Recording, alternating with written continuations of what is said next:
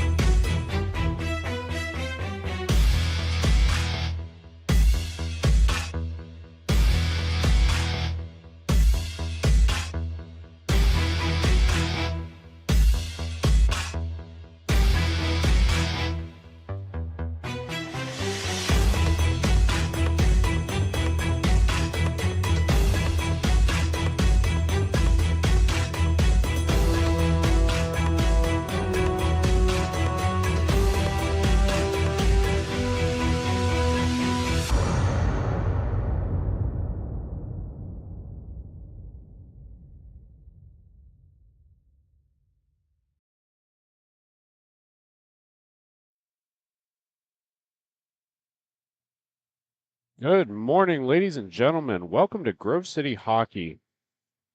Our first matchup of the day is in the T4 division here, where we have the Buffalo Fusion taking on Indy Inline.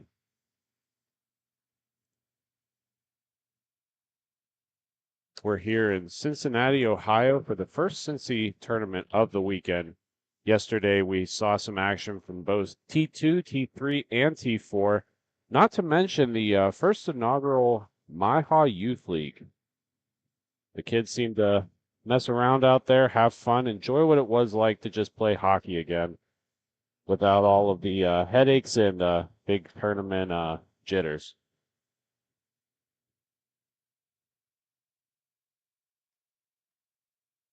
As we get ready for puck drop here, I want to remind everybody on the left side of your screen, in the green and white, is going to be the Buffalo Fusion.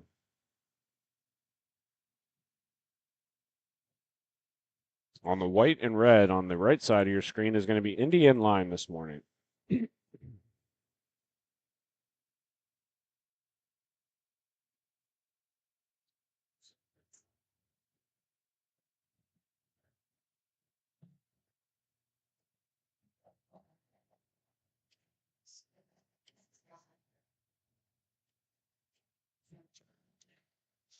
Warm.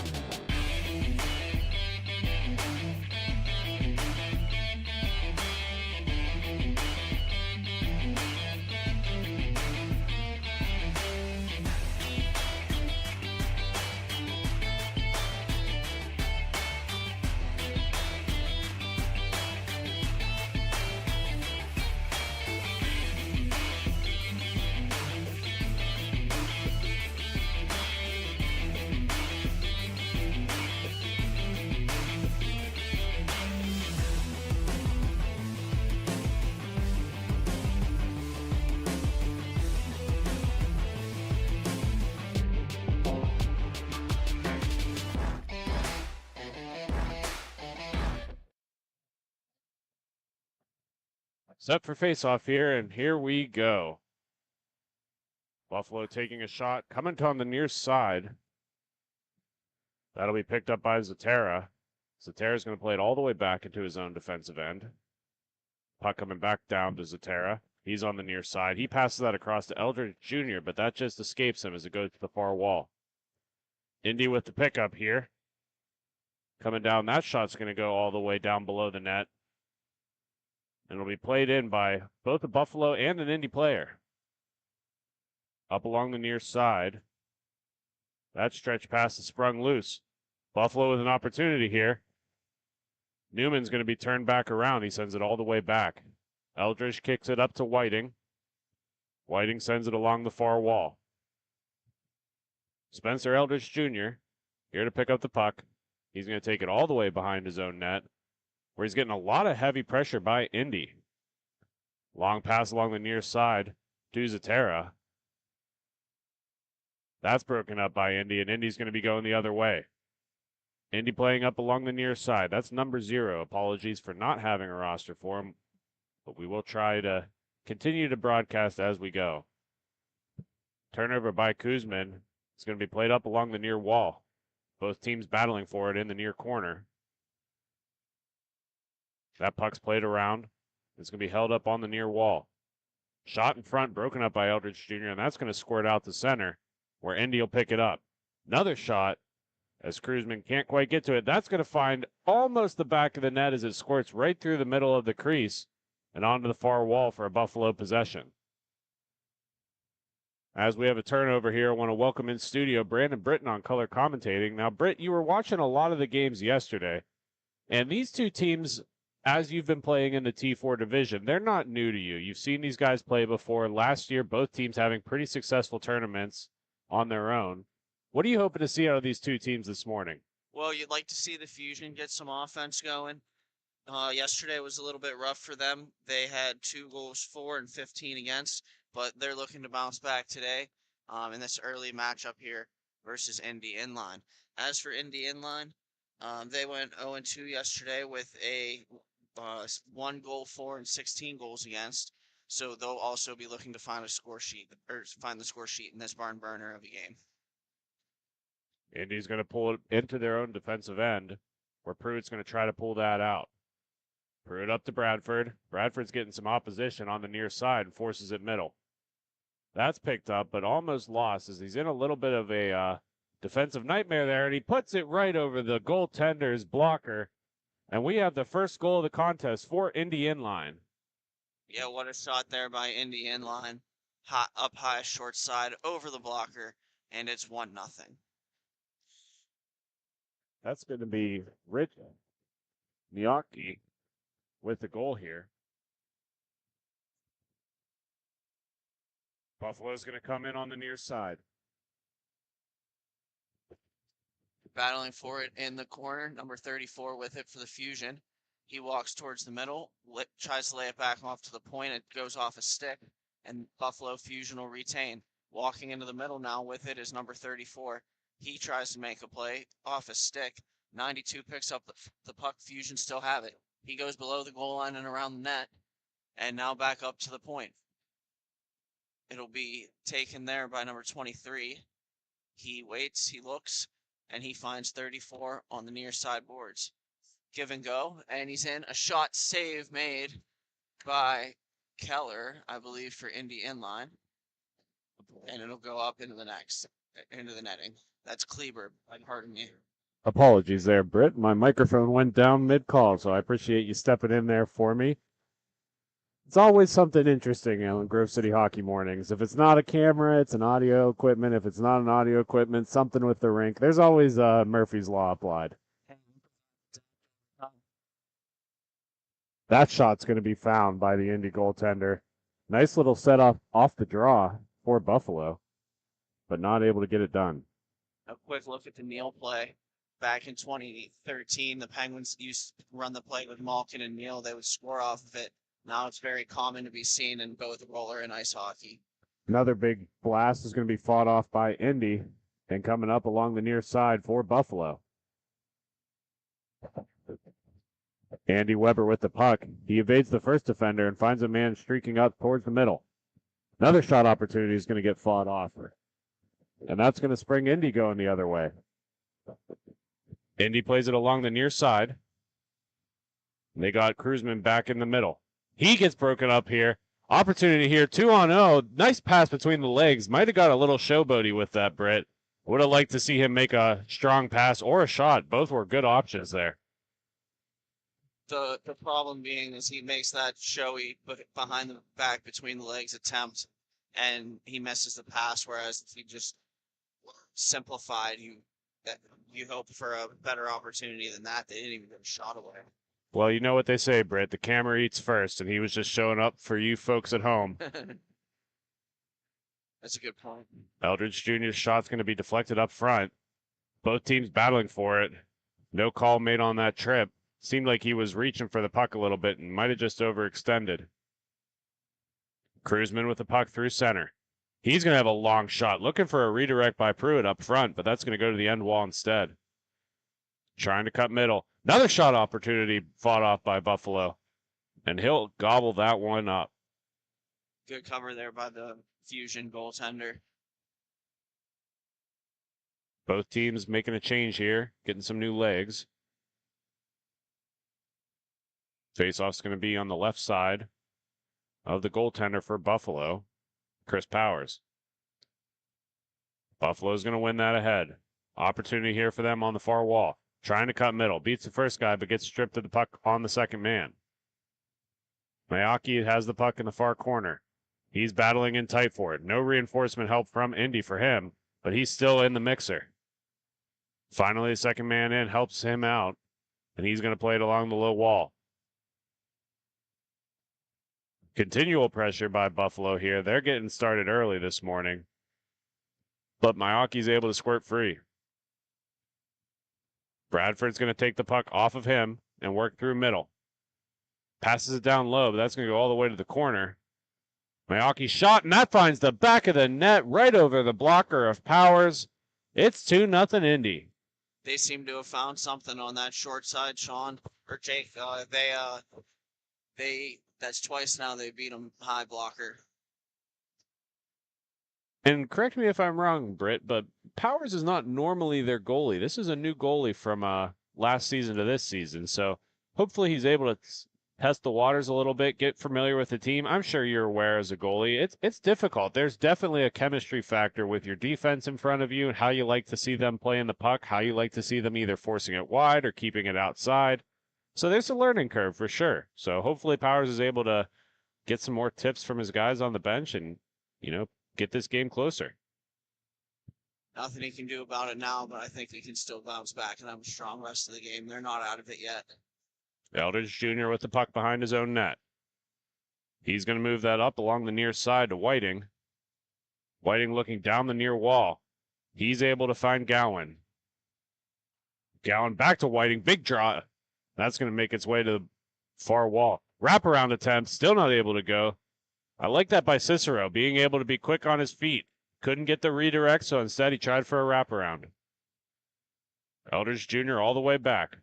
Playing it up to Whiting. Back to Eldridge. That just gets away from Whiting as MIHA is going to pick it up for Indy. He plays it down to Pruitt on the far corner.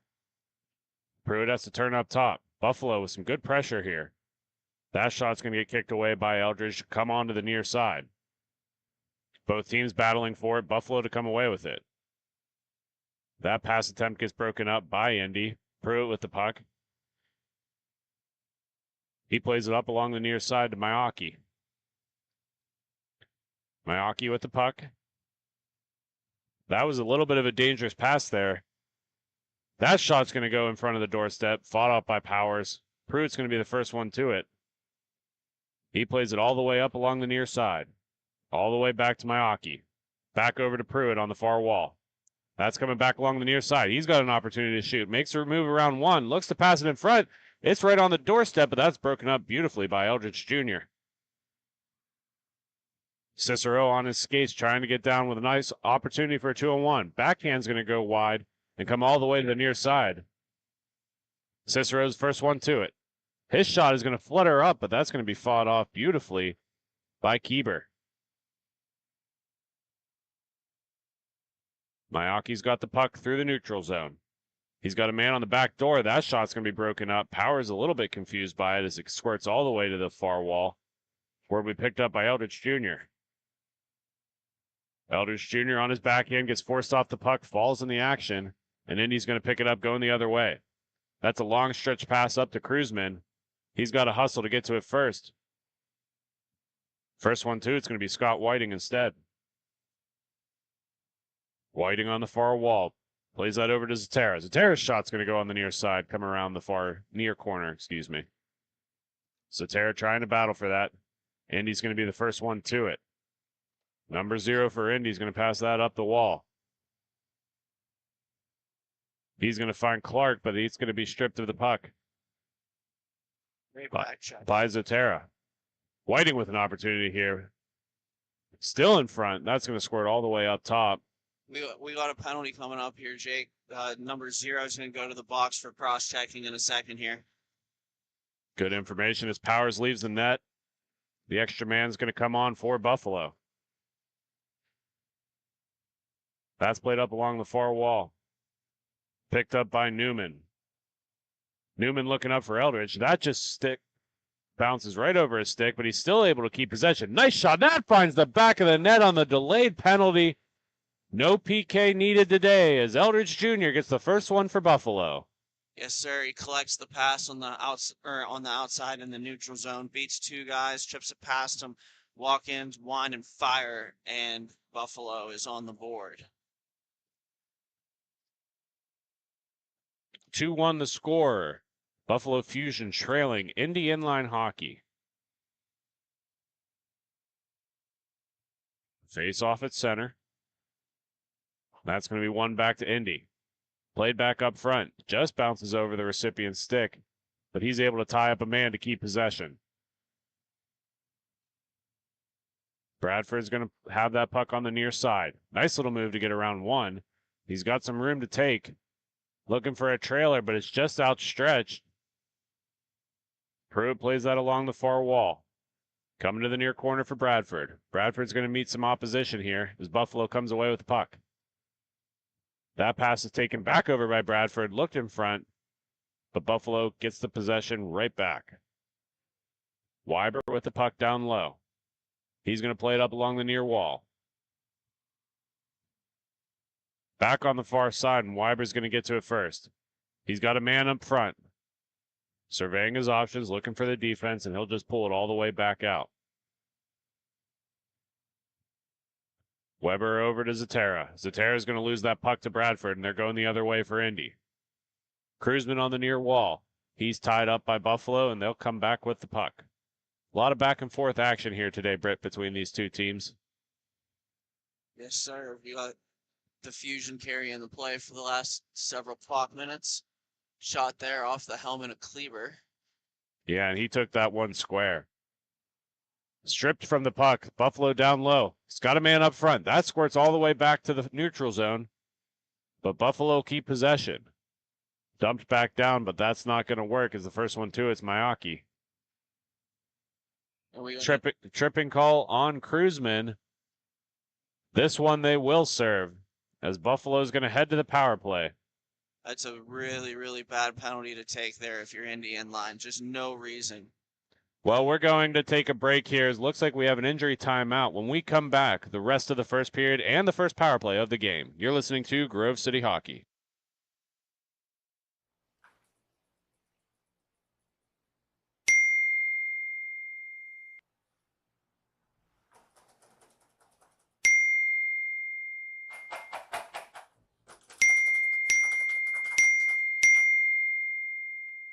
Frustrated and wasting time doing your own taxes?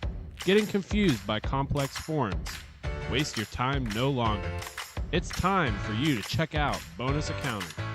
Kenny and the team will help you with taxes, bookkeeping, and payroll services. Now that's an accounting hat trick. Leave it to the industry experts and check them out today. Use promo code Grove City Hockey for a sweet discount and also to receive exclusive GCH merch. Otis Accounting, the firm of the future.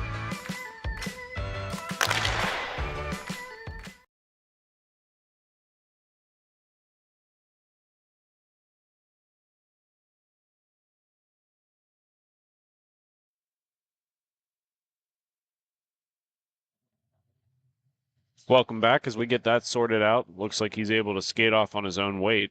Just a little bit of a shiner. There's that little gap right above those knee pads for those of you who haven't played. And sometimes when you fall funny, as bad of a trip or as, if it's on your own will, those kind of sting and they hurt in the morning. You just gotta hope the injured player is okay. Interesting face-off at center here. I would have thought that they would have pulled that down low. Start of the period. That's going to get tied up in the referee's skates, and Buffalo's going to come away with it. Newman with the puck down low. Again, Buffalo on the power play, trailing by 1, so this would be a great opportunity to even this up for them. Back to Newman up top. Indy's got a really collapsed shell here on the penalty kill, giving Buffalo a lot of opportunity to shoot up top. Speaking of shot up top, that's going to be the first one hitting off the side of the iron. Buffalo will keep the possession, though.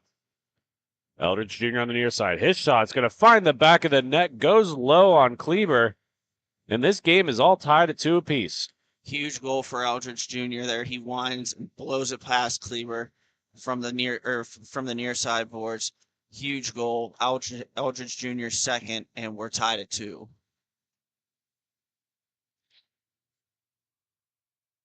Faceoff's going to be pulled out to center. That's going to be tied up at middle, and Indy's going to spring free. Coming along the near side. Another opportunity for Buffalo as he gets stripped of the puck in the corner. Coming the other way is Mayaki. Mayaki's going to push it over to number 0. Back to Mayaki. Mayaki over to Kruzman. Just served the penalty there. Nice stick check by Eldridge Jr., and Buffalo's going the other way. Up to Zatara. Zatara's shot's going to hit the glass and come onto the near corner, where it'll be fought over by Indy. Mayaki for the Indy end line. Makes a move on the near side. Tries to get it to his backhand, but runs out of real estate, and Eldridge Jr. is going to come away with it. Huge collision on the near side. Neither one of those players seeming to take exception to that. It just seemed part of the game. Indy up front. That's going to be kicked wide by Powers. Bradford and Whiting battle for it in the near corner. Gowan able to get the puck first. He's going to have a long stretch pass that's broken up by Indy, and he'll play it right back down to Whiting. Whiting on the near side to Zatara. Zatara's got a ton of space, and he's got reinforcements on the back side. Pushes that across. Opportunity here, and that's going to be fought off. Beautiful save by Kleber. He was down and out and was just able to get enough body on it to knock it wide. That wraps around to Gowan on the far wall. Gowan's going to meet a double team here. He pushes that up to Eldridge Jr. Eldridge Jr. on the far side.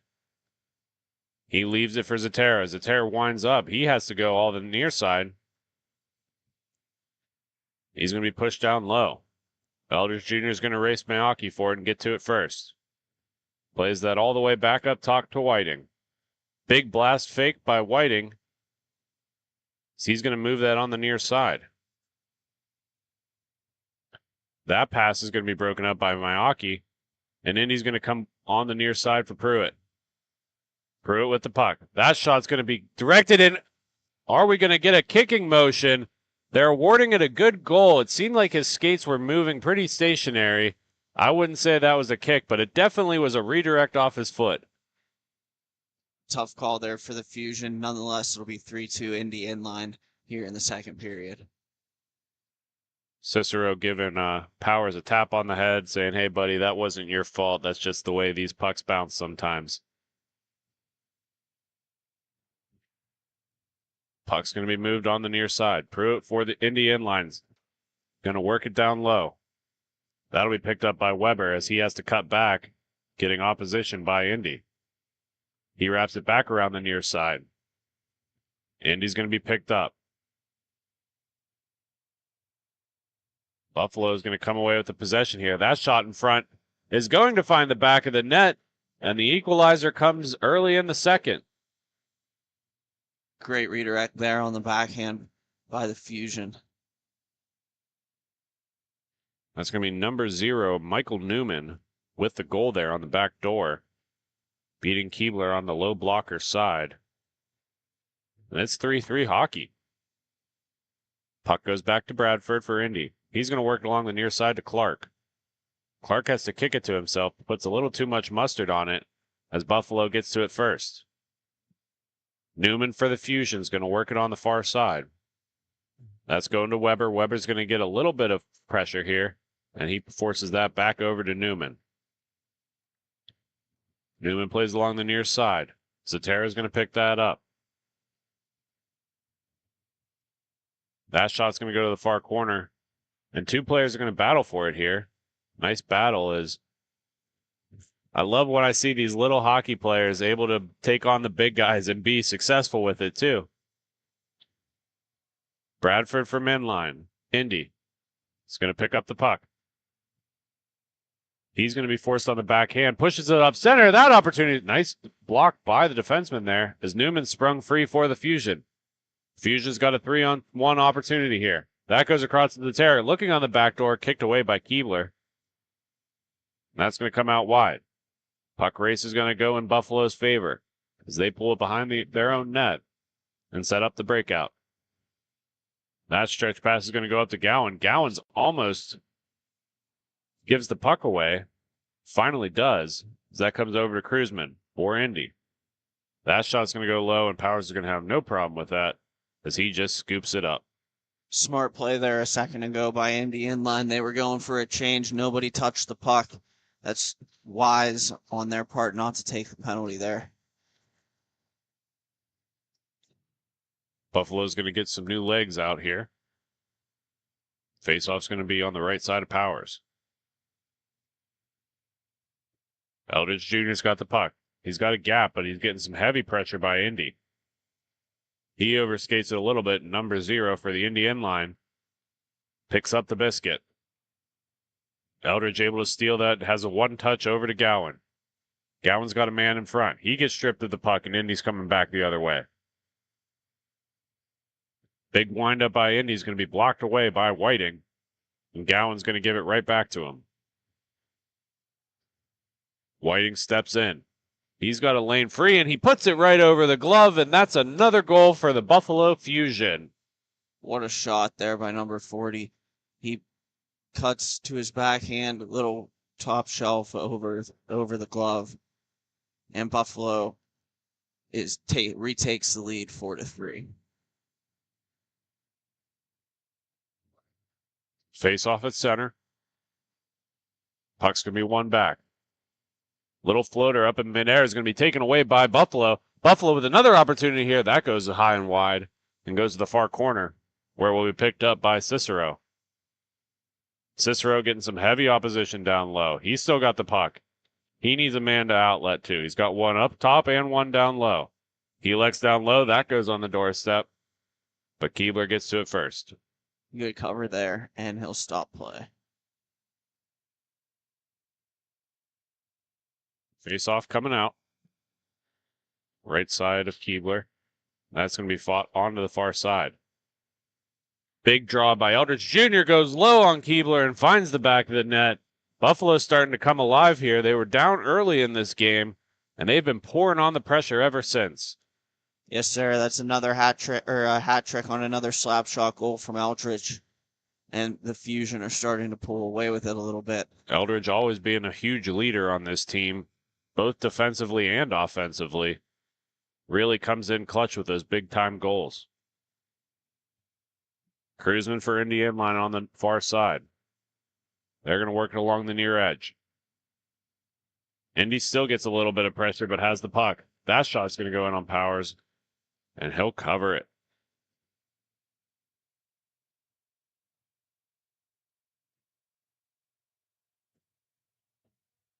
Face-off's going to come out, goes to the near side.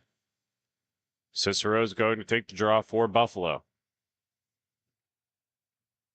He tries to chip it forward to himself, but that's going to make its way out to MIHA. MIHA gets stripped of the puck by Gowan. Gowan's on the near side.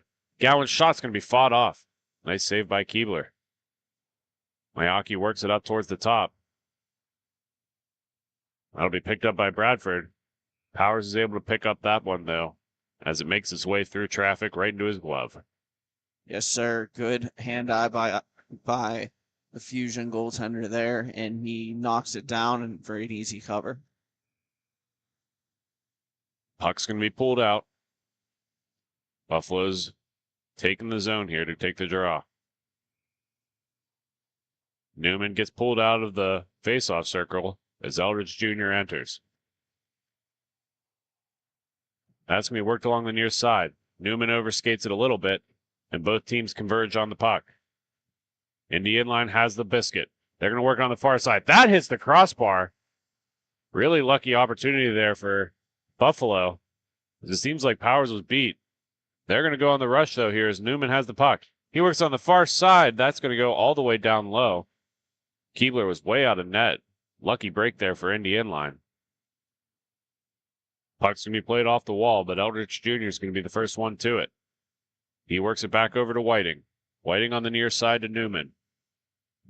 Newman's got a puck and space. His shot is going to go low. They are going to call a penalty against Buffalo as MIHA was taken down in the action. And Indy inline is going to go on the power play. An interference penalty there on the Fusion by number 40 coming up here. That'll be Scott Whiting takes the penalty today. We'll see if Indy inline can capitalize on this opportunity to get back into this game. As you mentioned, interference is the call here.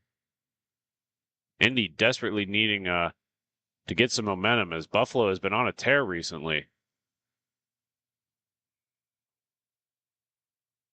Face-off down the Buffalo zone. That's going to be one back for Indy. MIHA on the top. He's got the puck. He works it across. Opportunity here for Bradford. That's a big shot. It's going to come all the way to the near corner. MIHA's going to be the first one to it. He dishes that over to Kruzman. Kruzman works it back to MIHA. Buffalo, like I had mentioned earlier, that Indy played a real collapsed zone here. Buffalo being real aggressive up top. That aggression might help on the offensive short-handed scoring, but hopefully they don't let in something silly here. Puck's worked back up top. Kruzman has that puck again. Almost gets stripped of it. MIHA picks it up. MIHA works it on the near side. That's going to come all the way to the corner. Big shot by Kruzman is going to come on the near side. Another big opportunity MIHA's fought off by Powers. MIHA will be the first one to it. Britt, it's worth noting that they've had possession this entire power play so far. The opportunities will come here. That goes onto the front doorstep. They need to find a way to infiltrate the triangle. They keep going for for shots from the point, and they're either getting blocked or not going through. Puck along the near side. Kruzman with the puck. He takes the zone here. Works it down low to MIHA. Cuts for a give and go, but that goes all the way to the far wall. We picked up by number 0. Back over to MIHA. MIHA to Kruzman. Kruzman likes to shoot. He's going to go back to MIHA. MIHA is going to take a shot. That's going to go off the glass and onto the far side. Indy's going to get to it first. Really good opportunity here by Indy inline. Works it over to MIHA. MIHA's shot's going to be fought off by Powers. Eldridge Jr. with the puck. Almost gets tangled up in the referees, but he's able to hold on to it. Rather than dumping it, he tries to make a pass over to Cicero. Cicero not able to get to it as that squirts out the center. Buffalo are now full strength. They've got the puck and in their zone. That shot's going to be fought off. Stays on the doorsteps all the way down low. Wraparound attempt there. Gets fought off at the last second. Nice string of events there for Buffalo. One-on-one coming down with Indy. Nice move in between. That's going to be fought off by Powers. Really good opportunity on the backhand for Indy inline. Just not able to get it done. As Powers stands strong. Cicero gets forced to the near corner there. And that'll do it for the second period When we come back, third period action. You're listening to Grove City Hockey.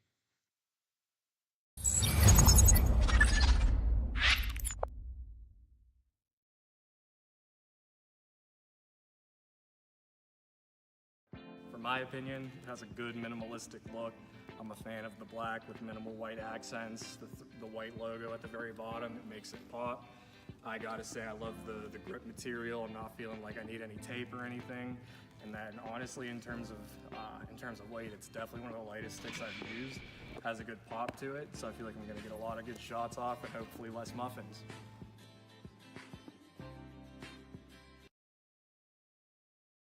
This copyrighted telecast is presented by Grove City Hockey. It may not be reproduced, retransmitted in any form without the expressed written consent of Grove City Hockey, LLC. We thank you for your understanding and hope to continue to enjoy this complimentary broadcast. To purchase footage, email grovecityhockeyllc@gmail.com.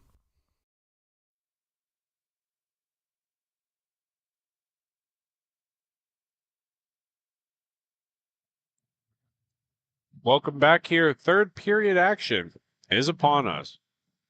Score is 4-3 in favor of the Buffalo Fusion here this morning. Indy off to an early start. Buffalo churning back here. This has been a little bit of a back and forth game on the scoreboard. Once again, joined in the studio by Brandon Britton. Britt, what have you seen in the second period that you want to continue to see or that you need to change up here for these two teams? Well, for Indiana line, they need to start getting shots from the middle. They had a lot of shots on the outside, and a couple more on net here against Powers. See if they can't tie this game up. As for Buffalo, you want to see smart defensive hockey. You want to see shots to the outside and perhaps a couple more add-on goals to separate themselves in this one. Gowan with the puck on the far side. Indy with a really stretched out pressure D here. Back over to Gowan on the near boards. He tries to work middle, but he's almost fought off it by a Cruzman as that squirts out free. Indy collapsing in on that puck, but Buffalo's going to come away with it. They work that puck down low. Comes along the near side. Indy's going to be the first one to that, and they play it back to Keebler. Keebler leaves it for MIHA. MIHA to Pruitt. Pruitt up along the far side. Back down. Pruitt's going to be the first one to it, but Cicero giving a little bit of kind of a teasing pressure, Britt. Baiting him to make that pass. Pruitt makes a move around one, works far onto the far side. That shot goes low. This is the net wide. They're going to work that all the way up top. Cicero works it between his legs, but he gets forced off the puck by Pruitt, and he'll be the first one to it. Plays that down low to Gowan. Gowan looking for a wraparound attempt. Plays it up front. And both of these teams are going to battle for it. Bradford for Indy is going to come away with it. He tries to play it up the wall, but Weber's going to break that up. Weber makes a nice move around one. He works it on the front side, but Cicero not able to contain it. Cicero over to Weber. Weber's going to work that all the way back up top. Buffalo controlling the possession so far this first period. That shot's going to go into the front side, but Pruitt's going to pick it up. Pruitt with the puck. He works along the far wall. His shot is going to fan. He's going to take it to the corner. He works that back up top to Bradford. Bradford's shot, that goes wide and onto the near side. Pruitt plays it back to for MIHA. MIHA with the puck. He works it across the top. Back down low to Bradford. Bradford back down to MIHA. MIHA's going to skate away from it and leave it for Pruitt. That's going to get all the way out where Buffalo is going to come away with the possession. Tying them up along the far wall. Buffalo forces it to the corner there. That puck's going to come around to Newman. Newman leaves it for Gowan. Gowan's shot, and he's going to find the back of the cage for a 5-3 contest in favor of the Buffalo Fusion.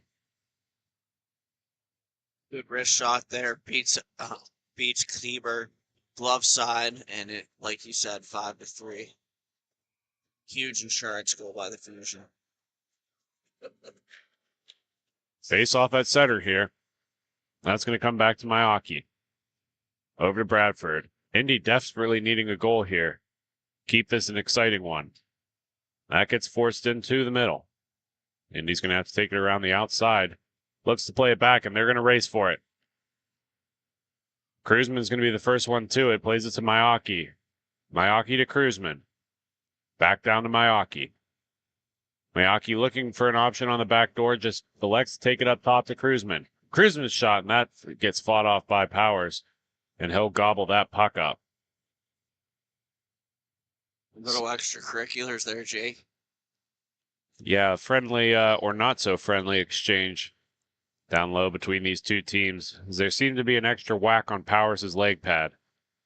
You know, Britt, sometimes those are, hey, good luck, nice save, buddy. And sometimes those are, trying to just get that goal, get that puck across the line. So it's hard to say what those two were thinking. Either way, they did not appreciate it. That gets worked back down low to Zatara. Zatara's going to pass that in front. And Newman's going to send it all the way through the crease to the near corner. Love to see double zeros bury that one on the back door there. Newman falls in the play. And these two teams are going to battle for it. Still kicking it forward. MIHA able to escape as Kruzman comes to assist. MIHA on the near side. He's got the puck. No real help, though, as he's going to shoot that. That's going to go off the far wall. Eldridge Jr. comes away with the puck. Plays that up to Cicero. Cicero's shot. That's a high one. As that comes on the near side. Zatara will pick that up. Zatara with the puck. His shot. Fought off by Kleber. He didn't really know where that went after he took that off the collarbone, it appeared. 28 walks out of the corner, tries to feed Cicero, covered up by Kleber. Flo looking to get some fresh legs here as they're going to make a change. Kleber looking like he needs to stretch out a little bit. Seems a little bit tight for whatever reason.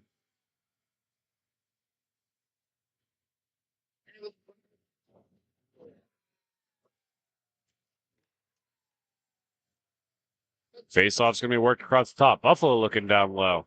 That's broken up by Bradford. Bradford's going to play that over to Pruitt. Pruitt looking up through the middle, and Bradford just not able to get a stick on that. But he's going to get to the puck first.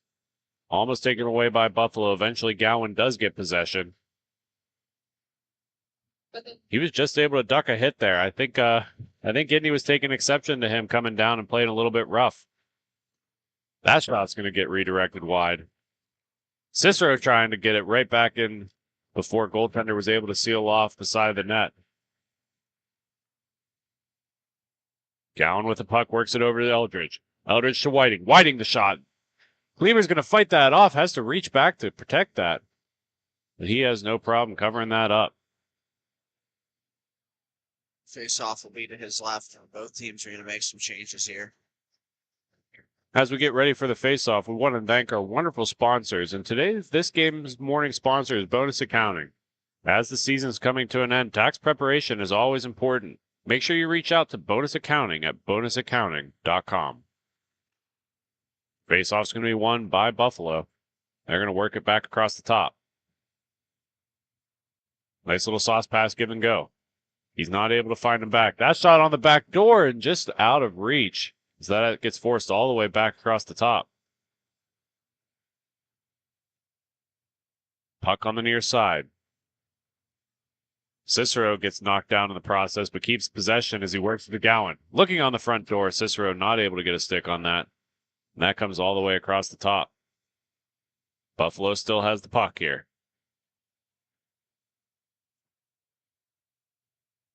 They work it on the near side to Gowan. Gowan cuts through one. He has to pull it back out with no reinforcements coming. Eventually finds some help. That puck gets worked down low.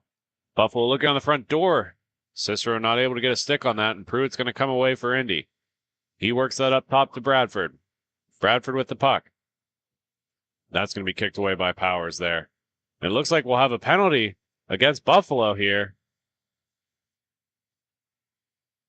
Hooking is going to be the call.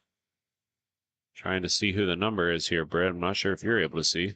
Looks like that's 23. Andy Weber is going to be headed to the box. And Indy's going to go back on the power play. Call is a hook, I believe. Either way, huge opportunity for Indy Inland to try to get back in this game on the power play. They were unsuccessful on their first one, but you know what they say. If you can't at first, you can't succeed. Try again. Sir. Puck's going to be worked along the near side. Indy's going to be the first one to it. MIHA with the puck.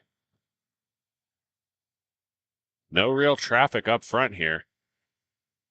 Buffalo again playing that real aggressive triangle D. MIHA was going to pass that to Pruitt, but Pruitt was headed off for a change as he works it over to Kruzman. MIHA to Kruzman. Kruzman is going to go across. That's going to be fought off and come out to center. Newman's going to be sprung free. Newman's all alone. His shot, and that finds the back of the net. Short-handed, Buffalo takes the lead by an additional goal. It is 6-3 hockey. Exclamation point there for the Fusion. He walks in, takes a wrist shot. 7-3. That's a real gutsy goal there. You have the lead. You're on the penalty kill. The worst thing you could do is give them one back to bring it to 1. Instead, he goes on the rush short-handed and makes them pay. Another opportunity here for Buffalo. That's fought off by Kleber. That's when we worked all the way back down to Eldridge Jr. Clark is going to give him a little bit of pressure here as Eldridge Jr. works it along the near side. Nobody there to receive it as Kleber is going to come out to help him out. He leaves it for Kruzman. Kruzman with the puck. He works it on the far side. MIHA with a nice little spin out of it as Whiting gives him some pressure. MIHA's forced to the corner there. Works his way around both. Whiting able to get to it first, and he's going to blast it all the way down. Again, Buffalo being on the penalty kill here, he just wanted to get rid of that puck, and Indy's going to make a change here. Full strength here for the Fusion.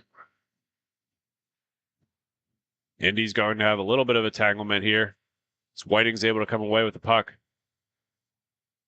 He works it up to Zatara. Zatara kicks it to himself, has Cicero up front, and Kleber able to get a diving save on it.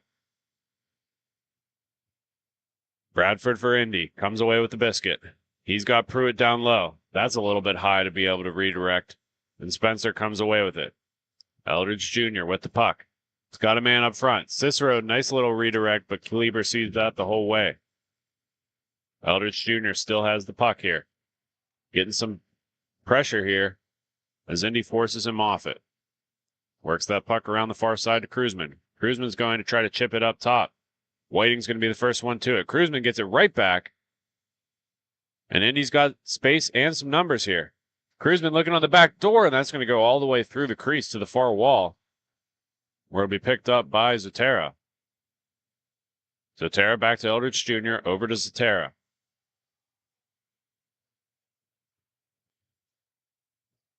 That's going to be worked down along the near side. Zatara's got a man up front. Cicero being a pest in front of that goal.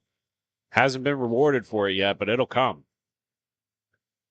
Pruitt for Andy with the puck in the near corner. Trying to work it back up to the top. Bradford with the puck. He looks like he's going to get around. We got a 2-on-0 here for Buffalo. Cicero and Zatara. Cicero, and a beautiful save protecting that puck from squirting across. Kleber able to get a stick on it there. Huge save by Kleber there.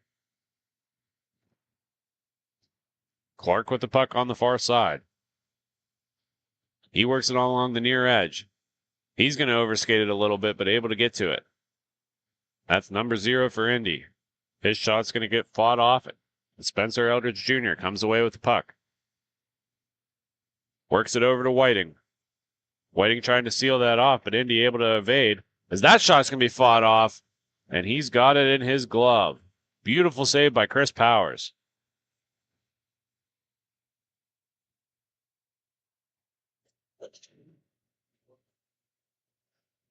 Face-off's going to be down to the left side of Powers here.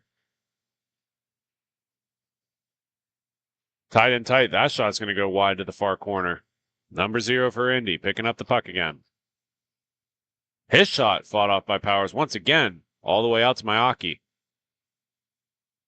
MIHA with the puck. His shot, that's going to be fought right down low. A little bit of a loose rebound control by Powers there as Indy keeps the puck. They're going to shake hands on this one as time expires, and that will do it, folks. When we come back from this break, we're going to see the Cincy Rollerdactyls versus the Columbus Heat in the T4 division. Until then, you're listening to Grove City Hockey. Black Biscuit is a hockey company that specializes in team uniforms and apparel and is based in St. Paul, Minnesota. We have been working with teams throughout Minnesota and all around the world. If your team or association is looking to update your uniforms, then let our all-star design team show you what we can do for you. Our slogan is made for misconduct because our uniforms can take a punch. From jerseys, socks, and shells to team apparel, there's almost nothing we can't do. If you can imagine it, we can design it. Visit our website, Black Biscuit Hockey, and check out our design vault for inspiration for your next uniform. Need a company that checks all the boxes? Outstanding design, quality product, great customer service, and timely delivery? Call us at 855-978-6888 to see what the Biscuit team can do for you. Black Biscuit. Black Biscuit. Black Biscuit. Made for misconduct. Don't risk it. Go Biscuit.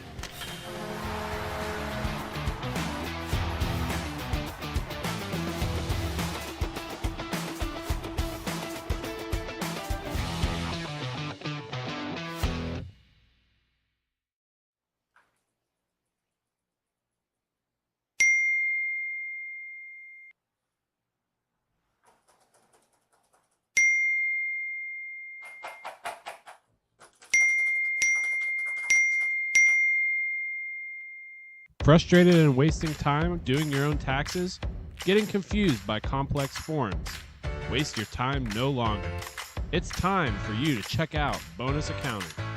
Kenny and the team will help you with taxes, bookkeeping, and payroll services. Now that's an accounting hat trick.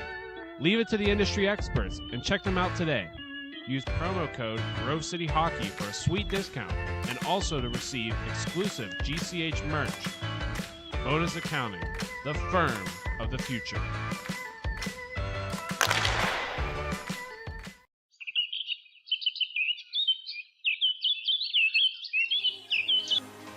Fans in the Pennsylvania area, as winter approaches, it's time to plan for the summer.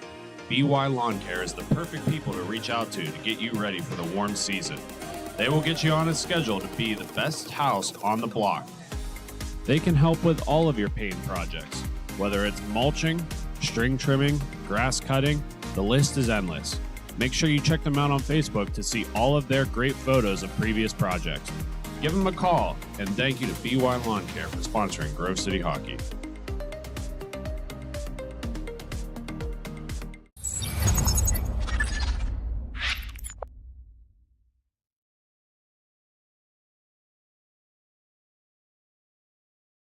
In my opinion, it has a good minimalistic look. I'm a fan of the black with minimal white accents, the white logo at the very bottom, it makes it pop. I gotta say I love the grip material. I'm not feeling like I need any tape or anything. And then honestly, in terms of weight, it's definitely one of the lightest sticks I've used. It has a good pop to it, so I feel like I'm gonna get a lot of good shots off and hopefully less muffins.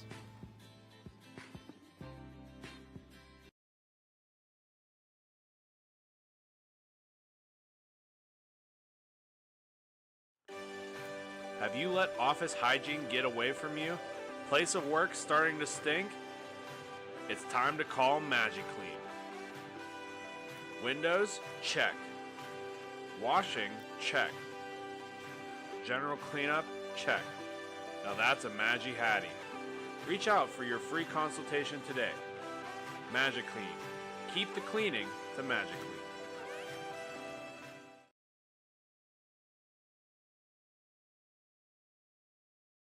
This copyrighted telecast is presented by Grove City Hockey. It may not be reproduced, retransmitted in any form without the expressed written consent of Grove City Hockey, LLC. We thank you for your understanding and hope to continue to enjoy this complimentary broadcast. To purchase footage, email grovecityhockeyllc@gmail.com.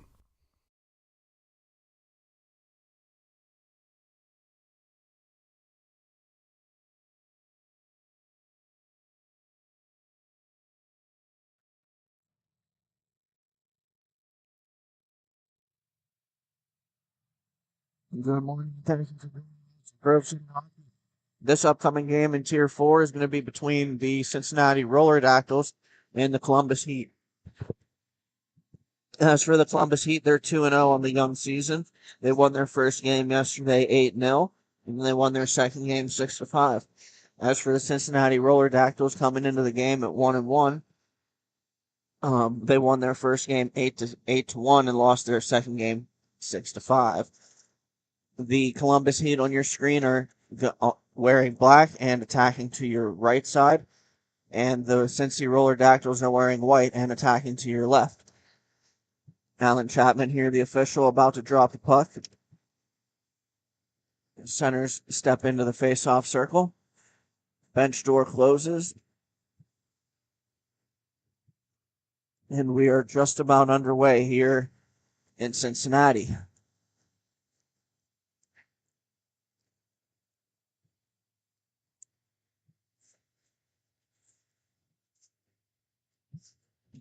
They delay for a minute. And here we go. Face-off won by the Heat. They'll move the puck now through the neutral zone. Number 41 with it. He's going to carry it on his backhand into the offensive zone. Stripped of the puck by the Roller Dactyls. Gets it back. And it'll come to the near boards. 41 with it now. Lays it back to the defenseman. Stolen away by number 61 of the Roller Dactyls. He'll move it cross-ranked. Walking in and wristing one wide is the Roller Dactyls. They'll retain the puck on the near side boards, and then it'll be stripped away by the Heat. A one-hand pass attempt for number 16 doesn't connect, and the Roller Dactyls will pick it up behind their own net.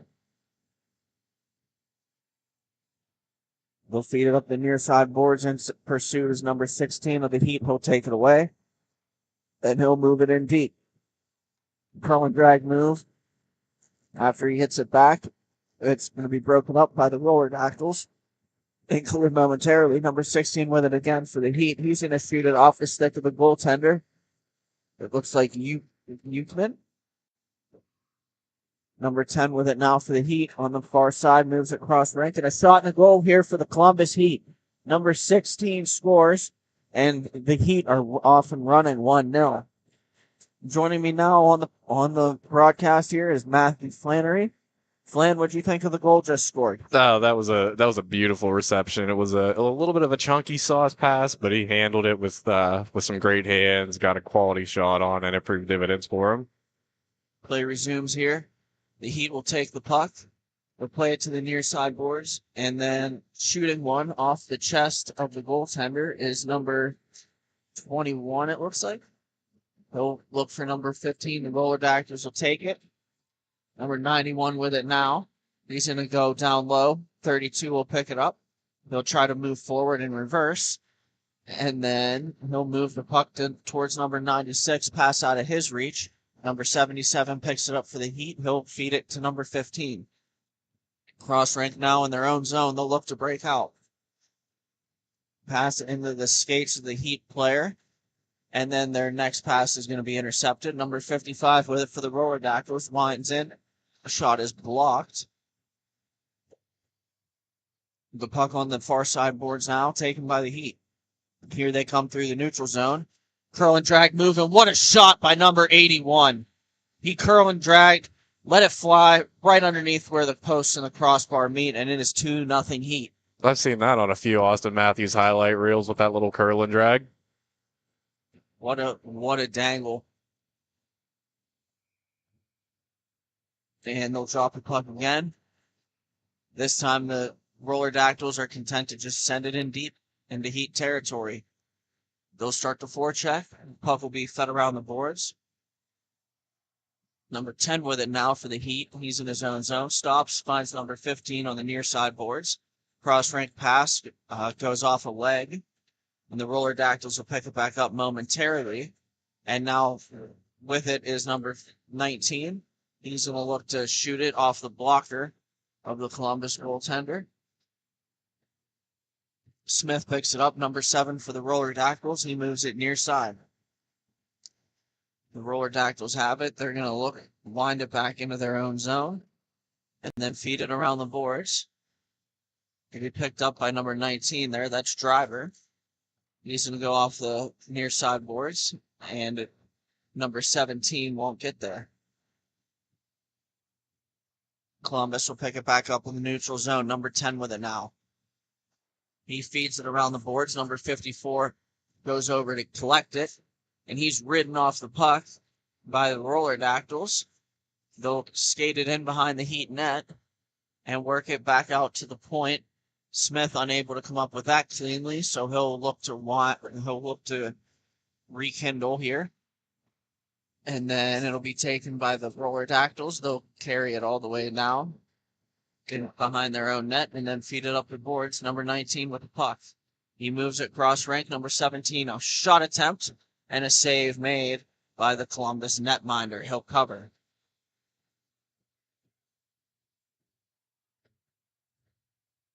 Both teams will make changes, and we'll restart play here in a minute. Puck is dropped. The Heat will pick it up. That's number 20 on the far side, I believe.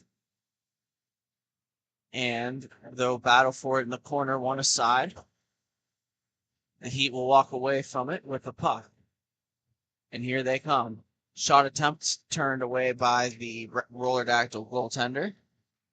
That was number 10 Orr on that last shot. Smith will wind it around, or Spaeth will wind it around. He's one of the leading scorers. And the puck will suddenly be played in front of the net, and the Roller Dactyls won't be able to sweep it in. Now picked up by number 61 on the far side. He's looking for Spaeth. The pass is intercepted. In comes Orr with it, a shot attempt. And a rebound, they score. Number 54, Swindler for the Heat, buries it. It is now 3-0 here in the first period. I believe that was number 10 that walked in. Was able to get a shot away and a rebound, and the following rebound was put home. Gotta say, that's one of the things I don't envy about the play-by-play person with the style of the roller hockey jerseys these days. Sometimes it makes it a little hard to read the names and the numbers, so I have no envy for you guys. Just do the best we can, especially sometimes players aren't wearing the same jersey, and we have a goal here by the Roller Dactyls. They're on the board, making it 3-1. Yeah, the old cliche, crash the net, right? Yes, sir. The Roller Dactyl player makes a power move, and he's able to bury it on his forehand. And the Roller Dactyls are right back in this one.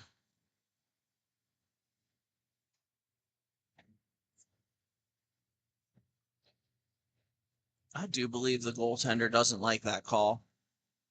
That's what the delay here was. Nevertheless, play is resumed. Taken by the Roller Dactyls. Spaeth with it. He's one of the leading scorers. He has 2 goals and 5 assists on the season. The assists are tied for second most in T4. And another goal here, number 41. Buries it for the Heat. And they'll retake a 3-goal lead here at 4-1. You gotta love that for a playoff Sunday. 3-goal lead's always comfortable. You let one up, and then just getting that quick answer that shows that the boys showed up to play here. A lot of time left there for the Roller Dactyls, though, so we could see if they'll hop their way back into it. Number 7 pursues the puck there. That's Smith for the Roller Dactyls. He has it taken away by the Heat, and here they come. A fake shot attempt and a goal on the back door. Number 41 buries it from number 81, and it is 5-1 Columbus. What an individual effort. He faked the shot, pulled the goalie out of position just a little bit, and was able to feed it to the back door for a tap-in. Another face off here. Puck off his stick. I thought it went wide, but it actually went in. That's number 16. 6-1 Heat, and the route is on. I'm working the scoreboard right now, and I can't keep up. B. They're on a heater. No pun intended. That was 3 goals in roughly 2 minutes of clock time. The Roller Dactyls will try to battle back here. They'll win the face-off. Collecting with it on the far side is Smith. He feeds it back up the far side on his backhand. It'll be taken by the Roller Dactyls. And now they'll start moving through the neutral zone. On the outside now, trying to cut in, and a shot attempt will be blocked and covered up by the Columbus netminder.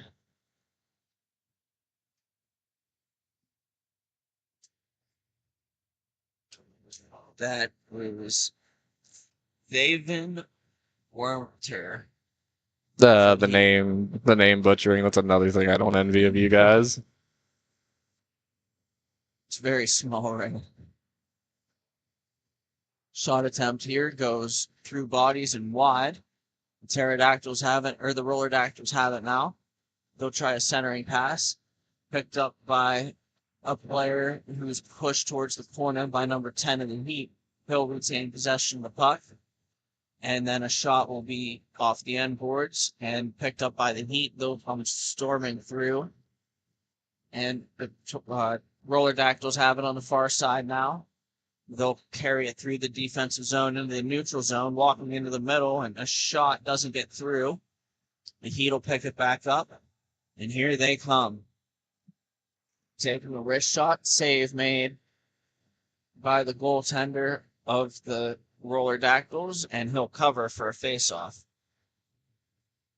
The Roller Dactyls goalie is Matthew Yochman. Good save there by Yochman. Face-off to his left.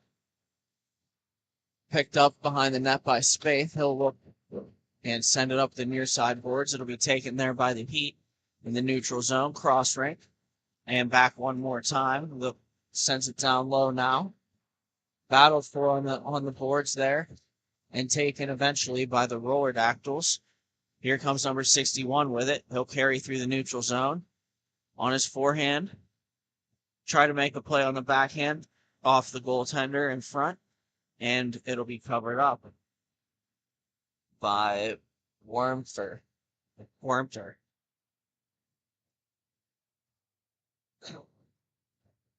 Players will line back up here to Wormter's right, where we'll have the next face-off. And it gets won by the Heat to the near boards. They're content to just clear it. Taken by Yochman. He'll leave it there for his defenseman. Number 91 will go cross-rank to Spaeth. And Spaeth will carry up through the neutral zone into the O-zone. A shot, and misses wide. Perhaps off the side of the net or the crossbar. And it'll be taken by number 61. He'll try to feed it in front. It's broken up. Number 15 with it for the Heat now. He's pressured by 61 of the Roller Dactyls. They'll battle in the corner. It'll be taken by number 10, I believe. And a shot will go off the goaltender, Wormter. Picked up there by Spaeth. He's content to go into the corner. Taken into the boards by a member of the Heat. They'll battle for it there to a side. And the puck goes out of play. We'll have a stoppage.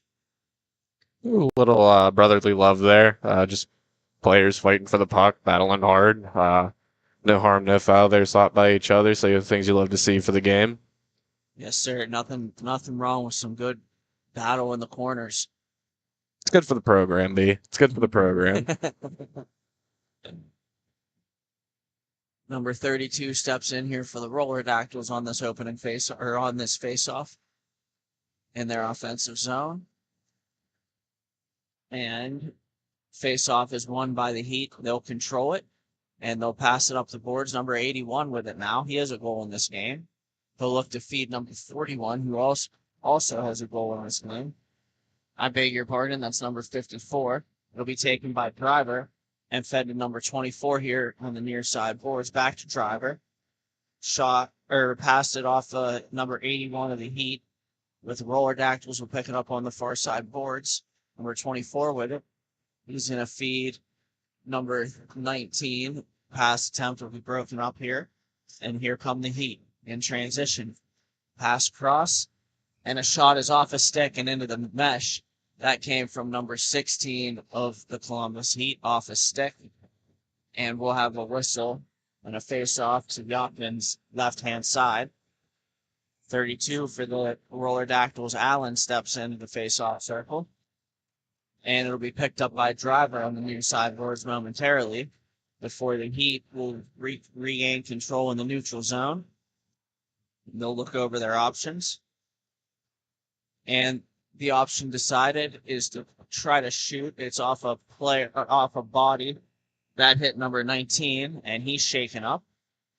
Horn sounds. That'll be the end of the first period here. 6-1 in favor of the Columbus Heat. Thank you for watching Grove City Hockey.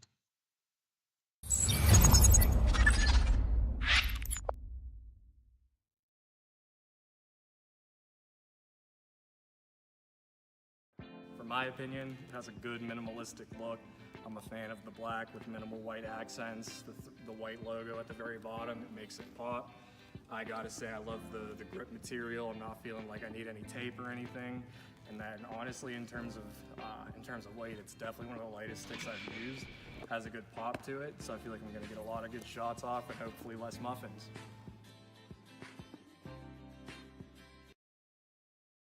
This copyrighted telecast is presented by Grove City Hockey.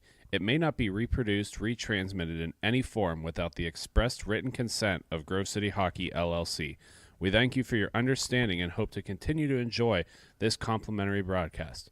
To purchase footage, email grovecityhockeyllc@gmail.com.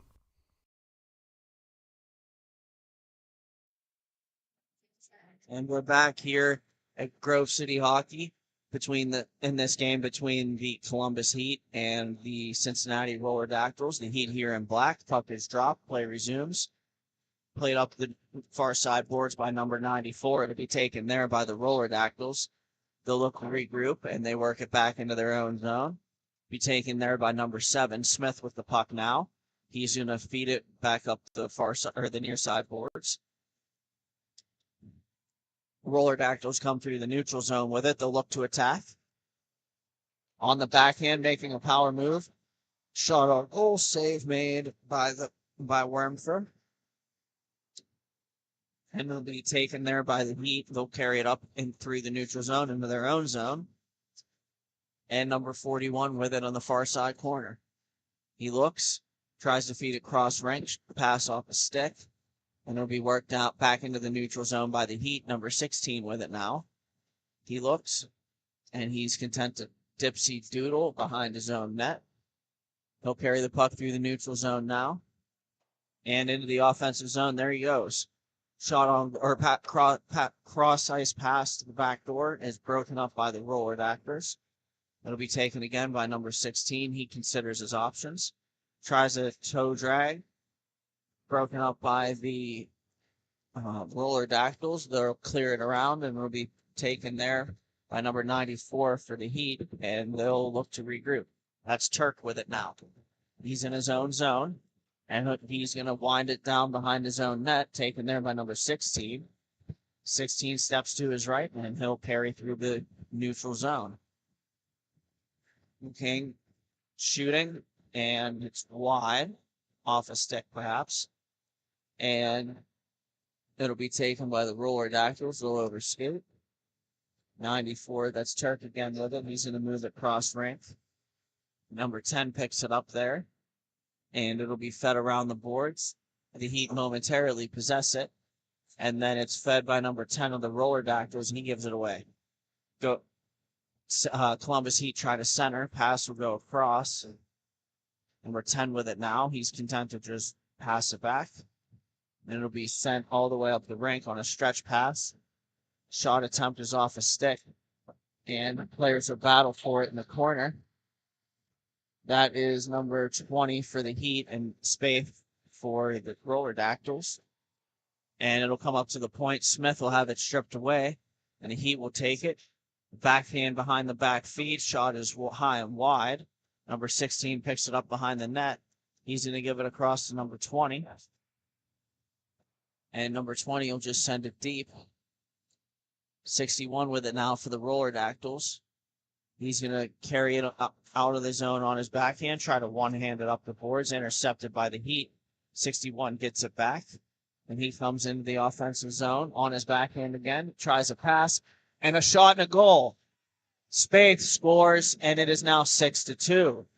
Pass. Ooh, my apologies there, B. Continue. Pass across from number 61. Spaeth buries it on the back door, and the Roller Dactyls are on the board. You're in the zone. I was just gonna say, things you love to see if you're the Roller Dactyls. The goalie's been playing phenomenal since that last goal that they had let up. They've been tightening up defensively a little bit, but things you like to see for them to get on the scoreboard, try to get some momentum here and make it a game again. Puck will be dropped, picked up by number 91 of the Roller Dactyls. He'll have it stripped by 81 of the Heat. 81 tries a curl and drag to the backhand, and it'll be deflected away. And then it'll be taken by number 20 for the Heat in his own zone. He's going to feed it to the near side boards, number 81 with the puck. And he'll consider his options, carry it around and send it around the boards. And then the Heat will pick it up. Now number 20 with a shot, and that goes high and wide. 54 in black picks it up. His drop pass will be off the stick and picked up by 81 in his own zone. They'll look to give and go. 41 for the Heat turns it over in the neutral zone. Here come the Roller Dactyls. And a shot attempt was off the goaltender and then speared wide by Allen. Number 91 with it now for the Roller Dactyls. He's in his own zone. He'll consider his options. So he starts to skate it forward. Feeds driver on the near side. A pass goes wide. Number 77 feeds it around for the Heat. And then now it'll be taken by Allen behind the net. He'll find 91. Shot off the stick. And it's sitting there in front. Allen picks it up now behind the net. And he'll wind it around the boards. And it'll be taken by number 77 of the Heat. He'll clear it to center. 91 tries to feed a player coming up through the neutral zone. That was 55, Walter. Member of the Heat falls down. That was number 20. And Walter attempts to take the puck. The Heat will retain possession momentarily until it's fed by number 91 of the Roller Dactyls behind their own net. They'll look to make a play. 91 gets it back, and stretch pass attempt goes wide of its intended receiver, number 17. That's Breaker. Puck sent around the boards. Number 81 with it now. He's going to skate through the middle, and a drop feed. A shot goes wide for the Heat around the boards. The Heat will get it back and send it down low. 61 with it now for the Roller Dactyls. He's going to make a pass near side boards, and a snapshot is wide by Brocker. And fed it on the boards now. A couple players duel for it there. Stolen away by the Heat. Number 16 comes up to the center. He's going to shoot it, and he scores. What a play by number 16 of the Heat. He picks it up from his own zone, goes in, shoots it past the goaltender. The Heat are now up 7-2. Here in this second period. Teams will make changes. Face-off is won by the Heat. 94 tries to play it up the board, stolen away, kicked over in a pass attempt by number 61, doesn't connect. 94 kicks it now to his D partner, and they'll feed it behind the net. 16 co-shoot it. And a battle ensues. Puck pops up in the air, taken by 61 of the Roller Dactyls. He's going to feed his guy cross the rink. Shot attempt is off a stick and wide. And the Heat will get it in the neutral zone, and here they come. Shot on goal, saved by Werfer, and then the rebound is stashed in.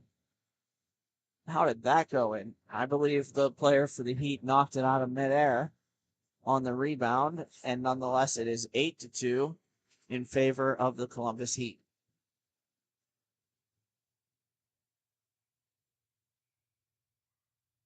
Play resumes here. Another face-off win for the Heat. They'll feed it to 16 here. He's on the near side boards. He'll walk in, try to shoot it. It'll be off the skate. The Heat hit it back behind the net, and a pass attempt out to the point is intercepted. Here come the Roller Dactyls with it. Shot off the side of the net and then overskated by the Roller Dactyls. The Heat pick it back up.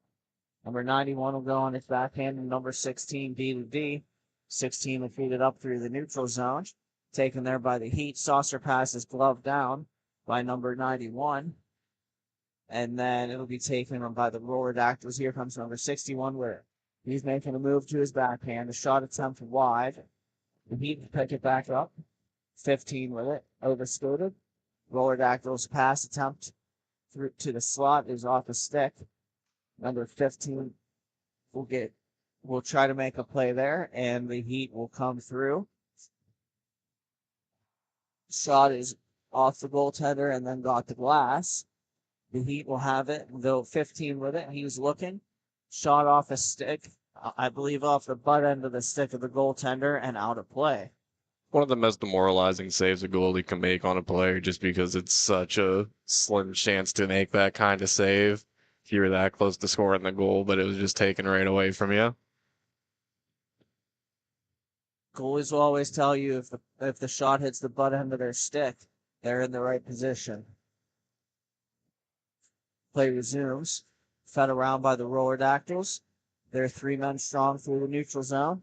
And a fake shot attempt there. And it'll be carried around the net by number 55. That's Walter. They'll have it stolen away by number 81. 81 tries to make a curl and drag move, loses the puck in the middle. And then number 55 will pick it up for the Roller Dactyls. He'll feed 91, cross rink, and here they come. With it now on the far side is the Roller Dactyls, a pass attempt off a stick, and it'll be picked up by number 19, and he'll dump it in on the backhand. It's 8-3. I mean, there's still plenty of time left here. Be about 4 minutes left here in the second period. You know, you're down 4 goals, not ideal, but I mean, they've been getting chances a lot from the outside. The Heat have been doing good swallowing up the middle there. But I mean, they're chipping away at it. And now picking it up on the far side behind their own net is the Roller Dactyls. They'll feed it to number 91. He'll spin it and then send it around the boards. 17 picks it up. He's going to carry it into the Columbus Heat zone. The Roller Dactyls try to add on. And number 91 will throw it on net off a stick and wide. 77 now for the Heat behind his own net. He'll have the puck taken away by Breaker. Breaker looks to the middle. Passes off a stick, and number 77 will get it back to the Heat. There he goes up through the neutral zone. And a dangle attempt. And a shot, and where's the puck? It's under the goaltender for the Roller Dactyls. That is Yochman, and he'll hold for the face-off. Hockey is about respect, integrity, and passion. No other company lives up to these core values like Epic Hockey. Epic takes the time to create each new product, making sure that each one is up to the standard that owner Daniel Costa set. Make sure to check them out on Facebook, Instagram, Twitter, or their website for all their product reviews. And the Roller Dactyls have the puck now. He'll carry it behind his own net and up through his defensive zone into the neutral zone. Feed to the middle off his skate, picked up by Breaker. Number 96, Spade pressuring the Heat behind the net, and they're both trapped. Here they come. 41 with the puck now for the Heat in transition. Walks into the middle, a shot attempt off a stick and wide.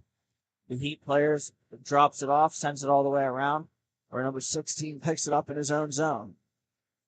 He'll play a pass off the far side boards, and it'll be taken there by the Roller Dactyls. They'll feed it around their side, or they're behind their own net and around the boards, and they'll carry it back.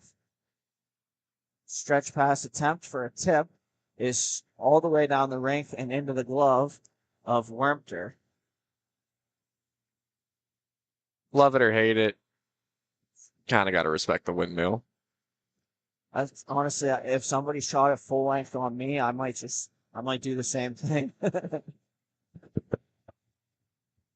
That's incredible. We'll have a face-off here. Possession's won back to the point for the Roller Dactyls. They'll consider their options, carry into their own zone before passing it cross ring. Will be taken by number 61 in the Heat zone now. He's going to have a backhand pass, and it'll be taken wide by number 14. Battled for in the front there. Morton standing in front of Wormter for the Heat, and Wormter will freeze it. Play is stopped. A respectable play. He gave up once he knew the goalie had it. Commend that. Like to see some good sportsmanship, but still playing hard till the whistle. I agree with that. Never want to be poking away at that goalie at this stage of the game. That's just going to start a scrap. That's just your goalie bias speaking. The Heat will take the next face off, and they'll feed it around the near sideboards. When the 81 moves it to number 94. The shot attempt is wide of the short side. Taken there by number 15. The Heat have possession once more. As I say that, they turn the puck over, taken by the Roller Dactyls. And a stretch pass attempt is intended for number 61, broken up by the Heat. Number 94 picks up the puck on the near side of the neutral zone, carries into the offensive zone. Power move attempt, backhand pass through the crease, and cleared around by the Roller Dactyls, where the Heat would rekindle to the neutral zone. And a shot attempt is off the stick of Smith. And that'll sound the horn for the second period. The score is 8-3. Thank you for watching Grove City Hockey.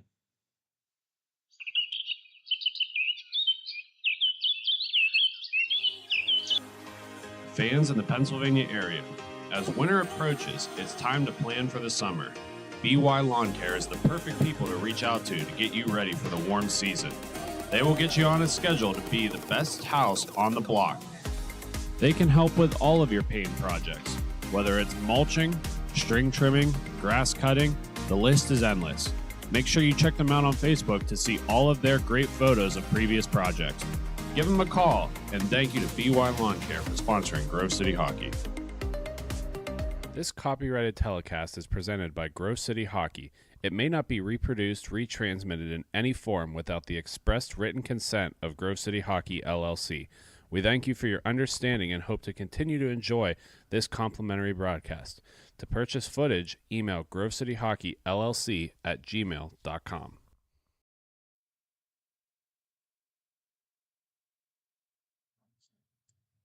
And we're back here to start the third period of this game between the Roller Dactyls and the Heat. Puck is dropped. The Roller Dactyls will pick it up.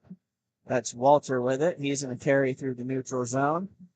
And the Roller Dactyls attempt to make a comeback. Puck will be shot off the stick and wide of the net. The Roller Dactyls pick it up there. Number 91 has the puck. He'll rekindle through the neutral zone. Stop up. And make a pass up the near sideboards. Missed by number 55. And the Heat will take it. Number 81 with it now. He spins to the outside, and there he goes. Walks in towards the middle. Shot attempt. And we have another goal there. Number 15 picks up some loose change. And it'll be 9-3 now. And the Heat have a stranglehold on this one. Yeah, they're not going to let that a little bit of light that the Roller Dactyls had at the end of the second period flourish. Go ahead and take a little bit more of a commanding lead at the start of the third there, so that's a pretty good precedent for them. And the Heat will go forward off this next faceoff. We'll lose the puck momentarily. That's number 19 with it. That's Driver. Driver carries the puck around his own net and stops up. He'll look to pass it up through his own zone, taken there by a member of the Roller Dactyls. And he's going to walk in and shoot it, and it's an easy save there for Wormter. Grove City Hockey merchandise is now on sale. We offer t-shirts, tumblers, beanies, and more. Reasonably priced and vary in all sizes. They are a perfect gift for your loved ones. Check them out at our sales table or online at grovecityhockey.com. The Heat have the puck now. They'll go work it up from the corner to the near side as they attempt to come through their own zone. They'll rekindle. D to D, the puck goes, and up the boards too far for the intended receiver. That's Driver with it now for the Roller Dactyls. He'll protect the puck along the boards. And he'll pass it to himself. It cross-rank now to number 24 with it now. Pass attempt is off a Columbus Heat stick. And He'll be picked up in his own zone by the roller dactyls, number 24. He's going to carry it. Gets through the neutral zone on his backhand, tries to feed it over. And driver not able to pass in on that opportunity. And he'll regain control of the puck, work it back. Number 24 with it now. He'll go cross ice. And the roller dactyls with it. They attempt to go off the boards. Taken away by a member of the Heat. That is number 77. He's going to go around the roller dactyl net with the puck. And he's going to look to try to walk out in front, sticked away by Bocker. Good play by him. Send it around. Roller dactyls with it. They'll look. They'll send it off the near side boards. Bocker again with it. He'll feed it cross rink. Number 24 takes it. Curls and drags through the neutral zone. Pass attempt is too far for Smith. And the Heat will take it away. And here they go. Backhand feed. Skating into it now is another member of the Heat. That was number 94. And Steele attempts to feed a pass in front. Will be broken up by the roller dactyls to center, where the Heat will pick it back up. Puck along the near side boards. And pass attempt to number 94, broken up by the roller dactyls. They'll pick it up and carry it into the offensive zone prior to losing the puck. Here come the Heat with it in transition. Backhand pass attempt goes off a stick. And now the roller dactyls will retain it. Here's Smith with the puck. He looks, carries it around, slows it down. His team is changing. He'll feed it cross rink for Spaeth. Spaeth will rekindle behind his own net. Backhand pass up to number 61. He'll turn and look to move up the rink. Shot attempt from center is wide of the goal. And it'll be played there by a member of the Heat. They'll move it up the boards. Battle for there. Puck goes to the glass. And it'll be picked up by Spaeth. They'll walk in, feed it across number 61. A shot goes off a leg and wide. And now the puck will come to the net and will be covered up promptly by Wormshire. Hockey is our passion, and you wear that passion on your sleeve. Black Biscuit are the guys you need to go to look your best. Located out of St. Paul, Minnesota, they've been a staple in inline hockey. From jerseys to team fundraising, apparel, check out Black Biscuit for all your team needs. And as quickly as I did that ad read, they scored. Well, I hate to interrupt you. Yeah, you thought the goalie had it, and he made an appearance to make it look so, and it actually ended up going in there. Couldn't catch the number to help you out, but that actually ended up being a good goal. I thought he had it. Wow. What a turn of events. So he had some good theatrics on the save. Or, well, I guess it wasn't a save since it was in, so excuse me. It happens. Puck played by the roller dactyls. That's number 10 with it. He's going to try to feed it down low, stolen away by the Heat. The Heat have a commanding lead in the third period of their matchup here against the roller dactyls. Number 16 with it. He's going to backhand it around. He fans on it. It'll be taken on the other side. Fed cross rink, stolen away by the roller dactyls in a shot attempt. And I believe that one went wide from the roller dactyls. And it'll be taken by number 61. He'll feed 91 in his own zone. 91 looks to move the puck up to 61, and it'll be too far ahead of him. And here come the Heat with it on the near sideboard. Stretch pass attempt, gloved down by number 91. He'll feed number 10. It'll go off 10 and picked up by 61, who drops it off to nobody in particular. And here comes the Heat in transition. We got a penalty coming up. It's a trip to number 24. Yeah, he definitely played the body on that a little bit too much. Looked like a little bit of a delayed response from the ref. Looks like the player might have had his balance to get around it, but I agree with the interference call on that one nonetheless. Good attempt to get a shot on goal there from Orr. He ends up drawing a penalty for the Heat, and they'll go to the next power play.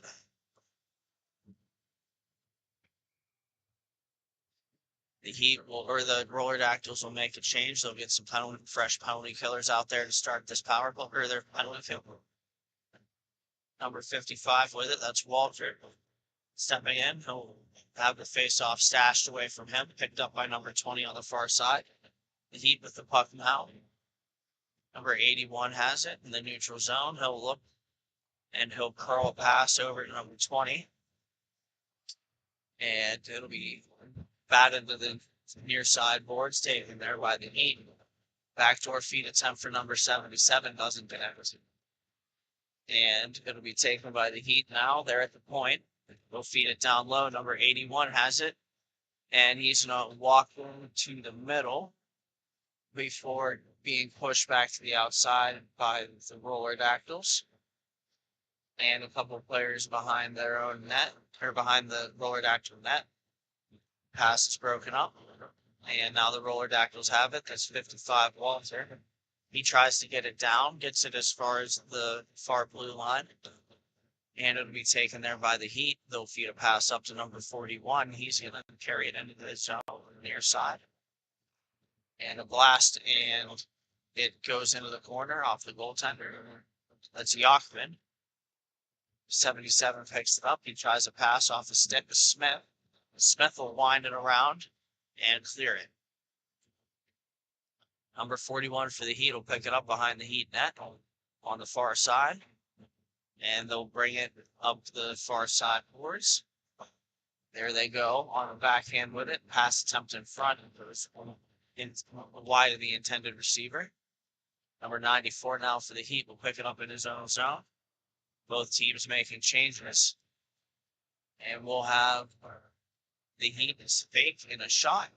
That's number 81. That shot's off the stick and into the mesh.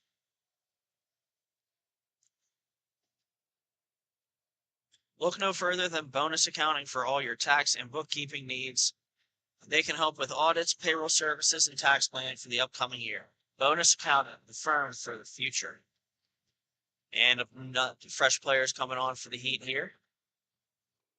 Though puck's dropped, driver with it now. He's going to send it up the boards. Number 61 has it out of his reach. The Heat will pick it back up. They'll play the puck cross-rink. Number 54 turns it over.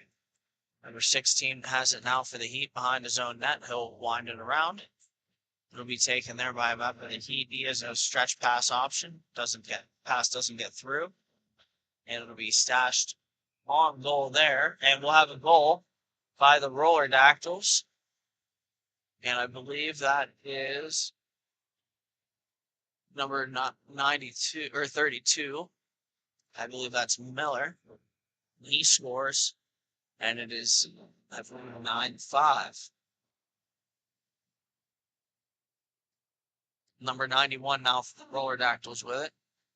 He'll stop up and he'll carry up through his own zone to the outside now on the far side. He's going to shoot it off of Workman. 91 will get it back. Shot off his shin pad. Trick was on goal, and Workman will make the save and cover it. Good shot on goal there for the Heat, or for the Roller Dactyls in their attempt to get back in this game. The puck will be dropped to the left of Workman. And it's going to go off the boards. 91 for the Roller Dactyls is able to hold at no 17. Cross-rank past the back doors off the stick. The Roller Dactyls will pick it back up. Now we'll have the puck will be picked up by a member of the Roller Dactyls. He'll go to his backhand, back to his forehand. Shot is wide. Roller Dactyls with it now. Yeah. And they'll look to make a play. That's Driver with it. He'll skate it back into his own zone and end around to the outside where he draws a penalty. And that'll send the Roller Dactyls to a power play. And the Roller Dactyls will have a power play coming up. There, this score, I believe, is 9-5. Huge opportunity here. And I believe that's a timeout for one of the teams, probably the Roller Dactyls, in their attempt to get back in this game. Hockey is all of our passion, and you wear that passion on your sleeve. Black Biscuit are the guys you need to go to look your best. Located out of St. Paul, Minnesota, they have been a staple in inline hockey. From jerseys to team fundraising and apparel, check out Black Biscuit for all your hockey needs. Refs blow the whistle. We'll get play started back up here momentarily. Heat will be shorthanded. And here's the opportunity for the roller dactyls. Puck will be dropped by the referee and carried up on the by the Heat. They'll dump it in. Still number 41 for them. He's pushed off the play a little bit, loses the puck. That's steal. And it'll be carried up by the lower dactyls. Shot attempt is wide. The Heat will be first to the rebound in the corner. They'll go behind the net and then off the boards. And I believe that went into one of the benches. Heads up on the far side. That's into the Heat bench. They'll toss the puck back over to the referee. It's a way to kill some time. It's a vet move. For sure. The Heat will try to push the face-off forward. It'll be picked up by the roller dactyls. Spaeth with it now. He's going to skate it up on the near side boards. Considers his options. Tries to shoot one. That's blocked away by Workman. Now picked up by Yachman after the puck gets cleared. And the roller dactyls will carry it up the boards. Here, drop pass fake and skating through. Shot is blocked by number 94. He'll pick up the puck now. And he's going to hold. Shoot it off the stick of Spaeth. Comes in the near side corner. Picked up by number 61. 61 looks and tries a shot with Smith in front of the net. And the Heat will pick it up, send it under. And then back around. Where it'll be settled there by Yachman. For number 96, that's Spaeth. Spaeth turns with it now in his own zone. He feeds it up the far side boards. 61 with it now. Shot on goal. Deflection attempt wide, and the rebound saved by Workman. They'll get it back, and another shot is off Workman and wide. And it'll be picked up by Driver. He'll shoot it, saved Workman. Good flurry of saves there. The horn sounds, and that's the end of regulation here. The Columbus Heat will take the final 8-5. I'm Brandon Britton. We'll go to break. Thank you for watching Grove City Hockey.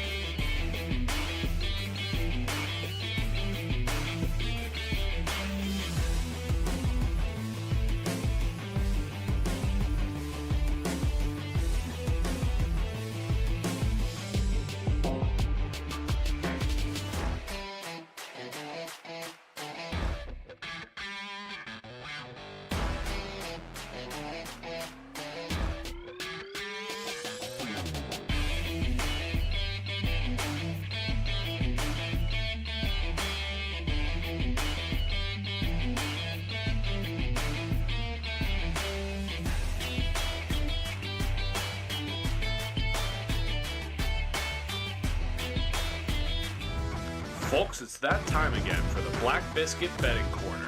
This prop bet of the game is, will the total goals be odd or even? Enter your pick in the comments section for a chance to enter. All rules and regulations can be found in the comments section. Good luck, and thank you to Black Biscuit for sponsoring.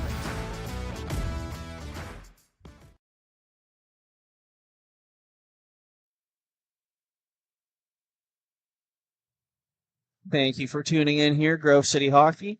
We have this upcoming game between the Unified Blizzard and the Metropolitan Monopoly. Metropolitan Monopoly are in black jerseys this game, and they'll be attacking on your screen left to right. As for the Unified Blizzard, they're in white, and they will attack from right to left. We have some notable players in this T2 matchup here for the Metropolitan Monopoly. Number 15, Brad Bernia. He's the league leader in points with 14 on this young season, including 2 goals and 14 assists. We have number 27 in the Unified Blizzard, Cameron Gee. He's got 12 points, including 8 goals and 4 assists, as does number 81 of the Metropolitan Monopoly. That is Dan Bernia. And they both have 8 goals and 4 assists. 8 goals is tied for the league lead. Should be a marquee matchup on this early Sunday morning. As for the prop bet we have for this game, will the combined score be odd or even? So on the Grove City Hockey YouTube page, please list the total combined number of goals and whether or not it will be an odd or even number. Please have that posted by the end of the first period. The referee's checking nets here as we prepare to start play.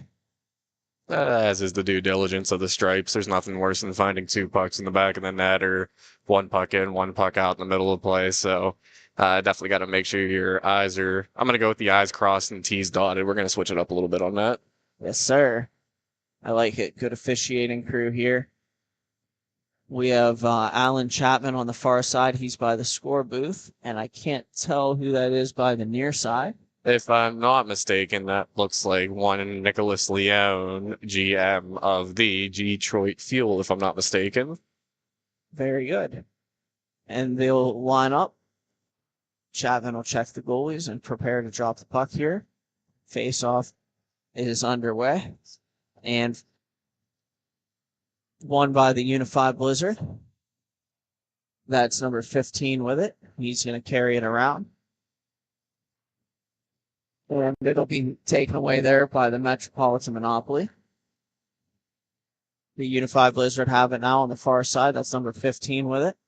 He's going to lay it off to number 10, curl and drag move. Loses the puck. It'll be picked up by the Monopoly. Here comes number 9. Number 9 is Michael Francis, and he tries to take it through the slot, and it'll be picked up there by the Unified Blizzard. Blizzard will carry the puck up the near side boards. That's number 93. He's going to go to his backhand. A shot on goal saved by the Blizzard goaltender, or the Monopoly goaltender. And here they come in transition. Shot attempt saved by the Unified Blizzard goaltender. And that is Curtis Adams, number 95. Will make that save, and the Unified Blizzard will counterattack. Pass attempt stand on by the Unified Blizzard. They'll pick up the puck now. That's number 15 with it. And that is Nicholas Denchuk. They'll carry it along. Number 93 will give it to number 24. Shot save made by the Monopoly goaltender. And I believe the puck is underneath him. That is Mitch Tuttle. I have to give a little bit of insight on this Blizzard team. This is their second weekend in the books, soon to be. It's still Sunday, not over yet. But Will Lemming, that's a huge addition. They didn't have him the first weekend.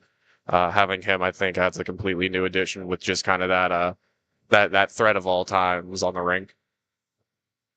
And the Unified Blizzard will win the opening face-off, or the face-off. They'll carry it, rekindle in their own zone, working back. That's number 27, Cameron Gee with it. He's the league leader in goals, or league leader in points, rather. No, league leader in goals, tied for the lead in goals. And a shot will be saved by Tuttle, and he'll hold for a face-off.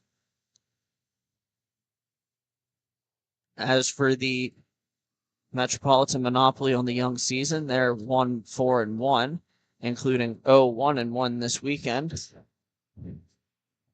And they'll have a shot on goal here, turned away by Tuttle. We'll have a penalty coming up. The Monopoly touch up, and the whistle will blow, and we'll get the call. That's one I have to agree with there. I mean, whenever you see the guy's numbers and he's a foot or two out from the boards, that's a little bit of a dangerous situation to be in. Nonetheless, that'll give the Unified Blizzard their first power play opportunity in this scoreless game here. Looks like number 14 for the Blizzard. That is, number 14 for the Blizzard. They'll regain in the neutral zone, stolen away by the Monopoly. Here they come. Shot is turned away by number 95. Picked up there by number 15. That's Bernia.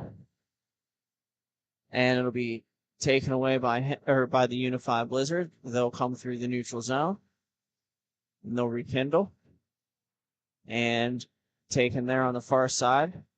And fed across for number 27, Gee. His shot is wide. It'll be taken there by number 10. That is Hunter Carr. Carr's passed. It'll be on the far side boards. And then with it through the seam, they try an attempt to Cameron G. And he has it stripped away where the Blizzard will retain in the neutral zone. Number 10 with it now. That's Carr. He'll give to Gee. And back to Carr. Now on the far side with it, they'll try a backdoor pass. It'll be broken up by the Monopoly. And here come the Monopoly, 2-1 in transition, shorthanded. Pass doesn't connect right away. It'll be picked up on the far side. And number 9 with it for the Monopoly. He'll work it back. That is Francis. Working it back to Bernia and around. Puck picked up by number 54, or 34 rather, of the Blizzard. That is Clark Celix. And it'll be stashed away and cleared down the rink by the Blizzard, or by the Metro Monopoly. Picked up there by the Blizzard, number 93. That is Will Lamink. And he'll give to Gee, and a shot is off a stick and into the mesh. Face off will be to the left side of Tuttle. Look no further than Bonus Accounting for all of your tax and bookkeeping needs. They help with audits, payroll services, and tax planning for the upcoming year. Bonus Accounting, the firm of the future. Face off here to the right of Tuttle. It'll be sent around by the Metropolitan Monopoly here in black. And they'll carry the puck up.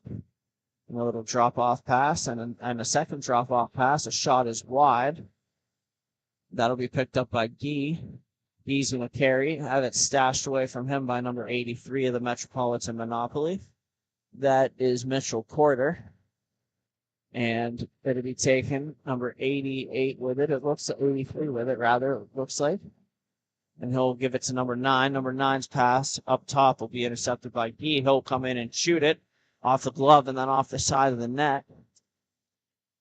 And it'll be taken there by it'll be fed through, and then number 95 for the Blizzard will stop behind his own net, where it'll be picked up by number 24. And he'll come through the neutral zone before laying it back to number 15. That is Denchuk. Denchuk has it now. He's going to feed it around the boards. It'll be picked up there by the Blizzard. And they'll turn with it. Bank it off the boards. That's Denchuk with it. He'll battle there. And feed it back to number 24, which is Andrew Height. Height back for Denchuk. Gives it to number 10 and now to number 93. Stolen away by the Metropolitan Monopoly. Here they come. 83 has it now. He's going to try a curl and drag move. Broken up by Denchuk. And he'll spin with it. And puck will go behind the net. Picked up there by number 10, Hunter Carr. Sticked away from him by number 39 of the Metropolitan Monopoly. That is Nathan Austin. Number 93 with it now for the Blizzard behind his own net. He's going to bring it up through. Number 93, here comes Will Lamink with it. Shot attempt is off the blocker of Tuttle. And now it'll be fed around the boards to the near side off the referee. And picked up there by the Metropolitan Monopoly. They'll sit behind their own net and their netminder Tuttle. And it'll be fed up and taken there by the Monopoly on the far side boards. Shot attempt. Redirected on goal. Great save there from Curtis Adams for the Unified Blizzard. And he'll get a face-off to his right.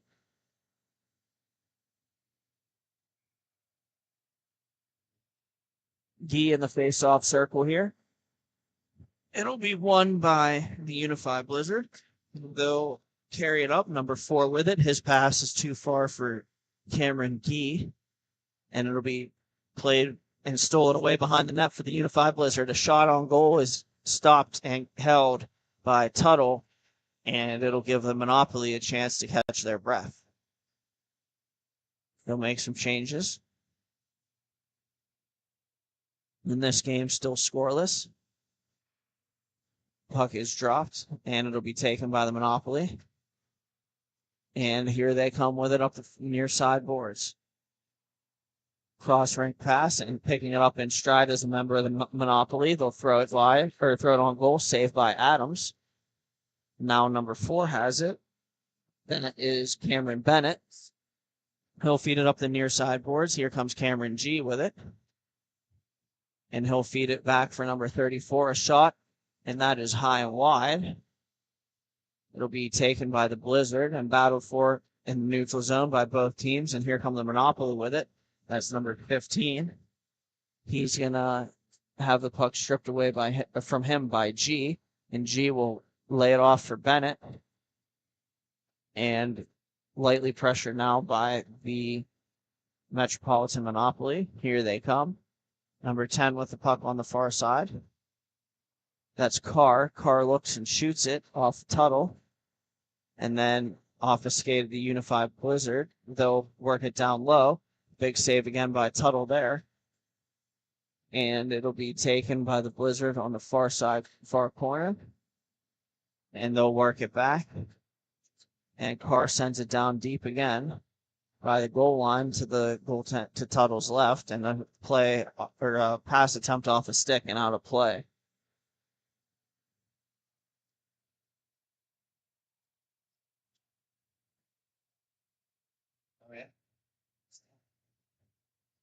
The Unified Blizzard come into this game at a season record of 4-2, 30 goals for and 25 against.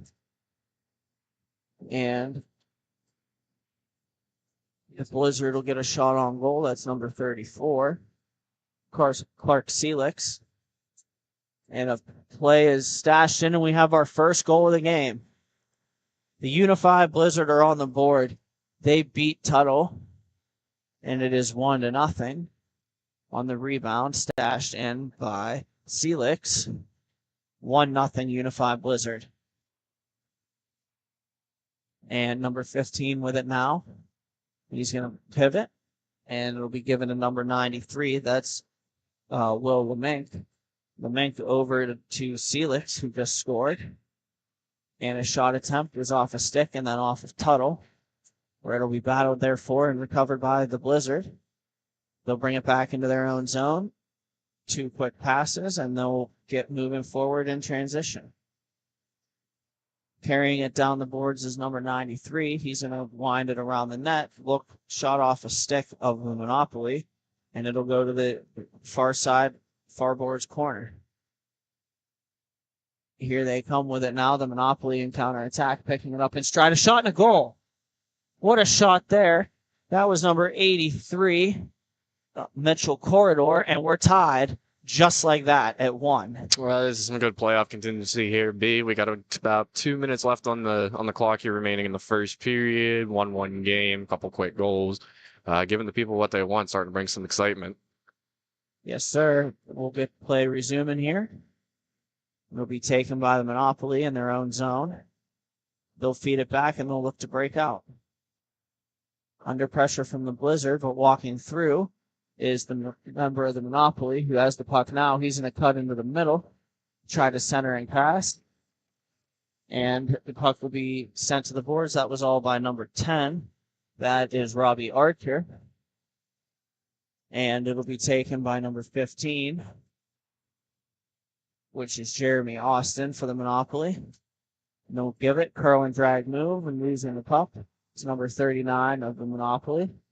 And then it'll be picked up by number 10. That's Archer. Archer feeds number 39. 39 is Austin. Austin stops up in his own zone, and he'll slow it down.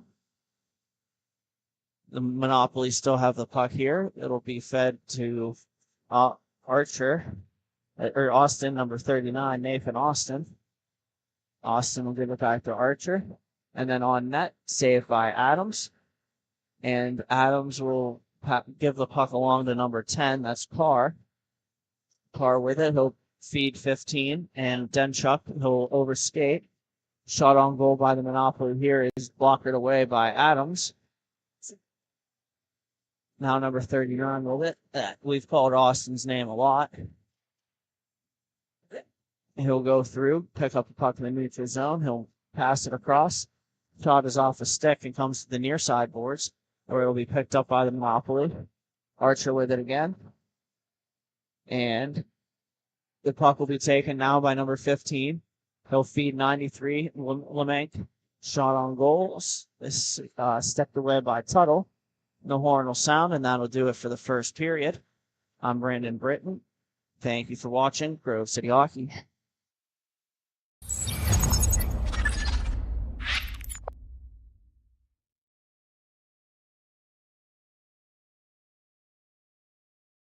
For my opinion, it has a good minimalistic look. I'm a fan of the black with minimal white accents. The white logo at the very bottom, it makes it pop. I gotta say, I love the grip material. I'm not feeling like I need any tape or anything. And then honestly, in terms of weight, it's definitely one of the lightest sticks I've used. It has a good pop to it, so I feel like I'm gonna get a lot of good shots off and hopefully less muffins. This copyrighted telecast is presented by Grove City Hockey. It may not be reproduced, retransmitted in any form without the expressed written consent of Grove City Hockey, LLC. We thank you for your understanding and hope to continue to enjoy this complimentary broadcast. To purchase footage, email grovecityhockeyllc@gmail.com.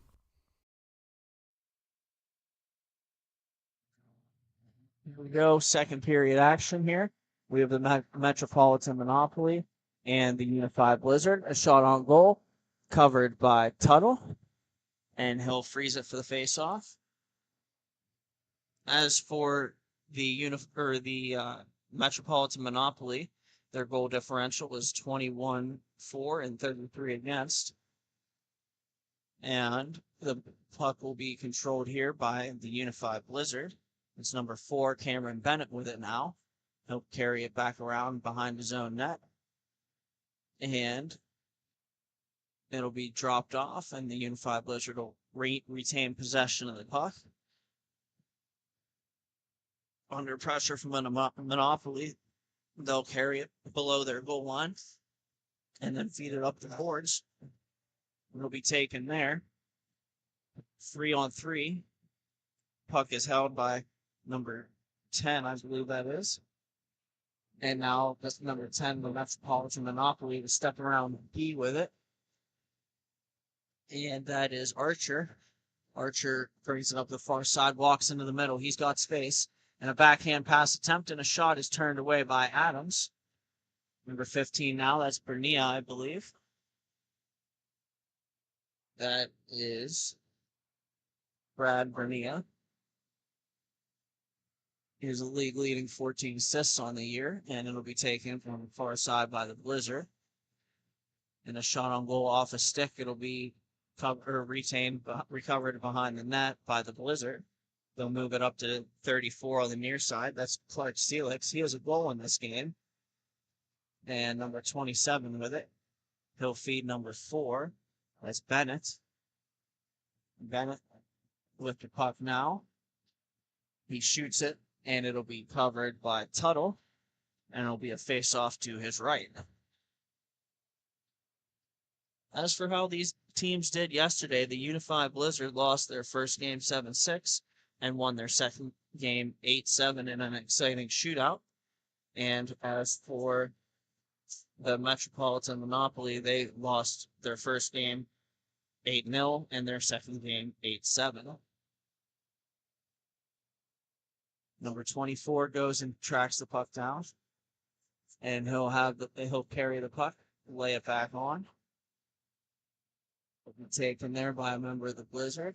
He'll feed Gee, and we'll have a penalty coming up. 93 touches the puck, and it'll be a high stick, and it'll be the Monopoly headed to the power play. That's number 27, Gee, with the penalty.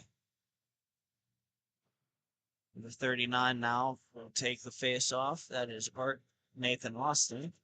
He'll win the draw. The Metropolitan Monopoly have it. They'll look to set up on this power play. They'll play catch with it at the point. And a shot on goal. Saved by Adams. And here they come with it now. Short-handed attempt by LeMay. And he'll lose the puck. And it'll be taken there by the Monopoly. That's Austin. He'll try a centering pass. It won't connect. 66 with it now. That is Eddie Studinsky. And he'll have the puck. He'll rekindle back into his own zone. And then he'll feed on the far side, get the puck back. One more time to the far side and back. Shot on goal, off a leg and wide. Picked up there by number 10. That's Robbie Archer. Archer, a shot off the blocker of Adams and up into the mesh.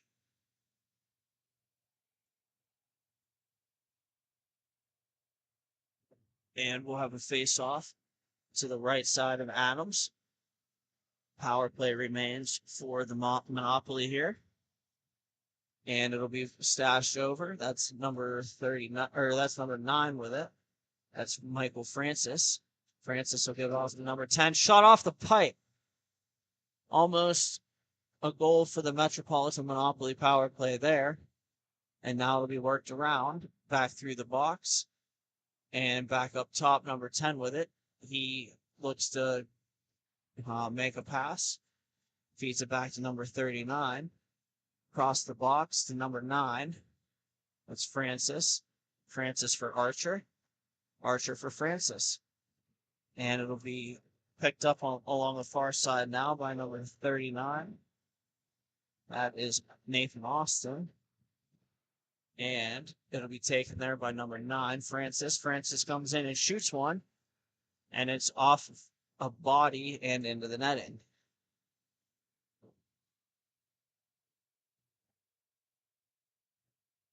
We've seen some pretty interesting back and forth action here. The Unified Blizzard will now look to make a push now that their penalty is over. And the puck will be smashed to the far side boards. They'll pick it up. A passing attempt is off the stick of Gene. And it'll be played over. 15 with it. He's going to carry it through the zone. And he'll make a pass. It won't connect.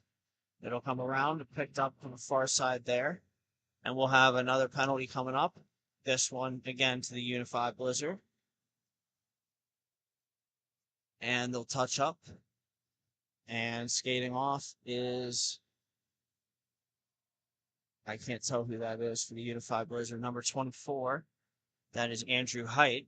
I believe it sounded like the ref said it was for a holding. That would make sense. And it'll be cleared down to start the penalty call by the Unified Blizzard. Tuttle tracks it down and leaves it there for the power play to collect.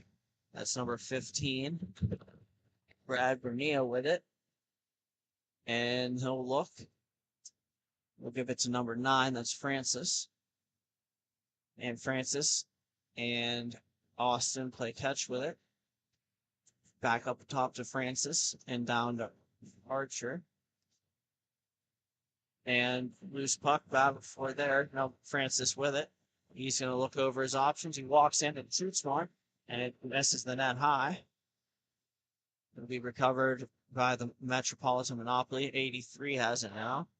That's Mitchell Corridor. Corridor over to Francis, now low. And a shot is off the post. The Unified Blizzard will pick it up along the near side boards. And they'll carry it through. Shorthanded 2-on-1 if they hurry. Here they come. Shot on goal, sticked away by Tuttle. The rebound, Tuttle covers that too. Both coming from Hunter Carr. And the Metropolitan Monopoly will counterattack. Number 66 on the far side wins the battle. Corridor over skates and will be picked up by the Monopoly in their own zone. That's number 9, Francis. Francis for Corridor with it. Back for Francis. And 39 with it now, which is Nathan Austin.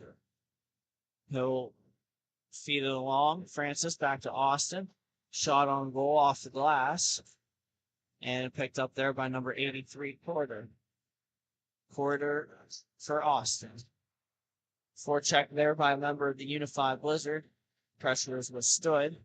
And a pass off a stick of the Unified Blizzard. They'll stay in pursuit. The Unified Blizzard attacking now. That's number 93. 93, Will LeMink. Puck comes up, picked up by LeMink on the far side. He's going to swipe it up the boards. And it'll be taken there by the Monopoly. Full strength now or the Unified Blizzard. And it'll be picked up, number 10 with it for the Monopoly. That's Archer. He'll walk in and shoot one off the blocker of Adams. Picked up there by a member of the Monopoly. He'll be taken into the boards by a member of the Blizzard. They'll battle for it. And it'll be won by the Monopoly. Here comes Nathan Austin with it. Austin shoots and scores. What a curl and drag short side by Austin. That'll give the Metropolitan Monopoly a 2-1 lead. Shot there from Austin. He flew down the near side boards. Curl drag shot. Short side on Adams. 2-1 Monopoly. We'll drop the puck. Monopoly win the next face-off. Number 10 goes back for it. And he's going to win the puck through one player. Move it back up to 15. That's Bernie. And he walks in. A shot is wide. The Unified Blizzard will take the puck now. They'll rekindle momentarily and play it up the far side, where it'll be battled for there and eventually won by the Blizzard. Here they come. And the Blizzard 34 with it. That's Celix. Celix maintains control of the puck before being double teamed. And it'll be fed up the boards by number 10 of the Monopoly. And here they come. 10 picks it up. That is Robbie Archer. He goes in, tries to move it. Pass doesn't connect. Picked up there by the Unified Blizzard. And a curl and drag move. Walking on goal was LeMink. And stonewalled by Tuttle. Here come the Metropolitan Monopoly and counterattack 3-on-1. And that's Archer with it. Archer feeds a drop pass, number 39, blockered away by Adams. And it'll be sent back into the Monopoly zone, held there by Tuttle.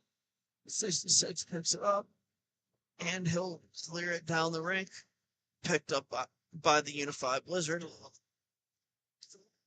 And the Unified Blizzard with the puck. Now they'll carry it around their own net, feed it up the near side boards. Here comes Celix. Celix into the zone, and it's off the crossbar. What a shot by Celix. I thought that went in, but the ref in the corner says no goal, and he would know better than I would. And number 9 with it now. He'll play it deep, and it'll be taken there by number 24, Andrew Height, for the Unified Blizzard. He's going to carry it around his own net and up the rink. He looks, fakes, walks over into the middle, and now a little further down, being pressured by a member of the Metropolitan Monopoly. That's number 66. They'll feed it, the Blizzard will try to feed it across. It's taken by number 10 now. That's Carr. Carr tries to drop pass for Celix. It's broken up by the Monopoly. And a shot on goal by Francis is blocked away by Adams. Here come the Unified Blizzard and counterattack. Shot off, or pass off a skate. Here's Key with it. He'll have it swept away from him by number 66. And it goes all the way down to Adams, who will settle it behind the net. Number 4 now for the Blizzard. That's Cameron Bennett. Will pick up the puck. They'll send it up the far side boards to number 24, Height. Height with it now. He's going to look to skate up through the neutral zone. And there he goes. Shot on goal. Saved by Tuttle. The rebound's there. Stashed behind the net and cleared by number 10 momentarily. Battled for now. Number 9 with it. That is Francis. He makes a fake and a shot. And it's covered there by Adams as the shot hit the side of the net.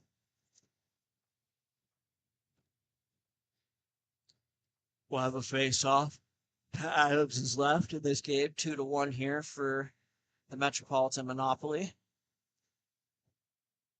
And it'll be taken by Francis. A shot on goal is wide. And Francis will pick it back up. There's number 10. That's Archer with it. And Robbie Archer will shoot it. It'll get blocked by a member of the Unified Blizzard. And here come the Blizzard in transition. Pass over, and the shot is off a stick and off the glass for the Unified Blizzard. And now it'll be picked up by Cameron Gee. He'll carry it into his own zone. He looks, feeds it up the near side boards.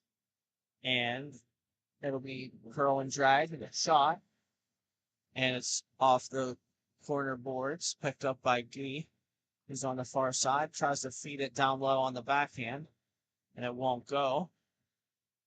And now it'll be picked up by Adams as the horn sounds, and that'll be the end of the second period. Thank you for watching Grove City Hockey.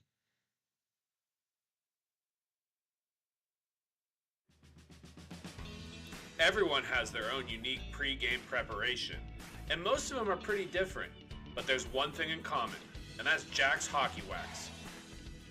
Get this locally produced wax that isn't shipped from across seas, but made here right in the U.S. The best smelling, best feeling, and best performing hockey wax on the market. Oh yeah, and I almost forgot to mention, they sell tape too. Visit them at jackshockeywax.com to get your order today. If it isn't from Jack, put it back. Have you let office hygiene get away from you? Place of work starting to stink? It's time to call MagiClean. Windows? Check. Washing? Check. General cleanup? Check. Now that's a Magi Hattie. Reach out for your free consultation today. MagiClean. Keep the cleaning to MagiClean. And we're back here in Cincinnati. This for the third period of this game between the Unified Blizzard and the Metropolitan Monopoly. Score going into this third is 2-1 Metro. They're in black. Off the face-off, the puck is taken by number 34 of the Unified Blizzard. That's Celix. Celix walks in and shoots off the goaltender, and behind the net it goes. It'll be picked up there by the Monopoly. They'll come through the neutral zone with it. And it'll be taken, and a shot is blocked by number 4. And here come the Blizzard in counterattack. Here comes Celix. Shoots it off the blocker of Tuttle.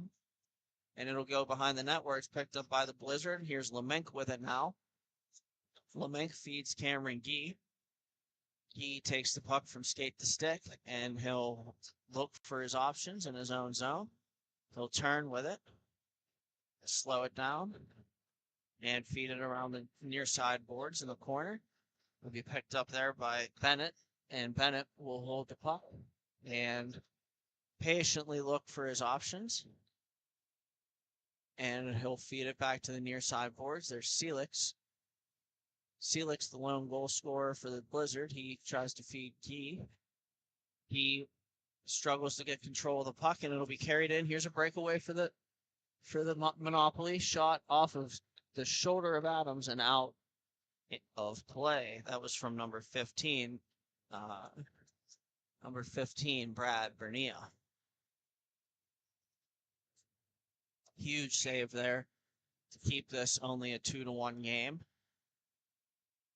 And a shot or a face off to the left of Adams be played by number 4 off the netting.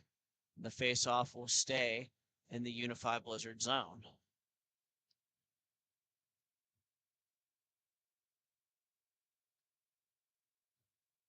Puck dropped. Play resumes. Taken there by number 93. That's LeMink. LeMink for Bennett. And up the boards we go back for LeMink. Backhand shot attempt is wide of the mark. And it'll be taken there by LeMink one more time. Another backhand attempt and getting a stick on it is Tuttle, and it'll be cleared by the Metropolitan Monopoly. And here they come. Number 10. Shot on goal goes wide. And it'll be taken there by number 66. Student Zaw. And cleared away by Tuttle. Recovered by the number 4 of the Blizzard. He's going to walk in. Defended there by the Monopoly. Shot sticked away by Tuttle. Here comes number 9 with it. And that is Francis. Francis give and go. And a shot is wide. And is taken there by the Unified Blizzard. Backhand pass into the middle. And nobody picks it up until now, where it'll be number 10, Carr. Carr shoots it. Saved and held by Tuttle. Look no further than Bonus Accounting for all your tax and bookkeeping needs. They help with audits, payroll services, and tax planning for the upcoming year. Bonus Accounting, the firm for the future. Face-off resumes play here. And it'll be taken by Guy. Guy to number 24. That's Andrew Height. Height with it now in the neutral zone. He'll go back to Guy. Guy with it. He'll turn and feed it. Number 15 with it now. He's going to walk to his backhand. A shot attempt from a bad angle is held by Tuttle. That's Demchuk with it.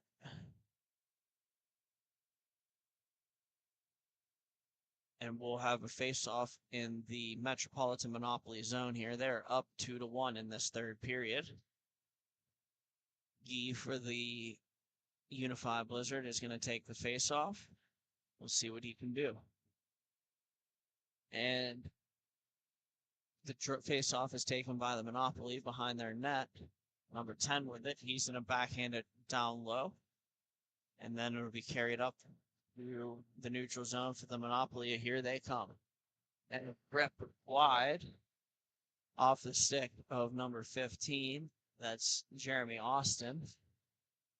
And a shot on goal. And the Unified Blizzard have scored. That is Cameron Gee. And this game is tied at 2. He walked in with speed into the zone, went to his backhand, and got it past Tuttle for the goal. We'll see how these teams respond. This tightly contested matchup here in Cincinnati. Puck's taken by the Metropolitan Monopoly. Taken by Bernia. He'll have it stripped away from him by LeMink back and get the puck right back. A pass attempt is stashed away by the Unified Blizzard, and a shot is off a stick and into the mesh.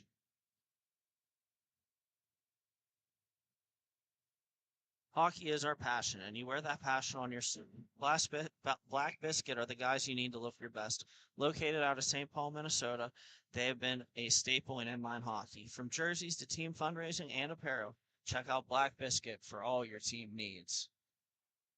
Play resumes, taken by the Metropolitan Monopoly, and on goal on a breakaway is number 66.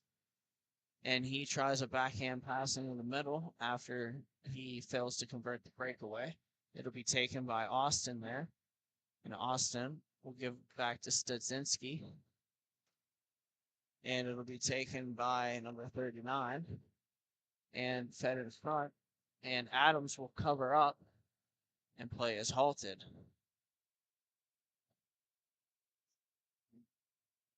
The referee will pick it up from Adams, skate over where the faceoff will be to his left side. And we'll have both teams lining up. And shot off the faceoff immediately is high by number 39 of the Metropolitan Monopoly. The puck is battled for there. LeMake for the Blizzard. And he forechecks and does not yet get the puck until now. Number 10 with it. That'll be fed up through the neutral zone. And coming in and on goal is a shot from the Unified Blizzard, but Tuttle got a body on that.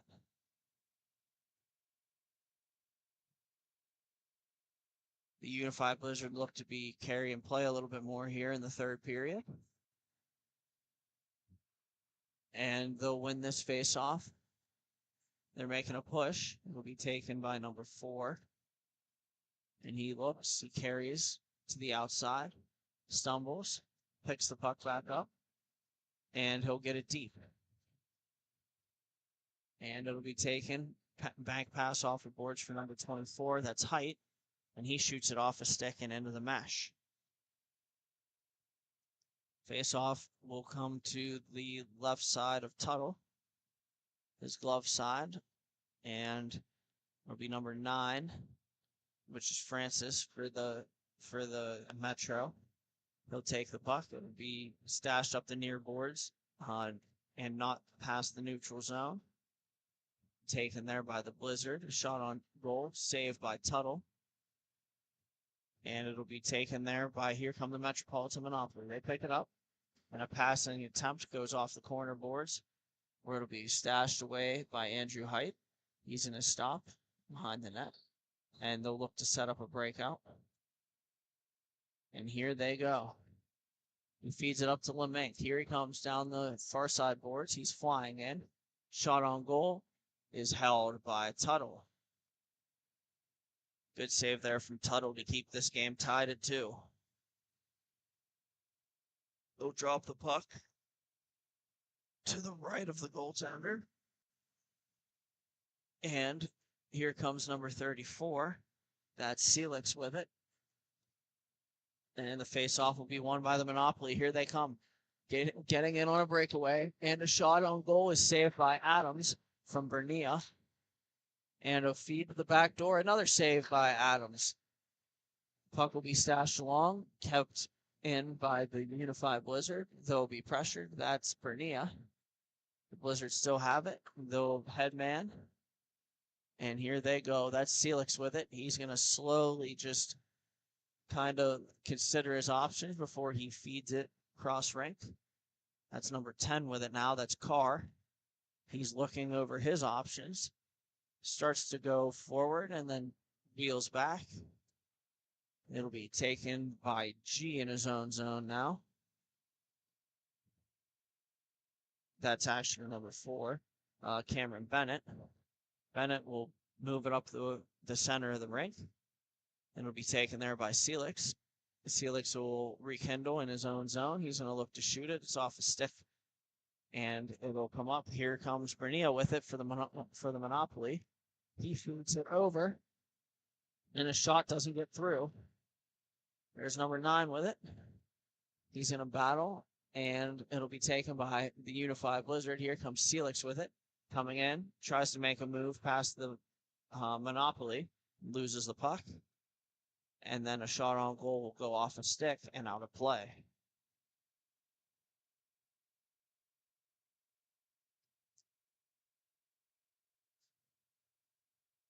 Two to 2 game here in the third period. Face off to the left, Tuttle. And here they go. Picked up by the Monopoly. They'll spin it up the far side boards. And it'll be taken there. Fed cross rink. And a shot tipped wide of the goal by Bernia. And now it'll be taken by the Monopoly. That's number 83 with it. He's going to bring it back into the neutral zone and lay a pass back into his own zone now. It'll be skated behind the net where the Metropolitan Monopoly will come forward with it. And picking it up, throw and drag move is shot wide by the Monopoly. And here they go. Number 10 with it now. And he'll feed it up the far side boards. It'll be taken there. And an attempt to turn one on goal is under the pad of Tuttle. And he'll freeze it. Hockey is about respect, integrity, and passion. No other company lives up to these core values like Epic Hockey. Epic takes the time to create each new product, making sure that each one is up to standard that owner Daniel Costa set. Make sure to check them out on Facebook, Twitter, Instagram, or their website for all their product reveals. And play resumes. It'll be picked up in the neutral zone here. There goes number 20, or there goes the Unify Blizzard. Shot off a stick off the corner boards and then recovered by the goaltender. That's Tuttle. Face-off will come to his right. And number 34, Celix steps in. He'll win the drawback, and the Blizzard will send it to the center point. Shot on goal is off his stick and to the corner, where it'll be picked up by the Monopoly and fed around the boards. Here they come. And they're attacking 2-on-2. Shot off the stick of Adams. And it'll be picked up there. Number 10 has it now for the Monopoly. He walks out of the corner. He tries a cross-rank pass. It's off a stick and will be taken by the Blizzard. And number 39 now has it. That is Nathan Austin. We've called his name a lot here today, and he'll have the puck stripped from him. That is Celix. And Celix will wait, and he'll shoot it off a stick. Here come the Metropolitan Monopoly with it in transition. They'll come up. Number 9 with it. That's Archer, or that's actually Francis.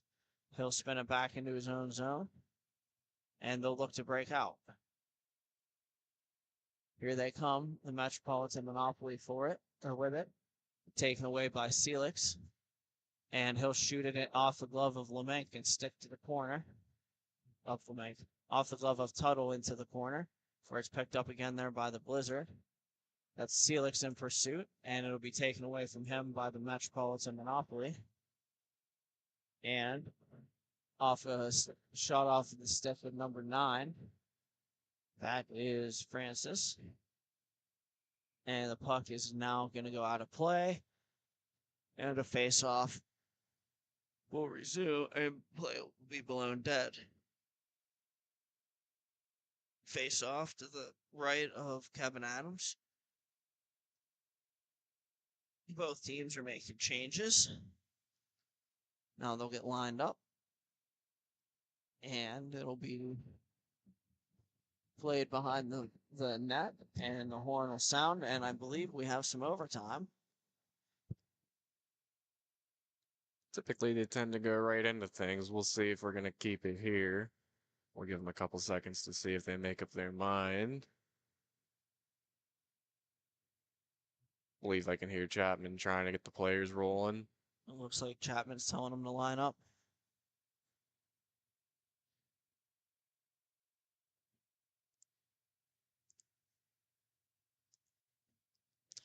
Only thing from our angle, you can't see the scoreboard, and I can't remember the OT period length. Should be 5 minutes. Should be 5 minutes. I'm going to take your word for it. If I'm wrong, I apologize, people. Hockey is our passion, and you wear that passion on your sleeve. Black Biscuit are the guys you need to go to look your best. Located out of St. Paul, Minnesota, they have been a staple in inline hockey. From jerseys to team fundraising and apparel, check out Black Biscuit for all your team needs. The overtime set to resume. We got all the players lining up here. Refs check the goalies and drop the puck. Face-off gets spiked over to the near side boards, picked up there by number 24. That's Andrew Height. Height will shoot it off the corner boards, and it'll be picked up there by the Monopoly. Here they come. 3-on-3 overtime here. Score tied at 2. Monopoly coming in. The shot on goal is off a stick and out of play. The shot coming from Nathan Austin, and well defended there by the Unified Blizzard in this sudden death matchup. Number 24 now, Andrew Height in the face-off circle against number 9, that's Francis. And Francis wins that draw. Here comes number 10 with it for the Monopoly. He'll reverse it. It'll be taken there by Nathan Austin. Austin slows the play down, and now he'll speed it back up. Shot on goal is off a stick and wide. Well defended there by Height. And then it will be taken by Francis. Francis feeds it back. And they'll wait. Monopoly having the puck for the vast majority of this overtime so far. And they'll stop up behind their net. Metropolitan Monopoly will feed it off the near boards. It'll be picked up there. And holding, shooting, scoring is number 39, Nathan Austin. And this game is over. The Metropolitan Monopoly will advance to the next round. Great shot there. Glove side on Adams. And the Monopoly win 3-2. Teams will line up and shake hands. I'm Brandon Britton. Thank you for watching Grove City Hockey.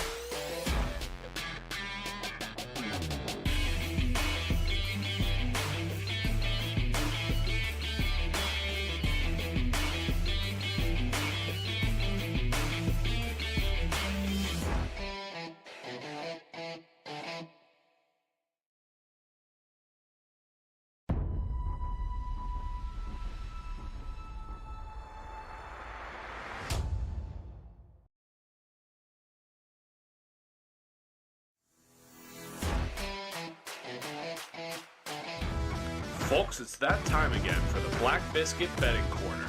This prop bet of the game is who will score the game-winning goal. Enter your pick in the comments section for a chance to enter. All rules and regulations can be found in the comments section. Good luck, and thank you to Black Biscuit for sponsoring.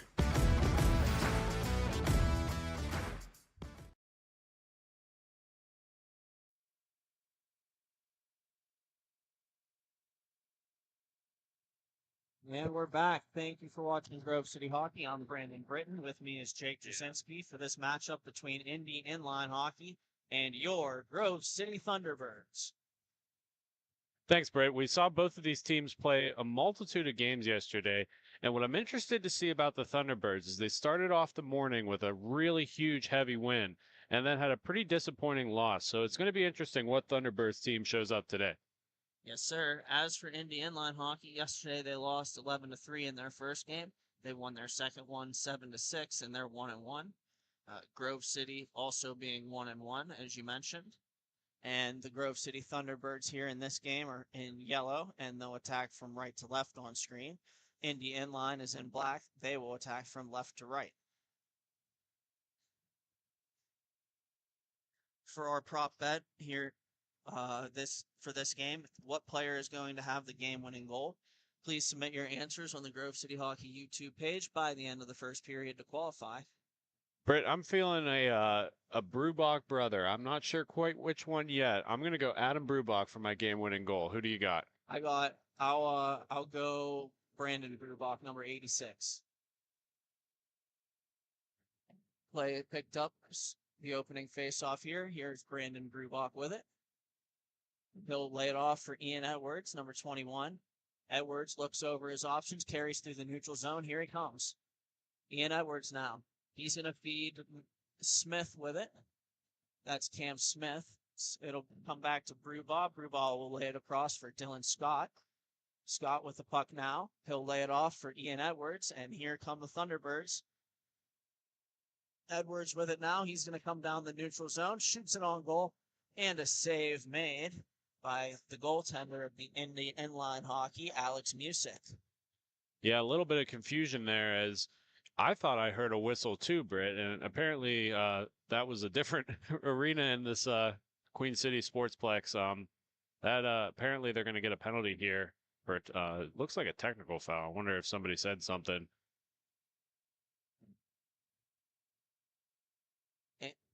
I guess that means Grove City to the power play. Grove City to the power play. It'll be taken there by Cam Zahn. Zahn lays it off. That's Cam Smith with it. He'll feed it over to the near side boards. Ian Edwards through the box. Attempt to Zahn. Gets intercepted and cleared by Indy Inline. Smith picks it up now. And Cam Smith with it. He's going to carry in behind the Thunderbirds net and then feed it up to Ian Edwards. Edwards walks into the middle. Lays it back for Cam Smith. A shot on goal is off a body, and it'll pop up. Here come Indy Inline 2-on-1 if they hurry. And puck's taken there. Stolen away by Cam Zahn. Good play there. Here come the Thunderbirds. Zahn will try to feed it back across. And it'll go off a stick. Comes down on the Thunderbirds. Goal played by Jesse Kowalowicz. I love that Indy is being real aggressive, shorthanded here. You know, they're feeling the Thunderbirds out still. It's early in this game. You can take and afford those risks a little bit more. I love that they're playing aggressive down here. We have Ian Edwards walking through. A backdoor pass attempt for Cam Smith doesn't connect. Comes back to Zahn. He'll feed it around, and then it'll be cleared by Indy Inline in this scoreless game so far. Here comes Zahn with it, and he'll feed it over to Smith. We've called their names a lot here so far. Edwards with it, and a shot on goal is off a stick of Musick and into the corner. And here goes Zahn with it. He's going to look. A pass attempt for Smith doesn't connect. Ian Edwards has it now in the neutral zone. And Ian Edwards considers his options, feeds down low for Zahn, back for Edwards, and back down for Zahn. Zahn will look with it, and he'll feed it over to Cam Smith. This is a long shift for power play one. I would have expected the Thunderbirds to try to get some new bodies by now. Shot there is off the post by Cam Smith. Kowalowicz bangs a stick because the penalty is over. And Ian Edwards will pick it up, and he'll feed Brandon Brubach. A lot of good looks on that power play for the Thunderbirds. What I really respect about their power play one unit is they're getting a lot of traffic in front of Musick there, making it really difficult for him to see. And it'll be stashed away by Edwards. And Indy Inline will get the puck. And here they come. Shot is blocked by Zahn. He comes back in transition. He's got Smith with him. Fed over to Smith, and a shot on goal. They score. That whole play was designed perfectly by Jesse Zahn. He's able to take that pass away, spring the 2-on-0 coming back the other way. Even though he didn't directly get the goal, it was a beautiful setup by the Zahn man. An excellent play there. Very smart pass off pads, and Grove City is off and running. We'll have a face-off here at center, won by Schwartzmiller. And backtracking into his own zone is Brian Bird here for the Thunderbirds. And Smith will touch it along the boards. That is Mike Smith in number 32 for the Grove City Thunderbirds. And the puck will be sticked away from the Indy end line off the stick of Adam Brubaugh and then fed around the net where Brian Bird will pick it up. Pass for Brubaugh doesn't connect. And a shot on goal is turned away by Kowalowicz. Schwartzmiller can't take the pass from Smith. And it'll be taken by Indy end line on the far side boards. Here they go. And we'll have Indy end line goaltender Music directing traffic as they look to break out.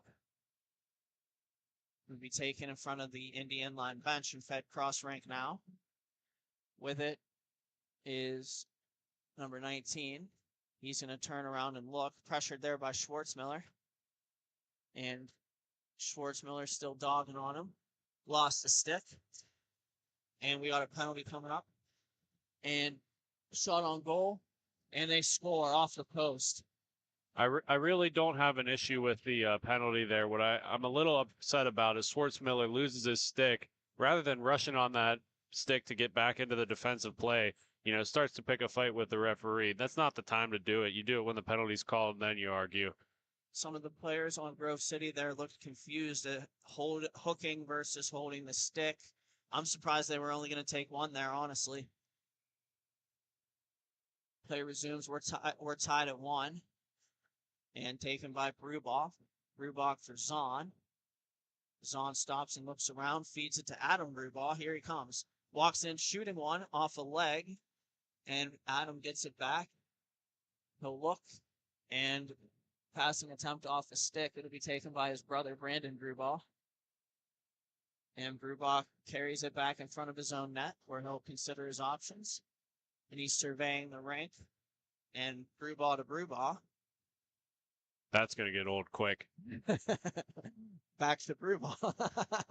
Sedin to Sedin. And it's taken by Zahn.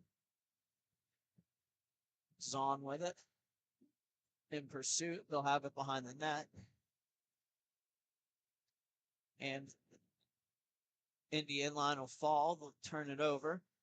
Yeah, tried to use the body to spin out of that move and just gave way on Zahn. And pick it back up. Impressive there. Maintaining control is Indy inline. And a pass attempt. I must have jinxed him. I'm sorry. Taken by Zahn. Zahn walks into the middle. And he'll feed it down low. Shot off the side of the net for the Thunderbirds there. It'll be taken. And a cross-rank pass. Getting a stick on it is Brandon Brubaugh. And coming in are Indy inline. He'll feed it back down. That's number 76, Clark with it. He'll feed number 94. And here comes Indy inline. Pass is intercepted. That's Ian Edwards with it now. Edwards carries into his zone, or into the offensive zone. And he'll try to feed it back for Brubaugh. Sticked away by Indy inline. Dylan Scott picks it up. He'll find Edwards cross rink. Edwards lays it on back. Cam Smith now. He'll pick up the puck in his own zone and consider his options. This is one of the things we saw against the Cincy Kings, excuse me. The Thunderbirds didn't seem to have their passing really down pat like these other T2 teams have. They had switched that around from Saturday to Sunday. They're moving the puck very well today. And we have another shot and a goal by Ian Edwards. Short side high blocker snipe, and Grove City back on top 2-1. Yeah, beautiful little movement there. Drew all the defense onto the right side, was able to take it off to the left side, and a nice little opportunity there for the T-Birds. And we'll have another face-off here. It'll be stashed on goal, turned aside by Kowalowicz. Picked up there by Brandon Brubaugh. He's going to carry it, feed it off the boards to himself. and he's going to try to feed Cam Smith. Well defended there by Indy inline. Picked up by Ian Edwards. Edwards for Brewball, and a shot on goal, and he scores. Yeah, What a pass there. really love Ian pinching in on that loose puck and able to find Brubach on the backside. Beautiful little goal and setup. Those two have a long history of playing together, and it showed right there. Yes, sir. They were teammates back in Slippery Rock in their college days, as a very high percentage of these players for Grove City are either from Slippery Rock University or Robert Morris University, two of the bigger roller hockey schools in Pittsburgh. The face-off will be stashed in the Indy inline zone, and they'll look to break out.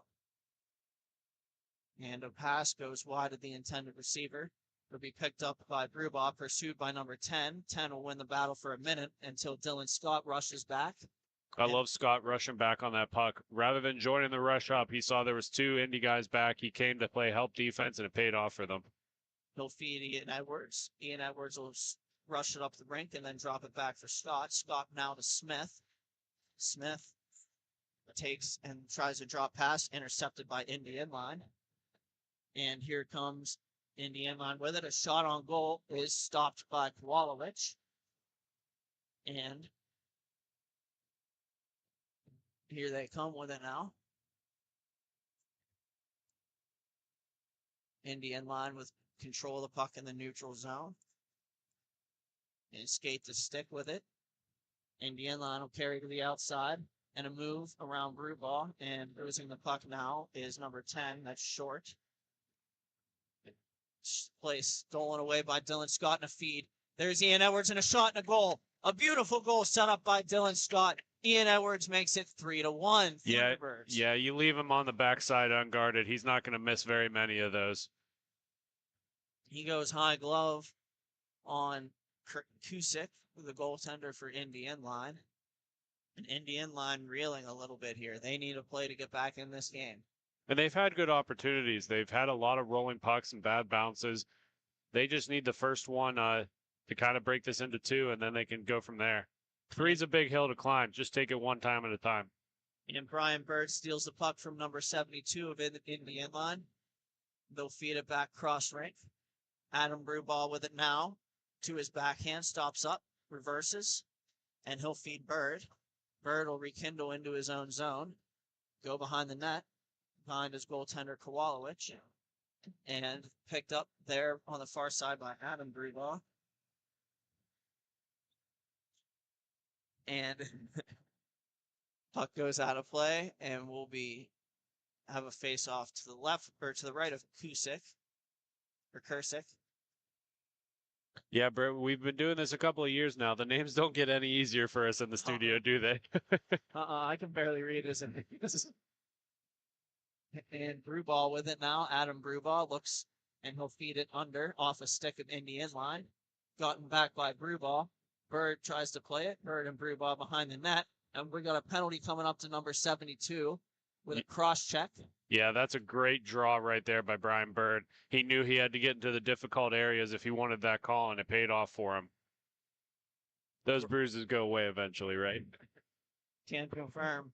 The Grove City Thunderbirds will now go on to their second or third power play of the Young contest already. I believe this is their second power play of the day. They were successful on the first one, so let's see how they do on the second one.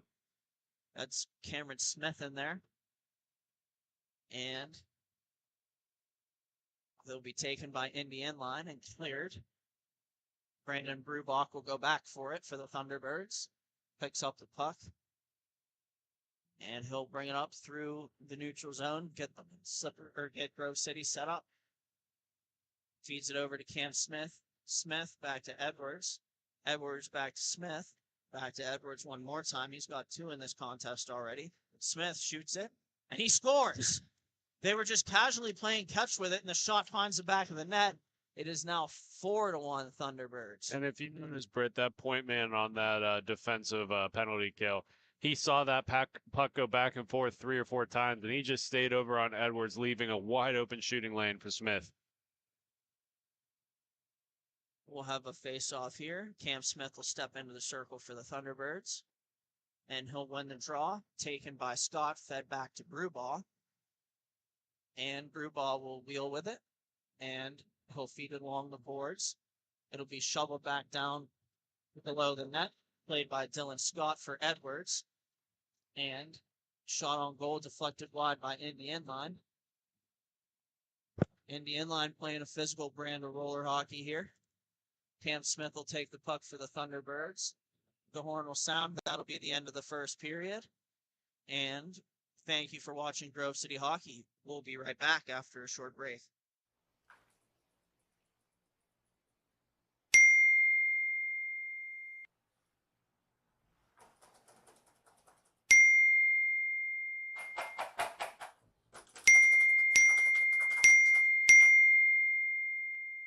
Frustrated and wasting time doing your own taxes? Getting confused by complex forms?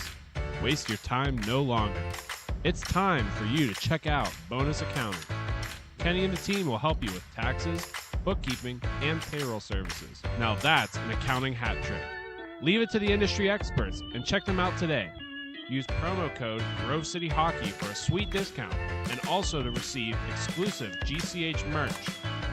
Bonus Accounting, the firm of the future.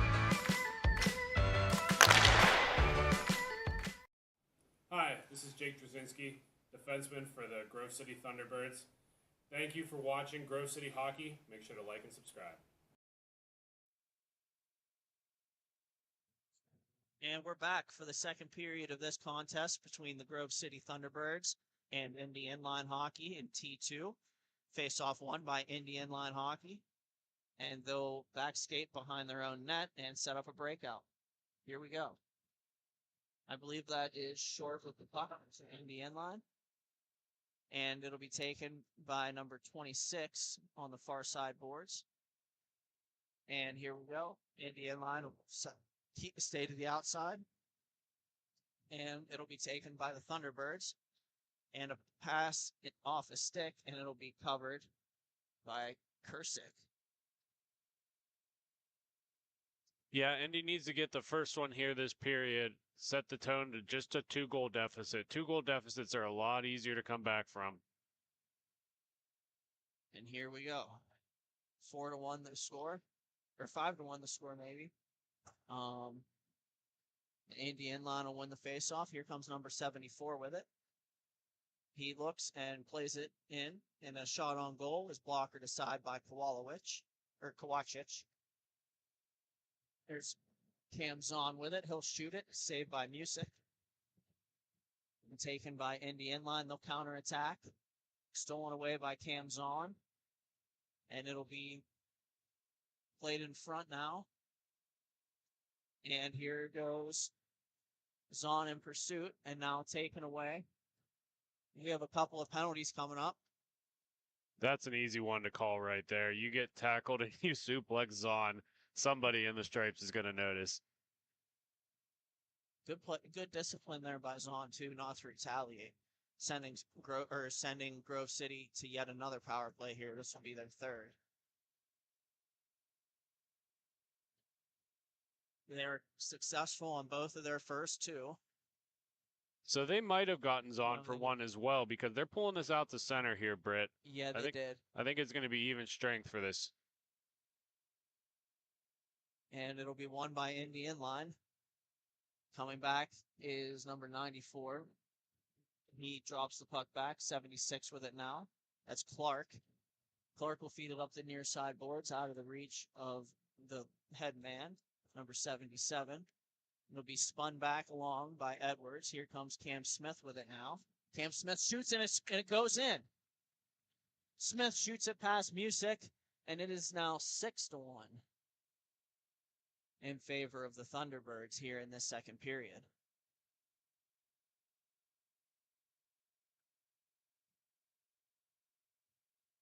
We'll get players started back up here. Number 10, Justin Short takes the draw, and he'll win it back momentarily. Taken by Smith. Shot on goal, turned away by Music. And here we go. Brian Bird will carry it back behind his own net, and he'll stop and he'll set up a breakout. And here they come. Ian Edwards with it. He feeds, and a shot on goal buried by Adam Brubaugh on the backhand. And A great feed from Edwards. That is 7-0 or 7-1 Grove City. That whole play was set up behind Bird, leaving it on the back door for Edwards. Edwards was able to come in with speed, and it was just a quick dissection of the defense from there.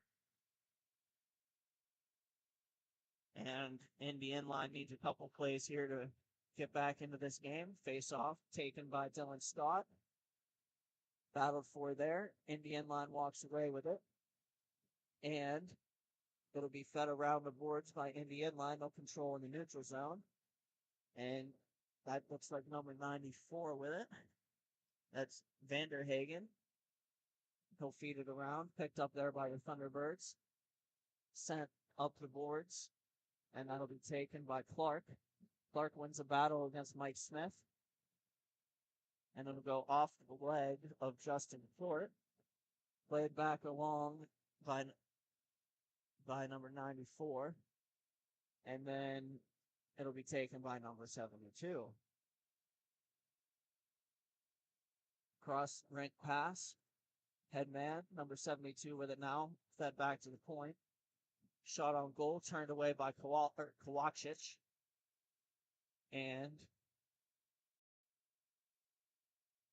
the Indy Inline maintains control. They'll try to feed the sluts. Walking out with that is Dylan Scott. And it'll be taken now by Schwartzmiller. A shot is high of the net. He is such a fast release, man. He's able to step right off of a skating stride, right into a shooting stride. Man, that missed by mere inches. And here comes Brandon Brewball with it now. Up the far side boards. Here he comes. He walks in and shoots it wide. It'll be speared back to center by Schwartzmiller, and it'll be picked up there by Dylan Scott. He'll settle it for Mike Smith. Mike Smith stops behind the net with it now, and they'll set up a breakout. And it'll be stopping and reversing there is Smith with it. And he'll feed. Brewbaugh has it there. Brewbaugh for Schwartzmiller. Schwartzmiller walks into the middle and shoots. It's high. And then it'll be battled for there and eventually taken by Sussman. Sussman will clear it and taken by the Thunderbirds. Mike Smith lays it off. There's Brandon Brewball with it now. He's going to feed. Dropped off. Here comes Dylan Scott. Shoots it. It's blocked. And then Brewball will have it. He'll stop. Nice play there by Brewball. He'll feed it down low. And it'll be taken actually up high at the center point by Dylan Scott. Scott for Brewball. Brewball stops it, settles it, shoots it high. And taken there by Indy Inline. They'll feed it cross rink, and it'll be picked up there by Schwartzmiller of the Thunderbirds. Here he comes, walks in, shoots it, saved by Music. Speared to the corner by Smith. Smith feeds it down low. It'll be taken by Bird in his own zone. Bird sits behind Kovacic, and he'll wait for his teammates to make change.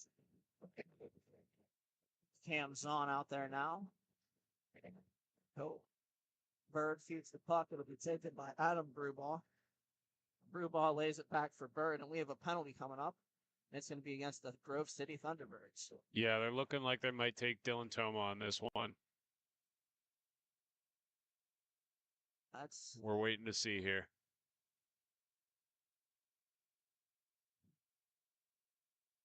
Jesse's on, or Cam's on, excuse me, is going to be the infracting party. Looks like the call was a hook. Nonetheless, Indy Inline will get their second power play of the game. We'll see if they can make a push and get some momentum here. Face off in the Thunderbird zone. It'll be taken by Adam Brewball. He'll spin it up the boards. Brian Bird will lay off. And they'll set up the Indy Inline power play. Fed across the box on the 7-7. He's going to spin it down low. And it'll be spun back up high by Indy Inline. Good puck possession to start this power play. Indy Inline, that's 16 with it. He's going to lay it over. Walking into the middle now and feeding it to the backside. Shot on goal. Saved by Kowalewicz, the rebound score. Well executed power play there by Indy Inline. and the score is now 6-2. Yeah, it was just a matter of time. They were having really good zone control, and then what I really liked is they're collapsing on those rebounds. They're not letting them sit and letting the Thunderbirds clear the zone. They're getting in on them, and they're making them pay. Puck will be dropped again, and Adam Brewbaugh will be the first to it. Brewbaugh looks over his options, carrying in his own zone. He'll lay it back. Bird will collect it on the backhand, and he'll backhand it over to Cam Zahn. Zahn with it now. He'll feed it back over to Bird, and Bird will feed it to Zahn, and now up to, I believe that's Dylan Toma. And 77 in the inline has and wins a spirited battle up the center, collected by number 19. And in the inline will crisscross. The puck taken by the Thunderbirds. Here comes Zahn with it. Cam Zahn down the wing. Attempt to feed in front off a stick, and then a shot on goal by Bird is held by Music. Good save there. He'll cover, and we'll have a face-off. That was a big-time save. They were on a 3-on-1, and Bird coming in late. Nobody had him contended. Music stands tall right at the top of his crease. Face-off to Music's left. Number 19 in there. That's Sean Hall for the Indian line against Cam Zahn. Hall wins the face-off. And number 19 with it. That's Hall. He'll shoot it off Kovacic. And now skating into it is Dylan Toma. Here he comes. Dipsy Doodle and goes across the middle. He's going to look, feed it back over to Cam Smith. Cam Smith stops with it, feeds it back over. Dylan Scott with it now. Scott stops up and feeds Brandon Brewbaugh. Brewbaugh in his own zone. He carries, he considers his options, and he feeds Dylan Scott. And Scott will feed it on the backhand over, and it'll be stolen away from Cam Smith by Indian line. Here's Hall with it now. Hall loses the puck. Cam Smith steals it, and it'll be taken, delayed up going through, and a pass is intercepted by Indian line. Number 94 lays it back. Clark now for Indian line with it. He'll try to feed it past Cam Smith, and his player recovers it, but has it stolen away by Brewbaugh. Here they go now. Thunderbirds on the far side. With it now is Ian Edwards. He'll look to slow the play down. He has 2 goals in this game. Brewbaugh with it. Brewbaugh feeds it back over. Here comes Dylan Scott with speed in the neutral zone. And shot on goal. Rebound. Save made by Music. Rebound. That rebound just barely bounced over Dylan Scott's stick. He would have had a wide open cage, but just not able to corral it. Indian line will recover it. Clark on the near side with it. He'll walk in. He'll shoot it. Save Kovacic. And taken away by Brewbaugh. Brewbaugh slows it down a little. And eventually is stripped of the puck by Indian line. Shot is high. Indian line making the chain. And it's stolen away by Cam Smith. A backhand feed. Here comes Ian Edwards. A shot on goal. Patted aside by Music. And Clark will lay it back. Indian line retains control. Shot or pass attempt off the stick of Ian Edwards. Still connects. And a shot to the backside. And it never got through. And here's Brewbaugh with it. Brewbaugh for Smith. Smith walks in. Backhander off the shoulder of Music. And taken by Indian line. They'll reverse it. Send it back behind their own net. Clark will pick it up there. Clark will spin it up the near side boards. And here comes number 27 with it. That is Shane Wheatley. Wheatley, a shot on goal, is deflected aside by Kovacic. And here we go. 7 with it. He's going to throw it on goal. Deflection attempt stonewalled by Kovacic. And Indian line recovers the puck on the far side boards. A couple players crisscross. And a shot to the goal. Attempting to cover up, but could not, as Kovacic. Pass is intercepted by Dylan Scott. He feeds Ian Edwards 2-on-1. He has Cam Smith. Ian Edwards slows it down, walks into the middle, and a shot is off a stick. Cam Smith picks it up in the corner. Cam Smith with it now. He's going to get to the top of the circle, and he's going to try a shot. It's going to go off a stick and wide. Picked up again by Ian Edwards. Edwards with it now. He'll carry it behind his own net and move it back up. Backhand feed on the reverse. Cam Smith picks it up there, pressured by Indy Inline. Cam Smith will go behind his own net and feed it up the boards where Indy Inline will pick it up. That's Vanden Hagen. Vanden Hagen feeds it down low. It'll be taken by the Thunderbirds and fed up to Ian Edwards. Ian Edwards with a shot off the shoulder of Music and into the netting. The horn sounds, and that is the end of the second period with the Grove City Thunderbirds up 6-2. Thank you for watching Grove City Hockey. Have you let office hygiene get away from you? Place of work starting to stink? It's time to call MagiClean. Windows? Check. Washing? Check. General cleanup? Check. Now that's a Magi Hattie. Reach out for your free consultation today.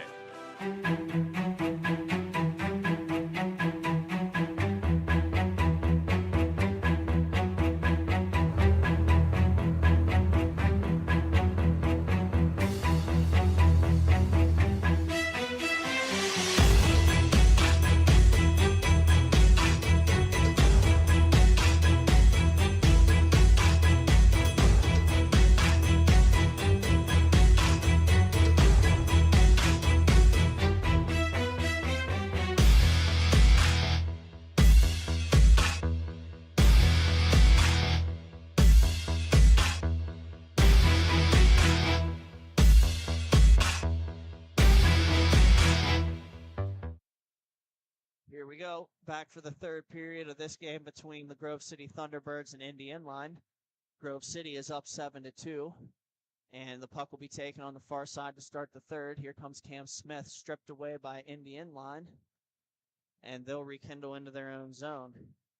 Again, Britt, for those of you that are new for this league, it is an 8-goal mercy roll after the second period. So Thunderbirds have a chance to mercy here. Indy's got a big hill to climb, but we've seen crazier things. It's been a lot of hockey this weekend. Cam Smith with it now in his own zone. He's going to carry behind Kowachich, and he'll hold the puck, and the Thunderbirds will look to break out. Here they go. Fed over to Bird. Bird feeds it up the boards. Past a member of Indy Inline, taken by a Thunderbirds player. I believe that's Brandon Brubaugh. Brubaugh will lay it off for Edwards. Edwards will send it back down into his own zone for Bird. Bird back to Edwards. And Edwards will carry it up through the neutral zone. Edwards has 2 goals in this game thus far. He's going to wait, bring it to his backhand, back to his forehand, and lay it back to Bird. And Bird to Brubaugh. Back to Bird. Bird lays it back. Ian Edwards picks it up there. Edwards feeds Cam Smith. Cam Smith looks, tries to feed Bird, pass a little too far for him. He'll catch up to it in the corner. Pressured by a member of Indy Inline, and it'll be taken by Indy Inline behind their net. Here they come. Passed up the near side boards, a backhand feed. Number 94 has it. He's going to feed it back, and a shot is off the body and wide. Blocked by Brubaugh from Indy Inline, number 77. Now 74, that's Duncan with it. A shot on goal is blocked again by a member of the Thunderbirds, and a rebound is stashed home.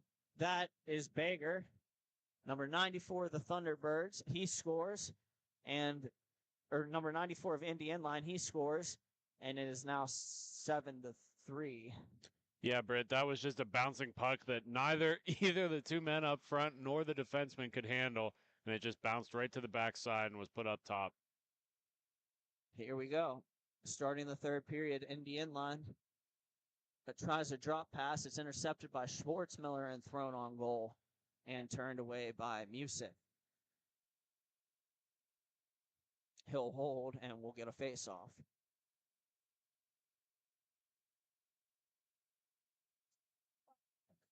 It'll be taken there Face-off one back to Dylan Scott. Scott over to Brandon Brubaugh. Shot is wide. It'll be taken there. Battled for along the corner. That's Mike Smith for the Thunderbirds in there against a member of Indian line. And the Thunderbirds with the puck. Schwartzmiller has it. He'll lay it back down for Dylan Scott. Dylan winds it back around for Brandon Brubaugh. And they'll pick it up. And here they go.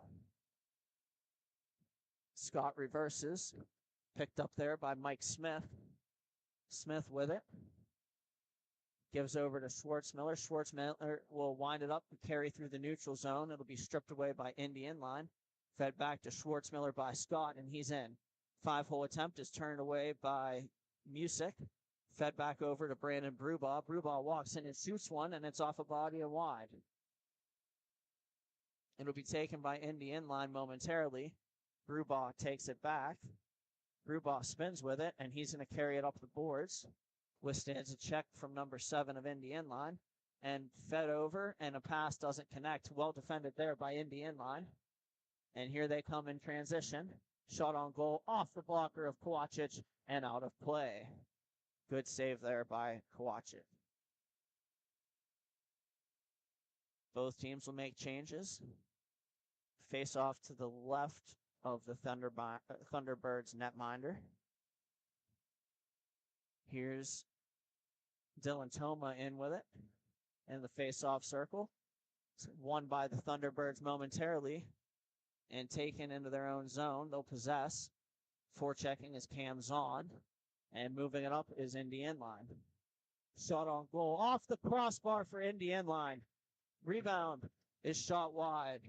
Kowacic didn't even react to that one. I don't think he fully saw that come in. He just heard the iron and was fearing the worst. And a shot off the stick of Kowacic into the corner. Indian line will pick it up. That's number 74 with it. He'll have it stashed away by Brubaugh as he slips. And it'll be taken there by Short. Short for Indian line winds it back over. It'll be taken by Music. And he'll settle it down for his defenseman to pick up. And they'll go around the near side boards. And then up the middle. It'll be taken by number 19. That's Hall for Indian line. And a shot on goal. Kowacic saves it, and he'll hold on. That was dangerous there because that was just barely in reach for him. Couple inches more, it would have been right on the stick of Dignan, and he could have buried that on the backside or been able to pull it to the front side and shoot there.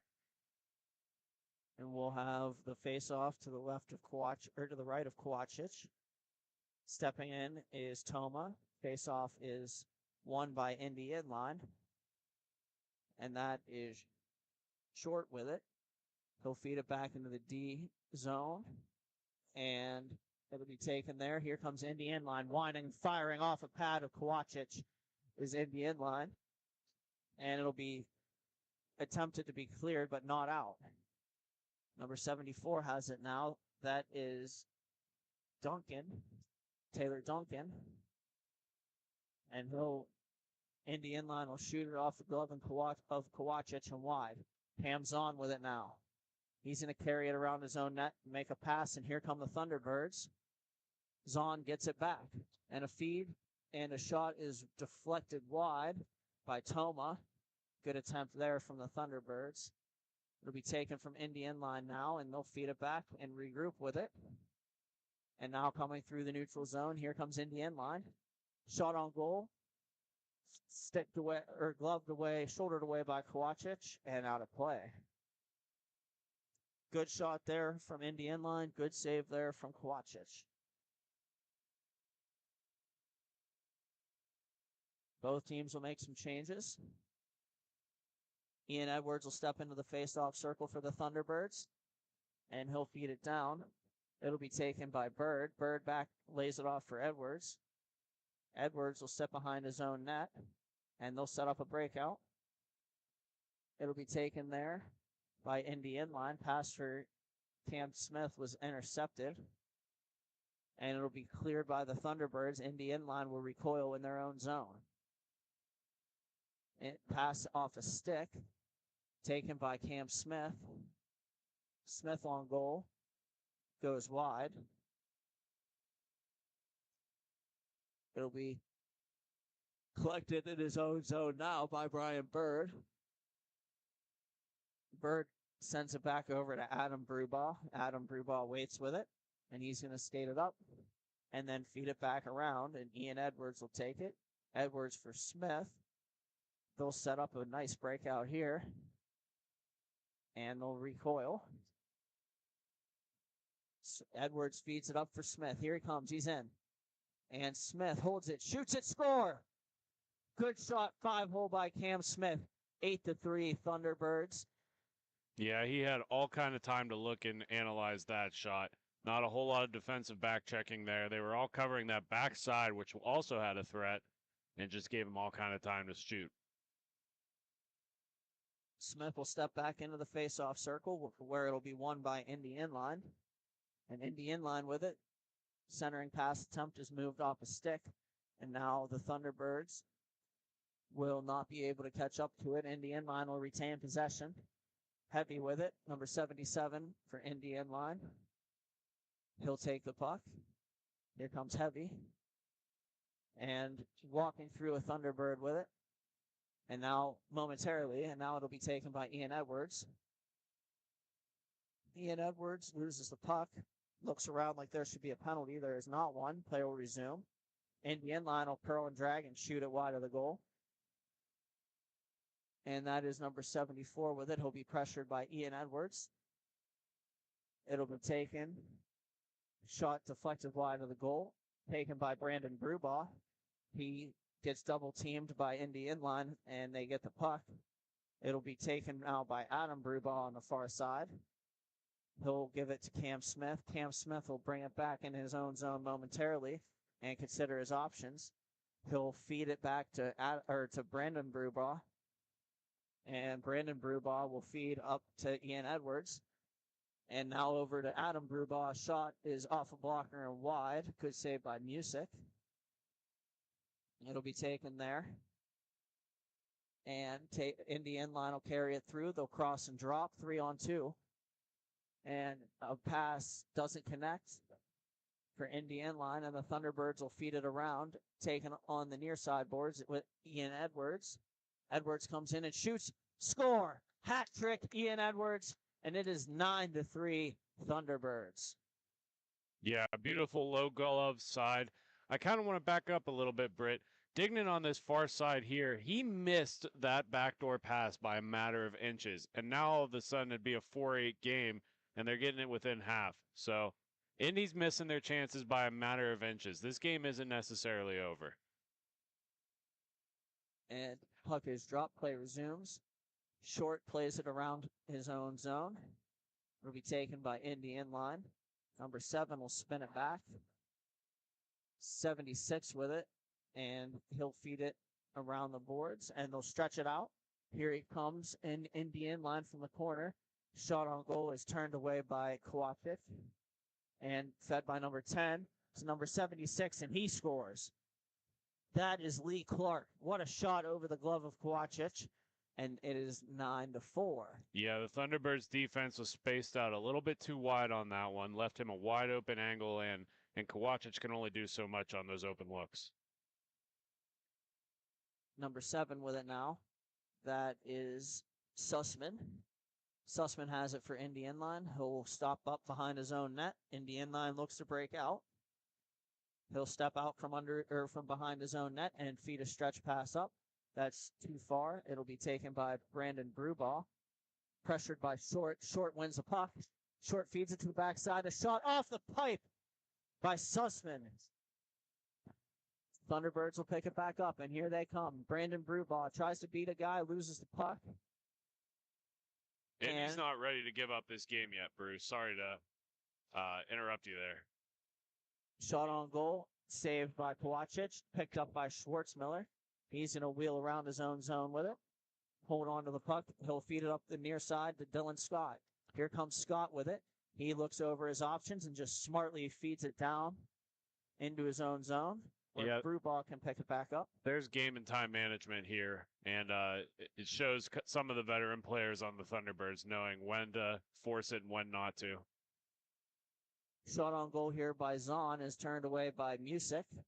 It's taken by Brewball. Brewball looks over his options. He'll feed it back to Dylan Scott on the backhand around the boards. Scott will feed it back over to Brandon Brewball. Brewball will kick it to his stick and then just content to play it right back to Dylan Scott. And he'll play it up for Cam Zahn. Cam Zahn takes it, looks over, makes a pass off the stick at Dylan Toma. Toma gets it back in the corner. He'll feed it across. Dylan Scott can't take the pass.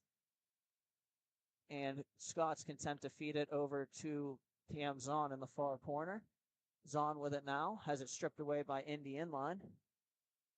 And here they come. And Indy Inline shot on goal. Yeah, Saved by Kowalkiewicz. Dignan trying to put that between his legs and take up a little bit more real estate than he had available. Pass off the leg of the Indian line and taken by Dylan Scott. He'll clear it around. It'll be stopped behind the net by Music. And the Indian line will look to break out here. Down 9-4 in this one. They're just going to call it there, Britt. Game's over in their mind. I didn't realize how much time was left, but the horn sounds. I'm Brandon Britton. Thunderbirds 9, Indian line 4. Thank you for watching Grove City Hockey. Hi, I'm Tyler Domenico, forward for the Grove City Thunderbirds. You're watching Grove City Hockey. Like and subscribe. Black Biscuit is a hockey company that specializes in team uniforms and apparel and is based in St. Paul, Minnesota. We've been working with teams throughout Minnesota and all around the world. If your team or association is looking to update your uniforms, then let our all-star design team show you what we can do for you. Our slogan is made for misconduct because our uniforms can take a punch. From jerseys, socks, and shells to team apparel, there's almost nothing we can't do. If you can imagine it, we can design it. Visit our website, Black Biscuit Hockey, and check out our design vault for inspiration for your next uniform. Need a company that checks all the boxes? Outstanding design, quality product, great customer service, and timely delivery? Call us at 855-978-6888 to see what the Biscuit team can do for you. Black Biscuit. Black Biscuit. Black Biscuit. Made for misconduct. Don't risk it. Go Biscuit.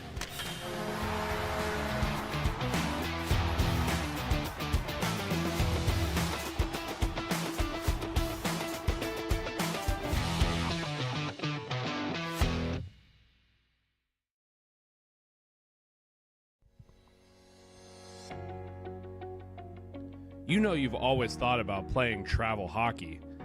Have you ever heard of MIHA? Well, here's the time for you. We're taking registrations right now. So if you're interested, make sure you get your guys together, get a good team, and sign up today. It's never been easier.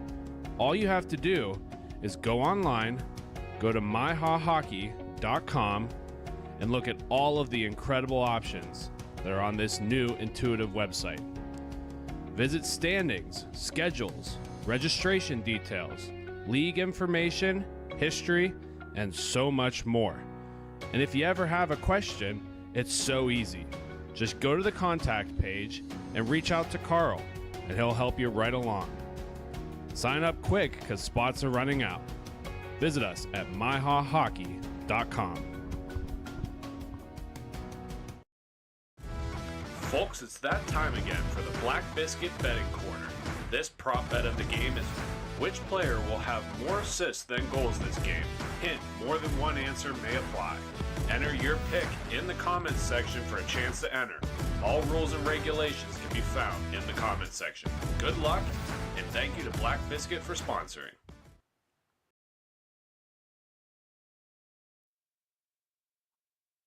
And thank you for joining us here at Grove City Hockey and this Sunday in Cincinnati. I'm Brandon Britton. Alongside me is Matthew Flannery. Flan, how we doing? We're doing phenomenal, B. How are you doing today? Never better. I just get calling some roller hockey here. Very exciting full slate of games today. Live from Cincinnati here. In this upcoming game, we have the Pittsburgh Shockwave in purple and Indy Inline in red. Quite the color combination that we got going on here with the purple and orange, in my opinion. It'll be pretty easy to differentiate Indy's numbers on your part being on the play call. Looks like they'll be easy to read. And I know Shockwaves aren't too shabby, but that slant kind of poses some difficulty, I'm sure, for you. Yes, sir. There's on your screen for those viewing, the Shockwave will be on the left side attacking to the right, and Indy Inline will be on the right side attacking to the left. How about you introduce that prop that we got going on for this game, B? We have which player will have more assists than goals.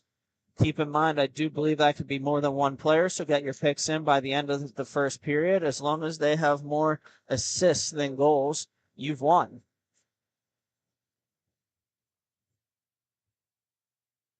Any early picks on the prop bet? I'll take number 16 in Indy Inline. More assists than goals. I think I'm going to go with my my former team here on this pick. Who I'm looking down through the lineup here that I got to pick from. I'm going to go with my buddy Scott McNaughter here for more. What is it? More assists and goals, you said? Yes, sir. Yeah, Scotty's known to sauce the biscuit around. He's definitely going to get a couple apples. Like the pick, teams are at their benches here. We'll have them line up shortly. We'll get play started in a sec. What are your thoughts and opinions? How do you think this game's going to shake out there, B? Well, on the tournament, if we look at the numbers from each team, Indy Inline Hockey is 1-1. I'd say they have an advantage over the Shockwave, who are 0-2. But on this Sunday, anything is possible. Goal differentials for each team: Indy Inline has 5-11, and Pittsburgh Shockwave has 7-13. So this is going to be a very tightly contested matchup here. Face-off is won by the Shockwave. They'll send it back behind their own net, and they'll look to bring it up the rink here. They pass it up the far side, or the near side boards. Number 22 with it now. 22. That is... I don't know who that is, but here we go. Shot on goal is nevertheless held by the goaltender of the Shockwave. That'd be Grapes to help you out there. Jonathan Grapes. Good hold, and he'll have a face-off to his left. Grapes, known goaltender to the Pittsburgh area, plays a lot for the Inferno teams, some of their professional teams. So he's a good, solid goalie to have in this kind of league. The Shockwave win the draw, and they're going to feed it D to D behind their net, and up the rink they go. And the shot on goal is wide, recovered by the Shockwave. Number 10 with it now. Looking around, carrying it to the outside, pressured by Indy Inline. That's number 32. And here we go. And Shockwave will pick it up. Backhand pass attempt, recovered by the Shockwave. And they'll forechecking hard as Indy Inline, a shot on goal, and I think that hit a post. Indy Inline with it. They'll feed it up the near side boards, or it'll be taken away by the Shockwave. Shockwave coming in. Shot pass attempt, 3 with it. Back in front. Shot doesn't get through. Well defended there by Indy Inline. Number 63 with it now. That's Nick Burton. And he'll throw it on goal. Graves thought he had it, and it'll be stashed out by the Shockwave. Number 10 with it now.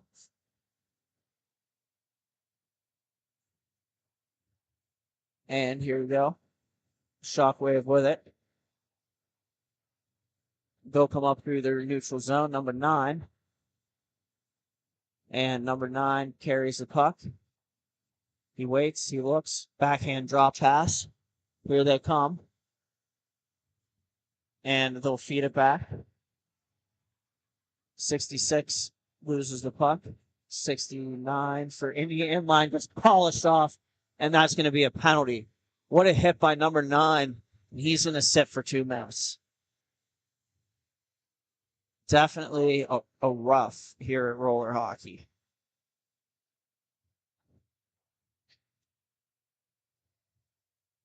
Indian line will go to the power play. The game scoreless here early in the first period. Puck is dropped. Indian line wins the draw. He'll feed it over to the point. 32 with it. Labs. He'll look. He'll feed it. 16 has it now. 16 brought out. Oh, throws it on goal. Trapped and held by Grapes. Good save there. And he'll have a face-off to his right. Still scoreless here. Indian line on the power play. Taken away. Number 16, Burton with it. Or brought out with it. And he'll shoot it off the crossbar. Rekindling to center is Indian line. And they'll hold it. That's number 16 again. Brought out with it here. Brought out over to 69. And across the box, and they score. Well-executed power play. Indian line leads 1-0 on the backdoor feed on the power play.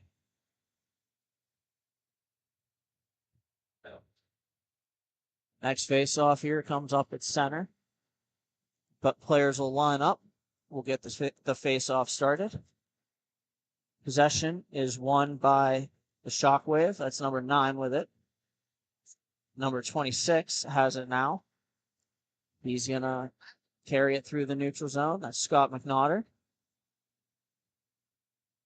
He'll settle it down, and he'll consider his options. Walking back into the middle with it is McNaughter through the neutral zone. He'll send it in deep. Taken there by number 13. 13 with it, and he feeds it back. And it'll be taken by number 26. McNaughter feeds number 9, cross rank. It'll be carried over. And now up the rink, up the far side, here they come. Here comes the Shockwave with it. They'll drop it off. McNaughter has it now. He'll feed it, cross rank. Number 9 picks it up. He's going to carry it behind the net. Well defended there by Indian line. Fed around the boards. Indian line picks it up. Here they come. Indian line with it, number 69. And he'll feed it, shoot it, and score. He walks in and he rips it past Grapes, and it is now 2-0 Indian line.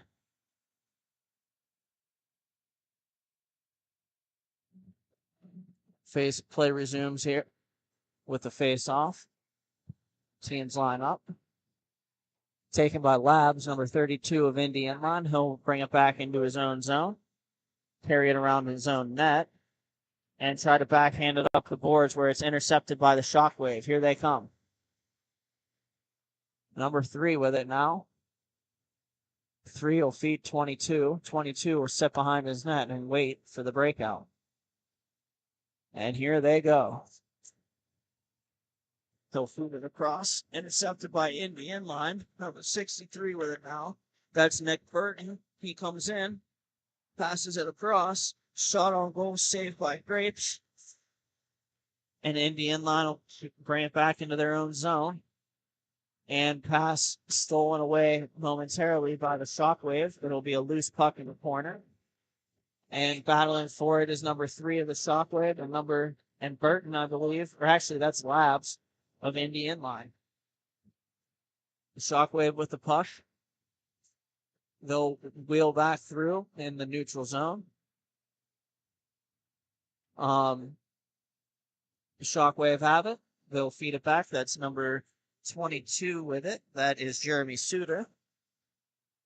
And Suter with the puck. He'll wind it around. Intended for number 8. Intercepted. And fed back around. The Shockwave will pick it back up. And here they come. Suter with it. He'll feed it back. It'll be intercepted. Number 63, that's Burton. He'll shoot it wide. for Indian line. Burton with the puck again. And a shot on goal is covered by Grapes. Good save there by John Grapes, number 1. The Shockwave goaltender. And both teams will make changes. Face off to Grapes' right. Number 63, Burton, stands in there for Indian line. And here we go. Face off won by Indian line. It will be played over by number 33. That's their goaltender this game. That's Devin Goodman. Goodman feeds it over to Brutout, the captain of this Indian line squad. And they'll feed it back across and around. Brutout with it. He'll feed it across there. And it'll be covered by Grapes.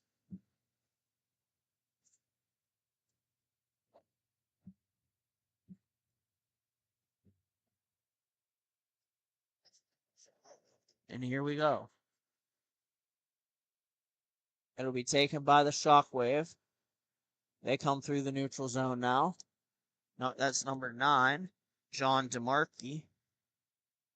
DeMarkey with it. He'll feed it. He'll carry it back. Taken by number 13, Greg Zechner. Zechner with it now. It'll be taken by Scott McNaughter. McNaughter back up the boards for Zechner. Zechner into the middle. Shot on goal is blocked by Indian line. Rebound off the side of the cage. And there's a push, and that's going to be a penalty. Brutout pushes Zechner into the boards from behind, and he's going to go sit for that one. The call is a rough, and the Shockwave will go to the power play. Teams will make changes. That should be number 66, Jake Lawson, stepping in for the Pittsburgh Shockwave against number 3. That's Corey Burton. It'll be taken by the Shockwave. McNaughter with it. McNaughter feeds it to DeMarkey. Back to McNaughter. Over to the far side. McNaughter plays catch with it. Back to DeMarkey. And a shot on goal is fanned on partially and goes wide. That's DeMarkey with it now for McNaughter. McNaughter for DeMarkey. Feeds it back one more time. They'll play catch with it. Far side half wall. We got 66 in front of the net here. And a shot is off of Labs, number 32. Picked up there by Lawson, number 66, for the Shockwave. He'll feed DeMarkey. DeMarkey will feed McNaughter.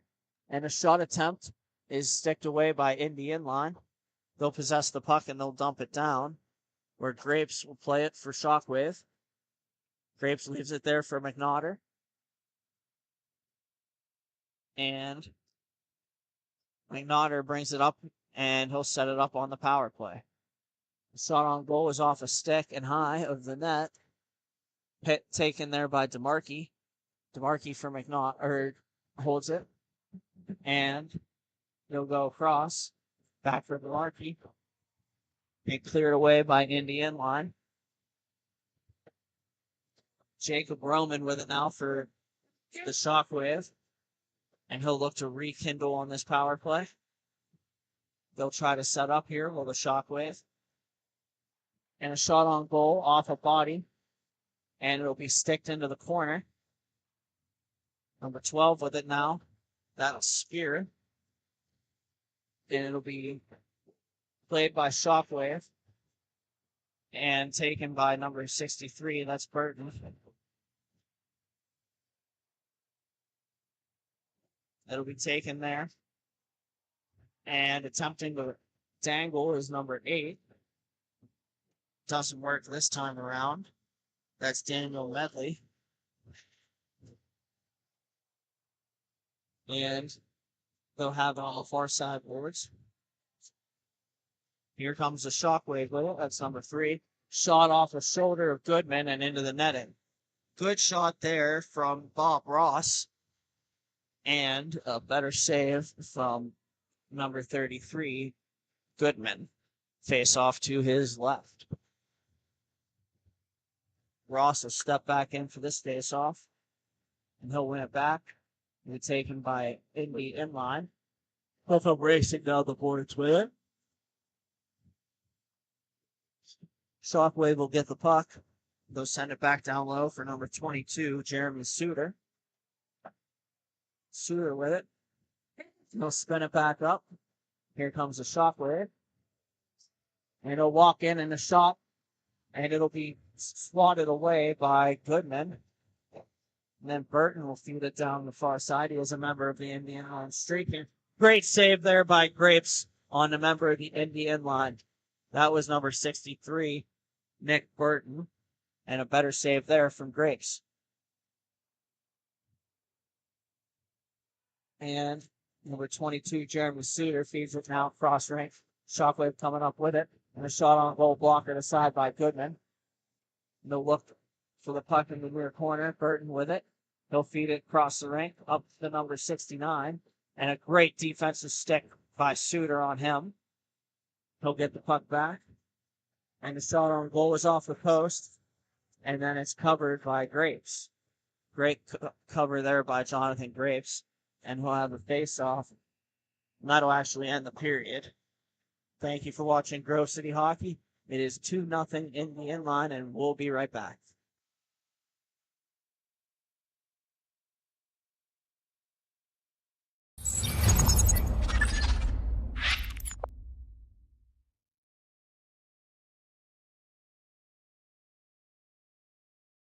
For my opinion, it has a good minimalistic look. I'm a fan of the black with minimal white accents, the white logo at the very bottom, it makes it pop. I gotta say I love the grip material. I'm not feeling like I need any tape or anything. And then honestly, in terms of weight, it's definitely one of the lightest sticks I've used. It has a good pop to it, so I feel like I'm gonna get a lot of good shots off and hopefully less muffins.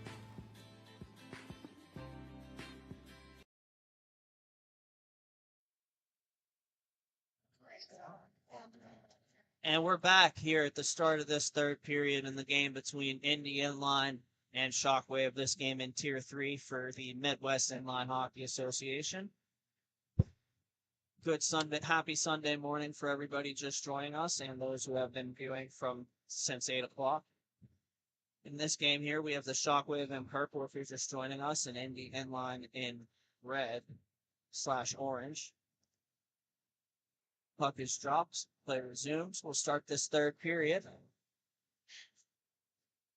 Here we go. Indy Inline takes it. They'll feed it up the near side boards. Number 3 with it. He'll have the puck stripped away from him. Great play there by Lawson. That's Jake Lawson with the puck there for the Shockwave. He's on the far side. He's going to carry it up. He looks. And he gives it over to number 9. Number 9, DeMarkey. John DeMarkey with it now. Pardon my error earlier. This is only the second period.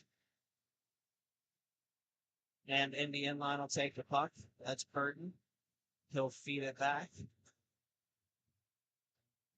And Indy Inline will pass it up through the neutral zone. Number 32 with it now. That's Labs. Has it stripped away from him by a member in Shockwave. That being Zechner. And the Shockwave will look to break it out. Here comes number 66, Jake Lawson with it. He's up the near side boards. He walks in, shooting one, and it goes wide. And the inline will skate onto it. Here they go, 2-on-2. Coming to the outside, and losing the puck is Burton. Number 3 with it now for the Shockwave. That's Bob Ross. He walks in. He feeds a backhand pass. Taken there by Lawson. Lawson back with it around the net. And he'll consider his options, spin it back over. It'll be taken there by a member of Indy Inline. He's in on a breakaway. Shot on goal. What a glove save by Grapes. He plays it out. Number 9 with it now, DeMarkey. He's going to come back in transition. Here he comes. Winds and fires wide of the net. That's Goodman in goal for Indy Inline. And here they go with it. The Shockwave starting to make a push. That's number 10. He'll feed Scott McNaughter at the top. McNaughter feeds it cross rank. The Shockwave will possess the puck here. They're looking over their options. And they'll move it up the near side boards. That's number 10 with it now. That's Jacob Roman. Here comes Roman with it. Roman walks in and shoots it. It gets blocked by Indy inline. Well defended there. Indy inline comes in transition. Counterattack. Save made by Grapes. Rebound, and he got that too. Good stuff there by Grapes. Shockwave regained control of the puck. Here comes number 8 with it. That's Daniel Medley. He's going to come in and shoot it off the pad of Goodman. Number 8 with it again. Medley. And he'll shoot it. And it'll be off the crossbar and in. What a shot, and the Shockwave are on the board. Have to give you a little correction there, B. That was Bobby Ross. Medley fed him out of the corner, shot by Ross and in. So Ross from Meds on that one. And a great play by the Shockwave. Nonetheless, we're 2-1. Good to see a push from the Shockwave team here. They'll feed it around. And number 10, number 69 will battle for it. And another shot on goal is saved and covered by Grapes. He's had a really strong game here, Flynn. He's really keeping the Shockwave in it. Yeah, in a position like that, that was kind of the right thing to do. You have a defenseman without his stick, so just kind of, recompose yourself, gather yourself, win this face-off, just like that. And we have a penalty coming up to Indy inline. It'll be a high stick. Number 61 is the guilty party. That is Alex Musick. Curious to see if anyone says anything about the shot on goal, knowing that there was a penalty involved on that, but doesn't seem like anyone's going to really go on it. Got to send the Shockwave to the power play. The ref will skate down the rink with the puck. It's a good chance for them to tie the game up. Shockwave could really make, to your point, the Shockwave could really get back in this game with a goal on this golden power play opportunity.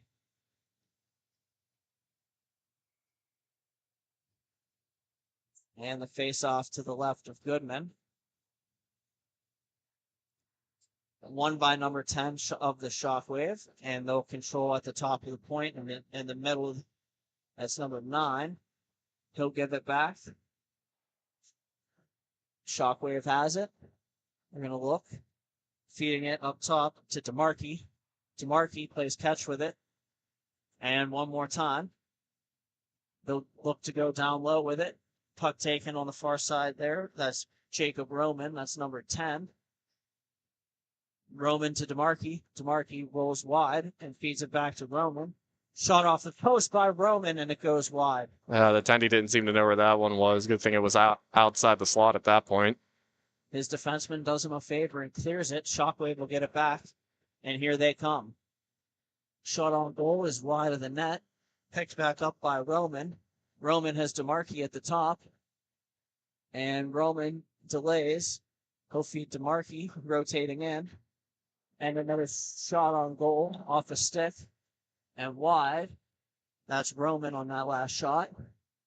Number 3 with it now. That is Bob Ross. And he'll get it back at the top of the key. Ross with it. And in front of the net, number 8. Well defended there by Indy inline. And cleared. Grapes will settle it down. That's Bob Ross coming up with it now. Ross for Roman. Roman for Ross. And a shot is off the blocker of Goodman. Picked up by the Shockwave. They're on the power play here. And a shot attempt is high and wide. Shockwave get it back. DeMarkey with it. He'll look. And they'll feed. And a shot off the glove and covered. Not, maybe not. It's loose. The Shockwave shoot it wide. What a play by number 8, and now it is covered by Goodman. Flan, some chances for the Shockwave on that opportunity. Yeah, they definitely had some good looks, some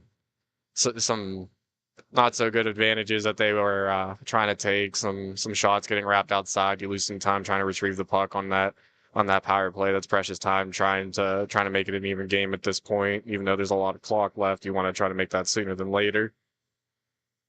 In the end line with the puck now. They'll feed it around their own boards. And they'll collect it. Pass is wide. It'll be recovered behind the net for the Shockwave by McNaughter.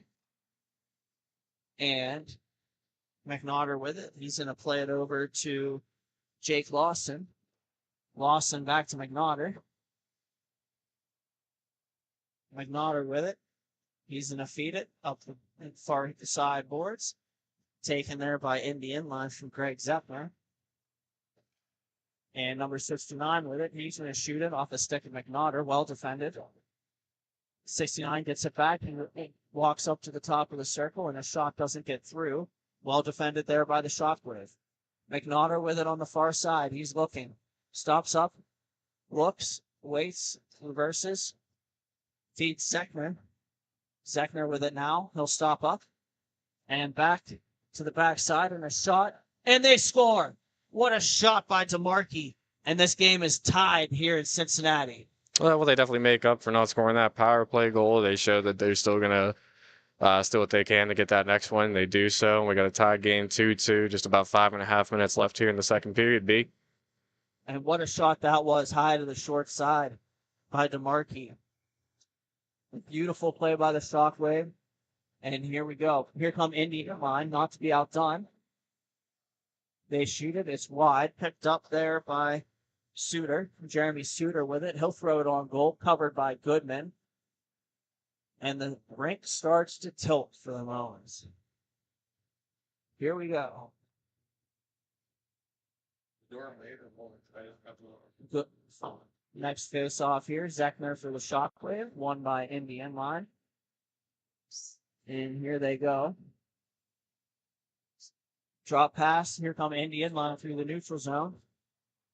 And a shot and a goal there by number 32. That's Labs. He curl and dragged. Beat a defender. And then stashed it in on the forehand. Indian line regains a 3-2 lead. Show some resiliency, letting up a goal, showing that they're not going to waver, showing that they're going to contend for this one and move on to that championship game later on in the day. They've shown that they're here to play. Face off won by Shockwave, taken by Suter. Suter with it in his own zone. Leaves it over for Medley. Medley with it now, taken away by the Indian line. And well defended there by the Shockwave as they keep Indian line to the outside momentarily. Indy feeds it back into their own zone. And they'll have it. That's number 12 with it now. That's Ryan Spare.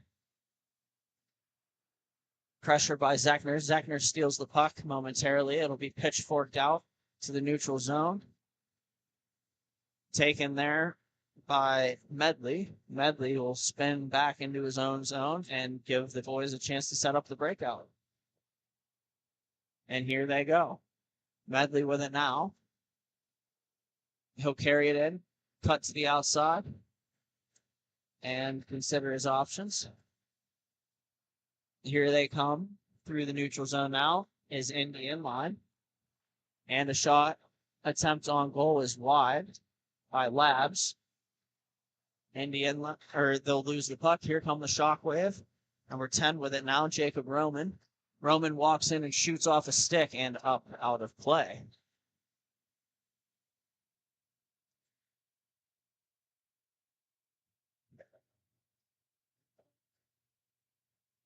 Well, look no further than Bonus Accounting for all your tax and bookkeeping needs. They help with audits, payroll services, and tax planning for the upcoming year.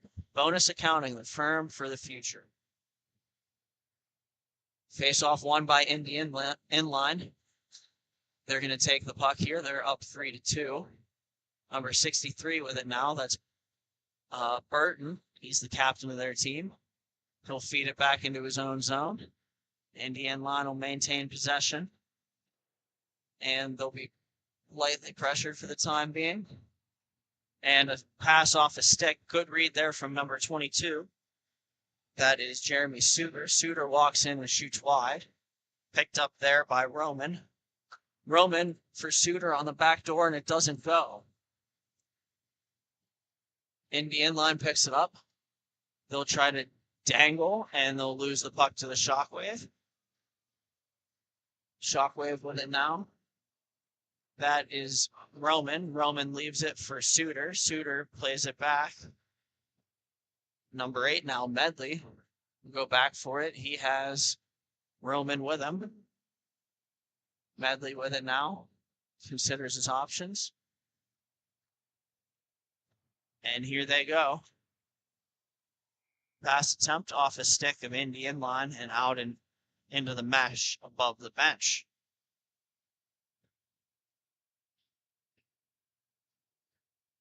Face off into the Shockwave zone. To the right of goaltender Grapes. He's had a strong game. Number 8 with it now. It's Medley. Medley wins a board battle. Gets it up the rink. Here comes Roman. Roman plays number 3. And that is Bob Ross. Ross shoots it off the blocker and high. And we got a couple of players colliding in the corner. No penalty. Good no call there. Here comes Indy inline advancing the puck. And a shot on goal. He scores. Labs beats Grapes again. And Indy inline is up 4-2. A little bit of jarring there between Ross and the guy. Can't read the number from here, but white helmet for Indy inline there. They seem to have some numbers after they went tumbling in the corner there. And the Indy inline players are going to come out on top with that one with his team scoring with Lab shooting going top shelf. So Pittsburgh Shockwave wins the faceoff. And that is the end of the second period. Indian Line 4, Steel City Shockwave 2. Thank you for watching Grove City Hockey. Everyone has their own unique pre-game preparation, and most of them are pretty different, but there's one thing in common, and that's Jack's Hockey Wax. Get this locally produced wax that isn't shipped from across seas, but made here right in the U.S. The best smelling, best feeling, and best performing hockey wax on the market. Oh yeah, and I almost forgot to mention, they sell tape too. Visit them at jackshockeywax.com to get your order today. If it isn't from Jack, put it back.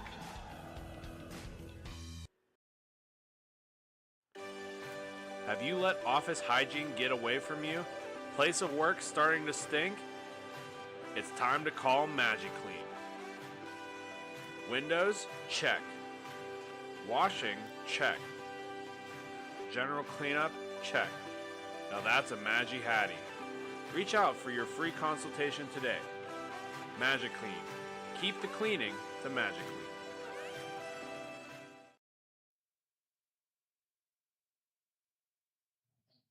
And we're back for the third period in Cincinnati of this Midwest Inline Hockey Association Tier 3 matchup between the Pittsburgh Shockwave in purple and Indy Inline in the reddish-orange. We'll get started here on this third period momentarily. Indy Inline gets their fourth player over the rink or over the boards, and here we go. That's Burton. He's their captain. Face-off won by the Shockwave, picked up by Scott McNaughter. He feeds it up the near side boards. Here comes the Shockwave. And they'll make another pass, cross rink. Fed up to number 13, Zechner. Zechner turns with it. And he's going to pick up some speed here. Walks into the middle, shoots it off a stick of Goodman, and he'll cover. Good shot there from Zechner. I think it's going to take a lot more than a 5-hole shot walking down the slot to beat Goodman. He's been solid this game. The Shockwave win another face-off. Here's McNaughter with it on the far side point. He'll feed Zechner, and off a stick and wide of Goodman. Here comes Shockwave with it. A shot on goal, blocked down by Goodman. He's had a strong game too. And a play by number 13 there, that's Zechner. He'll feed it back to McNaughter. And McNaughter will pick it up behind goaltender Grapes. Over to number 3, that's Bob Ross. Ross to McNaughter and back to Ross. He'll feed it. And they'll look. Stretch pass attempt picked up behind the Indian line net for McNaughter. Spinning pass and a shot on goal. Good save by Goodman. That was off the stick of DeMarkey. And Indian line content to dump it down. Here we go. And controlled by Indian line. Shot on goal and they score. Indian line makes it 5-2. Court side on Grapes. And that one hurts. Yeah, I think Shockwaves, they're definitely doing what they need to try to, claw their way back into this game. They've been getting quality opportunities on Goodman. He's just, he's not wavering at this point. Definitely got to pick and choose your battles and try to maybe get the goalie moving left to right. We'll have the ensuing face-off here. There's Burton for Indian line stepping in. And Burton wins the draw. Collected by Indian line. The pass is telegraphed over and stolen away by the Shockwave. Here they come. Shot on goal. Saved by Goodman. Rebound stash to the corner. And then off a stick, Indian line will pick it up in the neutral zone. They'll walk in and a shot on goal is held by Grapes. There's a good save. 5-2 Indian line. Here we go. Third period. Face-off resumes play. And we'll have a puck won by number 61 of Indian line. That's Alex Music. They'll feed it down into their own zone, and it'll be played by Labs. Music can't handle it. It'll be picked up by number 22. That's Jeremy Suter. And Shockwave looks to break out. Here they come. Down the near side boards. Looking. And it'll be taken by Indian line. Here comes 61 with it. A shot on goal. Save Grapes. And they'll send the rebound back down where it'll be stolen away by the Shockwave. Here we come. That is Jacob Roman with it. He stops up behind the net. He looks. He feeds. And we'll try to send it to the point. It'll be taken by Indian line momentarily. And then regathered by the Shockwave. Good play there from Medley. He'll send it down. And that is Jeremy Suter playing it up the boards. And it'll go from Ross back behind his own net. Shockwave will control it one more time. Number 3 with it now. He plays it up. Roman's pass doesn't connect. Labs takes it. And here they come. Intercepted by the Shockwave. On the outside boards. Here's Ross with it. He'll look. He'll backhand a pass up to the top of the point. And it'll be stolen away by number 61. And he's going to shoot it on goal. And it'll be held by Grapes. Good save there.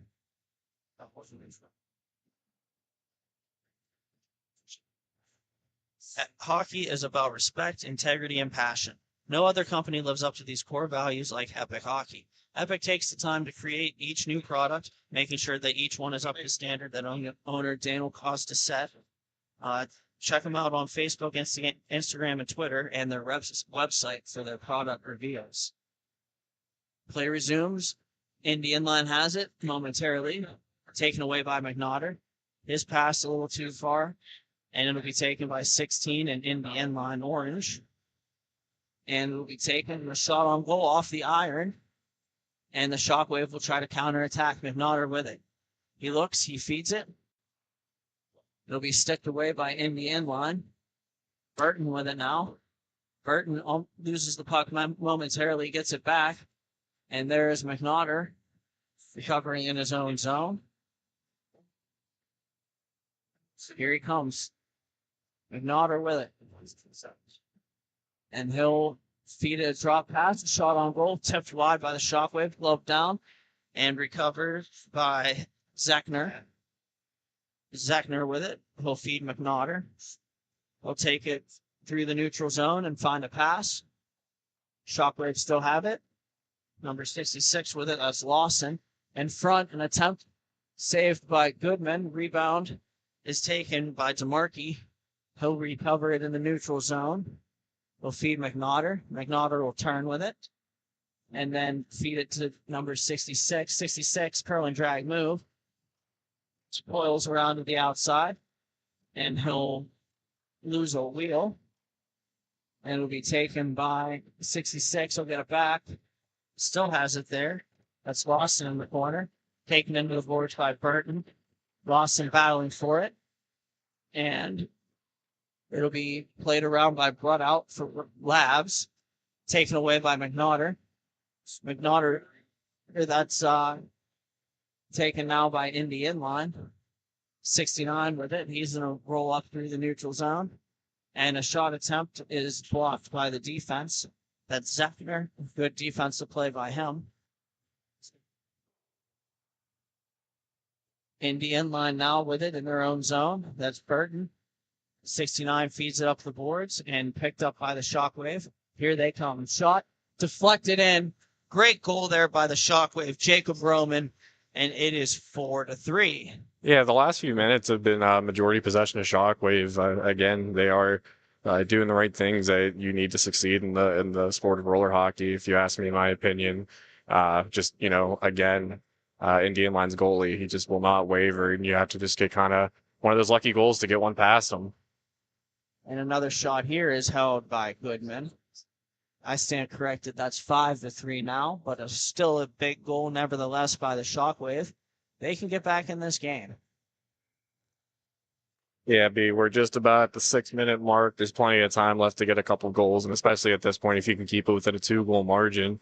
The 2-2 roll at the towards the end of the third period, 2 minutes at the end. And we have another goal, a great tip play, and the Shockwave make it 5-4. I'm sorry for hogging all your win there, B. Wow. But yeah, no, it's the last 2 minutes of the game. If the score's within 2 goals, there is a stop clock, so you do get a little bit of extra playing time. Right now, they're putting themselves in a good position to try to make a contest out of this one. Right now, it looks like we have a timeout. We'll step aside here. Thank you for watching Grove City Hockey.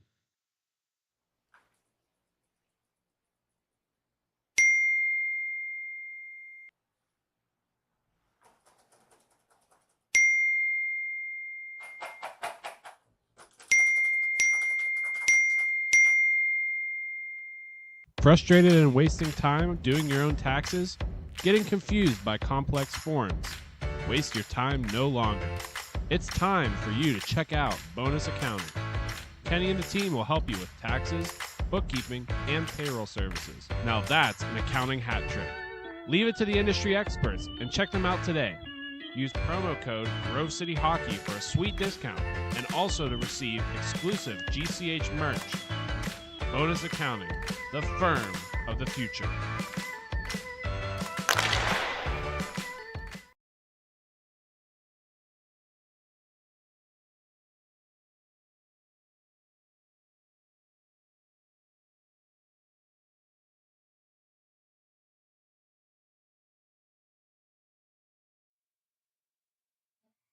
And we're back here for the third period of this one. 5-4 Indian line over the Pittsburgh Shockwave. Shockwave have the last 2 goals. We'll see if they can mount a comeback in this one. And they have the puck right now. That last goal, I believe, was Ross from DeMarkey. A great little tip-in play in front. And now an opportunity here. And a shot on goal. They scored. Number 69 scores on Grapes, and it is now 6-4. 16 for that. Good deal.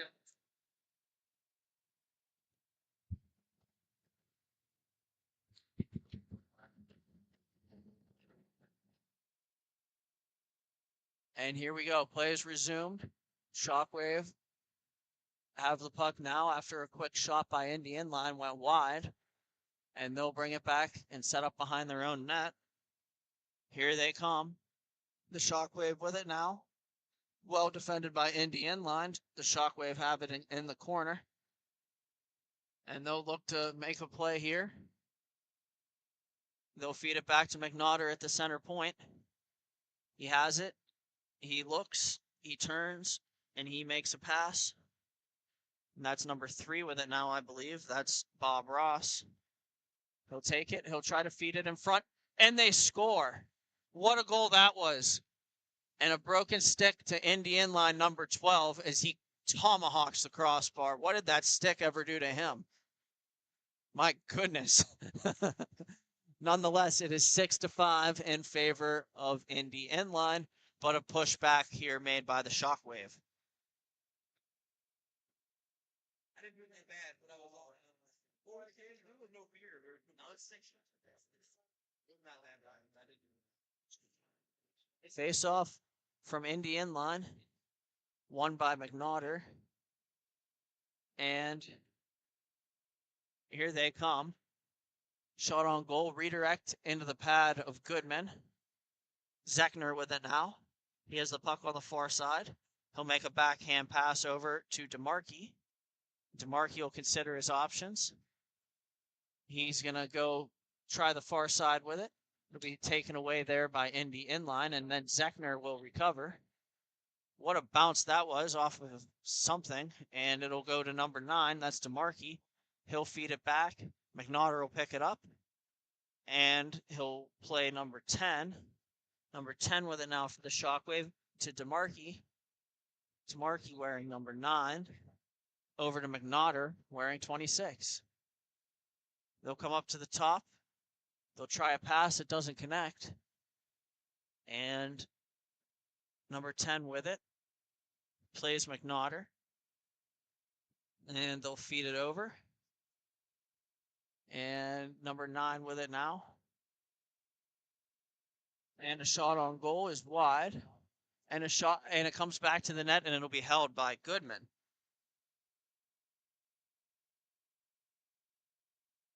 Six to 5 here, Indian line. Late in this third period. And the face-off will be to the right of goaltender Goodman.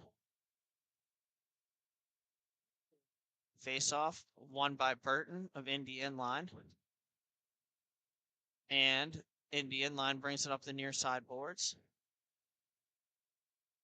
And here they come in on net and a shot, and they score. What a shot that was, high short side by Indy Inline. And that, I believe, was number 16. Brought out. And he makes it 7-5. And we have a timeout here. We'll step aside for station identification. Thank you for watching Grove City Hockey.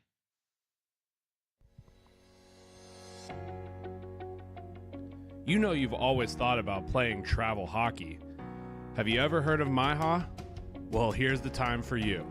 We're taking registrations right now. So if you're interested, make sure you get your guys together, get a good team, and sign up today. It's never been easier. All you have to do is go online, go to MIHAHockey.com, and look at all of the incredible options that are on this new intuitive website. Visit standings, schedules, registration details, league information, history, and so much more. And if you ever have a question, it's so easy. Just go to the contact page and reach out to Carl, and he'll help you right along. Sign up quick because spots are running out. Visit us at MIHAHockey.com. This copyrighted telecast is presented by Grove City Hockey.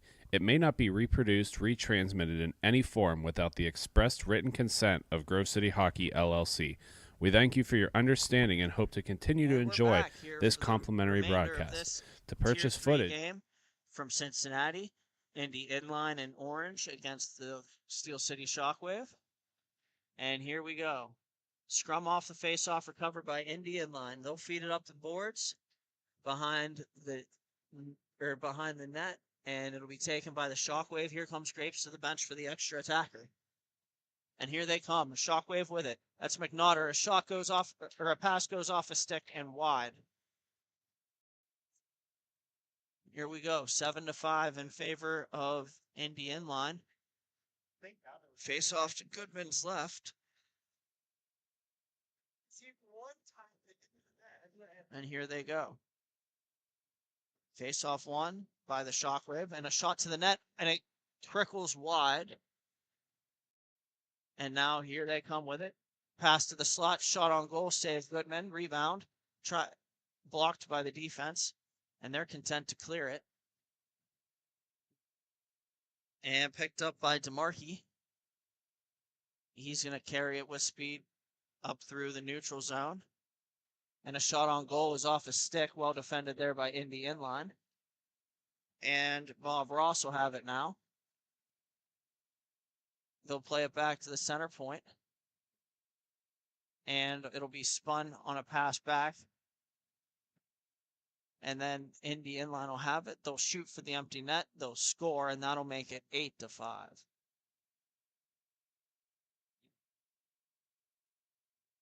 In the dying seconds here of the third period. 8-5, Indy Inline. And they'll call it. That'll be the end of the third period. The game will finish up. Well played by both teams. A very back and forth, exciting game. Thank you for watching Grove City Hockey. I'm Brandon Britton, and we'll be right back. Black Biscuit is a hockey company that specializes in team uniforms and apparel and is based in St. Paul, Minnesota. We've been working with teams throughout Minnesota and all around the world.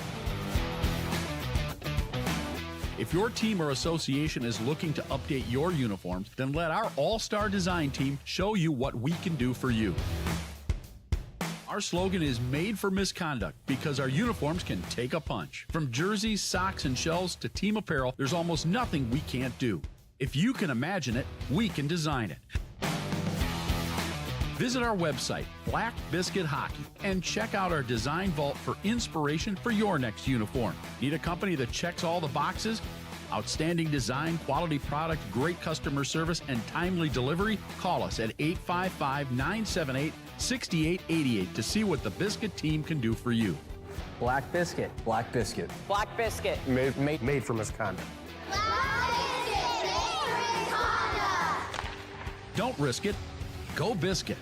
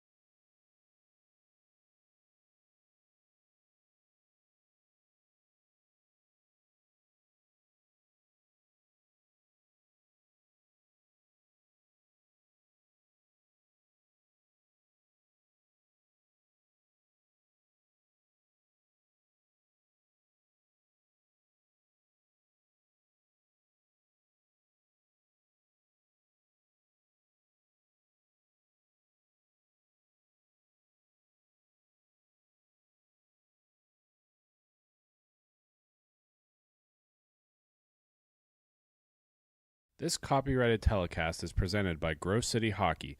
It may not be reproduced, retransmitted in any form without the expressed written consent of Grove City Hockey, LLC. We thank you for your understanding and hope to continue to enjoy this complimentary broadcast. To purchase footage, email grovecityhockeyllc@gmail.com.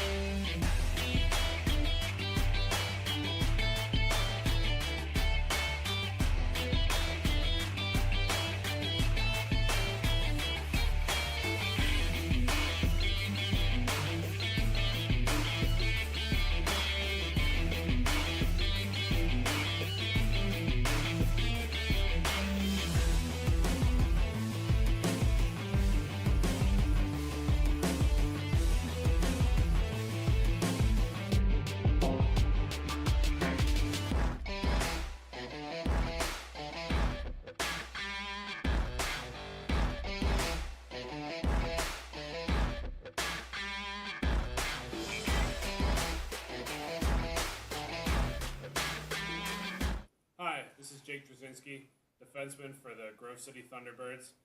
Thank you for watching Grove City Hockey. Make sure to like and subscribe.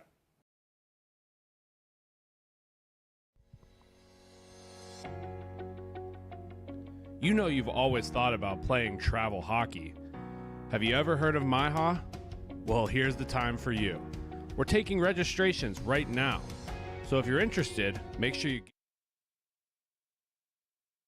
We are back live here in the Queen City Sportsplex in Cincinnati, Ohio. My name is Sean Nakachi. Thank you very much for listening and watching Grove City Hockey as we come up on our next game here.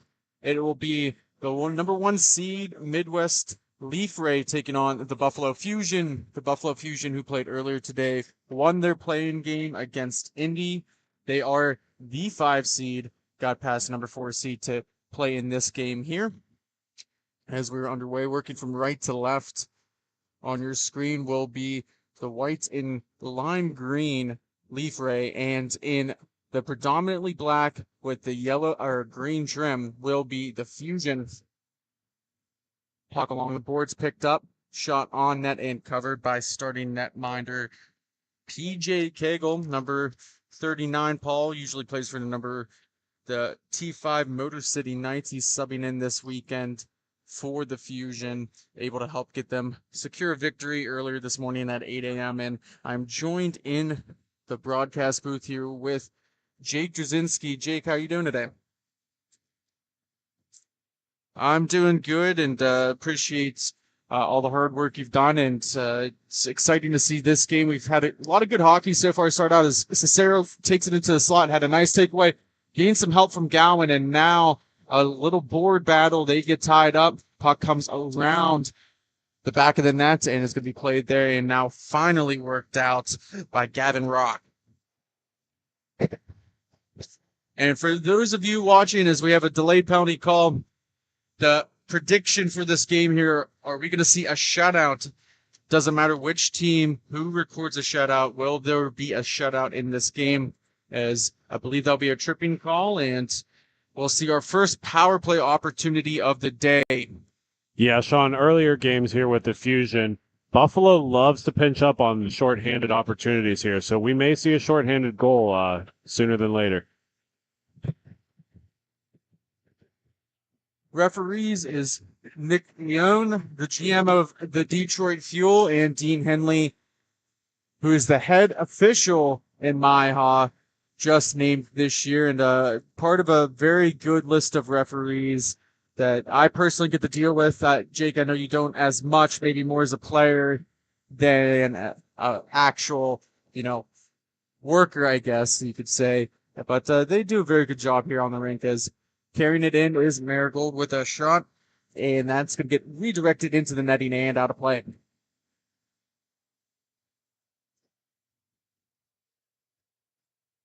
Face-off will be to the left of Cagle. It's dropped down here. Just a couple minutes have gone by here in the first period. We're still scoreless. Once we get an accurate update of where we're at in the penalty, we'll let you know. Always as a reminder that our clock here on the screen that you see is not completely accurate with the one that is in here in stadium. So there might be a little bit of a delay. Stay with us. As puck has been whipped around the boards on the near wall, put back down in there by Fowler as he keeps the play alive a little bit longer. Nice triangle defense in here by the Fusion, trying to go to the backhand. That's going to get blocked away, trying for a clearing attempt. It gets around on the second attempt and finally all the way back down. Gets stopped up by the netminder. I believe that is Matt Lynch wearing Blaine Barker's jersey. Blaine Barker, who is the captain of the Leaf Ray, and that shot goes in. Power play goal, and the Leaf Ray will take a 1-0 advantage over the Buffalo Fusion. Yeah, well, there goes a shutout attempt for the Fusion there. But I'll remind you, this morning when they played their earlier game, they did have a come-from-behind win. I mean, they like to go down, and then they just find a way to fight and claw back into these things.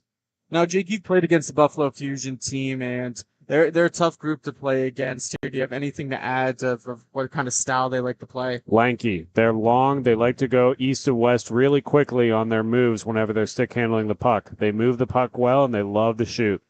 Very offensive-minded team. Face-off tied up for trying to win that was Michael Newman. He's going to take advantage of the puck now.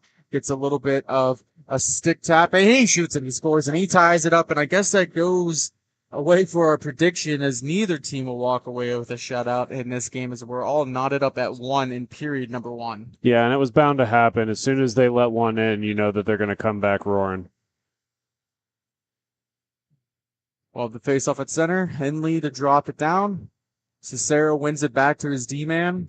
They play catch. Now on the near wall, almost intercepted, and it finally is going to get taken away. Shepard going to carry it in, looking for a centering feed in front that gets directed into the corner and finally dumped all the way back down by the Leaf Ray. Trying to hold on to possession as Denum's going to pick it up. Here's Coltrane with him. He drops it back to Coltrane. Cicero forechecking for the Fusion. Now going to skate it up as Coltrane. He's got a wide open opportunity, and it hits a skate in front, and it's going to careen wide. Taken away now by the Fusion, looking for a counterattack, and Cicero can't find it in his skates. The pace starting to pick up as we're looking at another opportunity for the Leaf Ray, and that's going to get all the way back out to the neutral zone. Denum drops it off. Looking for some support. A little bit less movement now by the Leaf Rays. They're going to decide to slow the pace of play down. This is the T4 division. Leaf Ray off to a strong start. They won a tournament earlier this year. They're looking to make that their second attempt. Now stopping up in front of his own netminder, Shepard. He's going to carry it up. Right-handed shot. Fakes the shot. Toe drag move and backhanded in. Going glove side over Cagle, and that will give the Leaf Ray the lead back to make it 2-1.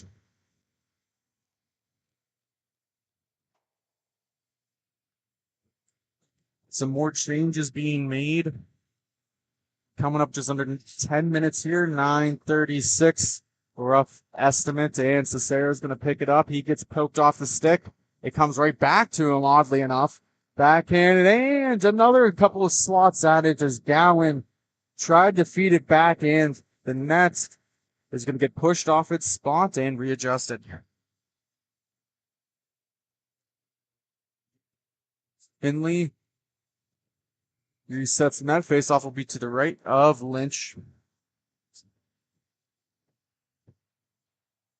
Good tie-up on the far wall. Cicero battling for it, trying to go to Spencer Eldridge Jr. He gets harassed there. He's going to use his left arm to defend and keep that puck on his stick. Backhand in front, goes wide. Physicality going to start to pick up here. Rock picks it up. Left-hand shot into the slot. That gets blocked. Scott Whiting with that good defensive play. Pinch up on the boards. Another battle for it. Coming away is the Leaf Ray. Finally taken away by Gowan. Bounces it off the boards to Cicero. It's going to work all the way down deep where Rock picks it up. Bounces off the boards, and he's going to go the other way. And if you're following along online here with the MIHA website, Georgie, number 62, is actually number 2 in this game, as he's battling for it with Whiting. Works all the way down, no one on him, plenty of space at the face-off dot, throws it on net, and it's going to whip around the boards. Another tie up there with Rock. Georgie now going to dump it all the way back for a reset, and he goes off for a change. Fowler is going to work it around. And now Rock bounces it off. Long stretch pass. That's going to be intercepted by Eldridge Jr. He's going to settle it behind his own netminder. Works off, drop there. And now a 2-on-1, no, 3-on-2 opportunity here. A couple of players fall in. Fowler's going to give it to his netminder for a cover in play as we have 7:10 remaining here in the first period. 2-1 is the score. Leaf Ray over the Buffalo Fusion.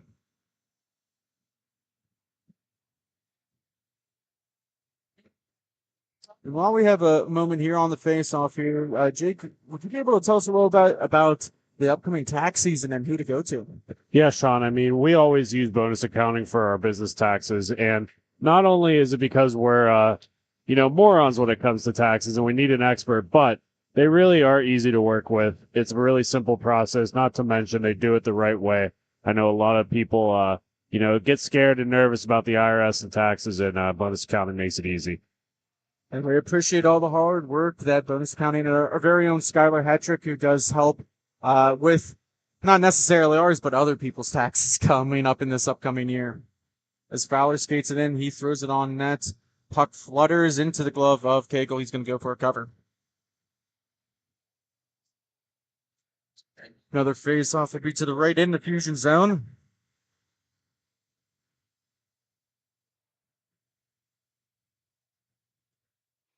One all the way back. It doesn't get to a Leaf Ray player. It's going to be picked up by Coltrane.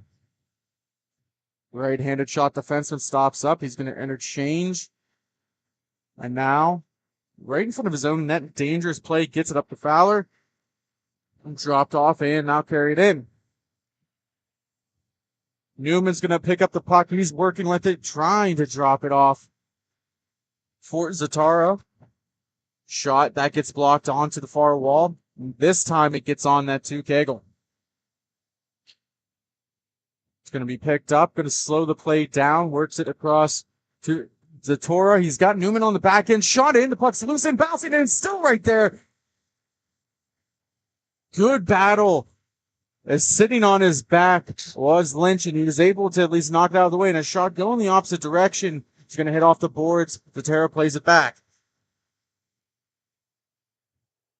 Weber looking for it, and another opportunity here for the Leaf Ray.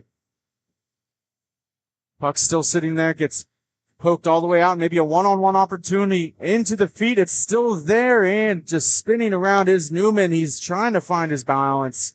It gets worked all the way up. Leaf Ray with some more offensive zone time. 4:30 remaining here in this first period. Still 2-1 is the score. Winner of this game will move on and play later today in the championship. We will see who they meet. At this moment, it will be the Columbus Heat, as they won their game earlier today, the number 2 seed in this pool here in Cincinnati. On the near wall, well, toe drag maneuver, that bounces. It's going to sit behind the net, swipe that by Gowan, and more possession time works it all the way back. Marigold's going to hold on to it. He changes with Denham, and Denham's going to finally pick it up. Right-hand shot, carries it in. Gowan's going to intercept, bounce pass, looking for Cicero. Put in connect. Possession will go back to the Leaf Ray.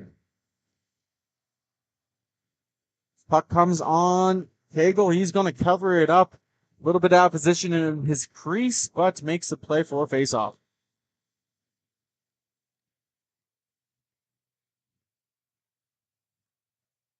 Couple more games coming up after this here. We'll start heading into the last qualifying games after this game. Stay tuned for the Detroit Stars and the Detroit Desperados as they meet here, familiar foes in Cincinnati. And then, of course, after that, we'll have quarterfinal number 1 in the T2 division between the hometown Cincy Ducks and the Metropolitan Monopoly.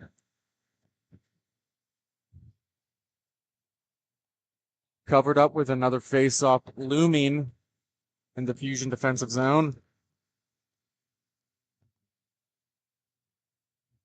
Cicero's going to take the draw. One of the regulars here. The Fusion are playing with a couple of backups. Not everybody could have made the weekend. It showed a little bit yesterday as just some miscommunication. And Jake, was there anything that you saw that they could improve upon coming into today? No, I mean, it's so tough there, Sean, because there's a difference between what team shows up Saturday and what teams show up Sunday. So as long as they take Sunday seriously, have a sense of urgency, able to come back, it's going to be successful. And with that, we'll step aside here at the end of one period. The Leaf Ray over the Fusion 2-1. Thank you for watching Grove City Hockey.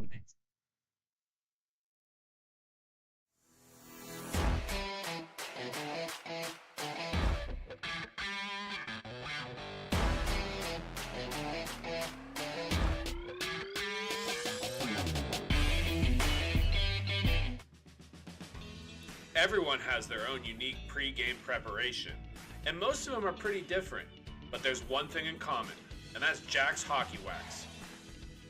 Get this locally produced wax that isn't shipped from across seas, but made here right in the US. The best smelling, best feeling, and best performing hockey wax on the market. Oh yeah, and I almost forgot to mention, they sell tape too. Visit them at jackshhockeywax.com to get your order today. If it isn't from Jack, put it back.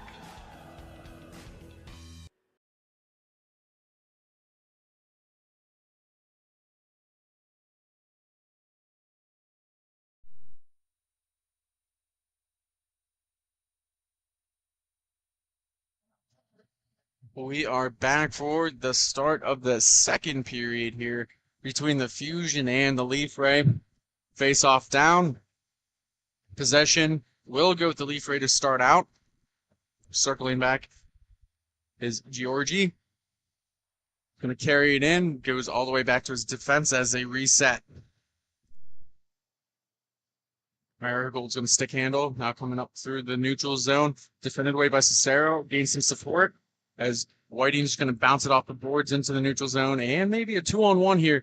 Cicero with it. Goes to the backhand. And a nice diving defensive attempt prevents that shot opportunity. Looking now for a counterattack through the neutral zone. Marigold's going to carry it up. Shoots it on net. Misses way wide. I apologize. That is number 65, Coltrane. This is number 26 here on the website, so please ignore that. He's going to get the puck again. Whiting now gets a stick on it, has some help from Gowan, and now Eldridge Jr., the defenseman, steps up into the offensive zone, protecting it with one hand on his stick. Gets it all the way deep into the Leaf Ray zone. Rock now has it, bounce pass off the boards. That goes underneath the stick all the way down into the Fusion zone to be played by Whiting. Shepard forechecking. He's going to pick it up. He has a lane. He's going to try and toe drag. He does. Ryan out of room, and he almost put it between his own legs.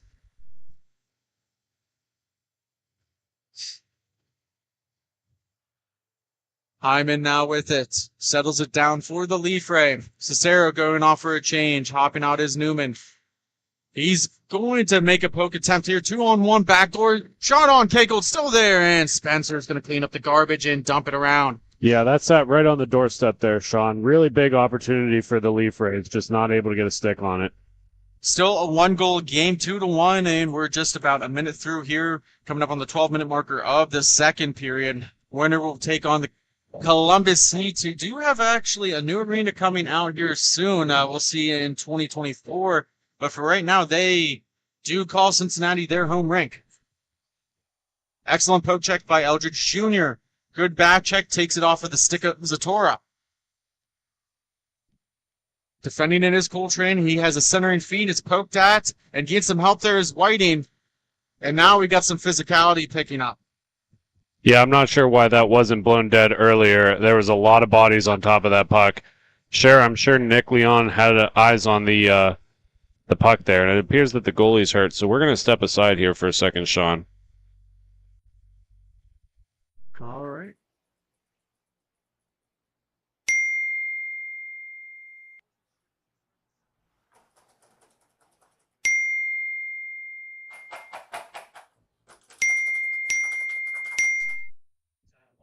We are back as netminder Paul Cagle, able to get up pretty quickly here, maybe just a little out of breath. Glad to see him okay, and play continues on. As the Leaf Ray now going to have possession of the puck. The second period the period of the long change here is both teams have to be mindful of where they're at on the rink when they are tired to get off, as we might see some scoring opportunities here on some maybe bad changes. So stay tuned for that. Skating it up. Newman defending. He's going to get a penalty. It's still in possession of the Leafre. They take a shot, still loose. Finally touched up by Eldridge Jr. Yeah, that was just a bad stick in the wrong place at the wrong time. Not a whole lot of ill intent there, but regardless, it is a penalty, and the Leafres will go on the power play. So we'll see their second power play opportunity today against the Fusion, down one. A pretty big kill coming up for the Fusion if they want to stay in this contest. Face-off will be to the right of Cagle. Zator out there is one of the 3 penalty killers. He's got Eldridge Jr., who stayed out there for this PK opportunity, even though he probably was already out there for about 2 minutes here. So we'll see how much energy he's going to have. Their top defenseman for the Fusion. Yeah, but the value of Spencer is even if he doesn't have the legs for it, you can see his mouth moving. He's talking to his teammates the whole time. Very good communicator, really good spatial awareness, all-around good defenseman. As Zatora is going to clear that all the way back down as Georgie goes to pick it up. Coltrane out there along with Shepard for the Leafre. Storm in front. He's going to screen Cagle. Coltrane walks in, shot blocked. And you can see the grimace on his face after that blocked one, and that goes in. You don't rarely see a hug from the other team to celebrate a goal, so that's a tough one there by the Fusion. As the Leafre will convert on the power play to make this 3-1. Just under 9 minutes to go here in the second period. Eldridge Jr. will go out for a change. Rodell, a very big shot block, but he couldn't get back in the play, and it's going to cost the Fusion. Face off one back. Weber is going to try and settle it down. He finally does. On his forehand, bounce pass off the boards for Rodell. Puck's going to stay in possession. Almost lost it. Soft touch pass there, and it's going to be taken away by Storm, but a couple of Leafre players run into each other. One-on-one opportunity, scores! Yeah, that was a miscommunication by Buffalo. They had 2 men on the boards there. Wasn't able to get the pass out far enough and out of danger's way, and the Leafres capitalize on it. The Leafre double up with 2 goals in the last minute, 30 seconds to make this 4-1 over the Fusion. An unfortunate and untimely turnover there as Weber just tried for a touch pass up the wall to be intercepted by Storm. The Fusion will win that draw, but a turnover by Cesaro is going to lead to a shot attempt by Fowler. Cagle trying to get back in position. He's watching it around.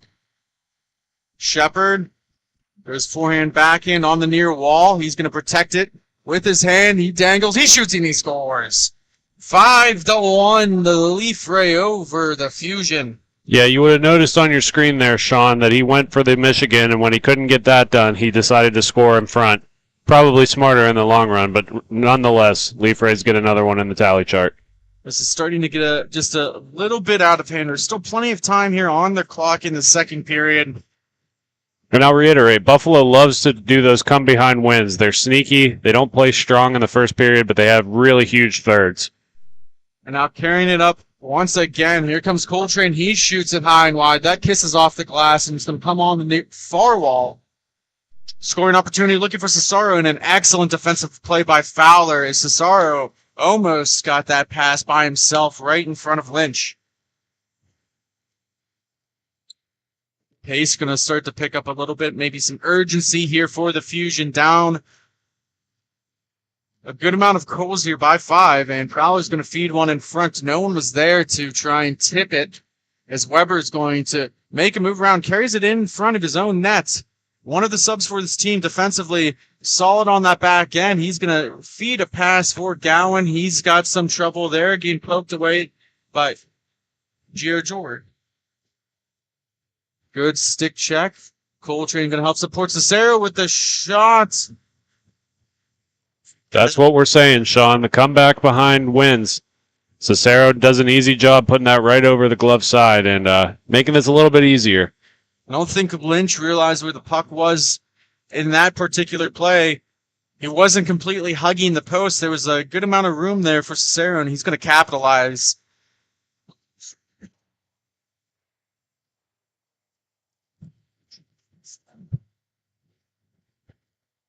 Face-off one. Another scoring opportunity there. Puck's going to sit behind the net. The Leaf Ray going to look to get one back.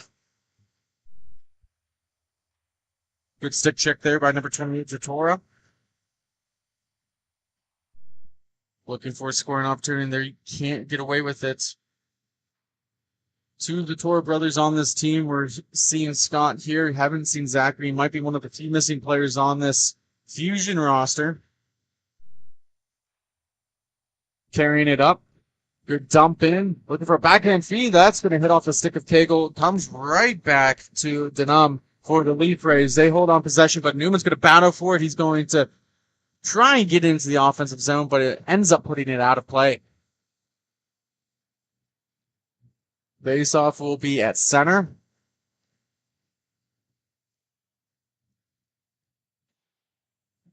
Newman's going to take the draw for the Fusion. He wins it back. Whitey now with it. Just a long dump to just alleviate some of the pressure. It does not work. Stretch pass off for the back of the play for Hyman. Looking for another feed in front. Shepard had very little room to work with. Able to get at least a shot off. It's going to get worked all the way back for the Leaf Ray. Whitey now has it. He's going to fake the slap shot. Carries it on his forehand on the far wall just past the face-off dot. Going to be kept in by Newman. Beats it to Whitey, and that hits a skate and goes into the corner. Stick handling now. 2-on-1 opportunity for the Leaf Ray. If they hurry, he's going to take a shot, and Cagle stands tall in the net, and he will cover. He looked like he wanted to play that. I'm not sure why he didn't. When you have these behind games, you got to kind of take the possession when it comes to you. Don't risk the 50-50 nature of a face-off, especially if you don't have any threats present.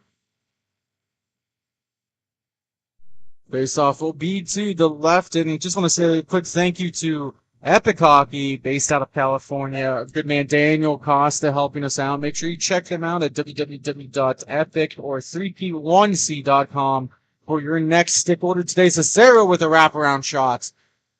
Comes all the way back out as Gowan's going to pick it up. He gets harassed by Strome.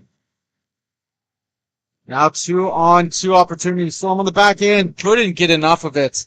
Puck was just flopping in the air. Eldridge Jr. going to look to clear it out. He's going to get some help. Powers carries it in. Good battle. Cicero in front, behind the net now, and finally taken away by Shepard. A lot of sticks coming up a little bit high. We'll see if they're going to keep an eye on that moving forward here in the game. Gowan works across to Eldridge Jr. He's going to get pickpocketed. Throwing up. Shepard, another toe drag attempt. Whiting saw that move multiple times and didn't want any of it. Storm into the wall with Whiting. Couple of little pushes there. Puck gets dumped all the way back down for Gowan to be played behind his own net, harassed there by Shepard. As time throws it, and it goes over the stick of Eldridge Jr., leads to a turnover for the Leaf Ray. Drop down low for Shepard. He's going to go all the way across to Storm, and Storm's going to pot one in the back of the net for the Leaf Ray. Yeah, he's had an excellent game so far today, Sean. One of the things that I really love about his play so far is he's making a lot of space with not a lot of movement, right? That stride's able to separate him from the defense and create some opportunities for him. Another face-off down, and still plenty of time left as we're coming to the final couple minutes here of the second period. But if you're the Fusion, you want to start to press on the gas pedal just a little bit more. Puck gets dumped all the way back down. To be played by Coltrane behind his own nets. Lynch thought about coming out. He's going to decide against it. And now going to build up some speed through the neutral zone as Coltrane's going to be defended by Gowan. Puts it right to the slot. It's going to settle it down. Goes behind the opposing netminder. Feeds it, and another one. Number 2, Georgie with the goal. A great feed by Shepard as the Leaf will extend their lead. Believe that should be 9-3.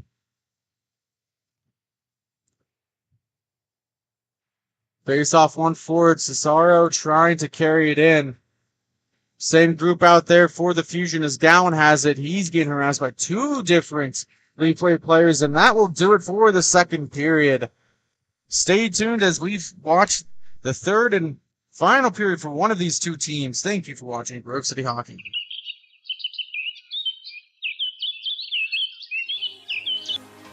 Fans in the Pennsylvania area, as winter approaches, it's time to plan for the summer.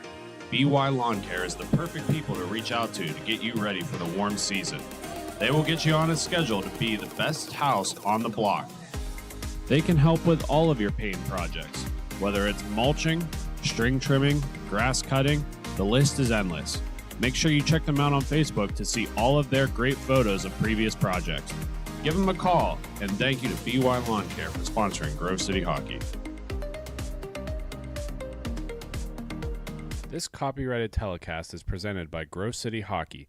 It may not be reproduced, retransmitted in any form without the expressed written consent of Grove City Hockey, LLC.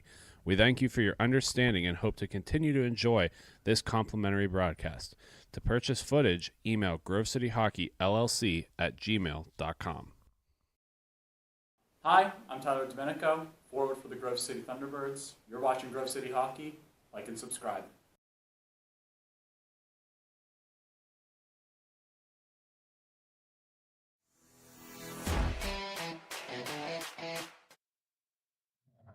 We are back live here in the Queen City Sportsplex in Cincinnati, Ohio, as we come up on the final period, perhaps, between the Leaf Ray and the Buffalo Fusion. The Leaf Ray been in command all game long. Let's see if anything changes moving forward. Winner go home to take on the Columbus Heat later today. Georgie, who had the last goal, is going to go all the way back up to the point to Barker. Barker's going to settle it down, works it across. Fowler. Good puck movement by the Leaf Ray. No rush for them. This Barker is going to bounce it off the far wall. Weber's going to pinch in. He loses that battle. It does come all the way back down to Cagle for cover, and we'll get a face-off draw here early in the third period. Reminder, after this game, we will see some T3 action between the Detroit Stars and the Detroit Desperados, 2 familiar foes, going at it to see who will play a little bit later in the championship game for the T3 division. Brock's going to work it across D to D as Coltrane, been a big factor so far in this game. He's going to hold on to it. He's going to force the Fusion to come all the way with him. Zotera on the forecheck. Newman jumps in. Coltrane's going to come in, shoots it off the right leg of Cagle into the corner.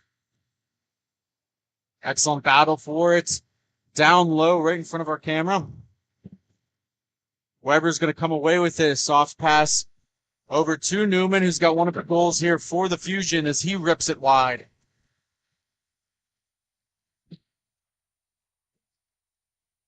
Rodell for Newman, and it's going to be turned over by Weber. Going the opposite direction as Hyman takes a tough shot on net. Another big rebound. Good puck support here by the Leaf Ray. Weber, backhand spinning pass, finds Newman. Zatara with a stick lift, but he didn't get it back down in time to pick up the puck. Coltrane tried to go between the legs of Zatara. Weber on the far wall, right in front of the scorekeeper. Rodell, touch pass to Zotara. Puck's going to be all the way down low as Rock's going to bounce it around 2 different Fusion players, and now he's going to pick it back up where he left off. Little spinning touch pass and a shot, and missing it. Possession will stay with the Leaf Ray as they continue to dominate in the offensive zone. Weber looking for a chip. He's going to take it himself, jumping up from that defensive position. Coltrane now has it. Defended away by 2 Fusion players and a shot. Left leg saved by Cagle. Cicero trying to feed it to Spencer in front. Rock now has it. Shot attempt. No good. Still there. Fed in front, and that's going to hit the stick of Cagle. Dump back down into the offensive zone as Coltrane's going to wrap it around the boards. Rock was trying to win the foot race, but the Fusion will take over. Eldridge Jr. with the shot. Left glove save, and we'll have a cover.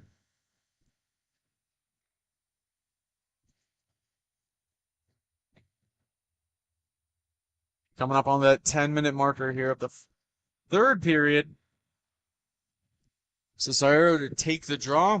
Storm will line up for the lead right. Slow movement by both teams. Leaf Ray possibly conserving some energy for later in the day. Georgie now cuts it to the slot and backhand all the way to Coltrane.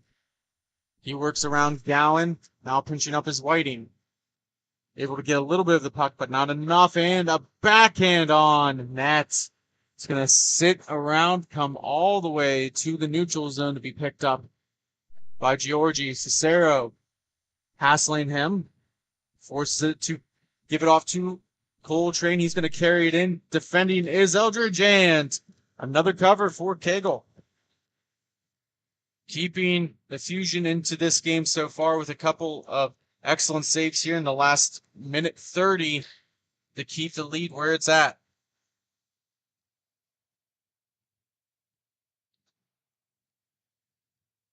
Face off to the left in the Fusion zone. Foot race. Nice little poke check. Worked over to Georgie. Going to give it to Rock. He's going to slow it all the way down. Good skating there. Spencer jumps up. He works it around after face-off dot shot. That's going to be stick checked into the netting and out of play.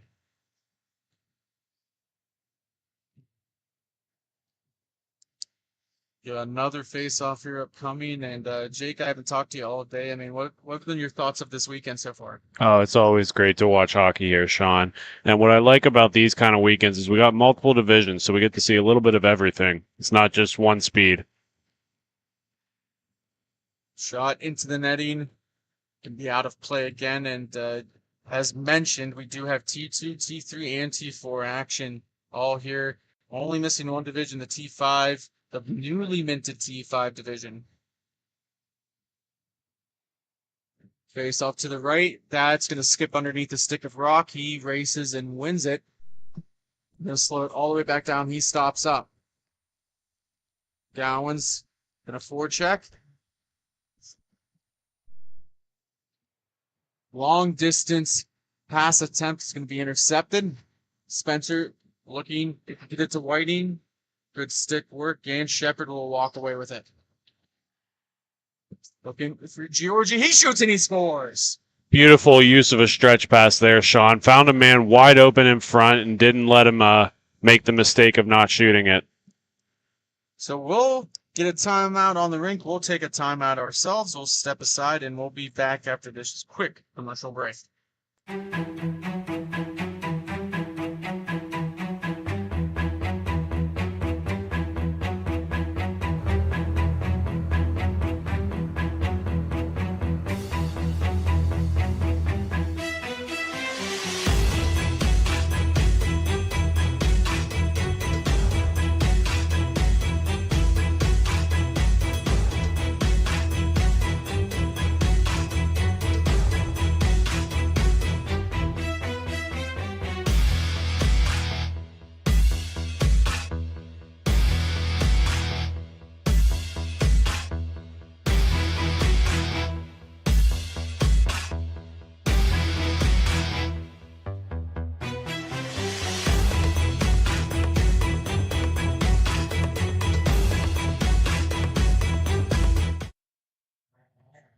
We are back live for the resumption of the third period. Timeout taken here by the Fusion after giving up that last goal to number 2, Georgie. Excellent feed there by Shepard. Led to that scoring opportunity. Storm's going to pick up the puck in the neutral zone. Going to draw a couple defenders his way, looking to get it down low and couldn't connect.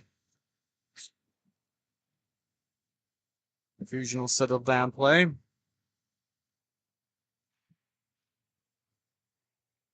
The first shot attempt was Whiting as he's battling for it. And now a 2-on-1 opportunity. Shepard looks, trying to feed it across, and he shoots, and that's in the back of the net. A good defensive play by Eldridge Jr., but unfortunately the puck goes right back to Shepard, and he's going to bury it to extend the lead for the Leaf Ray. I think we need to talk about the passing play that set that up. That was not only a no-look, not only a behind the back, but it was a behind the back between the legs, sprung him forward for a beautiful opportunity to score.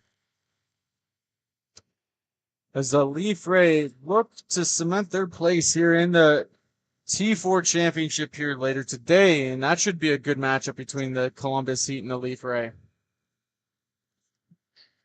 Yeah, Columbus Heat, by the way, making some great additions this year. They look like a completely different team than last year and in the positive direction. Really good additions by the Columbus Heat. Face-off will be to the right of Kegel, and yeah, it should be an exciting matchup. And of course, we have Nasher in the building. He'll be playing here in just a moment. I believe there's one more game in front as another shot attempt. Going to be covered up. That game will be slated for 2:40 against Indy Inline, as they won earlier. Indy's got all 3 teams in action. The T3 team is the only one still standing. Shot on that. That's blocked by Zatora. Bounce pass off the wall. Does not go the way it plans for Newman, but he's going to fall down. Lose an edge. Shot on the net and right in front of us here in the broadcast with the camera.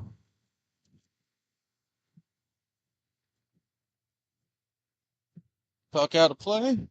We'll have a face-off still here in the Leaf Ray zone.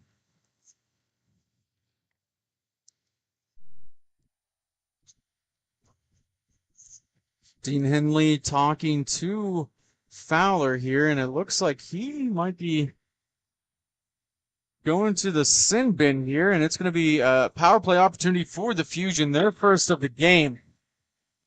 Not sure what the call was there, Sean. We just missed the end tail part of that. Like you had mentioned on the broadcast, that puck came inches from hitting our camera, so a little preoccupied with the equipment.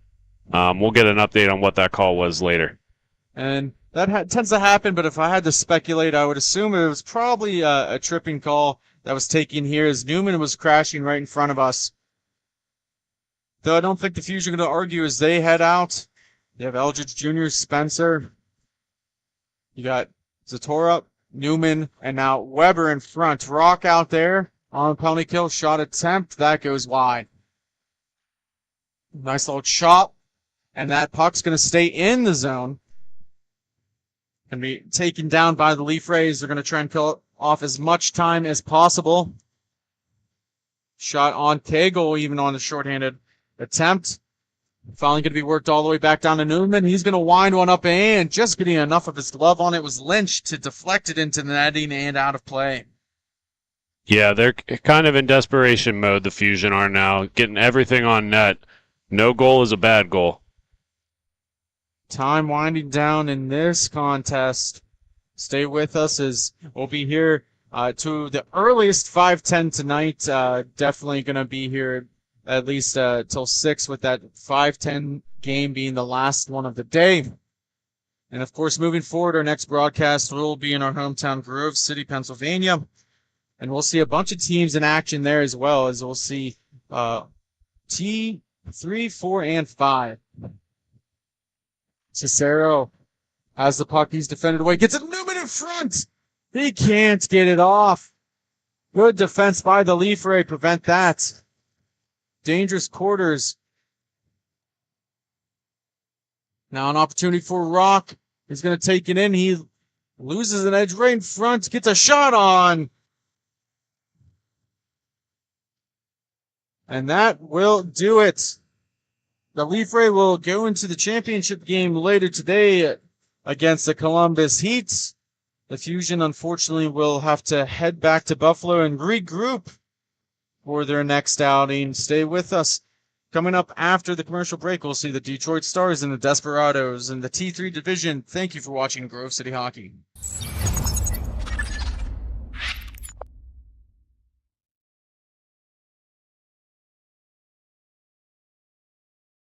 For my opinion, it has a good minimalistic look.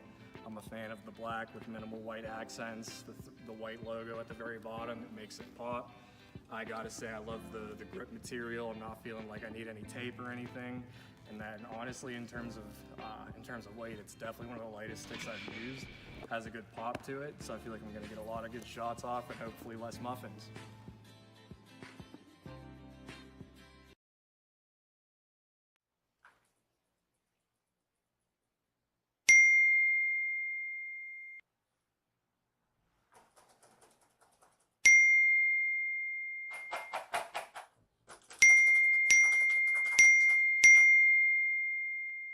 Frustrated and wasting time doing your own taxes? Getting confused by complex forms? Waste your time no longer. It's time for you to check out Bonus Accounting. Kenny and the team will help you with taxes, bookkeeping, and payroll services. Now that's an accounting hat trick. Leave it to the industry experts and check them out today. Use promo code Grove City Hockey for a sweet discount and also to receive exclusive GCH merch. Bonus Accounting, the firm of the future.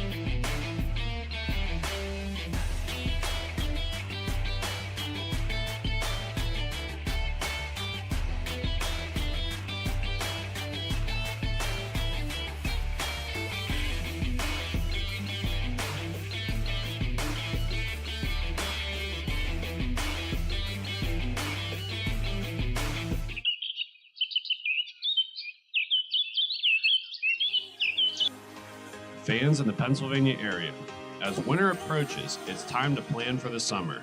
BY Lawn Care is the perfect people to reach out to get you ready for the warm season. They will get you on a schedule to be the best house on the block. They can help with all of your paint projects, whether it's mulching, string trimming, grass cutting, the list is endless.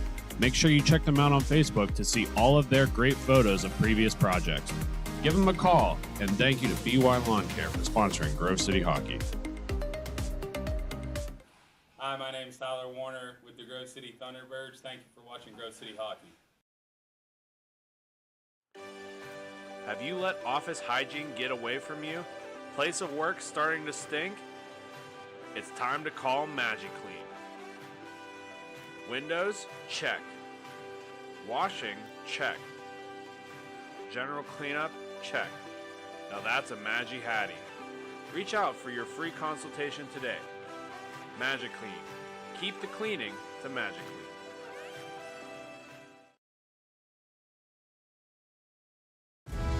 Folks, it's that time again for the Black Biscuit betting corner. This prop bet of the game is what team will score the first back-to-back goal. Enter your pick in the comments section for a chance to enter. All rules and regulations can be found in the comments section. Good luck, and thank you to Black Biscuit for sponsoring.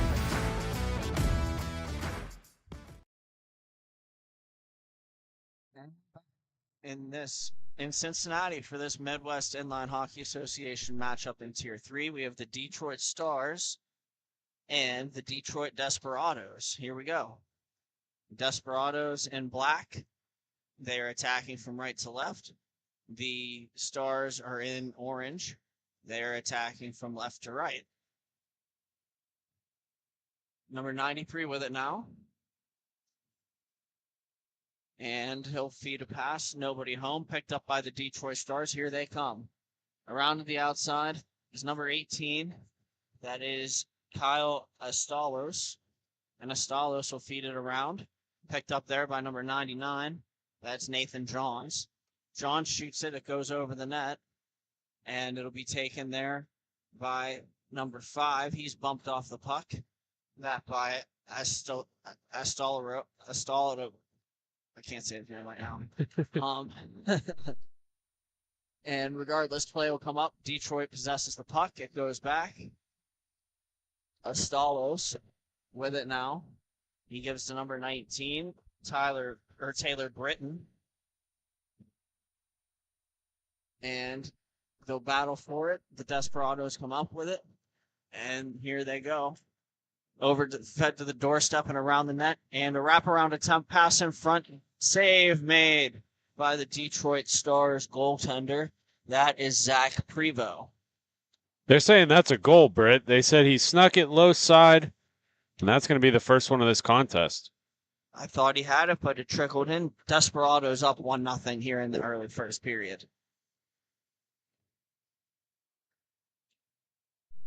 And here they go. Around, Detroit controls the puck off the faceoff. Number 26 with it, gives it up to number 43. He takes it with speed. And he'll feed it around. Taken away by the Stars. And here they come. Up through the neutral zone into the attacking zone with it now. And it'll be poked away by one of the Desperado defenders. That was number 96. And worked back to the Stars. It'll be overskated by the Desperados, and the Stars will keep going. And here comes number 87 off the pipe on the shot from Brandon Kowalski. And the Stars maintain it. They'll work back into their own zone. Pass attempt nearly stolen away by the Desperados. Number 2 plays it deep into his own zone. That's Corey Dare. And Dare with it again. Feeds it up. That's Kowalski. And now to number 22, John Torango. They'll feed it. The Stars with it. That's Kowalski. He walks in. Looking. Tries the low guy, and a shot. They score on the rebound. What a play there by Torango. And it is 1-1.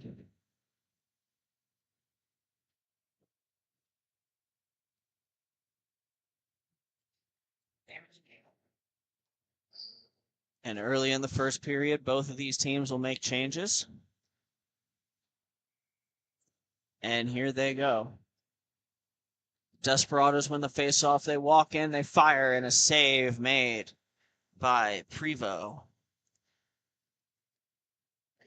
As for the Detroit Desperados on the weekend, they are 1-0-1. They won their first game 9-3, and then they lost their second game 4-3 in a shootout. And here come the Stars with it now. And walking in, shooting, blockered away by the goaltender of the Desperados. And it'll be retained by the Stars, winding and firing. Shot off the end boards. Number 10 with it now. He'll lay it back in for 96 in black. And back to number 10, I believe.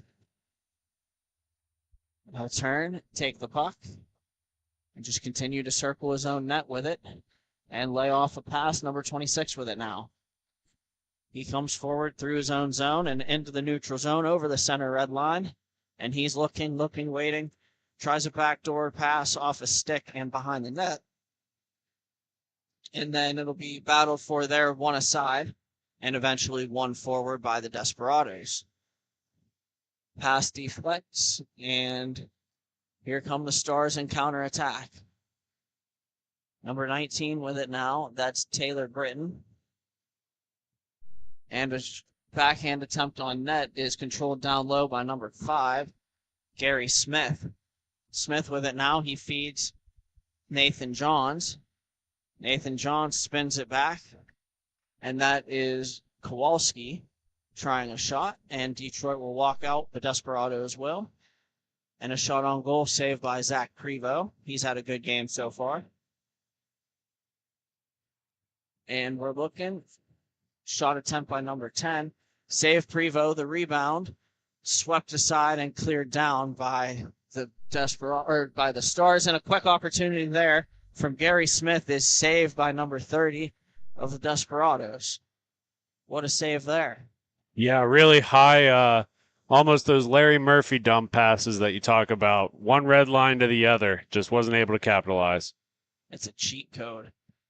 And so far we haven't had one, but our prop bet is which of these teams is going to get back-to-back goals in the third period.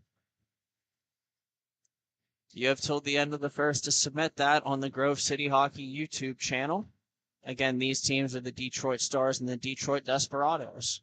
The Desperados with it, a backdoor feed and a save made by Prevost. Oh my goodness. He does a full split and gets over on time to make that save. Rebound battled for now in the corner.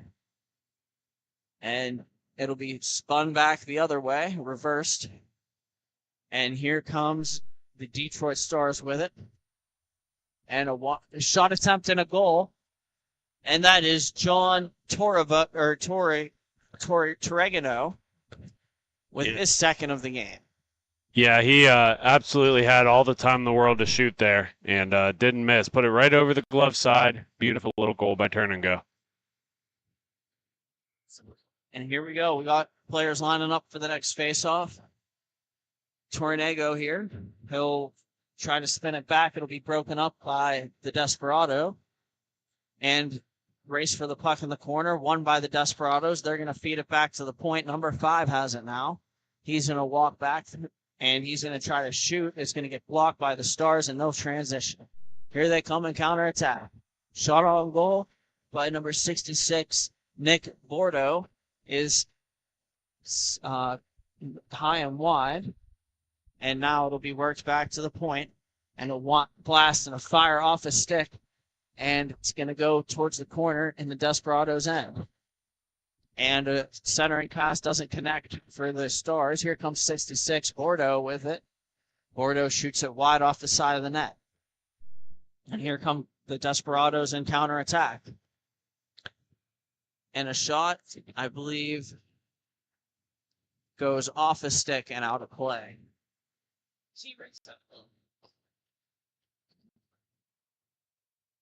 Both teams will line up, make some changes. Get ready for the next face-off. Again, that prop bet, if you want to place it in the YouTube channel at Grove City Hockey under the comments, is which team will get back-to-back goals in the third period. And these teams are from Detroit, the Detroit Desperados and the Detroit Stars. My money would be on Detroit to get 2 goals in the third period. Yeah, that might be a cheat code there, Britt. We might have to break the game a little bit. Shot on goal is off the glove of number 30. Good save there. That shot came from Gary Smith. And here come the Desperados in counterattack. And what a move. What patience. And oh my goodness, he didn't even score. No, he held it out. Took it a little too wide on that one. Just wasn't able to wrap his stick around quick enough. Great patience to pull that puck from the backhand to the forehand. Just didn't capitalize on his opportunity. A lot of extracurriculars on that play right there. Nothing called. And here we go. The Desperados will pick it up in their own zone. A couple of 5s leaning on each other. No penalty. They just kind of cross body, and it'll be taken by the Stars. Here comes 99, Nathan Johns with it. And he'll have it ripped away from him by a member of the Desperados. And the point pass from the Stars is now intercepted. Here comes the Desperados. Number 6 with it. And a shot on goal. Glove saved by Prevost, and he'll hold on. Yeah, he read that the whole way in, Britt. I mean, it was pretty easy for him. Once he saw that puck coming in, he just had to extend that big hand, and all the rest just came together. Well, both of these teams making changes. Number 93 in there for the Desperados. Goes in. Face-off won by the Stars, and they'll come around. Corey Dare with it. And Dare he walked into the middle with the puck. Instead, he'll go behind his net. And we'll have a puck played around the boards. It'll stay behind the net. And then it'll be carried up by the Stars. They have a 3-on-2 if they hurry. Here they come. That is Kowalski losing the puck. And now Detroit Desperados counterattack. And he's in on goal and he scores. Number 93, forehand, backhand, back to the forehand. He buries it. And I believe we're tied at 2. Yeah, if you let the Desperados get in behind the defense like that, they're going to score. Their guys, everybody across to the bench, whether it's forwards or D, they know how to score. They know how to put the puck in the back of the net. And here come the Stars again. They win the faceoff, and they'll come straight up through the neutral zone. Number 66 with it, and a backhander, and he scores. And they get it right back. That's Nick Bordeaux for the Detroit Stars, and it is now 3-2. Yeah, it seemed like he was going to have a little bit of a harder shot, but it was just a knuckle puck that went right over the blocker and found its way in the back of the net.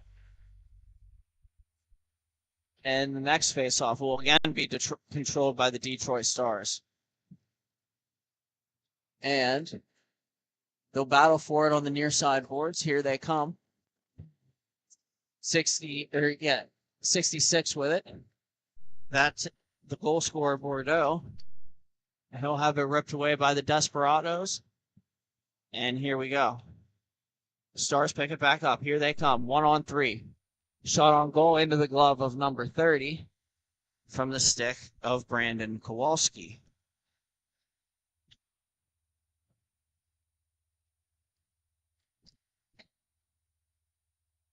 And as for I believe, the Detroit Stars on the weekend, they're 1-1. They have 11 goals for and 12 against. They lost the first one 9-3, but won the second one 8-3, and they stand at 1-1. Here we are. We have number 5 and they're going to call that. Wow. Yeah, he kind of embellished the fall a little bit, but there was definitely a dipping of the shoulder. He knew what he was doing with the contact. He kind of interfered on the puck. I'm not sure if it'll be a roughing or an interference, but definitely the right call in my mind. Oh. Nonetheless, we'll get a power play here. That is Gary Smith, the guilty party. And the Desperados are going to get a power play. See if they can capitalize.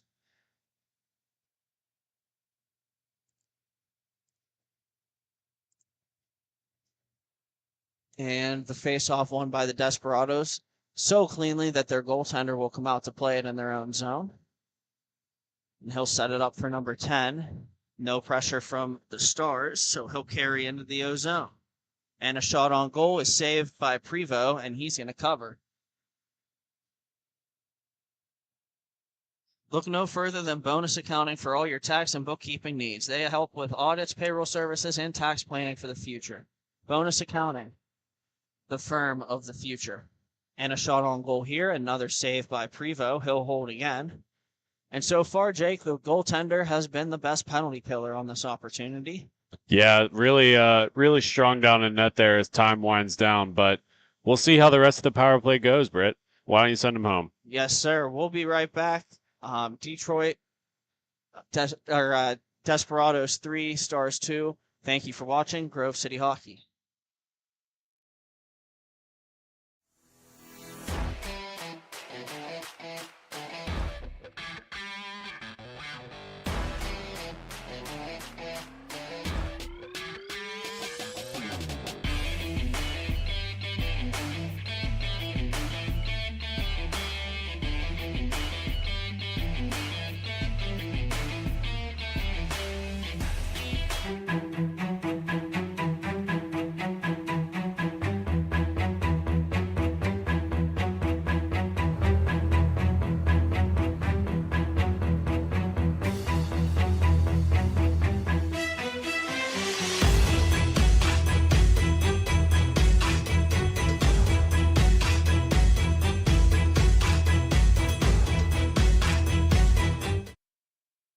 And we're back here in Cincinnati in this game between the Detroit Desperados in black and the Detroit Stars in red. If you're just joining us, Desperados will have a power play opportunity, a shot and a goal. Just like that, the Detroit Desperados extend the lead to 4-2. Great setup. And congratulations to Twin Cam guessing that prop bet correctly. That would be the first back-to-back goals of this contest. So congratulations, Twin Cam. That's the correct bet. And here we go. Another face-off. This one will be won by the Stars. And here they come. It'll be cleared down deep by the Desperados. Bumped into there by number 22, Torag. I can't say that right now. Turn and go. Yeah, him. The Desperados wind and fire. It's off the stick of Corey Dare and out of play. Good block there from Dare. Face off to the right of Prevost here for the Detroit Stars. They line up. Stars win it. Taken by Dare again. Laid on to number 22, Torregno.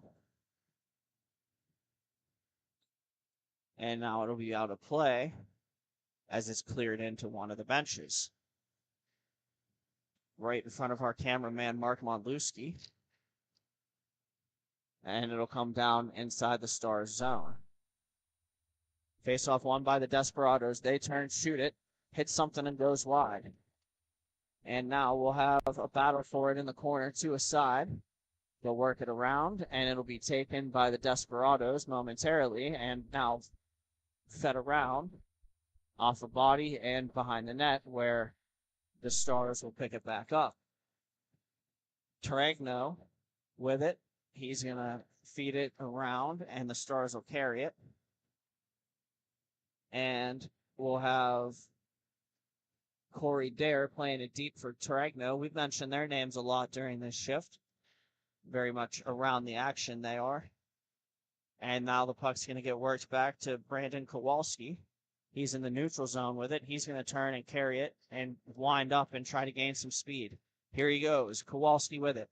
Trying to dangle, and he has the puck knocked off on his stick beautifully by the Desperados defender. 96 with it now. He's going to walk in. He shoots off of Prevost, and it'll be picked up by Torregno behind the net. And here they go. Battling for it to a side. Torregno holds, and he's going to move it up calmly, and then it'll move back, and the shot will be off the stick and out of play from Bordeaux.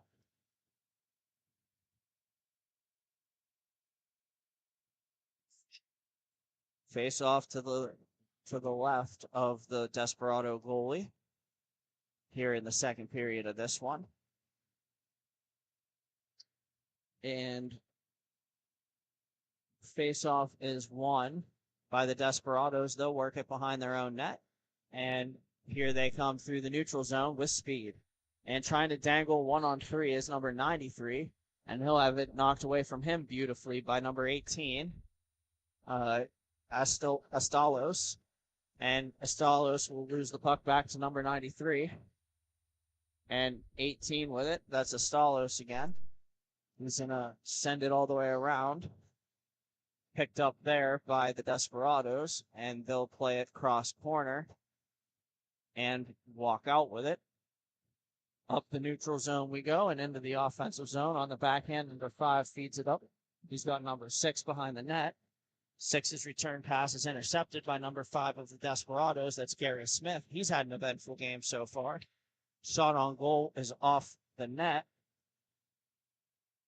And here come the Desperados in counterattack. And it'll be picked up by number 99. That's Nathan Johns. Battled for there by the Desperados. And a shot, and they score. What a play by number 93. He wins a puck battle, feeds it out in front to number 6. He goes top shelf on Prevost, and the Desperados extend their lead.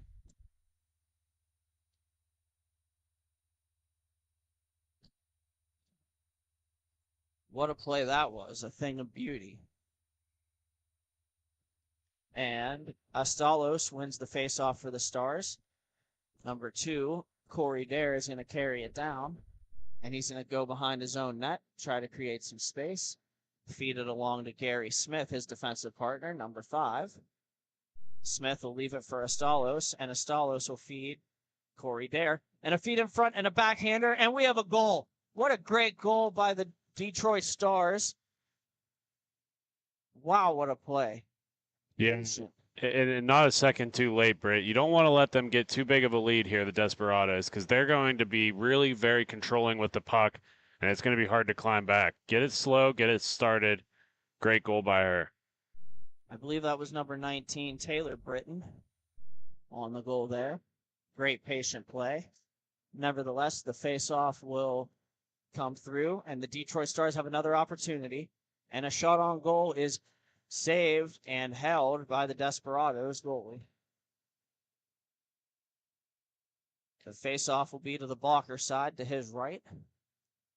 Number 87, Kowalski in the draw for the Detroit Stars. The Desperados, however, will come away with this one. Number 26 on the far side with it. He's looking, and he'll send it back behind his own net. And out come the Desperados with it. Play is intercepted by Corey Dare, and he headmans.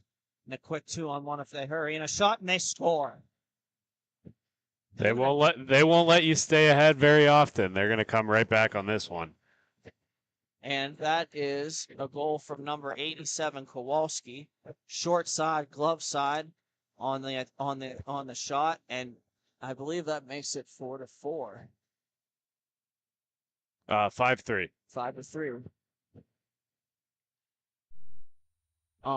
We have the Stars with it now, and they'll feed it back. Number 66 has it, and the Desperados will hold it. They'll find 43. It's too far out of his reach. Taken by Corey Dare. He'll spin it out and all the way down.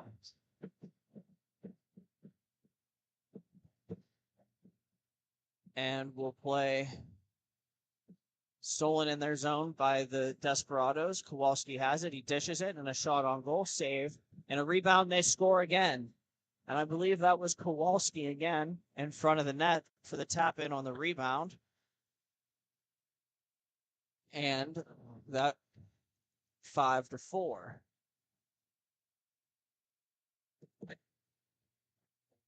Kowalski sets in for the draw. And the draw is won by the Desperados. Stopping behind the net, Desperados will look to break out. And number 5 has it. He's on the near side boards. He'll work it across the rink and get it back, and he'll decide to try to carry it up through. Runs into a couple of Stars. And number 10 with it for the Desperados. He saves the outside and feeds it back over. On his backhand, a little layoff pass there. The stretch pass is intended for number 43 at the Desperados, but instead taken by Corey Dare. And he'll headman. Shot on goal, poked away by number 30. And the Desperados are going to battle for it, and the Stars will eventually come away with it. They're recoiling into their own zone. Number 18 has it. And a pass from Corey Dare doesn't connect with Nathan Johns. So the Stars will have to get the puck back, and they do. Gary Smith with it now in the neutral zone. His pass is intercepted. And it'll be an attempt by the Desperados to carry it, stymied by the Stars, and then a shot attempt is saved, and the rebound is stashed wide by the Stars. And here they come.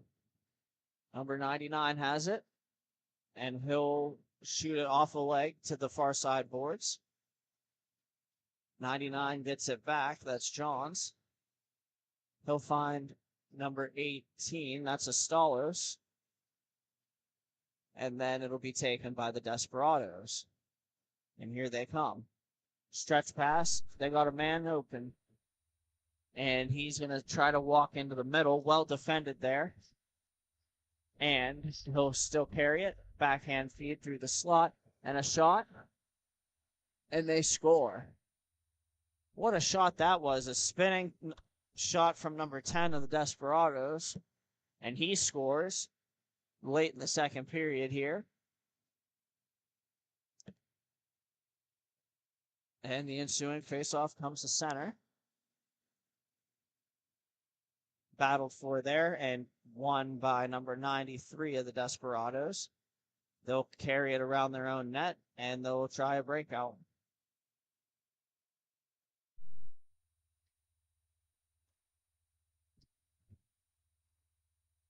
And coming up, Astalos has it now. He flies up the wing. Shot on goal off the pipe. And recovered by the Desperados. Number 93 has it now in his own net, or in his own end. He'll sit behind his own net. Astalos pressures. Pass isn't attempted for number 6, but he doesn't recover it, and then it'll get back to the Stars. Here they come in transition, and it'll be covered by their goaltender on the far side, on his blocker side, and they'll have a face-off. Both teams are making changes here. And we'll find out what the rest of this period has to offer. Hopefully some exciting hockey. And the face-off is won by the Stars. Quick shot attempt.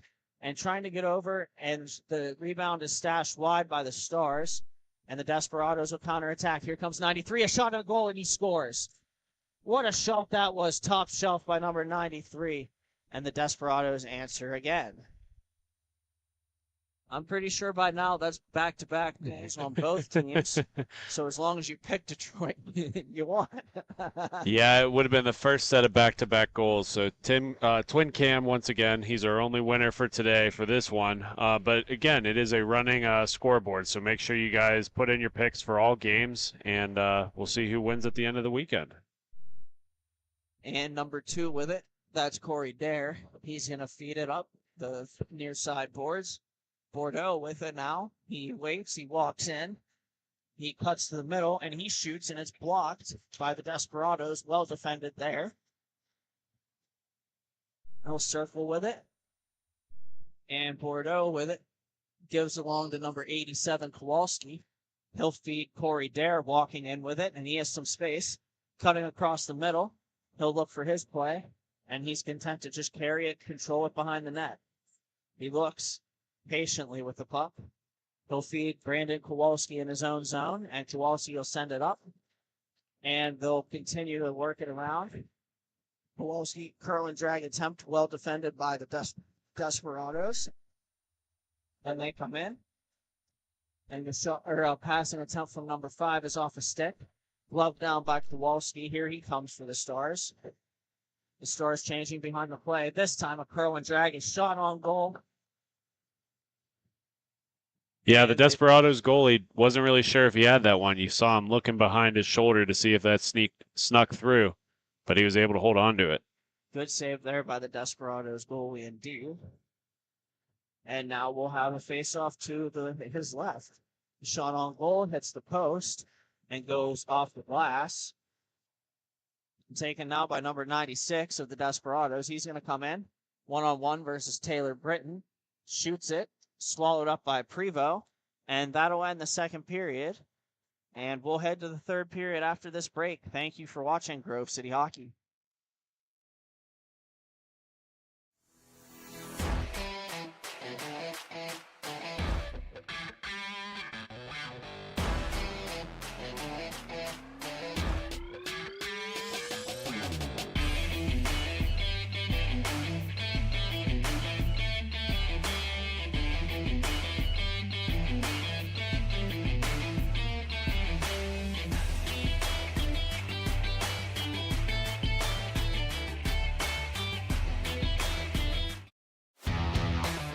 Black Biscuit is a hockey company that specializes in team uniforms and apparel and is based in St. Paul, Minnesota.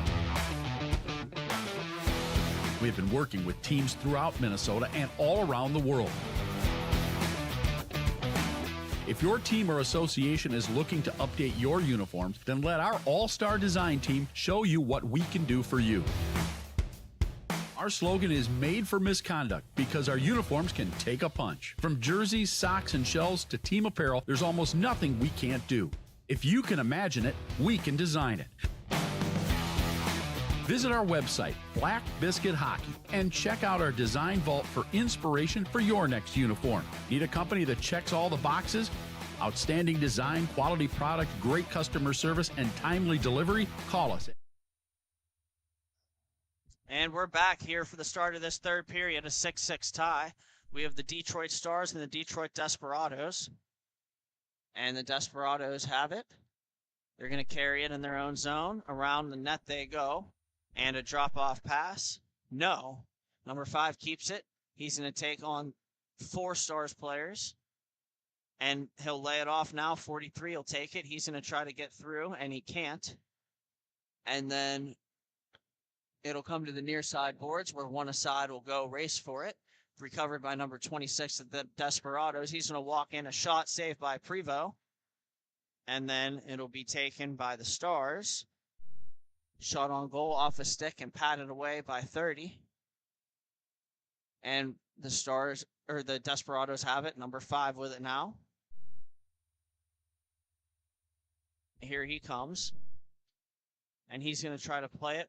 And his guy is going to toe pick, number 93. And it'll be taken by Corey Dare and sent around the boards.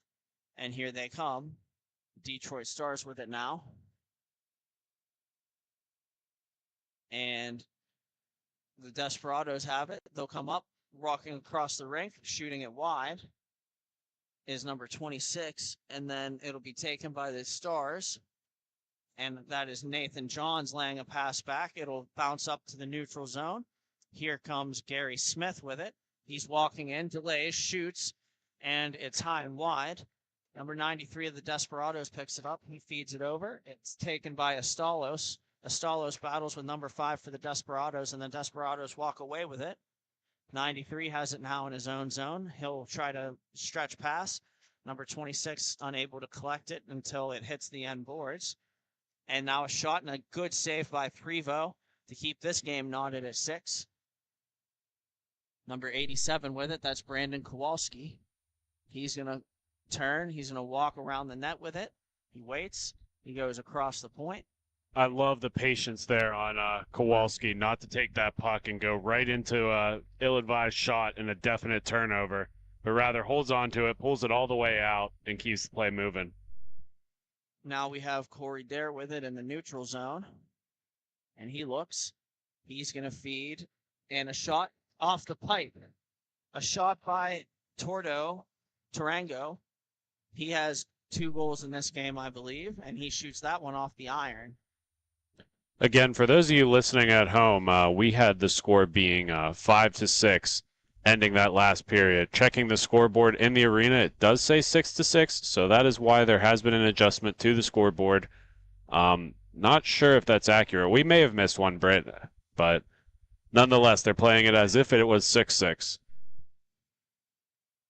And a shot on goal here will be patted away by the goalie. Number 93 will take it for the Desperados. Here he comes, a shot on goal, and it's saved by Prevost.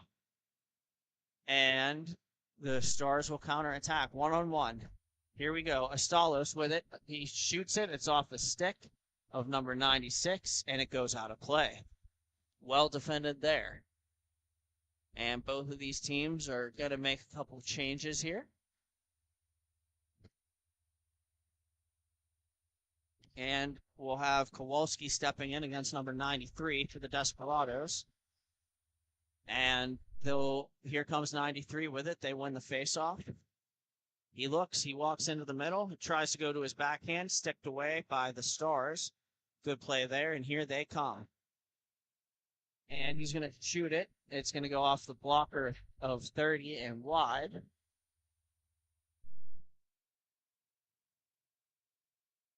And here we go. The Desperados will counterattack. 10 feeds off to 26. And he holds it, shoots it, and it goes off a body and wide. That's one of those shots where I don't think the Stars goaltender really knew where that puck was. He was laying on the ground, looking all over his shoulder. Luckily, his teammate was able to find it and get it down deep. The Desperados with it now, number 26. He has looking over his options. He goes to the far side, pass too far ahead of the intended receiver, but he gets it back as he steals it from the Stars off the wall. And a shot and a blocker save made by Prevost. 26 with it now. He's going to try to curl and drag, and sliding to block that play is one of the Stars. And the Stars will get it. They'll counterattack one-on-one here. 22 with it, and he goes bar south. That's Tarango with the hat trick, and it is 7-6 Detroit Stars. And it was a beautiful goal. You love that crisp iron sound after a nice bar down goal. It's what makes hockey so addicting to listen to. We'll have the teams changing once more. And number 43 stepping into the faceoff. And here we go. Play resumes. Drop pass by the Stars. They'll play catch with it. Here comes Nathan Johns with it. He looks around. He waits. He feeds it over. Taylor Britton unable to control the pass. And it'll be taken by number 10. Over for number 5 of the Desperados. He'll shoot it off a leg, and here come the Stars with it now. Pass attempt is broken up by number 5 of the Desperados. He'll take it, and he's going to skate it back behind his own net, feed it up the boards, and then give and go and get it back. And we got a penalty coming up here to the Stars. It's going to be a tripping call. Yeah, that's an easy one to make. Right in front of the referee, clear line of sight. Those aren't too hard to call. Roll stick in the skates, and the Desperados will have a chance to get an equalizer.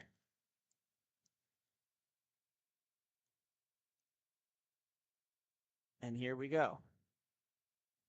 43 wins the faceoff. The Desperados will set it up in a moment after they retrieve the puck. Number 5. Passes too far for him, and he goes into his own zone to get it. Feeds it down low, near side, and across the seam pass, and a no goal. Not yet, anyways. Number 5 with it. He's going to feed it down, and the PK looks to be scrambling here. Good puck movement, and now number 10 holds it for the Desperados. He's going to work it up top to number 5. Shot on goal. I believe that might have grazed the post. And it'll be cleared out to center and no further. Number 5 with it for the Desperados. They have a quick opportunity here on the power play. They'll wait. They'll let it set up. And walking to the top with it is number 26. Pass attempt down low, and then across the box gets broken up. And a shot on goal is held by Prevost.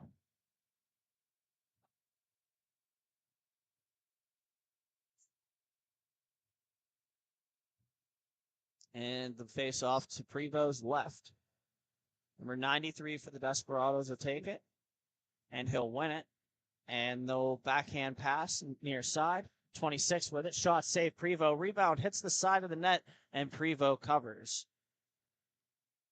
He's looked sharp here in the later stages of this game. Oh, yeah, definitely a big contender for his team. Really contributing on the defensive end, right? You don't often hear that from a goalie, but he comes so far out of his net and he plays it so aggressively. You almost can call him a hybrid. You still a lot to keep these these Stars in it, and they nurse a 1-goal lead. So now it'll be about the timely saves, and a couple of them there by Prevost, and the puck will be sent down. Here comes the guy out of the box. 2-on-1 if they hurry, and a pass over to number 2, and he backhands it wide. Corey Dare. Number 10 with it now for the Desperados. He's going to carry it behind his own net, and they'll break out. And here comes 93 with it. He's on the near side boards. Taken away by the Stars, and making a move is Tarango. And here comes number 10 with it. He'll feed it to number 26. walking through the neutral zone into the middle. And a shot attempt is saved by Prevost. And here they come. 2-on-1 if they hurry for the Stars here. That is Astalos with the puck. He'll feed it back to Astalos, and they score. Astalos to Tarango to Astalos, and it is now 8-6 in favor of the Desperados, or in favor of the Stars, rather. An impressive give and go in transition on the 2-on-1. And we'll have both teams changed before the next face-off. And that's Kowalski winning the draw for the Stars. 99 has it. That's Nathan Johns.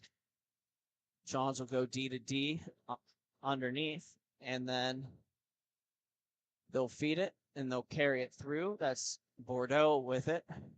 Bordeaux feeds it back, and they'll continue to go D to D. And now they come up with a cross-rank pass. Cutting to the outside with it was Bordeaux prior to the Desperados getting control of the puck. And the Desperados will send it back into their own zone and up through the neutral zone. Here they come. Walking into the middle and laying it back. Number 5 has it now for the Desperados. And a shot on goal. Prevost is down looking for that puck. And it goes behind the net. The Stars win the battle. Kowalski with it now on the far side. He's in his own corner. He goes D to D. And it'll be carried up by the Stars. Here they come. Number 2 has it now. And they'll play it behind all the way back. And they'll content to just keep the puck, albeit behind their own net. Stars with it. That's Bordeaux. Bordeaux gives it to, or Johns rather, gives it to Bordeaux. And now Corey Dare with it. His drop pass to nobody in particular results in a transition attack 2-on-1. Desperados with it and shooting wide is number 93. The Stars will pick it up, and they have a 3-on-2. Here they come. Kowalski, a shot off the glove of number 30. And here they go. Pass into the middle is taken by Welsing. That's number 96 for the Desperados. He feeds it, intercepted. And then a shot on goal is gloved by number 30. We have an 8-6 game here. The Detroit Stars lead over the Detroit Desperados. And we'll have Astalos lining up for the Desperado, or for the Stars, and 93 of the Desperados lining up. Taken by 43. He's coming down the wing. He tries to center it off the stick of the intended receiver, but it'll be controlled by the Stars. Taylor Britton sends it around. That's off a stick. And they'll recover it. 93 has it now. And he'll throw it from center into the glove of Prevost.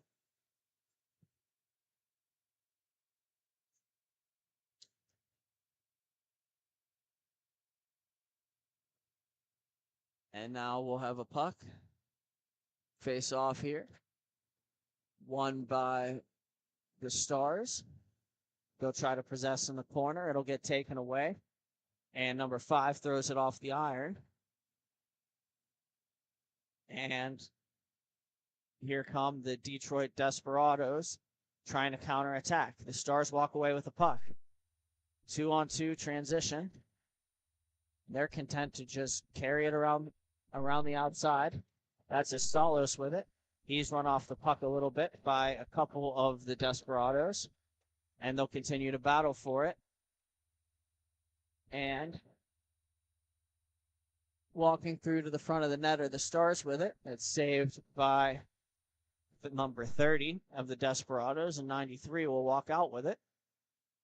93 throws it on net, stick to the corner carefully by Prevost, and then cleared out by the Detroit Stars. They'll battle for it one aside along the near side boards in the neutral zone. They throw it on net, tipped, and score. Wow, what a play. What hand-eye in front. And that hits something and I believe goes off both posts and beats Prevo, and it is 8-7. Looked like a harmless play from the neutral zone, and we'll have a timeout here. I believe that was taken by the Desperados. Yeah, that would make sense. We'll be right back shortly. I'm Brandon Britton. Thank you for watching Grove City Hockey.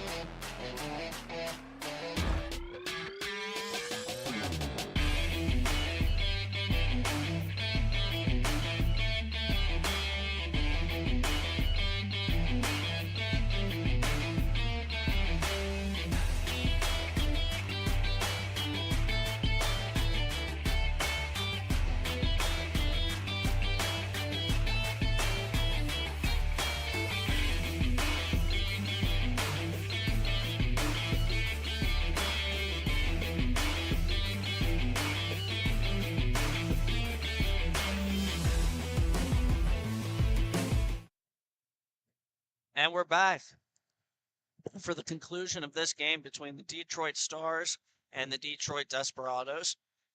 As it stands right now, the Detroit Stars lead 8-7. However, the most recent play is a goal by the Detroit Desperados, and the goalie coming to the bench. They'll get the extra skater on late in this game. I don't know, Brett. I have a weird feeling that the Desperados are going to come back in this one. They don't normally have good late period rushes. We're going to see. Can the Stars fend them off? They'll come up, and getting polished off in the neutral zone is one of the members of the Stars. They'll throw it into the empty net. I'm not sure or that should count. The horn sounds right after, and that'll make it 9-7 in favor of these Detroit Stars. I think they're just going to let these guys go and shake hands and move on from there, Britt.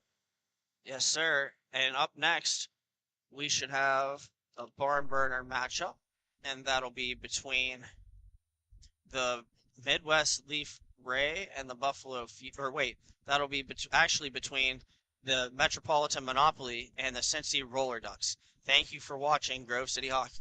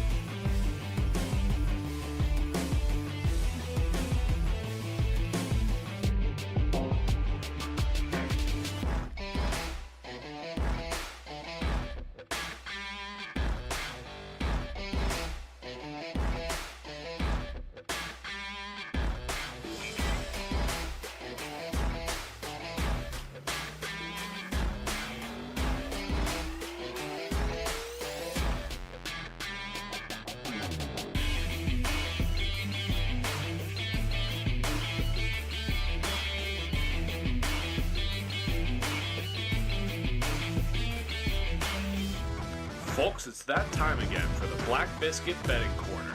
This prop bet of the game is what team will have the most penalties this game. Enter your pick in the comments section for a chance to enter. All rules and regulations can be found in the comments section. Good luck, and thank you to Black Biscuit for sponsoring.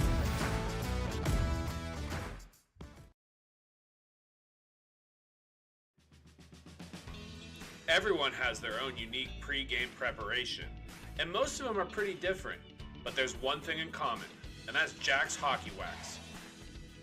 Get this locally produced wax that isn't shipped from across seas, but made here right in the US.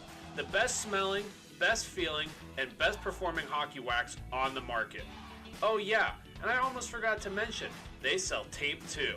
Visit them at jackshockeywax.com to get your order today. If it isn't from Jack, put it back.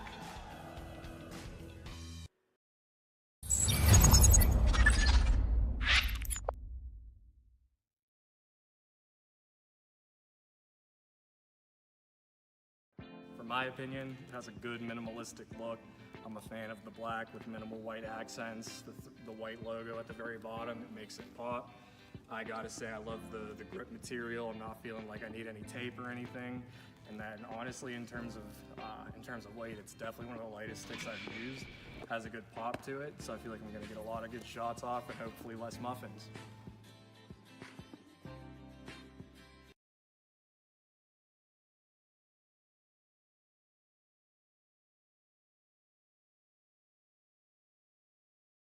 This copyrighted telecast is presented by Grove City Hockey.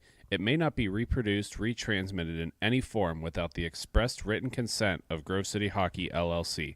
We thank you for your understanding and hope to continue to enjoy this complimentary broadcast.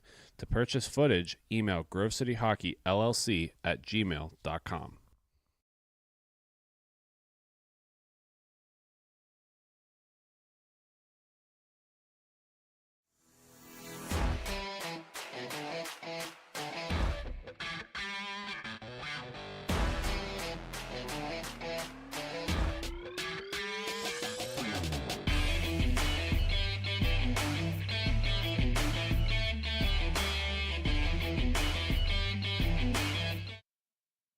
And we're back in Cincinnati. I'm Brandon Britton. We have this game. This is the Metropolitan Monopoly and the Cincy Roller Ducks. The Monopoly in the teal color, the Roller Ducks in blue. We'll get started here. Our prop bet today is number 5. Which team will have the most penalties? Please get your selections in the comments section on YouTube. And on which team will have the most penalties in this game. Please have that by the end of the first intermission.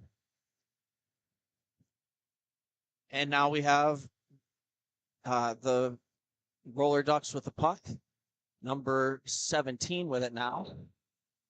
And we have he sends it around the boards to number 15. And number 10 has it now. He's in the neutral zone. He's going to scale it back. He looks. He turns with it. He feeds number 5. He's flying through the neutral zone. There he goes. A shake and bake move, a shot, and I believe that hit the outside of the post before the glass. And we'll have a battle for it in the corner.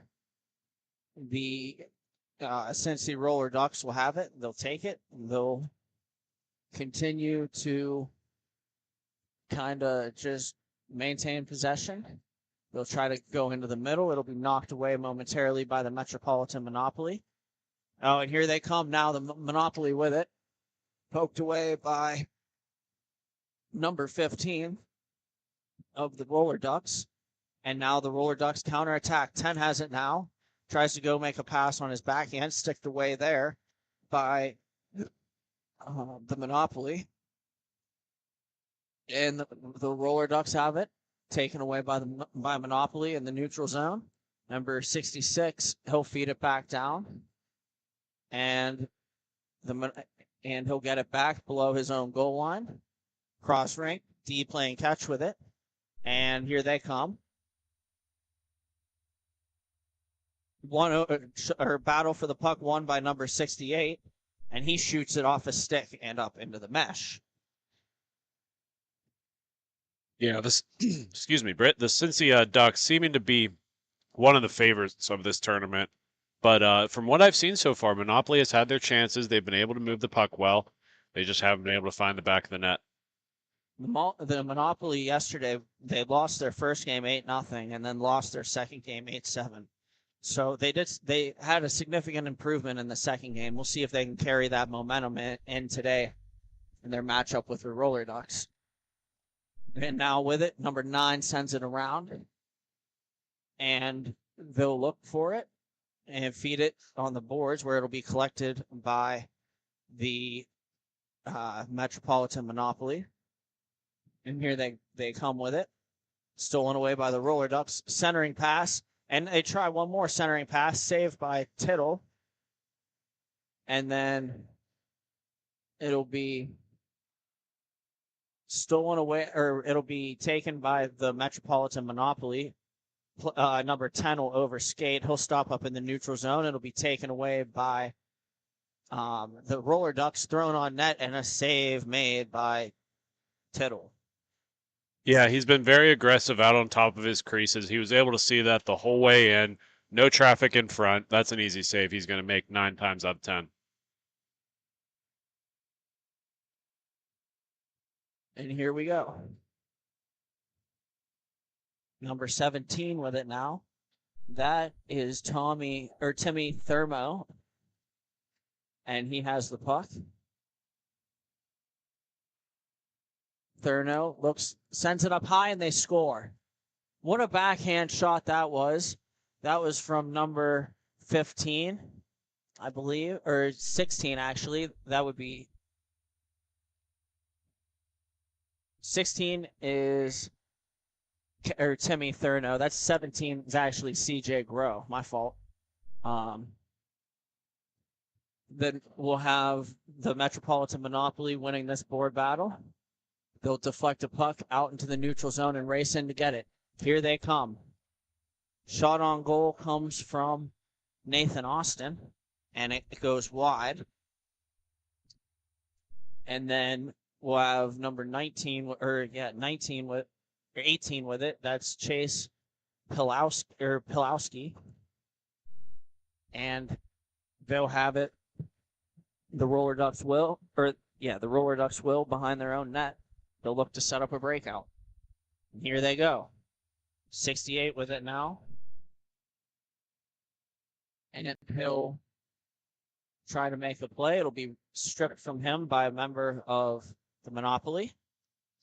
And the Metropolitan Monopoly move it back and then forward. They'll come through the neutral zone. Stolen away by the Cincy Roller Ducks. And then it'll be carried and held and moved up off a stick. And the Roller Ducks get it back. It's going to go into the corner on the near side. And pass is going to be intercepted. Here come the Monopoly. And they'll carry it around on the backhand. Knocked off a stick by a member of the Roller Ducks. And here they go. The Roller Ducks with it. Bat challenged by a member of the Monopoly. They'll feed a drop pass. Here comes number 10 with it. Number 10, Kevin Putnam. He'll have the puck stripped from him, and it'll be collected by the Monopoly.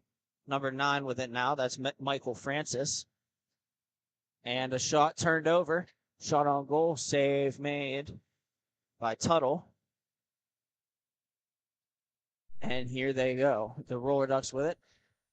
Deflected away by a member, deflected. Here comes a centering feed. And taken away by the Monopoly. Here they come. 3-on-3.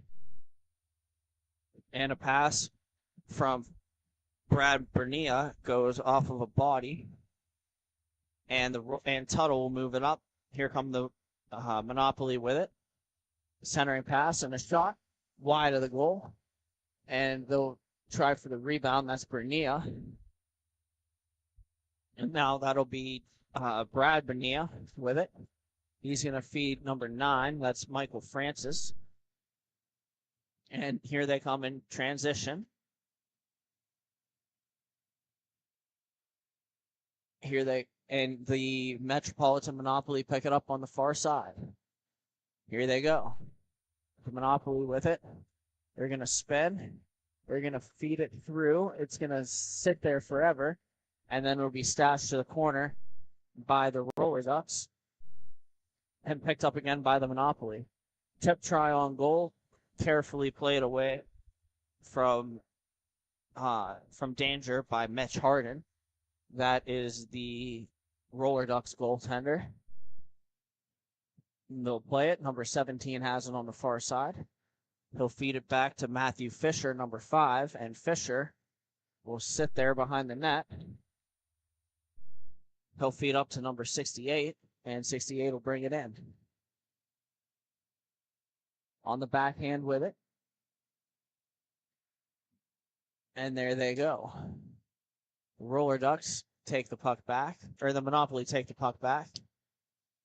And they'll come through the neutral zone with speed. And a shot on goal, saved by Harden. And that was off of the stick of one of the Roller Ducks players. That was number 10, Brad Bernia.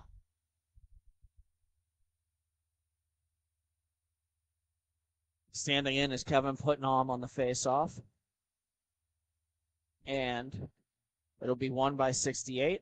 Pass attempt is deflected and intercepted by the Metropolitan Monopoly.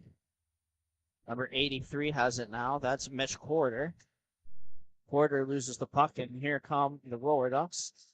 And shot is off a stick and out of play.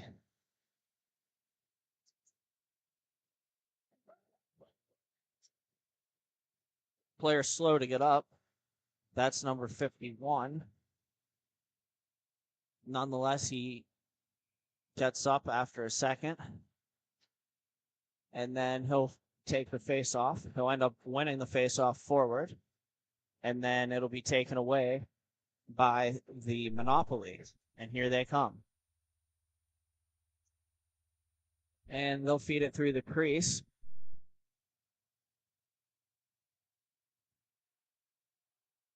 And here they go.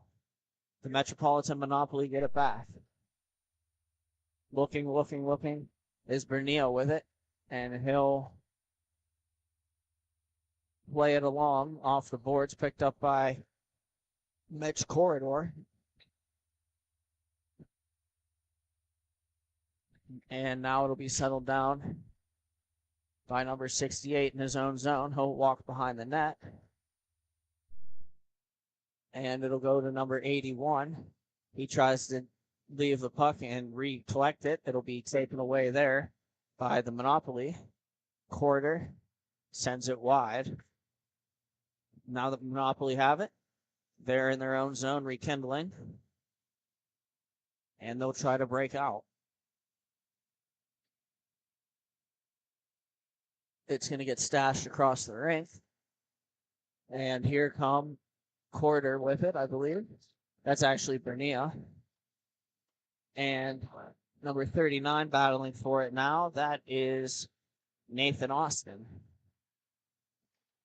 Austin into the corner with one of the members of the Roller Ducks. And it'll be carried now by 68 of the Roller Ducks in.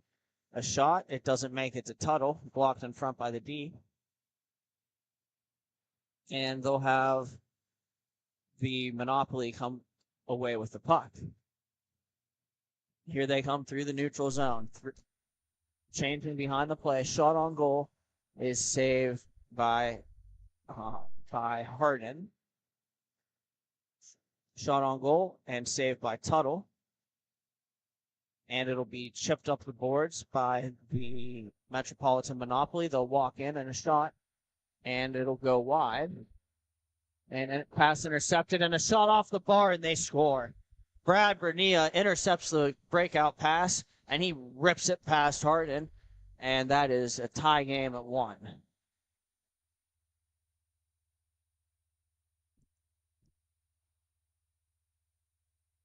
Bad breakout pass there, and they want that one back. Nevertheless, play is dropped, or play resumes after the puck is dropped. And race for puck there. Keeping them to the outside is the Monopoly. And now they'll battle for it. Couple guys leaning on each other. And the Roller Ducks walk away with it. A shot on goal off the pad of Tuttle and possibly the post. Closed off there is a member of the Monopoly. And then game will get slightly more physical. A shot net to the side of the net, and it is covered by Harden. Unbelievable. Yeah, he barely got the paddle of his stick down on that one. Wide open opportunity for the Monopoly. I believe that's Michael Francis, who had his opportunity robbed there, puts his stick on his head. Can't believe it. And they'll win the face-off. Racing for the puck now is 66, Ed Studzinski. Studzinski with it. And he'll consider his options. I believe that's Bernia, the goal scorer, with it now. He'll lay it off, and it'll be taken by the Monopoly. They'll turn it over and get it right back. Feeding it through the neutral zone. One more turnover. And eventually the Roller Ducks will take control of the play. And here they go. Number 15 with it. He's going to shoot it. Blockered away by Tuttle. And that'll do it for the first period. The horn sounds. Thank you for watching Grove City Hockey. We'll be right back after this break.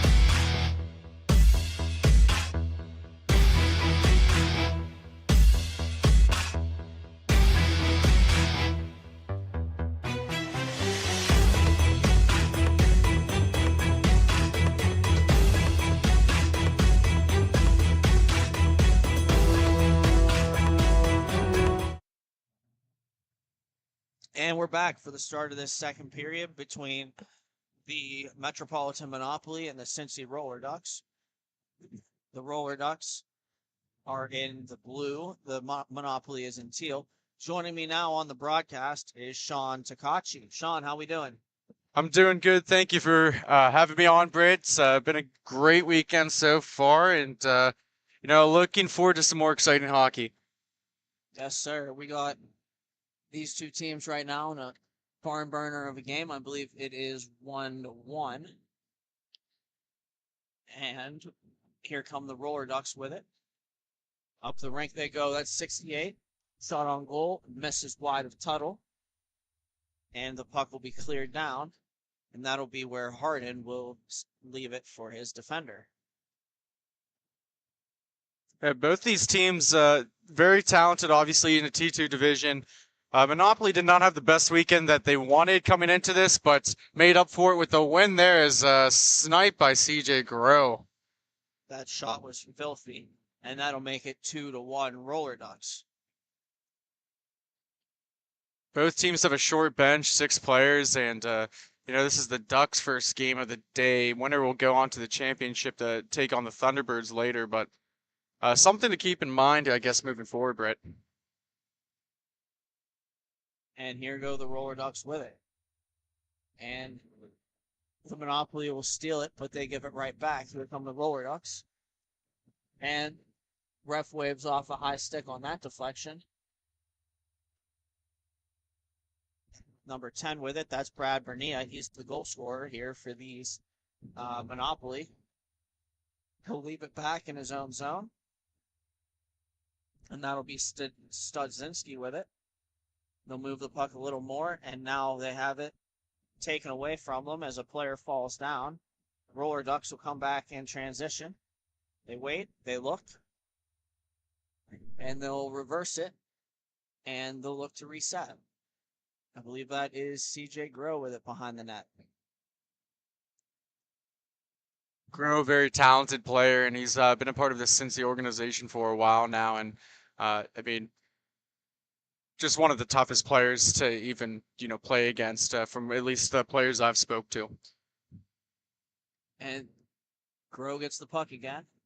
They'll feed it under, and then it'll be stashed up to center where it'll be taken away by the Monopoly.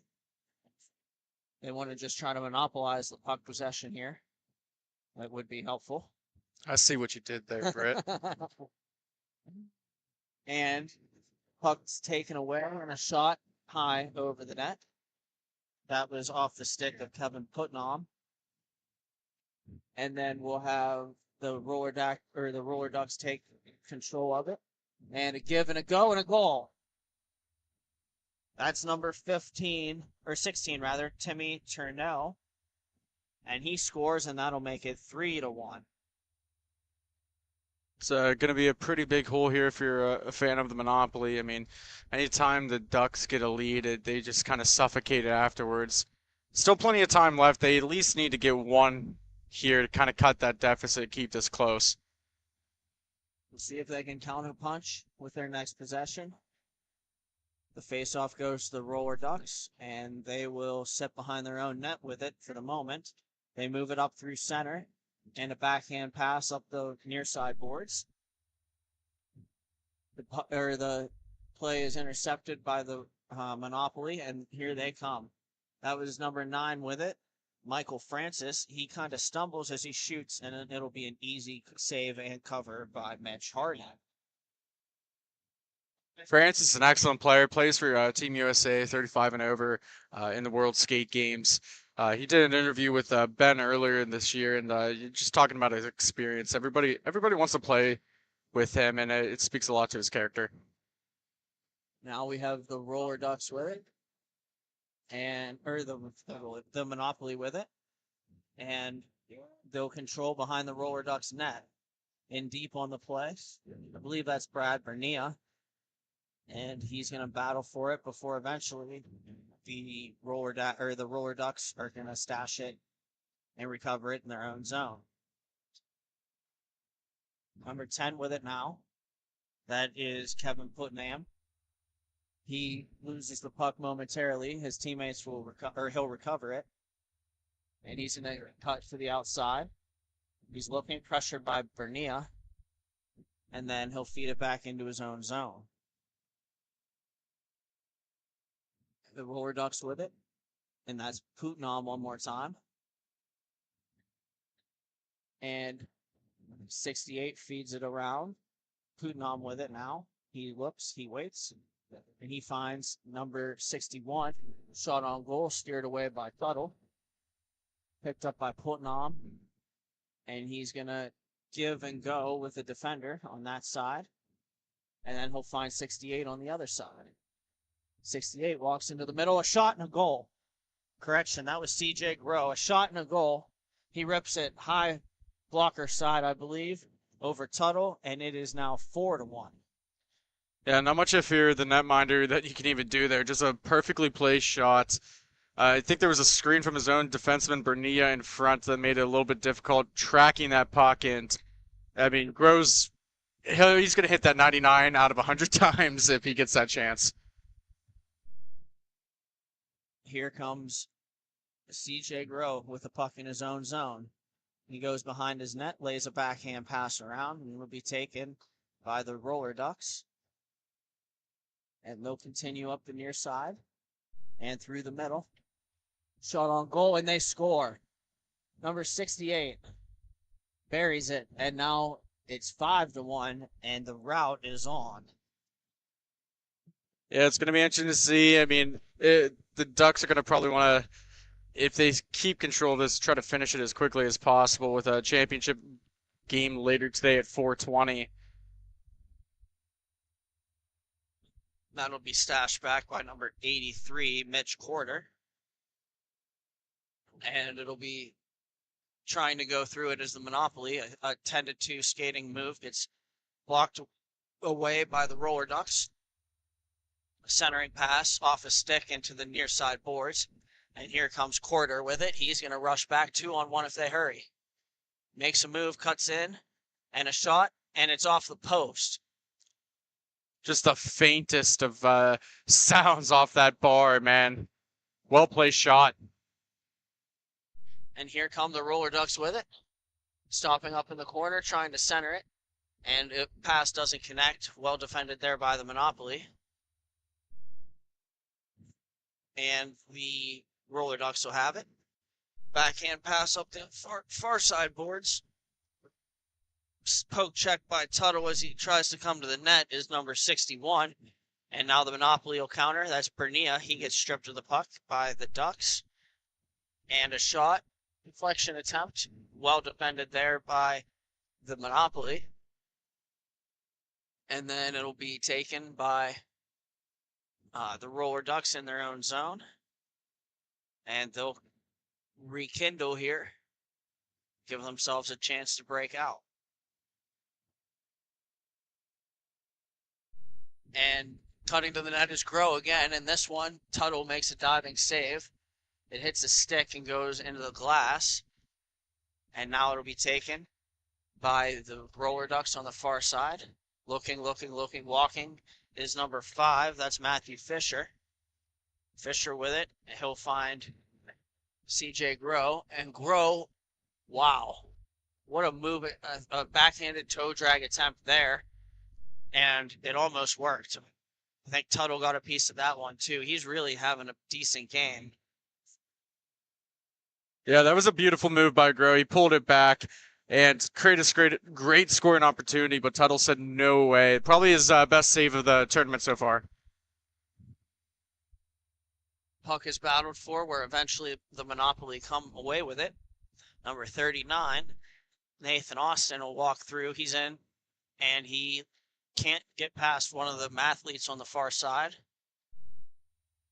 We have number 10 with it now. That is Kevin Putnam. Putnam with it. He's going to send it back. And the Roller Ducks are going to wait, and they're going to move the puck off the boards and up. Stretch pass and a shot. Save made by Tuttle. He'll spike the rebound to the corner. And now it'll be passed through the seam. Cross rink. And it'll be recovered there by Brad Bernia. He walks out with it. He feeds number 9, a shot on goal, and that goes high over the net from Michael Francis. Yeah, if the Monopoly want to get back in this game, it's going to start with Bernia and Francis. They're two catalyst players. They're going to have to come up big here, at least in the final minutes, if not the entirety of the game here, to get back into this.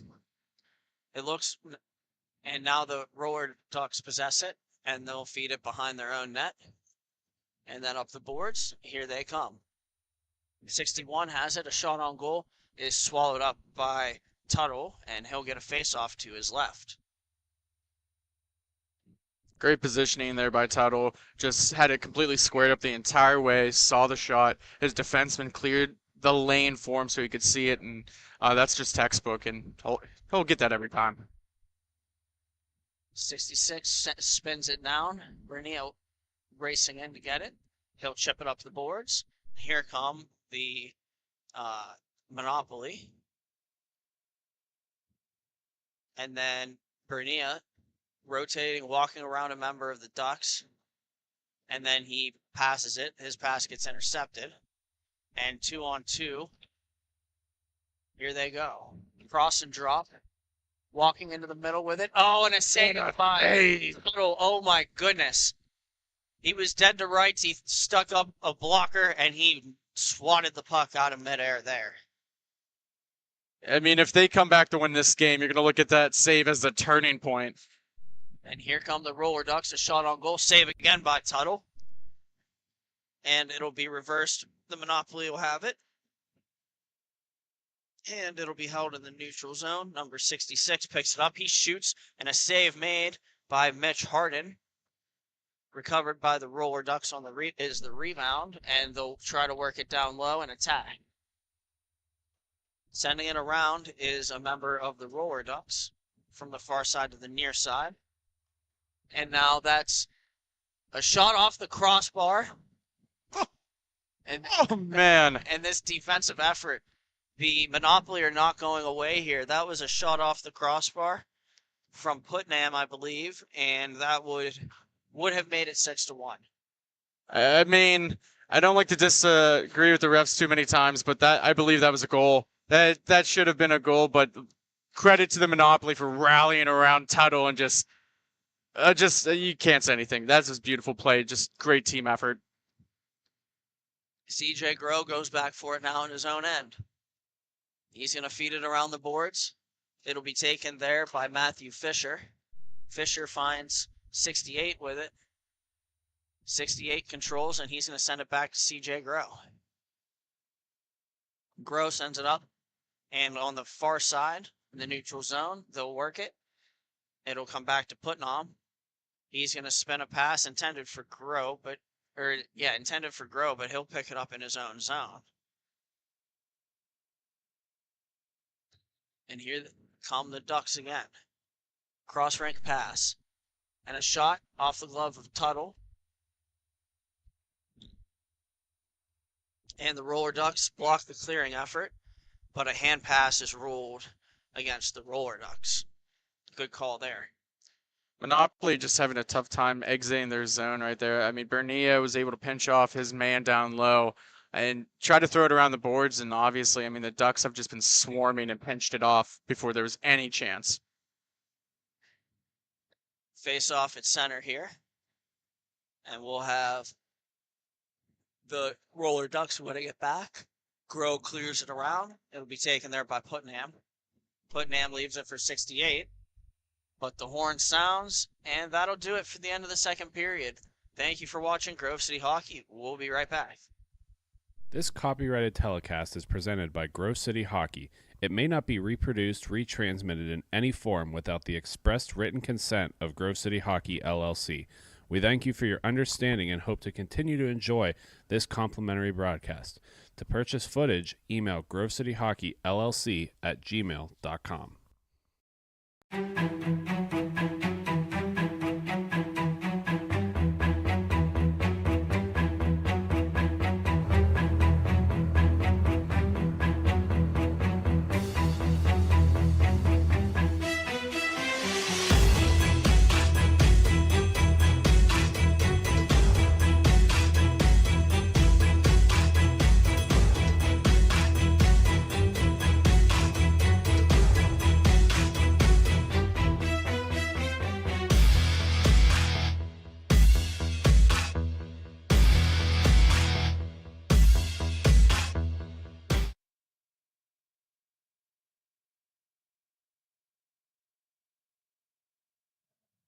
And we're back in Cincinnati here. This game between the Metropolitan Monopoly and the Cincy Roller Ducks. 5-1, the Roller Ducks lead after 2. We're starting the third period. Thank you. And we have the Roller Ducks in teal, or I'm sorry, in blue, and the Metropolitan Monopoly in teal. Monopoly with it. They're trying to make a counterattack. Bernia has it. Stripped of the puck, and it'll be taken by the Roller Ducks. Number 68 rekindles in his own zone. They'll look, and they'll feed it back down. And another pass, tape to tape. Number 61 with it. He's going to stop up, and he looks, and he'll just feed it back to 68. Now it'll come to Kevin Putnam, number 10. And he'll go and rip a shot over the net. Taken there by the Monopoly. And here they come. Curl and drag move attempt, well defended by number 68. Monopoly back with it, and they'll pick it up. Rekindling is Michael Francis. He feeds it back to his goaltender, Tuttle, and Tuttle will play it in front of his own net on the backhand over towards Francis. Puck stolen away there now by the Roller Ducks, and they'll work it back into their own zone, and around the boards they go. Number 68 has it, and he's looking, and he'll feed Putnam, and Putnam will go over the red line and then promptly wheel back. And then it'll get dropped into into their own zone by number 61. Number 5 has it. He's going to send it around. And that is Matthew Fisher. He's going to pick it back up. And then it'll go up to Putnam on the right side. Backhand pass looking for Fisher. And it's defended away by the Monopoly. And a backhand pass attempt doesn't connect. It'll be picked up by the Roller Ducks. Their backhand pass up the near boards will connect. And looking into the middle, but unable to get the pass through, is 68. And then the Monopoly will try to get through, and stymieing him is Matthew Fisher. He'll feed it up to 61 coming in, and a shot, and I believe Tuttle got a piece of that. Good save there. Puck will be fed all the way back and played by Mitch Harden. Harden is just content to play it over to CJ Grow. Grow regathers and sends it up the near side boards to number 61. 61 with it. And he's going to give it to CJ Grow. Grow will wait for pressure and then escape and twist it around the boards. Number 68 with it now. He's contemplating his options. He feeds it back down deep. CJ Grow picks it up, turns the corner, and there he goes. Through the neutral zone, shot on goal, deflected, save made by Tuttle, and Tuttle pounces on the rebound. Yeah, a little bit of a collision out in front of that goal there, Britt. Both players seeming to be really slow to get up.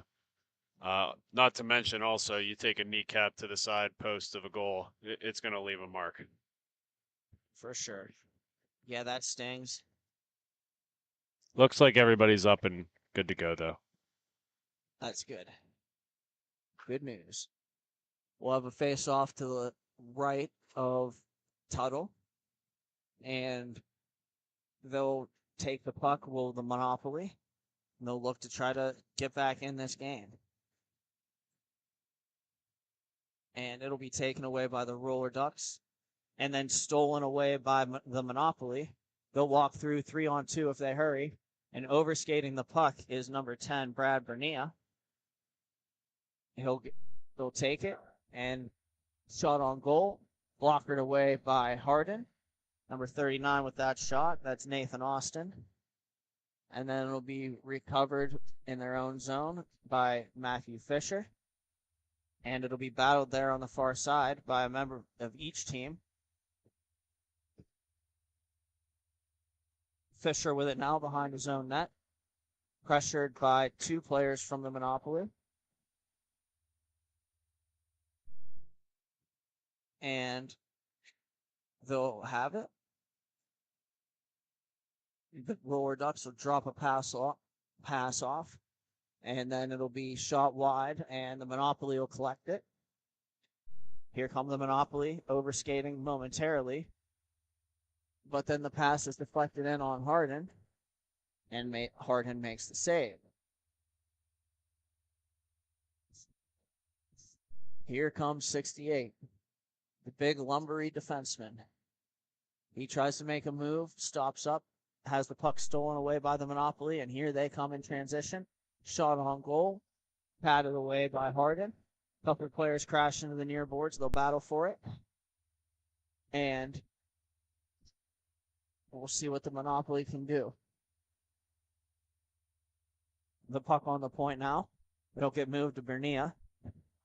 Bernia's shot deflects wide off a stick, and then it'll be taken by the Monopoly, and they'll again send it back to Tuttle.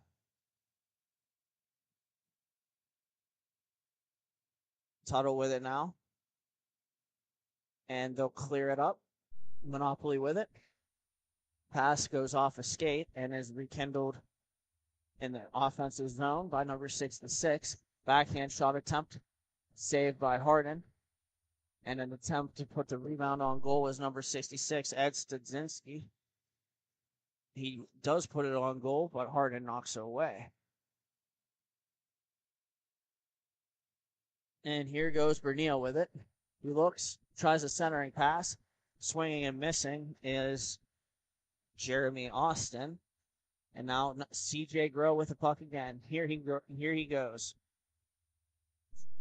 Two-pad stack save attempt from Tuttle. And there'll be 3-on-1 if they could hurry. Missing the pass is number 39, Nathan Austin. And then a shot on goal. Goes above the goal and behind the net. Good save by Tuttle. And a full split. And now we'll have the Monopoly trying to come back through the neutral zone. Pass down low. And it'll be taken away by the Roller Ducks. They'll continue to try to come up with a play. Number 61 with it. And it'll be shot off a skate and behind the net. They'll continue to go, and counterattacking are the Monopoly. They'll try to leave it behind. It'll be taken away by number 68. And it'll be given across to number 61, who's just content to get it back out to center. Recovered by the Monopoly. They're going to look around, set the drop pass, and carry it around their net. Here they go, up the far side boards, cutting into the middle, getting a stick on that is one of the Roller Ducks on Benia and his attempt to walk to the middle. CJ Grow with it now. He settles play down, and he moves it up. Number 15 with it. And 15 will make a move. 61 has it. He's going to rekindle again. Just let it regroup back in the neutral zone and even into his own zone before he twists a pass back to the far side boards. Matthew Fisher with it there. And Fisher will play it over to 61. And then it'll go over to 19, I believe that is. And a shot, and he scores. He beats Tuttle 5-hole, and that'll make it 6-1 in favor of the Roller Ducks.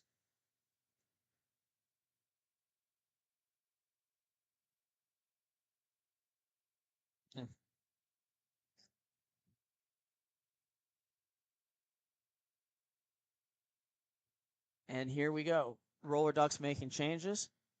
And puck will be dropped at center.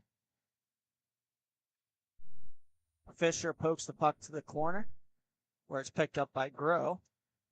And then attempting to spin it on forward is Putnam, and it hits something and gets possession retained by the Monopoly. And a shot on goal here by Francis is saved by Harden, and he'll hold it for a face-off.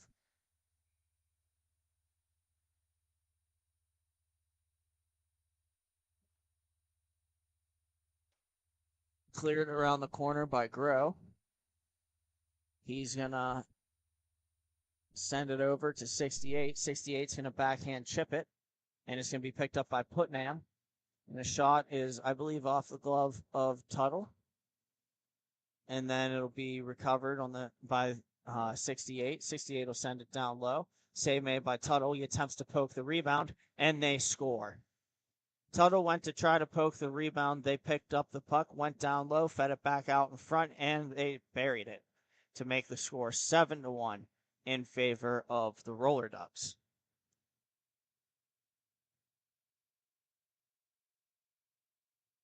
You can see the fatigue in this Monopoly squad now. They have given it a lot, but they just haven't been able to beat Hardin. And CJ Grow has the puck behind his goaltender, Hardin. Play it to 68, and then over to 61. He looks around, leaves it there.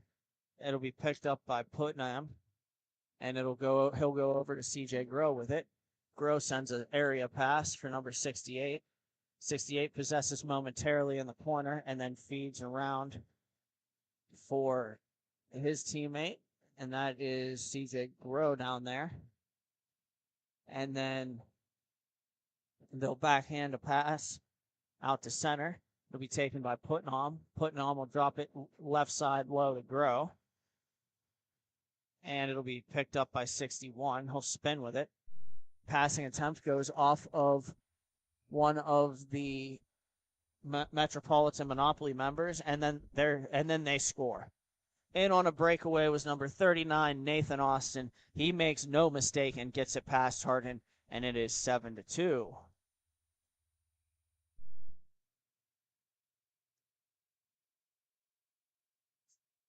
And here they go. Counterattack. Monopoly with it. Shot is high and wide. And number 83 has it now. He shoots it. It's off a stick. And then an attempt from Michael Francis is patted away by Hardin. And they'll look to get it on goal. And it'll be recovered by the Metropolitan Monopoly in the neutral zone. Number 9 with it.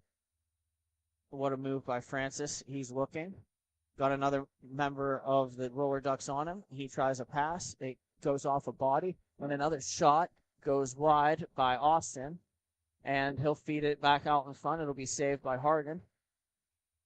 And then regrouping is the Monopoly. Bernier will play it back across the rink. And a shot, deflection attempt.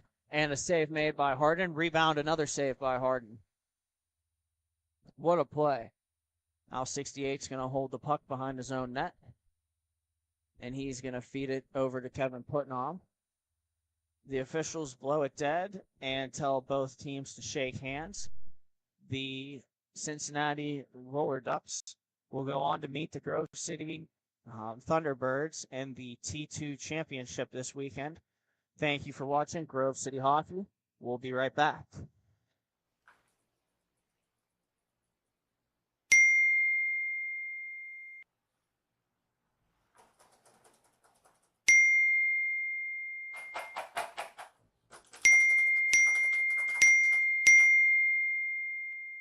Frustrated and wasting time doing your own taxes?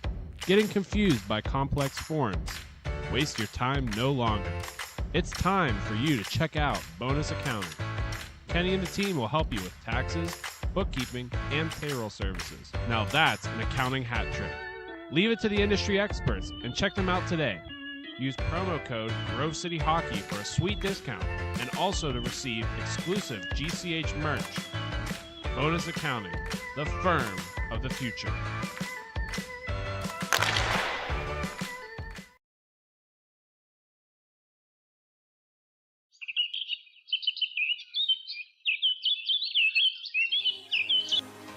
Fans in the Pennsylvania area, as winter approaches, it's time to plan for the summer. BY Lawn Care is the perfect people to reach out to get you ready for the warm season. They will get you on a schedule to be the best house on the block. They can help with all of your paint projects, whether it's mulching, string trimming, grass cutting, the list is endless. Make sure you check them out on Facebook to see all of their great photos of previous projects. Give them a call, and thank you to BY Lawn Care for sponsoring Grove City Hockey.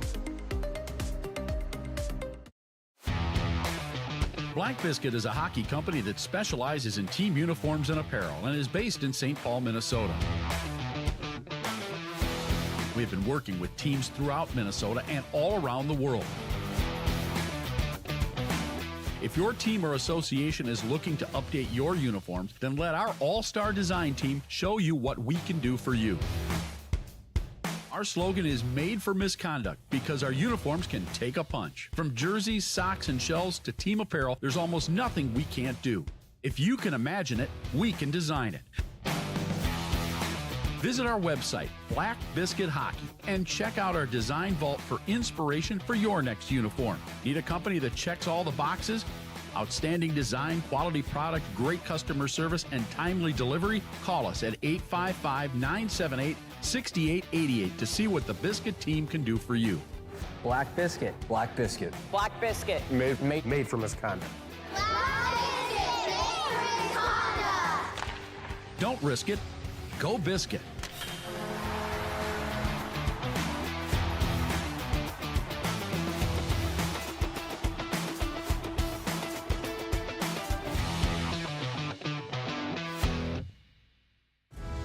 Folks, it's that time again for the Black Biscuit betting corner. This prop bet of the game is which player will have more assists than goals this game. Hint, more than one answer may apply. Enter your pick in the comments section for a chance to enter. All rules and regulations can be found in the comments section. Good luck, and thank you to Black Biscuit for sponsoring. Hi, this is Jake Drzinski, defenseman for the Grove City Thunderbirds. Thank you for watching Grove City Hockey. Make sure to like and subscribe. You know you've always thought about playing travel hockey. Have you ever heard of MIHA? Well, here's the time for you. We're taking registrations right now. So if you're interested, make sure you get your guys together, get a good team, and sign up today. It's never been easier. All you have to do is go online, go to myhahockey.com, and look. This copyrighted telecast is presented by Grove City Hockey. It may not be reproduced, retransmitted in any form without the expressed written consent of Grove City Hockey, LLC. We thank you for your understanding and hope to continue to enjoy this complimentary broadcast. To purchase footage, email grovecityhockeyllc@gmail.com.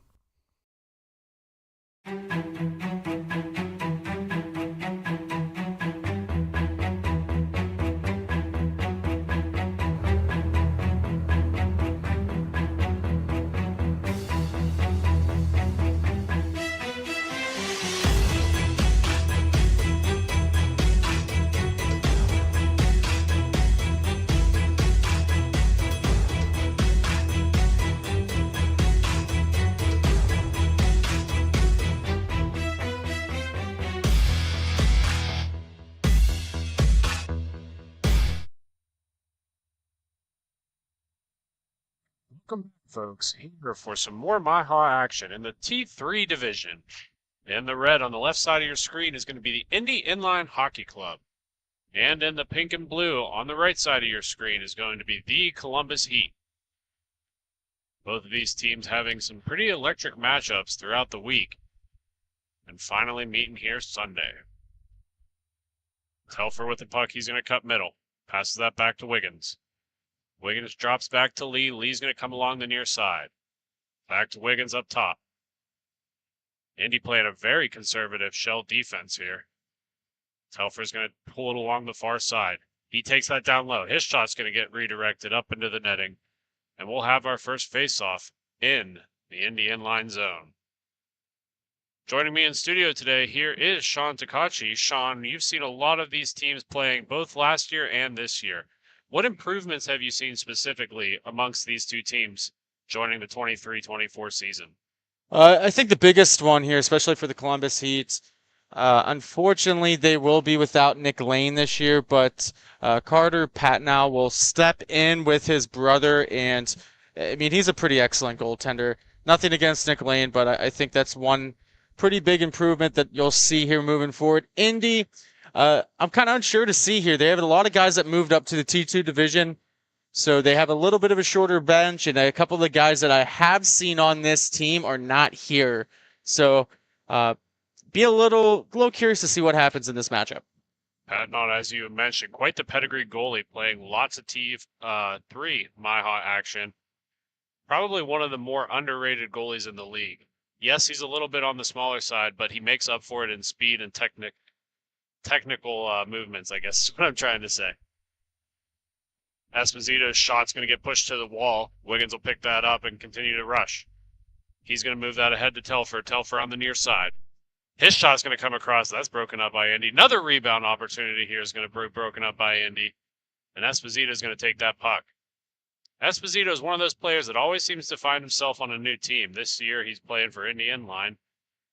And in years past played for Chicago's, played all over the place. Yeah, I think you're going to see him. He played up in T2. I think that's his permanent home now. A couple weekends ago in October. I think he's just subbing in for this weekend, so nothing too crazy that you need to worry about. MIHA will collect that puck down low. He's going to stop up behind the net, leave it for Dylan Patnaugh, as you had mentioned Carter earlier. Dylan, playing for the Heat here for this will be his third season. He's going to move that puck down low. Patnaugh with the puck on the far wall. Moves that up, but that's just out of reach of MIHA, who will have to go back and pick it up. Columbus moving it along the middle of their defensive end. Works it up the wall to Mendelson.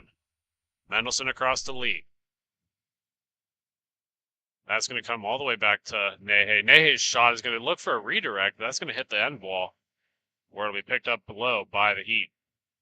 Heat worked that puck up towards the top to Lee. Lee's got to step in. He's going to find MIHA on the far wall. That shot's going to be kicked wide and end up behind the net. Tied up in the strands of the netting, those two players are going to battle for it. They work it along the corner all the way back up to MIHA. MIHA's got another opportunity. Looks on the far wall. Finds Patnaugh. Patnaugh's shot's going to be, looks like off a shin guard and up into the netting, where we will have another face-off in the Indy zone. Both teams here getting some fresh legs as they make some changes. Notably, both teams only have 3 men on the bench, so they are going to be partial line changes. Not necessarily that difficult to do, but it definitely changes the chemistry up a little bit. Yeah, I think so, especially I wouldn't worry so much in earlier games like on Saturday or even the first game on Sunday. This is kind of where it matters now when you're getting to your second and even possibly your third game on Sundays. That's when it really comes into play. Shot by Patnaugh gets blocked down low. That'll be forced all the way back up top to MIHA. Columbus Heat really controlling the zone here, as they have done all season. Labs is going to take that puck behind and push it onto the near wall. That's going to go onto the far wall where it's just outstretched by Brutout. Brutaut's going to leave that puck behind, and we'll get a shot on by number 63 for the Indy Inline. Again, apologies, we do not have a roster name for him, but we'll do our best to continue to call the games as we see them. Both teams are going to step in here for a face-off. That's going to be tied up by Wheeler and pushed forward to Telfer. Telfer cuts across the defense to the far wall. His shot's going to be blockered away. Beautiful little save there by the goaltender, Goodman. That puck's going to be forced back into the zone. The Heat really loving to put on the offensive pressure here. Turnover to Wiggins is going to cause the Heat to get even more possession time as he's forced onto the far wall. Little give and go to Wheeler gets broken up by Burton, and Burton's going to force that up along the near side. Just out of reach of Brutout as the Heat will converge on that puck. Burton able to strip it from them, only to lose it back to Wheeler.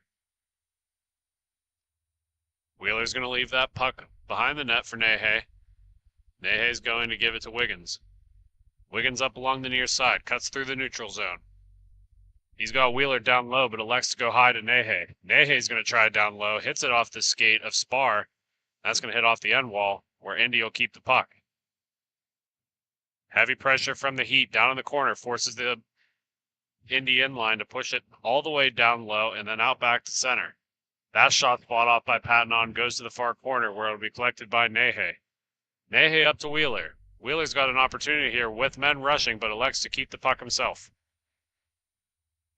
Indy seeming to force their pressure a little bit higher into the neutral zone here, not sitting back in their defensive end like they were in the first beginning parts of this period. MIHA to Telfer. Telfer's going to take a stretch through. He's going to be forced along the near walls for a tight angle shot. That's going to go all the way through the crease. Are they saying a goal? No, the officials are waving off the goal as that was covered up by Goodman. Yeah, I was watching it here on the monitor. I mean, from our angle point, it looked a lot closer than what it really was. Just an excellent stop there by the Indy netminder. Great chance there. created by Nasher, and then obviously Nahay with a excellent scoring opportunity. Puck comes up to Wiggins. Wiggins has a long draw, but that's going to be broken up by the Indy defenseman. Lee's going to pick that up and work his way down to Wheeler. Wheeler's shot's going to go wide. Excuse me, that is Mendelson, not Wheeler. Mendelson leaves it for Patnaugh, and Patnaugh works it up to Lee. Lee takes the top of the zone, works along the near side, where it'll be picked up by Wiggins. Wiggins on the back end. That's going to go up and over the netting where it'll sit on top, and they'll blow that puck dead. I think going back to the point when we started at the beginning of the broadcast, you're asking about some changes. There's two big ones, too. A healthy Lee and a healthy Mendelson for Columbus is going to make a huge difference. Both players having plenty of time on the IR. Nice to see them back. Wiggins spins out of that defensive move as he still has the puck along the top. Little one-touch pass off of Mendelson up to Lee. Makes its way all the way back down to Mendelson. Mendelson to Lee. Those two players just mentioned. So that's going to come along the near side, just out of reach of Wiggins, where he'll leave it down for Patnaugh. Patnaugh with the puck. Up top to Wiggins. Wiggins got a man on the back door, but slides it across to Lee instead. Lee with the puck. Nice little footwork and hand movement there. Kind of to open up that defense.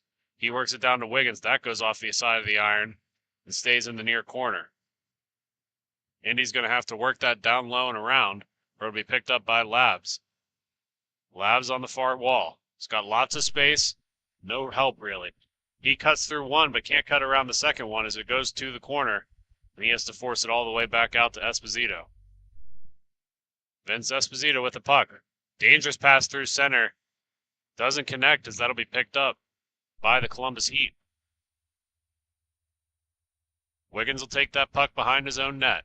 He's got room along the far wall as he leaves it for Patnaugh. Patnaugh will give it right back to Wiggins. Wiggins got an opportunity here. Winds up for the shot. That'll go wide. Hit the back of the goal, or hit the back of the wall, excuse me, and make its way over to Labs. Labs will work it down low to Esposito. Esposito leaves it back for Spar. Spar's got to stretch up the wall, and he does connect to Music. Music with some space shoots it right into the shin guards of Wiggins, and that'll be turned over to Mendelson.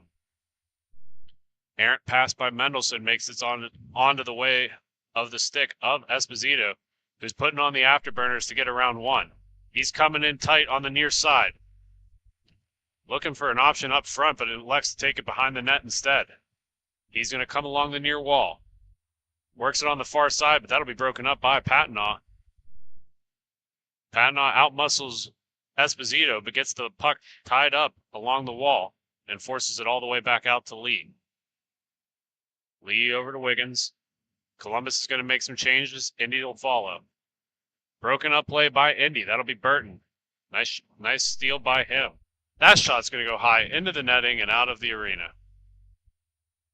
We'll wait a couple of seconds here for the refs to get a new puck as they get started on the near side. It's been one of the quickest periods I've seen all day today. No scoring yet. A lot of great pressure from the Heat, so nothing to show for it. Hopefully they don't get too discouraged with the results so far. MIHA will work that along the near wall to Lee. Lee gets some pressure hard by Burton and loses the puck in the process. Across the side, all the way back. That's going to find its way on the stick of Wheeler, down low. Wheeler loses the puck in the process, just to be fought for by Telfer. Telfer takes that puck down low, forces himself out and around. Nice pass off the boards, finds Nahe's stick up top, who will work it around to Lee. Lee cutting in on the inside. Shot attempt up front, nobody there to receive the pass, as Telfer's coming hard in on the stick. That'll go off of Nahe all the way down where it doesn't get to Lee, and Ryan Spar will pick it up. Spar will pass that along just to keep moving up through the Indy forwards. Eventually makes its way onto the stick of Burton. Burton will send that back to Spar. Spar on the far stretch pass, just out of reach, as that comes down and around for Nahe to pick up. Nahe cuts in the center here, using his size to his advantage. Overskates the puck a little bit, And Burton will pick it up for Indy. Indy inline stops along the end wall, passes it up along the far side to Brutout. Brutout gets spun back in, looking all the way across the Labs. Labs has got space and he'll take it all the way behind his own net, where he'll set up a breakout. Up along the near side to Brutout. Brutout holds it along the wall, pushes it on the far side where it'll be broken up by the Heat. Lee with a shot opportunity and finds the back of the net. Beautiful opportunity by Calder Lee. Takes that puck right off the end walls, takes 2 steps in, and snipes it over the glove of Devin Goldman. Yeah, we were talking about him being a player to watch in this game, and he came through right on cue. What an excellent shot. I mean, he's just such a great skater. He's able to create some space with his just a great agility. He had some people in front. All he had to do was hit the net. Face-off won back by the Heat to Nehe. Nehe over to the solo goal scorer today, Calder Lee. He'll drop that back to Nehe. Padnock's shooting in front to be able to get a redirect, but not there in time. So that'll make its way onto the stick of Mendelson. That's going to be battled for by Brutout, who will force it along to Labs. Labs along the near side, just out of reach of Music's stick, who will go down in the play, which springs Patnaugh forward. Patnaugh meeting heavy opposition by Brutout. There, Indy is going to come the other way, leaving that back for Music. Music surveying the clock as time's winding down at the end of the period. Passes it along the near side for Vince Esposito. Esposito wheels. He's coming in. Shot fought off by Patnaugh. Again, that'd be Carter Patnaugh. That'll be moved all the way back up top to Labs. Dying seconds of the period here as that's worked around deep to Nehe. Nehe's got some time here, but gets some heavy force by Brutout. Eventually takes him down in the effort. Couple of insensitive words said at that time. Well, as they're having some words with the referees, we're going to step aside for a commercial break. When we come back, you'll have more Grove City Hockey action. You're listening to Grove City Hockey.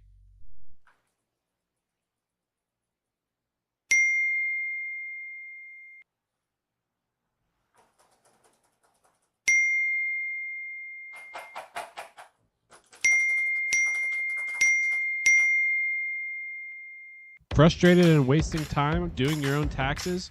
Getting confused by complex forms? Waste your time no longer. It's time for you to check out Bonus Accounting. Kenny and the team will help you with taxes, bookkeeping, and payroll services. Now that's an accounting hat trick. Leave it to the industry experts and check them out today. Use promo code Grove City Hockey for a sweet discount and also to receive exclusive GCH merch. Bonus Accounting, the firm of the future.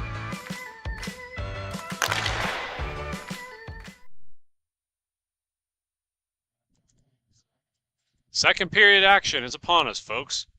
Have a solo goal by the Columbus Heat. Calder Lee is going to tap that in.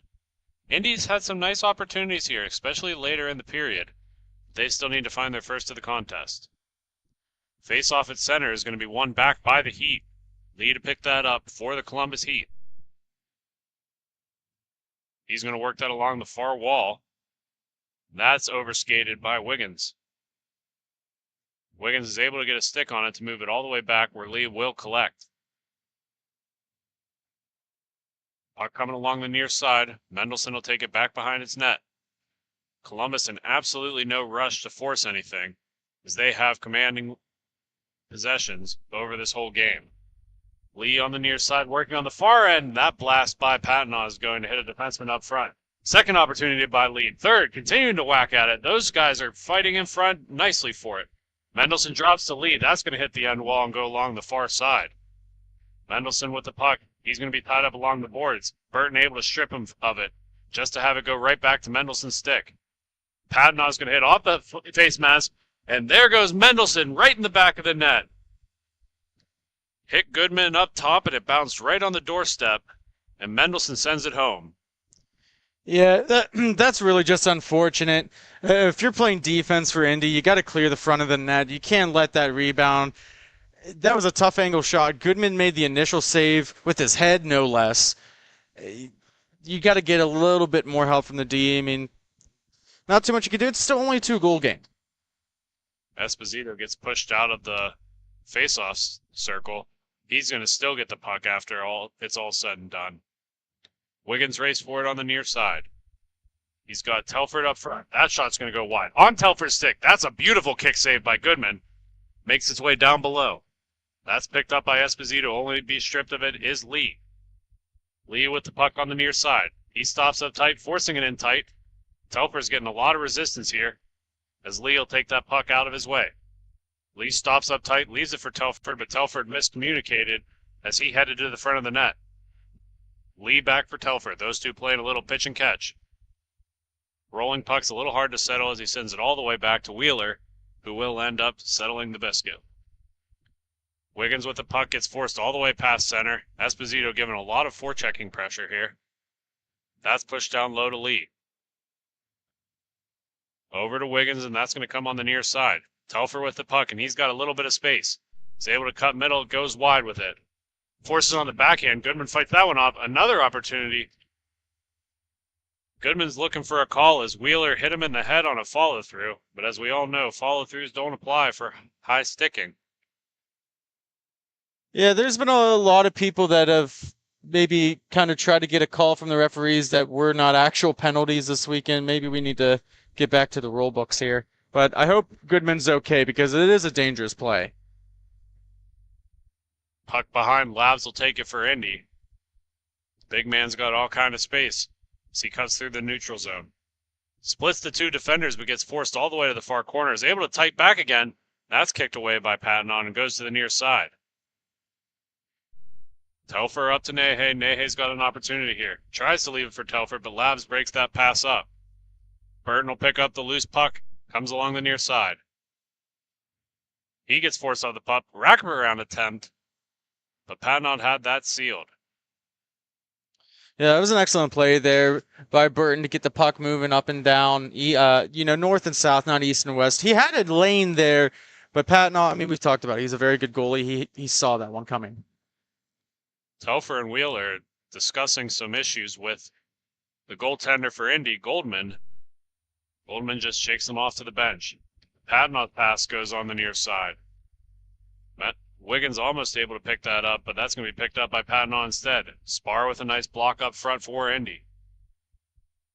Puck still on Patton's stick as he's forced off one just to meet Brutout to pick him up. Brutow's going to work that up to Burton. Burton across. That shot's going to go off of Patton and find the top of the netting. A little bit more action here for Indy. It's good to see them rebound. We saw the Columbus Heat have a lot of offensive zone time in that first period, and I don't know if it was just something maybe a late night last night, but it seems like Indy got back to their game in the second period. Mendelson's going to work that across to Patton. Patton on the near side. He works it in tight. That shot's going to go wide. Oldman read it the whole way. It works all the way out to Wiggins. Wiggins is going to dump it down to Nehe, who has time to collect his thoughts. Nehe fires it back over to Wiggins. Wiggins looking back down to Patnaugh. Patnaugh's got a lot of space. Opens up, and that shot's going to hit the end wall, where it'll be picked up along the near side. Indy and Columbus battling for it on the near walls. Finally works its way all the way to the far side, and Burton's going to be the first one to it. Burton plays it along the walls back to Brutout. Brutout back up to Burton, but doesn't get that quite where he wanted it, as he had to spin around to pick it up. Burton, nice split of the defense, and that's going to... How did that stay out? Patton with a beautiful save. Burton with an even better shot opportunity. Dylan Patton loses the puck in that process and works it up to Burton.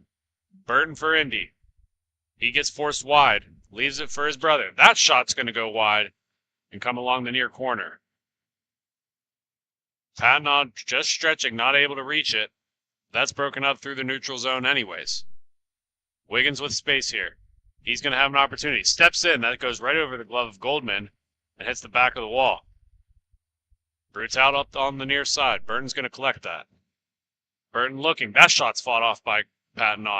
Stays on the near side where Telfer will pick it up. Wheeler pressuring hard. but Indy's able to evade. Labs leaves that puck behind the net. Works it along the near side. Music's going to have to get some speed. He gets forced off the puck by Telfer. Telfer on the near end. Works it up top to Wheeler. Wheeler's not able to contain it. Wheeler forces it all the way back to Nahe, down to Telford. That cross pass is broken up by Brutout, and Indy's going the other way. Esposito along the near wall. He evades one man in front, but just not able to get it. Is Music. Those two will meet with heavy hits along the corner, and Nahe to come away. Nahe works it up to Telford. Telford's got some speed. His shot is going to find the back of the net as it slides right underneath Goldman and makes this a 3-1 hockey game. 3-0, excuse me. Yeah, that's just really unfortunate. I mean, obviously, we all know who Telfer is. He's got a lot of very popular videos, but he does have a good shot, too, as well. And he was able to find the back of the net, help extend the lead. And he's got to get one here before the period expires. There's discussions about if he's just YouTube famous or if he's a skilled player. This season has been some of his most productive. Not only that, but he's had a huge amount of improvement in both his stick handling and his skating ability. I think the vision, too, is really what helps. I mean, you think a guy like that may even have an ego, but he doesn't. Just even the conversations with him, he passes the puck, and that's a true team player right there. Another shot by Telfer is going to go into the glove of Goldman, who will hang on for the draw. Discussions on the board is we're going to have a couple of changes here. Face-off's going to be tied up, still in the dot. That works its way up top. Nahe will be the first one to it. He fires that over to Lee. Lee's on the top wall. Pushes that back over to Nahe. Nahe plays it around the boards. Come back over to Lee. We've heard this before as Lee works it back to Nahe. Nahe gets that over to Patnaugh. Patnaugh with some speed. A nice little move there. He's coming on the near side. Drop pass to Lee. Lee's shot. That finds the back of the net. His second of the day. It's 4-0 Heat. I mean, we talk about defense being active in the offensive zone and helping the forwards create scoring opportunities. Lee's done exactly that. A good shot in the arm this season so far. Good addition for him coming back. And, you know, it's still not out of it if you're Indy. So, I mean, Goodman, keep your head in there. You've played well. You've made a lot of good stops. Still plenty of time. Esposito for Indy is going to pick up that puck. He tries to work at center, does so successfully. It's pulled all the way across. That's going to land on the doorstep, but Mendelson's going to be the first one to it. Nahe takes that puck off of Mendelson and cuts through the neutral zone. He's got a man on the back door. Pulls it on his backhand instead, uses that long body to get around the goal just to work it back up top to Lee. Lee's got the puck. He's going to take it down low. Works it across to Mendelson. Back down to Lee. These two teams using a lot of the rink here. Stretching the whole game out. Lots of passing, lots of skating. Lee works that down to Patnaugh. Patnaugh's going to fire that across, and that goes across the crease and out of danger. Nahe keeps it for the Heat. He's winding up. That shot's going to be kicked wide by Goodman. Nahe will be the first one to the puck as he works it around the near side. That's going to pop all the way out to Mendelson. Mendelson getting a little bit of pressure by Labs, dumps it down to Patnaugh. Patnaugh along the backside. He's trying to knock that up top. That'll be picked up by Lee. Lee stops up short, works that back down to Patnaugh, who has tons of space through the middle of the rink. He's going to work it all the way on the near side, fires it onto Mendelson's stick. That shot's going to go over the goal and end up behind the net. That pass is out of reach of Wiggins as Esposito will pick it up. Esposito working on the near side. That's going to go all the way to the far corner. He's going to cough that up to Telfer, who leaves it for Patnaugh. Patnaugh cuts in. That shot's going high and wide. And Patnaugh will pick it up once again. He directs that all the way back to Lee as Lee going to give it to Telford. Telford cutting middle. Leaves it on the backside for Patnaugh. That's going to be kicked wide by Goodman. You've mentioned, Sean, that he needs to have a good game here, continuing to make the saves that he's making. He hasn't picked a moment to come late. Brutot stops up short. A lot of pressure by Telford here as Telford eventually peels off, giving Indy some breathing room. Indy's going to take it around the far side of the net. Works that on the near side to Burton. Burton with some space here. Tries to cut inside out, but that's going to be broken up by the Heat, who forces it down below their net. Little give and go play puts the puck on Wheeler's stick. Wheeler will leave it on the backside. Wiggins with a shot. That's going to go wide and come along the near end. It's stuck along the boards as the first one to it is Spar. Spar passes that up to Burton. Burton loses it for a second, is able to find it as he sends it across. Down to Esposito on the far side. That shot's going to go off of Patton onto the near end, and the Heat are going to surge the other way. Wheeler with a shot hits the iron, and that goes far. Wiggins for the Heat will be the first one to pick it up. They continue to cycle as it's on Lee's stick behind the back of the net. Lee stops up short, gets caught in the referees a little bit as Esposito applies on the pressure. He's able to squirt free and pushes that to center.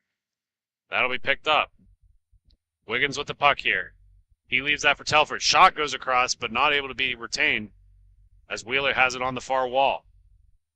Wheeler spins inside, spits it over to Lee. Nice little stutter step as Lee gets around one.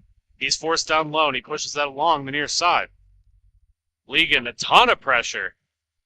It's one thing to check shot, it's another to check a player into a ref. No call will be made. Telford works it across to Lee. Lee's shot's going to go high into the netting and out of play. I think it was all in goodness of the game. You can see Lee kind of give Burton a slap on the back there.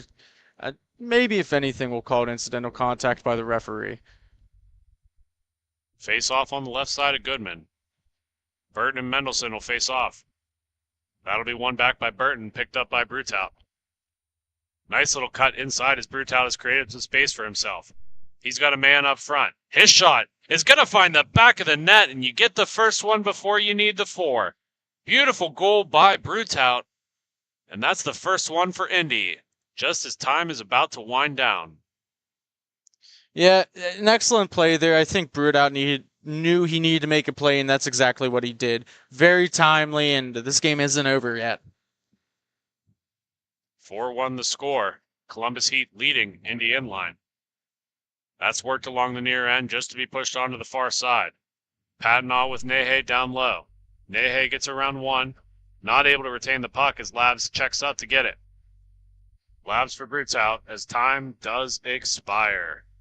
When we come back, more MIHA action, but until then, here's a couple of messages from our sponsors. You're listening to Grove City Hockey.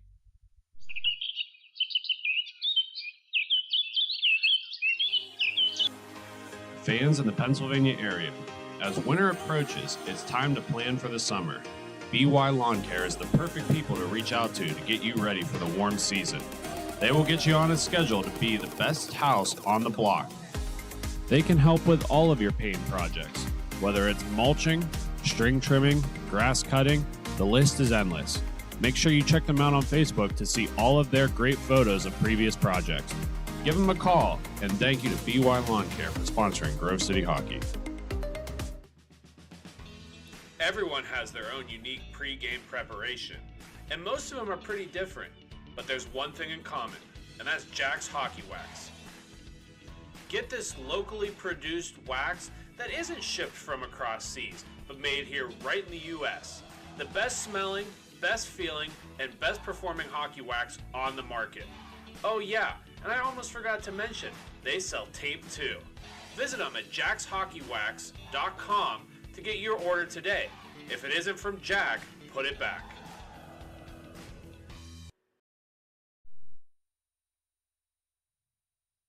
Welcome back, folks. More MIHA action here. The Columbus Heat leading 4-1 over the Indy inline. Heat was a dominating lead 4-1, but Indy with the most recent goal here. Indy's going to get a lot of pressure down low, and that's forced behind to Brutout. Brutaut's got a man up front in Esposito. He's able to find him on the far wall. Huge collision by Nehe. Forces that puck off his stick. These two clubs are going to race for it here. Going back to collect it is Patton, who tries the Michigan. Doesn't get it on the Michigan, but gets an assist as Mendelson finds it on the back door and puts it in for the Heat. That's his second attempt of the weekend with that, and he's missed both times. This time, though, at least he gets an assist and extending the lead for the Heat, and a very talented player for Henry Ford College, and obviously it's been on display so far. Heat keep possession here as Patnaugh has that puck. He leaves it for Nehe and cuts middle. Nehe is going to be forced to the far wall. A lot of pressure as he forces that down low. Makes his way all the way around to Mendelson's stick. Mendelson just missing Patnaugh as it's going to spring Labs going the other way. Labs cuts middle. He loses the stick. That's going to find its way onto Mendelson's twig. Mendelson on the near side fights off. He's going to get taken down in the play. Nothing will be called. Spar works that up, but that's going to be broken up by Nehe. Nehe with an opportunity here. That shot's going to go off of Goodman and stick on the far wall. Tied up. Eventually, Mendelson will be the first one to it for the Heat. He works it all the way across to Patnaugh. Up to Wiggins. Back down to Patnaugh on the near side. He's going to go across to Nehe. Nehe on the far wall works it around low. First one to that will be Esposito for Indy. Esposito with the puck on the near side. He's coming down. Tries to cut through. That's going to be kicked away by Patnaugh onto the near corner. Esposito is going to get to it first. He'll work that back to Spar. Spar's going to go all the way across to Music. Music's going to have an errant pass picked up by Wiggins. Wiggins works it along the end wall. That'll be picked up by Burton for Indy. He'll leave it back to Labs. Labs has got a man on the near wall, just a little bit too long as it makes its way to Nehe's stick. Nehe along the near side to Telford. Telford behind the back of the net. He's going to give that right back to Wiggins, and Wiggins is going to have an opportunity here. He plays a little more conservatively and takes it behind his net just to work it around to Nehe. Nehe's going to go back across the grain, and it'll find its way onto Wiggins' stick. One touch off of Telford finds its way to Wheeler. Wheeler's shot is going to get off of a stick of Spar and go up into the netting. It's been a very solid game here for the Heat, and obviously this is the final semifinal game before they go into the T3 championship a little bit later. That's going to be the final game of the day. So they're in peak form here. They might be, I think, a favorite here to take it home. Heat continuing to pull on the pressure here. That shot by Wheeler is going to go wide, but Telfer will be the first one to it.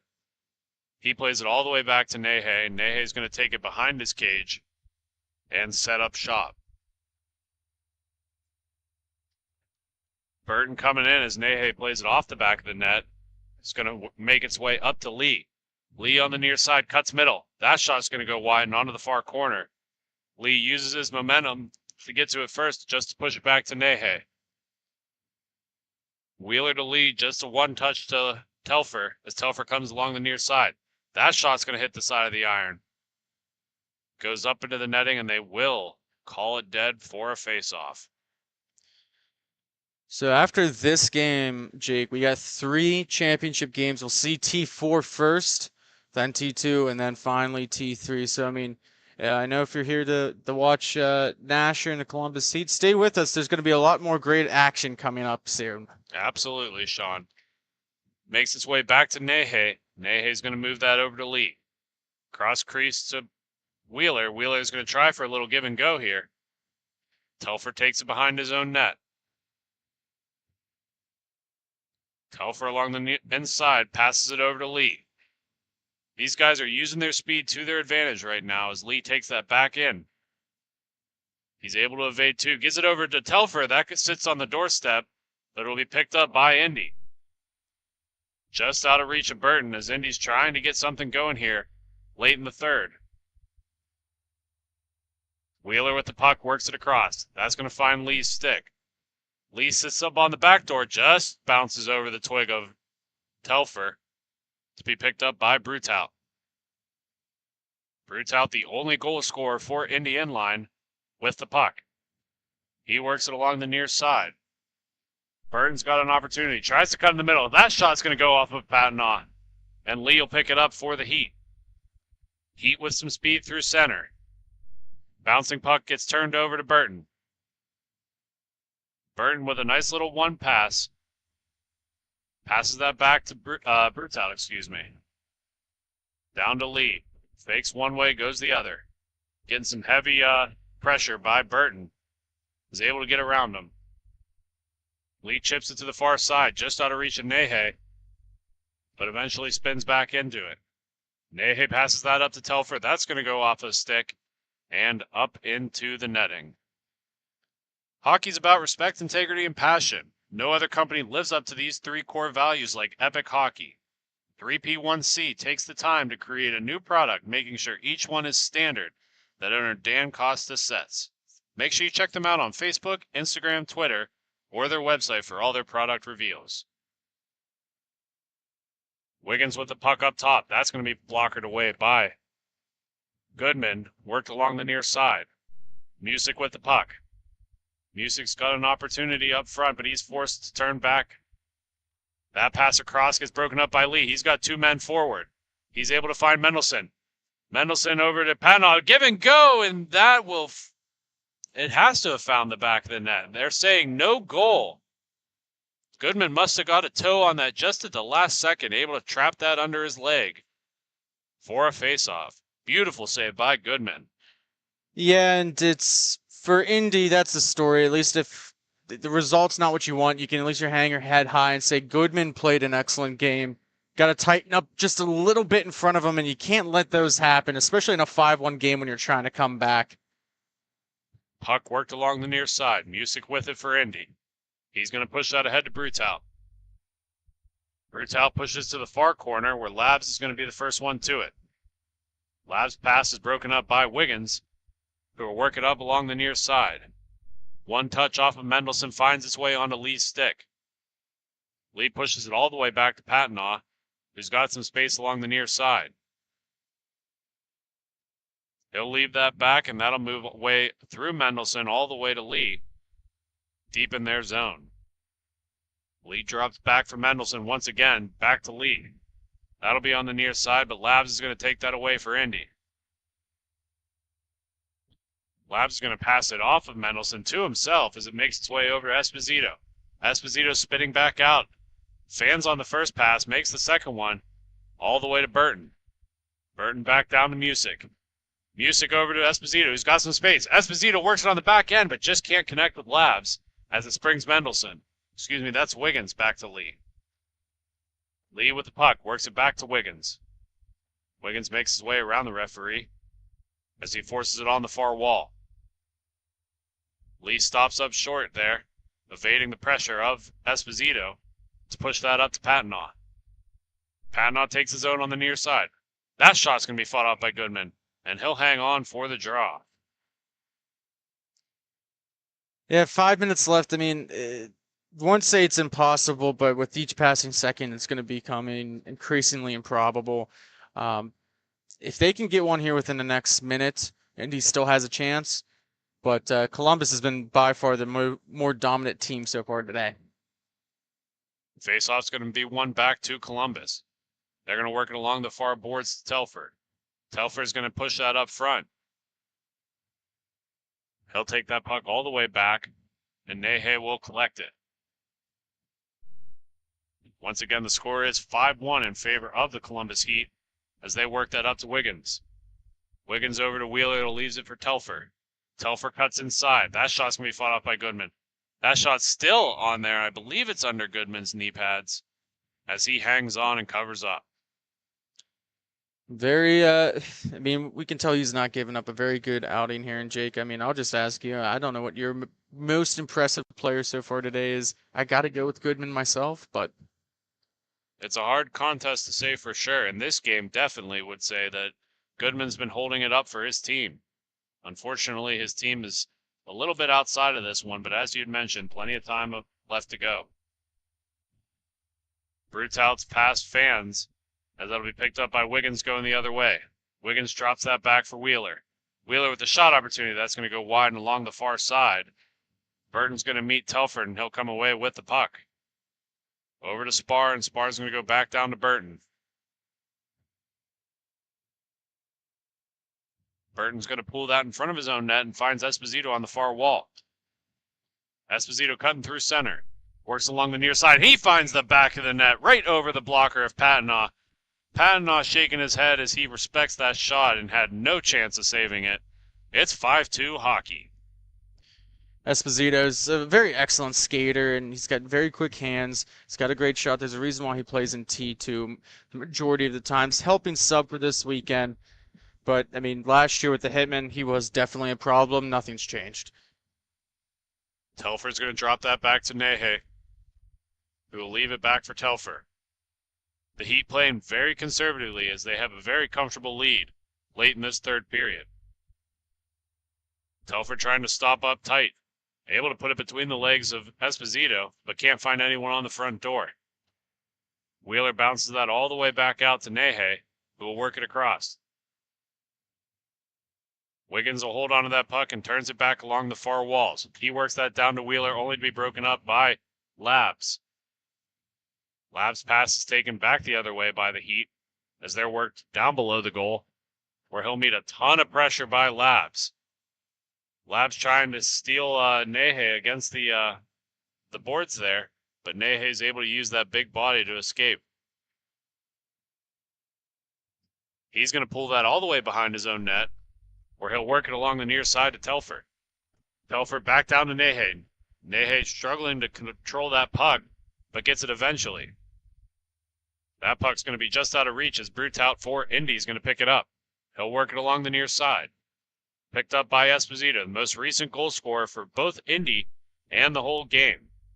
He's got the puck on his stick again. Patinoff fights that one off. That's played with a high stick. And Nehe will collect for the Heat. Nehe long stretch pass up the near boards. And just out of reach of Wheeler as it'll be picked up by Brutout. Brutout has one himself this game as he works it up to Esposito, who has the other. Esposito over to Labs. Labs on the far wall. Shot looking for a redirect. Music just knocks it up into the netting, where it will get stuck, and we're going to try to figure out how we're going to get that down.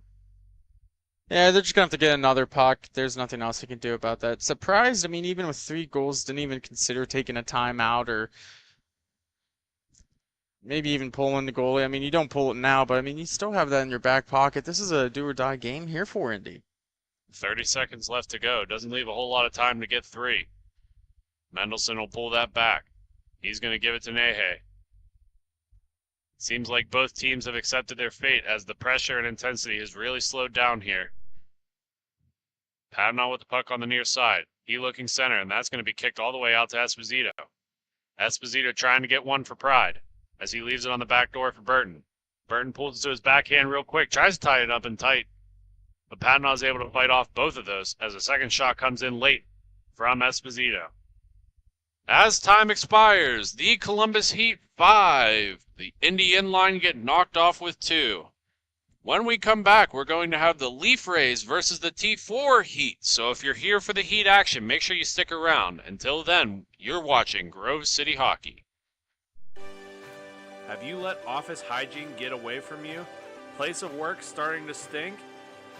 It's time to call MagiClean. Windows? Check. Washing? Check. General cleanup? Check. Now that's a Magi Hattie. Reach out for your free consultation today. MagiClean. Keep the cleaning to MagiClean.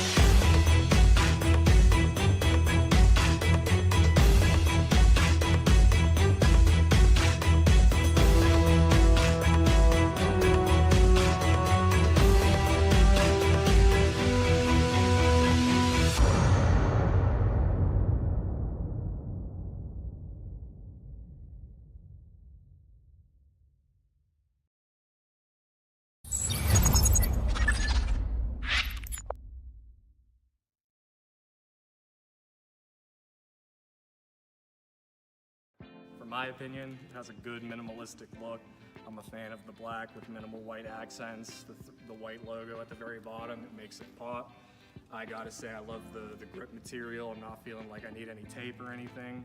And then honestly, in terms of weight, it's definitely one of the lightest sticks I've used. It has a good pop to it, so I feel like I'm gonna get a lot of good shots off and hopefully less muffins.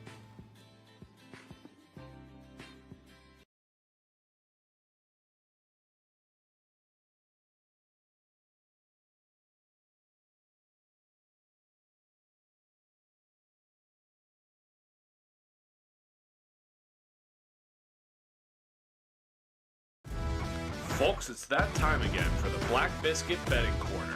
This prop bet of the game is, will the final score have a spread of plus or minus 3 goals? Enter your pick in the comments section for a chance to enter. All rules and regulations can be found in the comments section. Good luck, and thank you to Black Biscuit for sponsoring. This copyrighted telecast is presented by Grove City Hockey. It may not be reproduced, retransmitted in any form without the expressed written consent of Grove City Hockey, LLC. We thank you for your understanding and hope to continue to enjoy this compliment.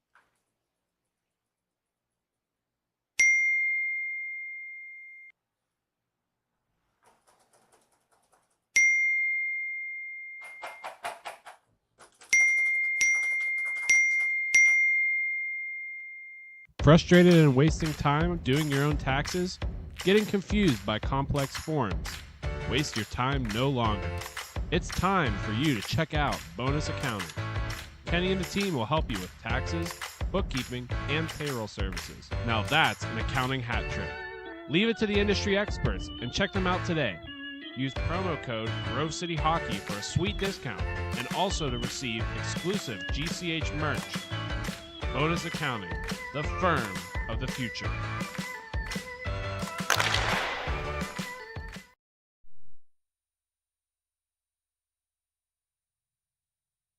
Welcome back, folks, to the first championship game of the day.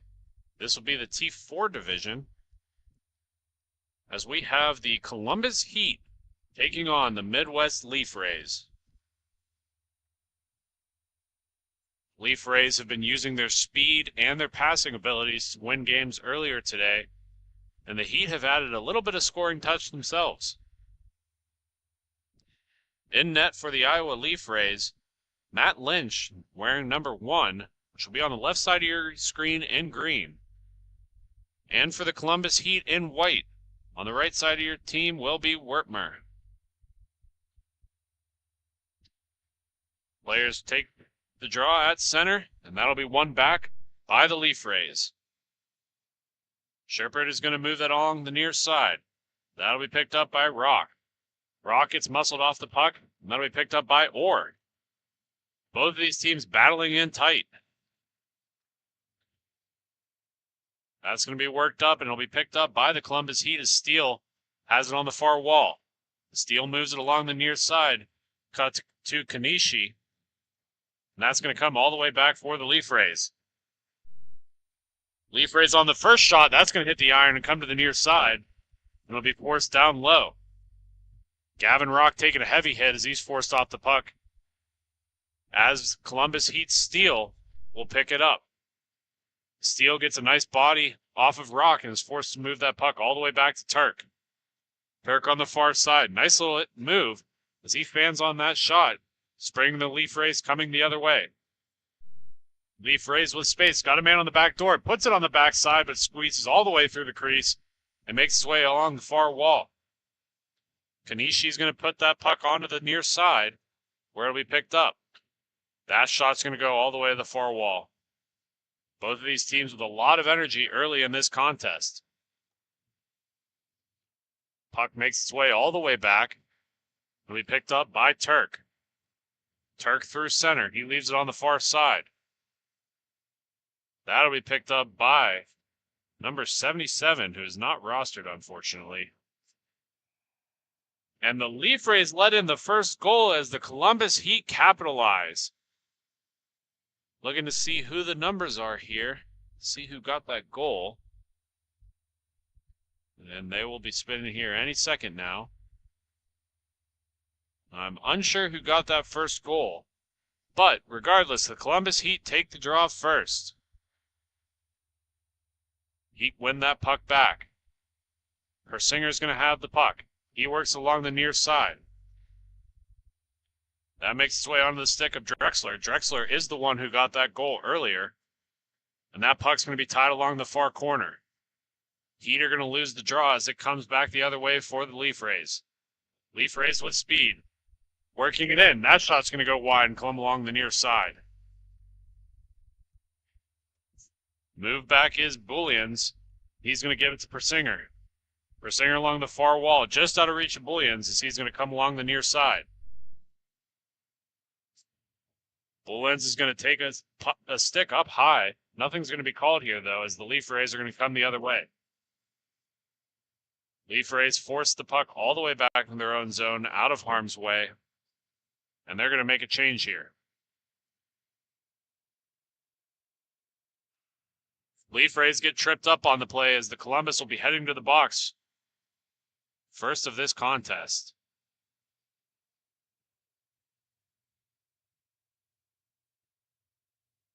Penalty's going to be on number 81 for the Columbus Heat.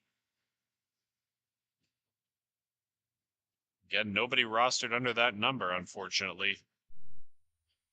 So it might be a sub for the weekend. Face off on the left side of Wertmer. And that's going to be one ahead by the Heat. Midwest able to take that away. Previously known as the Iowa Leaf Rays. That's going to come over to Kenoshi's stick. Kenoshi's going to move that along the far side. Goes all the way back into the Leaf Rays end, where we picked up. Number 65 for the Leaf Rays. Unfortunately, no roster to be found. But they're going to have the puck along the near side. He's going to get taken down on that play. Nothing will be called. And Columbus is going to move it all the way back. Lynch comes out to play that as he works it along the far side. Leaf Rays got a man up front. That shot's going to go high and wide. Come all the way back out. Coltrane's going to keep that puck as he works along low. Coltrane out front, and that's going to be broken up by the Heat. Second opportunity is going to go wide. Picked up by Storm. Storm on the far side. Works it over to Fowler. That's going to come back up top. Back down to Coltrane. Coltrane surveying his options. If he takes a shot, that's going to go low. Second opportunity is going to get fought off by Wormter. A lot of battling down low as Grigori is going to fight for this one. He's going to be muscled off as Turk picks it up for the Heat. Over to Kenoshi as he's going to move it along the middle of the rink. He sends it all the way down as the Heat are still on the kill. Time soon to be expiring on that. Heat gets some changes as he dumps that puck. Only to be picked up by the Leaf Rays. Leaf Rays working along the top. That low shot's going to be forced down below the net, where it'll be picked up by Marigold. Marigold over to Storm, Storm to Coltrane. Back down to Storm. Back over to Coltrane as he takes the middle of the rink. He works it along the near side. He's looking on the back door. That puck pops up, and Wermter's able to reach all the way back and grab it out of midair.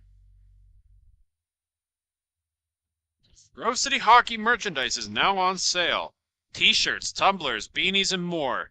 Reasonably priced in a variety of all sizes. They're the perfect gift as Christmas season is coming right around the corner. Check us out at our sales table or online at Grove City Hockey on Facebook. Or for the Heat is going to take a shot. That's going to go wide along the near side. Coming back the other way is the Leaf Rays. Coltrane's shot is going to be fought off by the Heat. And they're going to push that all the way back out the center. Leaf Rays have to go all the way back behind their own net to pick that puck up. They're going to move it along the near side. Leaf Rays just not able to get to that as Persinger's going to be the first one to the biscuit. His pass around the outside is going to get on the stick of on the Leaf Rays as he's cutting in tight. Leaf Rays get stripped of the puck as they work it back along the far side. Changes of possession constantly happening here. Eventually Columbus to come away with it. Columbus is going to work that up to Bullens. Bullens' shot's going to go high and wide, almost taking the head out of Hunter Shepard. Pass forced down in low by the Heat. Worked around by Swindler. He's going to move it all the way back out to Persinger, who will collect it deep in his zone. Persinger moves that over as the Heats get a change for Drexler. Drexler over to Bullens. Bullens on the backside, but can't find anybody for the Heat.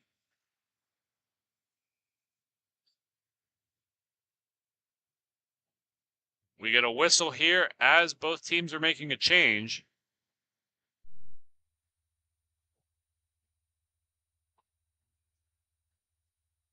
Trying to survey what's going on here. Faceoff's going to be pulled out to center. Must have been a puck out of play there. That's going to come along the far wall. Leaf Rays being very aggressive on this forecheck, as they are trailing in this one currently. Turk for the Heat, try to work it up, but that's broken up by the Leaf Rays. That's going to be pushed out to center. Leaf Rays will keep possession. Leaf Rays stop up short, a little give and go behind the net. That'll be worked along the near side. Picked up by Rock. Gavin Rock works it in low. He loses the puck as that's going to be picked up by the Heat. Pass in front. Heat are able to go on the rush. Number 81 for the Columbus Heat. Shot goes wide and goes all the way to the far corner where it'll be picked up by the Leaf Rays. Leaf Rays working it wide. Gets taken down on the play. Drexler is going to be the one going to the box for the Columbus Heat. As Gavin Rock draws the penalty.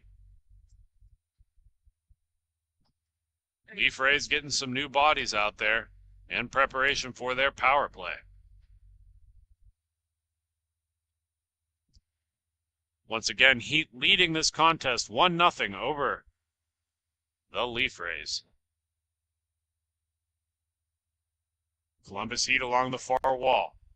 They work it down low and dump it all the way down the end of the ice.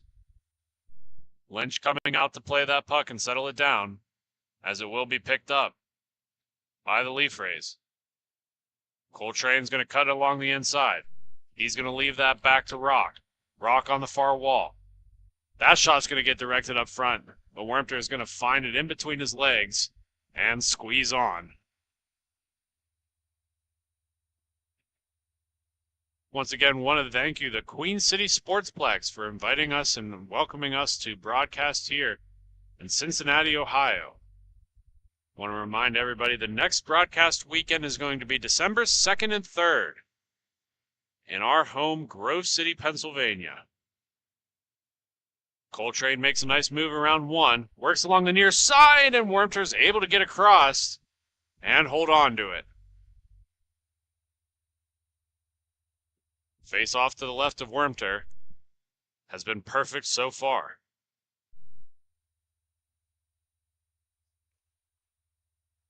Puck's going to be one to the near wall where it'll be picked up by the Heat and worked around to Kenoshi.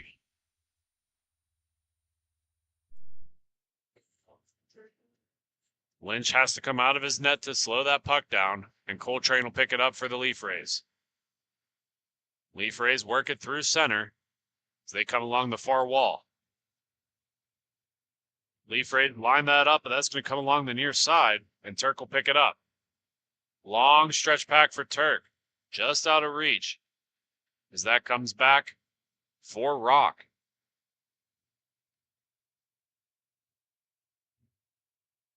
Leaf Rays work it through center here, and that goes across to Coltrane. Coltrane's trying to pass on the backside, can't quite get to it, sits on the doorstep, still in front, and that's getting forced out. We got a 2-on-0 opportunity here for the Heat. Lynch comes way out of his net to play that puck. He works along the far wall. Still loose in there as Lynch gets another whack at it and sends it all the way down. Bullens for the Heat. Going to play that puck. Coltrane able to get that back for the Leaf Rays as he comes through center. Coltrane's shot is going to be knocked away by Wormter, and he'll get back on that puck. Bullens able to strip it from him as he works it up to Orr. Fourth shot's going to go wide, all the way to the far side. And he's going to be taken down on the play. We're going to have a little bit of some not so nice words, but nonetheless, the Leaf Rays are going to head to the box, and the Columbus Heat are going to go on the power play.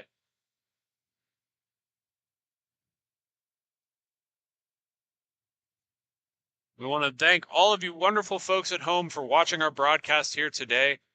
Without you guys, there's not much of a point to broadcasting, so we appreciate you fans at home.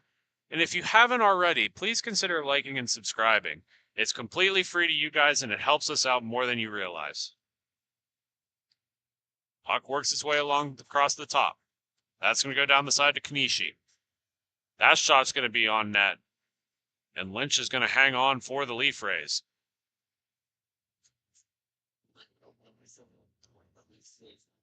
1-0 the score in favor of the Columbus Heat. As we're dwindling down to the final minute of the game, or of the period, excuse me, we'll have a face-off to the left side of Lynch. That's going to be one back to Turk for the Heat.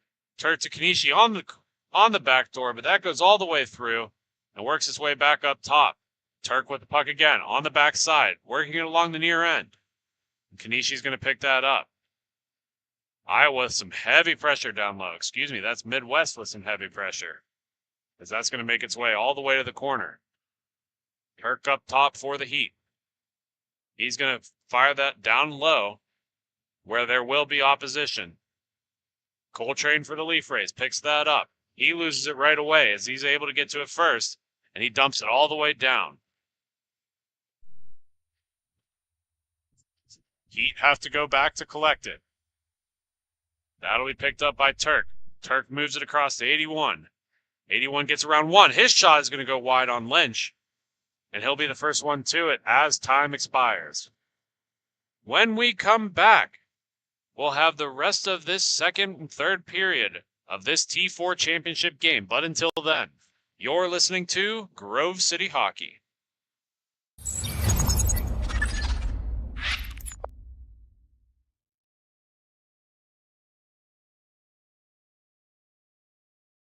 For my opinion, it has a good minimalistic look.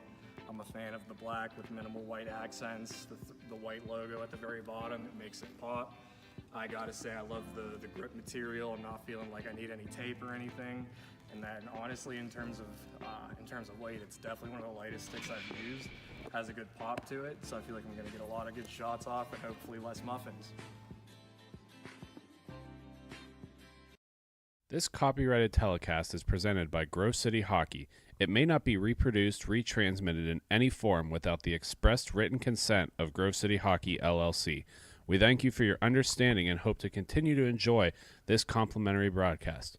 To purchase footage, email grovecityhockeyllc@gmail.com.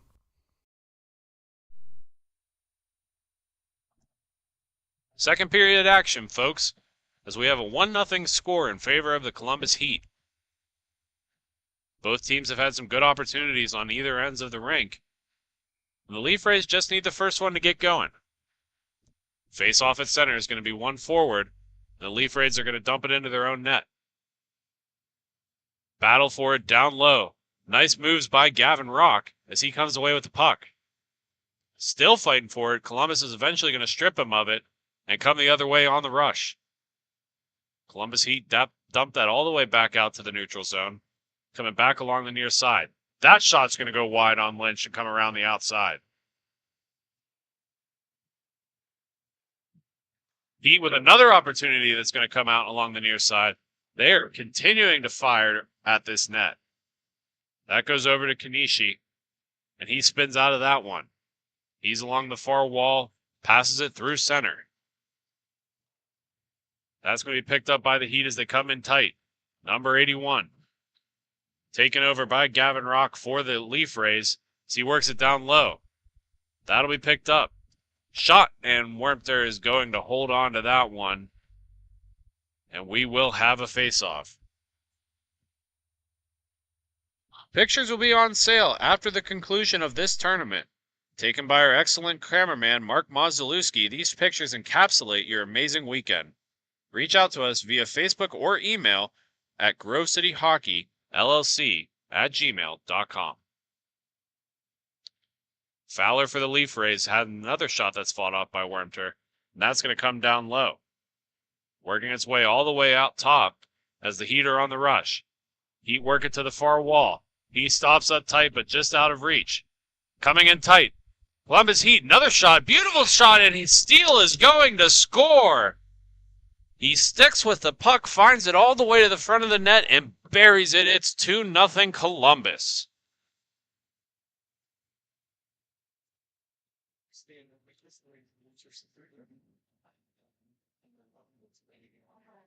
We'll reconvene here at center. So we have another face-off after a beautiful goal. Again, that would be by Tyler Steele. Put the whole team on his back there and finish that out strong for the Heat. Puck down low. That's going to be worked to the near corner. Coltrane to pick it up as he backs it off. He stops up tight behind his net, surveying his options. Works it along the near side to Shepard. Shepard able to make one move and around. He's going to force it through center, and that's going to go up into the netting and held on for a draw.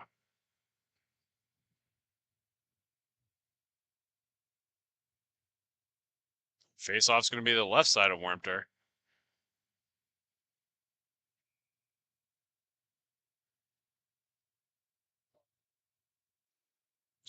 That's going to be one down low. Columbus Heat with the puck along the near side.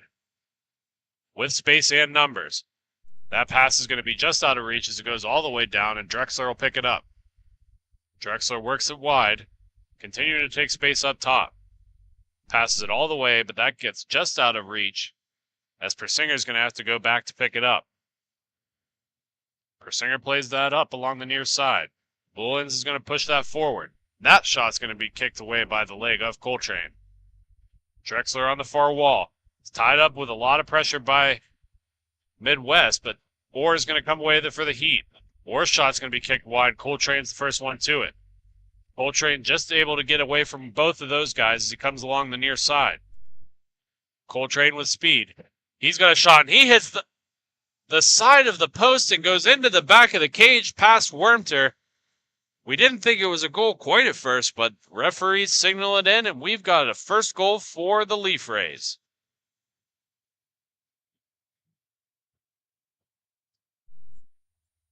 Spencer Coltrane will be the goal scorer there as he puts it right off the iron and into the back of the net behind a sprawling Wormter. Face off at center is going to be one over to Columbus. Columbus on the far wall. Not able to get around one, but that's going to be kept in low. Opportunity here for 81 for the Heat. And Lynch is going to eat that up.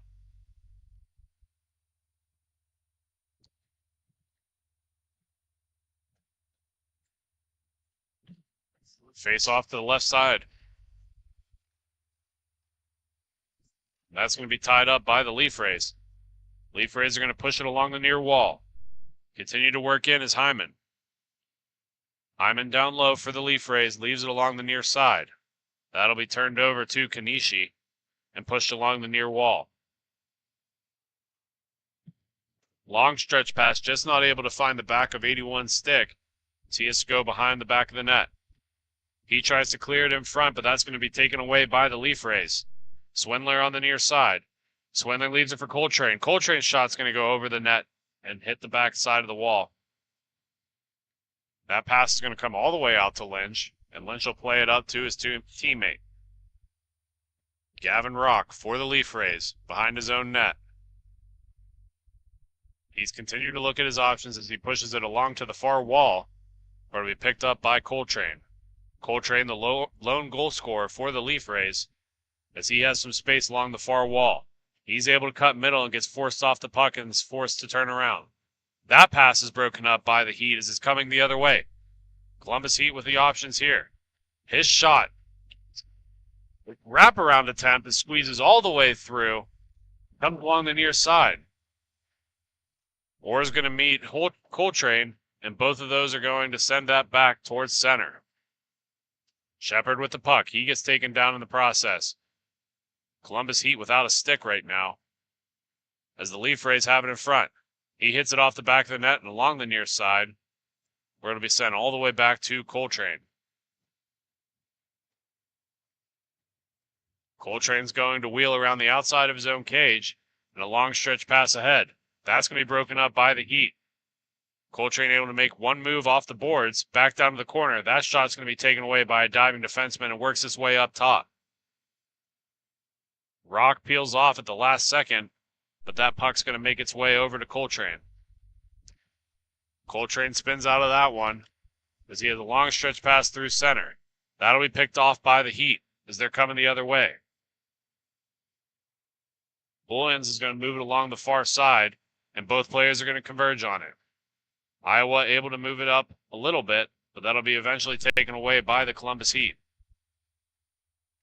Worked in front, Bullens not able to get to that. Another shot opportunity, and that finds the back of the cage. Swindler with the goal here late in the second. We got a 3-1 hockey game in favor of the Columbus Heat. Nathan Swindler, the most recent goal scorer for the Heat, sat right out in front and just ripped it home. Puck's going to be worked back to Persinger. Persinger moves it across to Boylans. Shot by the Leaf Rays, sits on the doorstep. Picked up by the Heat, going the other way. They play it all the way back into their own zone just to be safe, as Bolyans has the puck. Bolyans is going to move it along the near side. That'll be moved back to Persinger, back over to Bolyans. He's just not able to get around the first defenseman, as Coltrane's coming the other way for the Leaf Rays. Coltrane gets forced off the puck. Steele with the puck. Steele back to Persinger. Persinger's got time and options. He pushes it up on the near side to Bullens. Bullens is going to work that across. Beautiful little move by Steele. He's got an opportunity here. He passes it out front. Another opportunity and a beautiful goal. Drexler has another one for the Heat. Camden Drexler sat right on the back door, and as soon as that puck came out, made no mistake about it and sent that home.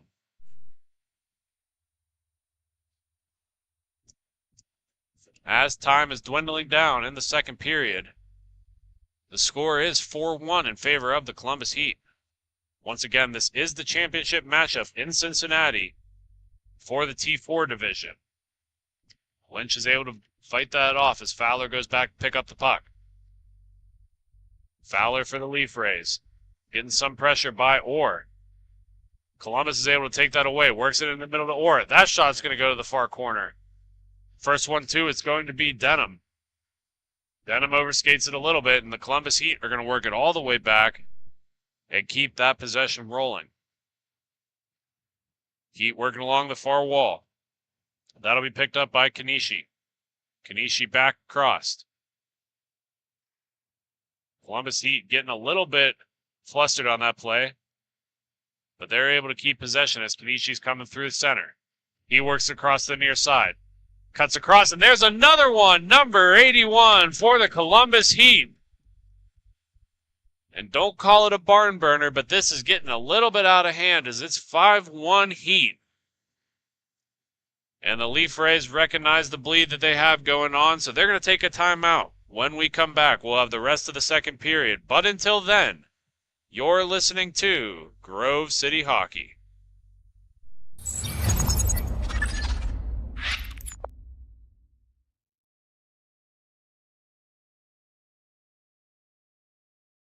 For my opinion, it has a good minimalistic look. I'm a fan of the black with minimal white accents, the white logo at the very bottom, it makes it pop. I gotta say I love the grip material. I'm not feeling like I need any tape or anything. And then honestly, in terms of weight, it's definitely one of the lightest sticks I've used. It has a good pop to it, so I feel like I'm gonna get a lot of good shots off and hopefully less muffins.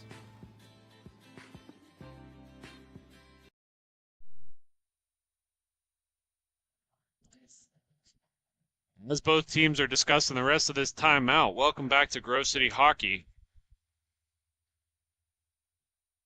Joined in studio with me on OBS, our presenting broadcaster, is Matthew Flannery. Flan, welcome to the broadcast. How we doing, Jake? Oh, not too bad. Flan, you've seen a lot of these teams playing all day, bouncing around between cameraman, running the show here. What are you looking out of these teams for the first championship in Cincinnati? I think this one coming in a little late here. This storybook seems to be already written. I don't want to write off a Cinderella story. Nonetheless, would love to see the Leaf Ray make this a game. Definitely don't want to go against that idea. But at this point of the game, just under 4 minutes left now at this point. Is this only the second period? Only the second period. I'm getting ahead of myself. It's been a long day there. I'm going to give the mic back to you. A lot of hockey here as we have been broadcasting all day. It does kind of feel like a marathon, but when you're watching hockey at the end of the day, it goes by pretty quickly. There is plenty of time. They got this. They got them right where they want them. Leaf Rays get tied up on the faceoff as that's going to come ahead for the Heat. Heat make it around 1, but Gavin Rock able to get back to it first. Rock with the puck as he's going to work it along the far side. Stops up tight to evade a defender. Dumps it all the way out, down and around. Just out of reach. That's going to spring Columbus coming back the other way. Heat worked that across the top. Down low to the other side. That shot's fought off by Lynch. Heat will keep possession as they work it along the near corner. Gagori is going to move that puck over to Gavin Rock. Rock's going to go back to Gagori. Gagori back to Rock. We know how this story ends. And that pass is going to go all the way down deep, just outside of reach. Kanishi for the Heat. Works it along the far side. He's going to get that puck right back to him and continue it up the near end. Ward not able to control that as Rock picks it up. Heat get that puck right back as they're coming down the far side. Nice shots fought off by Lynch and goes on to the far corner. Coltrane for the Heat, or the Leaf Rays, excuse me. Coming down through the center. Fans on that shot, keeps possession as he works it in tight. Leaf Rays are able to work that across the wing, but that'll be picked up by the Heat. Heat playing a little bit of keep away as they work it all the way back in their defensive end to keep the pressure going. Nice little stick handling move there. Almost forced off the puck as he pushes it to the far wall, and the Leaf Rays will be the first one to it. Sturtz is going to move that puck back, but the Heat are going to get to it first. Heat along the far wall to Steele. Steele's cutting through center. Leaves it on the backside. That shot's going to find the back of the net. Bullen for the Columbus Heat. As it's 6-1 hockey.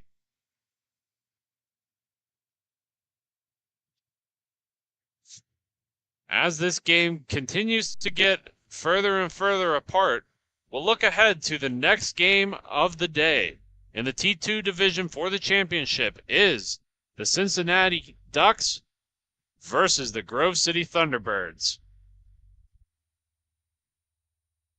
Columbus is going to take that behind the Leaf Rays net. Tries to pass it out in front, but it's going to go all the way back to Bullens. Bullens with the puck. Working it down low, and that'll be picked off by Coltrane. Coltrane for the Leaf Rays. He's cutting through center. He's worked on the back door, shot, and fires it into the back of the net. That's just what the doctor ordered if you're the Leaf Ray. Just under a minute here. Get a little something before the end of the period. Down to the third period with some momentum. You got yourself 14 minutes to get 4 goals. It's really not unreasonable, Jake. No, we've seen crazier things, Flannery. We've seen crazier things in half that amount of time. Faceoff's going to be one to the near side. Leaf Rays go back to collect. They're going to work it along the near wall, but that's broken up by the Heat. Steele looking in front, just can't connect the pass. As going the other way is Shepard. Shepard with the puck on the far wall. He tries to pass it in front, but that's going to go behind the net all the way to the end wall. Heat converging on the puck, but not before Shepard can get to it first. And it looks like the Columbus Heat will be taking a trip to the penalty box once again. As time expires, we'll start the third period on a power play, but until then, you're listening to Grove City Hockey. Everyone has their own unique pre-game preparation, and most of them are pretty different, but there's one thing in common, and that's Jack's Hockey Wax. Get this locally produced wax that isn't shipped from across seas, but made here right in the U.S. The best smelling, best feeling, and best performing hockey wax on the market. Oh yeah, and I almost forgot to mention, they sell tape too. Visit them at jackshockeywax.com to get your order today. If it isn't from Jack, put it back. Have you let office hygiene get away from you? Place of work starting to stink? It's time to call MagiClean.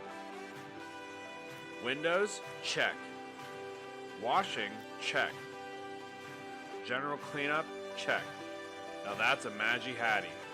Reach out for your free consultation today. MagiClean. Keep the cleaning to MagiClean.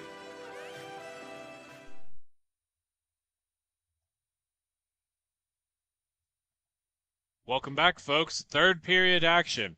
A little bit of a deficit here as it is 6-2 in favor of the Columbus Heat. Leaf Rays currently with the puck, and they scored the last goal. Not only that, but they are on the power play here. Everything seeming to be a perfect storm here for the Leaf Rays to get a goal to bring it to half. Coltrane down low. He's going to get tied up along the backside of the goal and works it along the near side just to be taken away by the Heat. Heat working it along the near wall. That shot's going to be fought off by Lynch and goes behind the net, where it'll be picked up by the Leaf Rays.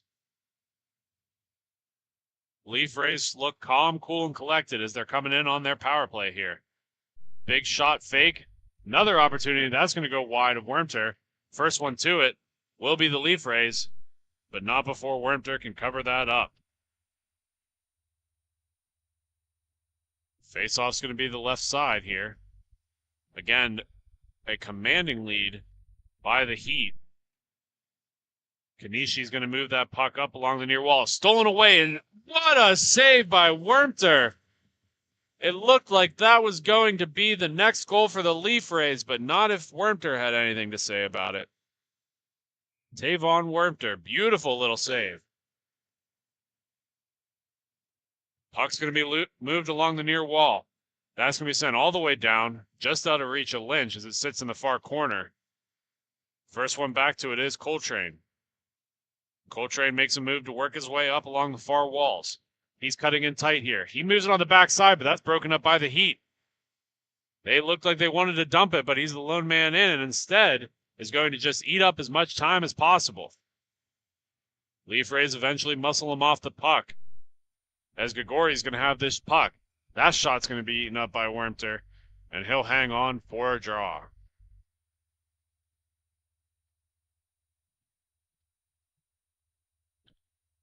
Look no further than Bonus Accounting for all of your tax and bookkeeping needs. They can help with audits, payroll services, and tax planning for the upcoming year. Bonus Accounting, the firm of the future.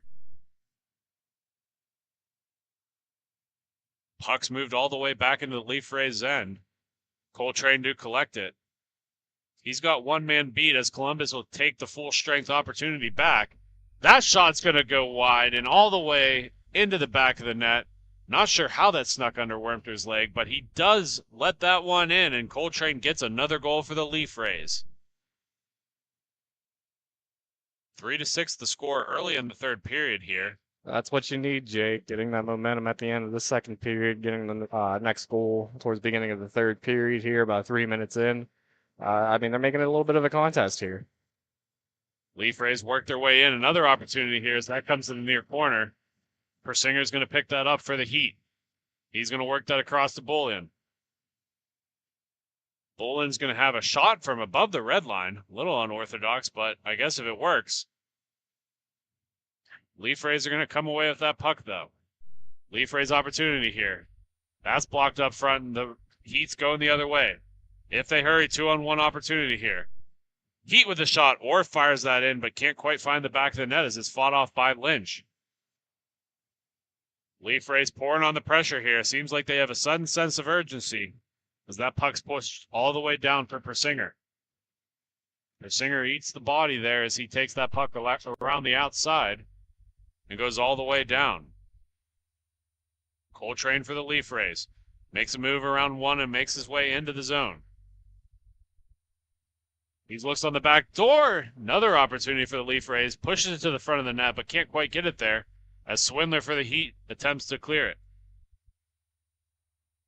Leaf Rays are going to get to that biscuit first. First one to it is Rock. Rock along the near side. He gets some heavy pressure there by Steele, and Steele pushes that up to Bullen. Bullen tries to cut inside out, but gets tied up on the play, and the Leaf Rays come away with it. Leaf Rays along the outside there. First one can't find its way in as that gets worked back along the far wall, and the Heat will collect it up. Steele moves that up ahead. That'll be picked up by Orr, back to Steele. Steele cuts across the grain there. Gets a lot of opposition by the Leaf Rays. They eventually take that puck and move the other way. Long stretch pass, lone man up front. He's not able to control it. Is Marigold. Marigold will have that puck, though. He works his way across. Can't quite get to it. Nice little chip pass there again. Not able to control it is Hunter Shepard, but he'll be able to leave that for Marigold. Marigold gets stripped of the puck as Steele is going to fight for it for the Heat. Steele gets taken down in the process. Nothing will be called. They work that along the far side to Drexler. Drexler down low to Turk. Turk tries to cut in on the inside, but a heavy resistance from the Leaf Rays. Heat continue to move that up top there. Another opportunity here for these two teams. Beautiful takeaway by Coltrane for the Leaf Rays. He works it along the far wall. That's just out of reach, but Marigold's going to go collect it for the Leaf Rays. Marigold continues to work that up just to be taken away by Orr. Orr down low to Turk. Turk's going to play it back up the wall. Kanishi's going to pick that up for the Heat. Drops that back to Turk at the red line. Backdoor pass to Kanishi. That shot's going to be fought off by Lynch. Sits on the doorstep. Kanishi fights that off again, and he pushes it to the near corner. He continues to work his way up top. Finds a man down low, but just can't connect the pass. Another opportunity fought off. It's somewhere. Where's the puck? There it is as they find it and pulls it onto the near side. Heat continuing to possess this puck in their zone. Another shot from a sharp angle gets directed wide. They're going to work that up towards the top. Leaf Rays will get the possession. Long stretch pass doesn't get to the stick. And Gregori's going to be forced down low with it. Gregori with the puck.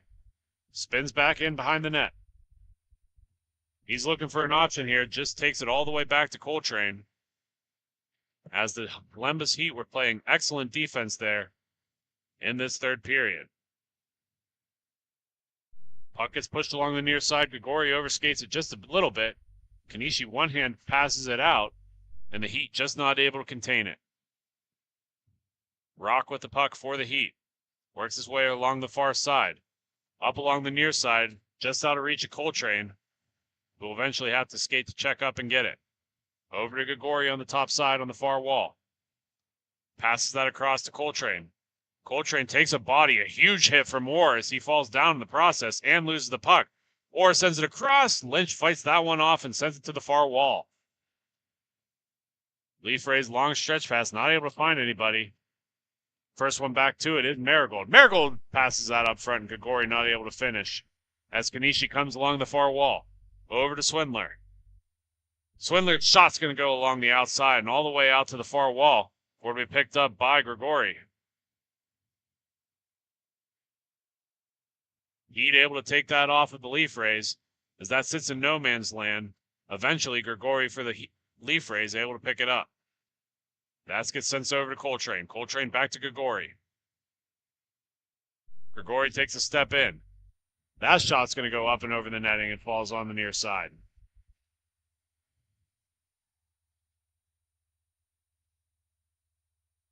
Both of these teams battling for it on the far walls. Leaf Rays will be successful as they cut in through neutral zone. Rock with the puck on his stick. It's forced to the far corner. Looking for a man up front. That's broken up by the Heat as it comes all the way to the near side. Marigold with the puck. Lobs that up front, but not able to connect to anybody as the Heat come the other way. Tied up along the far side. Leaf Rays getting some good possession here. Gregori with the puck here. Down and tight. Passes it all the way out to Rock. Rock's going to work that across to Marigold. Marigold back to Coltrane. Coltrane over. Rock almost falls in the process, but is able to get it back over to Coltrane. Back to Rock at top. That shot's going to get directed wide and goes up into the netting, and we will have a face-off. Over halfway done through the third period, just a couple of minutes left here as the score is 6-3 in favor of the Columbus Heat. Marigold having a little bit of a comeback here. A lot of hockey left to play. Steele is going to win that forward for the Heat. Steele cuts through neutral zone here. That shot's going to go up into Lynch's glove, and he will hang on. He almost looked like he wanted to play that there, but he just wants the face-off instead. Yeah, you might as well try to get some recomposure on that. Win a little face-off here. Try to get a breakout going the other way here. They're going up the far wall. Hand pass will be the call there, as we'll do this song and dance again. Just this time we're coming to center.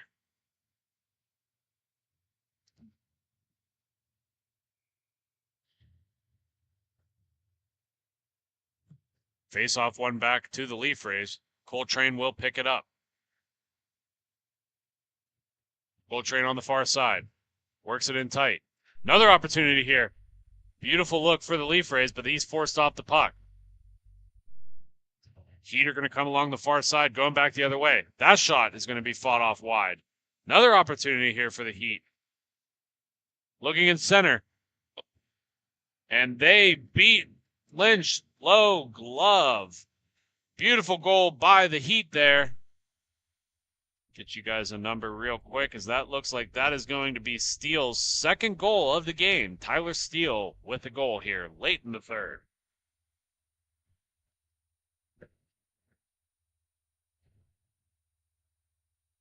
Face off at center. We're getting a referee timeout. Looks like they might want to adjust the clock a little bit.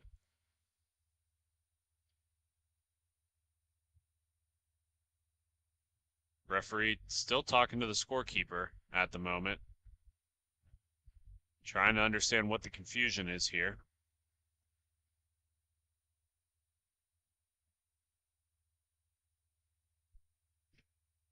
We're getting ready to drop the puck here as they seem to have sorted it out. And that'll be Drexler for the Heat. Drexler to Kanishi. He's going to send that all the way back and around. Kanishi will regain it back behind his net. Back up the wall. That's going to come on the near side. Steele just not able to corral that. Eventually gets that off of the boards and is forced to the other wall. He passes that back to Turk. Long blast by Turk. Ends up behind the net. Bouncing puck hard to handle by the Heat. Sends it up forward to Kanishi. That's fought off by Lynch. Beautiful save by him as it took every ounce of energy. Storm for the Leaf Rays. He's going to move that across the top. Nice little fake shot. Looking on the back door, and the Leaf Rays fire right back with the answer. Dan Fowler, the goal scorer for the Midwest Leaf Rays, keeping this game interesting. 7-4 the score. The Heat take on and lead the Leaf Rays. Leaf Rays looking for another shot. Wormter is able to get a glove on that, but not hold on to it, as it springs the Heat forward the other way. Heat cutting through the neutral zone. Pulls it onto the backhand, but gets stripped of the puck by Coltrane. Coltrane works that ahead. That's going to be taken over by the Heat as they spin that back in. Heat working it down low. That's fought off by the Leaf Rays goaltender Lynch. That puck comes all the way back behind the net where Turk will collect it. Turk long stretch pass off the boards. Just out of reach of Orr. He has to skate in to get it. Leaf Rays battling nice along the boards. Shepard not able to get it. Puck coming in for Rock. Rock trying to pass that up ahead, but that's broken up by Turk. Turk down low, just out of reach of Kanishi. Rock for the Leaf Rays will work it around the far side. Leaf Rays haven't given up yet. Looking for a man on the back door. Coltrane eats up the defender there as he takes it down below the goal. Coltrane passing it up front, but that's broken up by Orr. Nice little defensive effort there by Rock. Working that up front. Another opportunity, and Wormter's able to get a glove on that and hang on. as we're winding down to the final seconds of this game, it does appear that the Columbus Heat will be your T4 champions. When we come back, T2 championship is upon us. It'll be the Cincinnati Ducks versus the Grove City Thunderbirds. You're listening to Grove City Hockey.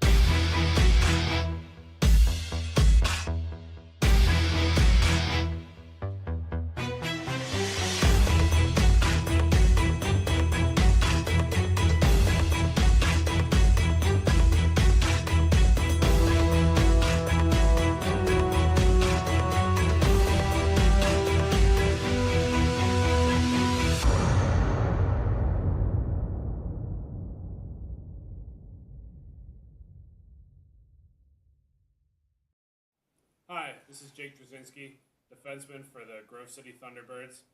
Thank you for watching Grove City Hockey. Make sure to like and subscribe. This copyrighted telecast is presented by Grove City Hockey. It may not be reproduced, retransmitted in any form without the expressed written consent of Grove City Hockey, LLC. We thank you for your understanding and hope to continue to enjoy this complimentary broadcast. To purchase footage, email grovecityhockeyllc@gmail.com.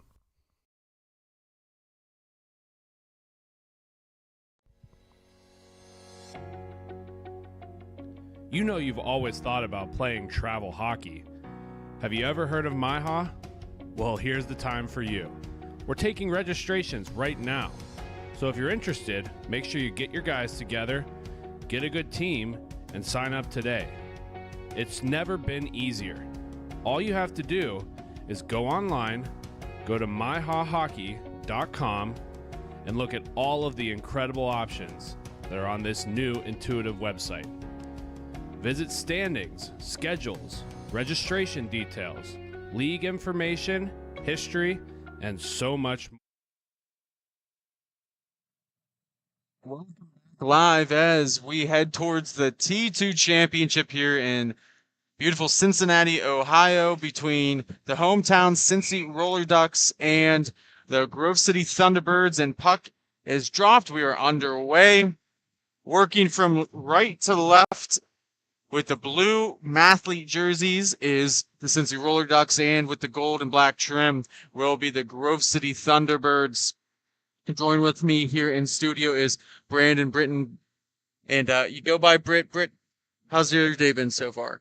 So far, so good. We've seen a lot of exciting hockey, a lot of plays, and yeah, hopefully we'll see. We got 2 more games left. Hopefully we see a lot of end-to-end action, and yeah. Best of luck to all the teams remaining. Want to say congratulations to the T4 Columbus Heat for their championship. They just wrapped up here against the Midwest Leaf Ray. Carrying the puck into the zone was Ian Edwards. He's going to drop it off. He's got it for Dylan Scott. Quick shot on Harden. It's going to go into the corner. Played there. Meet up between Brubach and CJ Groh. Cam Smith now has it. He's going to work it all the way back where no one's home. Edwards is going to race back, collect it on his forehand, a right-handed shot. He's getting pressure there by Groh. Groh's going to take it away. He's going to survey his options here on the near wall, looking to hit his man in stride. Had to settle it down. Gets played all the way back to the Duck zone where they're going to settle it down here. Chased out by Edwards. That is number 68. Weiss carrying it through. He's going to try and take it strong to the net, and it goes in. Wow. What an individual effort by Weiss. Splits the D, goes through, cuts to the forehand, and buries it 1-0. Roller Kings. Or Roller Dactyls. So these are the Roller Ducks. Roller Ducks. Dactyls are the ones that's in T4. Third time's charm. It looks like the Roller Ducks did pick up an extra guy here. May have just came back from the Cincinnati Bengals game, as they only played with 6 earlier. Their team pride lying with the Bengals, and I don't know if I saw that score. The Texans were leading last time I looked at it, but I'm pretty sure it was 27-30 Texans at the end. So maybe looking for a little bit of revenge here as the Roller Ducks is. Thorneau's going to drop it off for Fisher. He's going to skate back. Pressure there by Toma. He's going to force the issue. Still staying in that zone, looking to get it out. They're going to just pass it off to each other. Pulaski's going to go off for a change. It's going to get poked away by Brubach. 2 Brubachs on team. He's going to get another takeaway here. Fisher with it. He's getting harassed by Smith.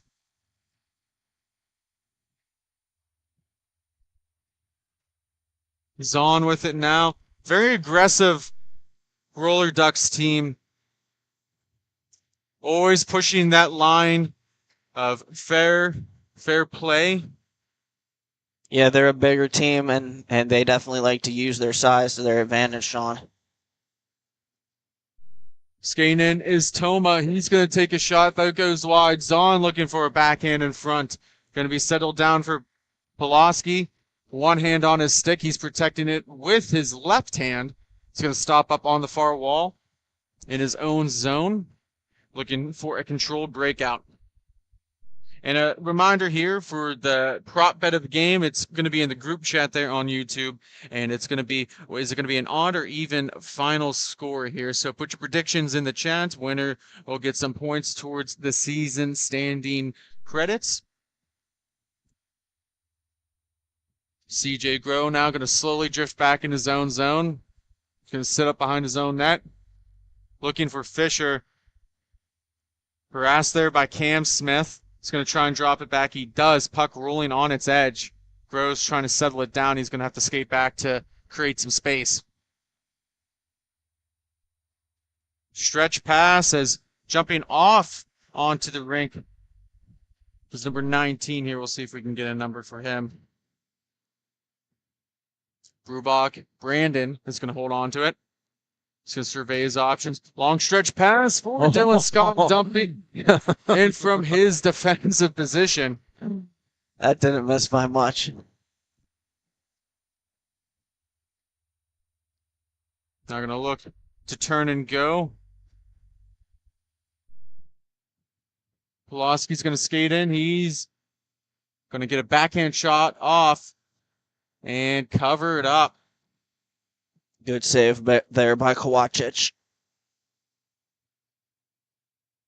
And he'll freeze it. So, Britt, just a quick question here before the next face-off goes down.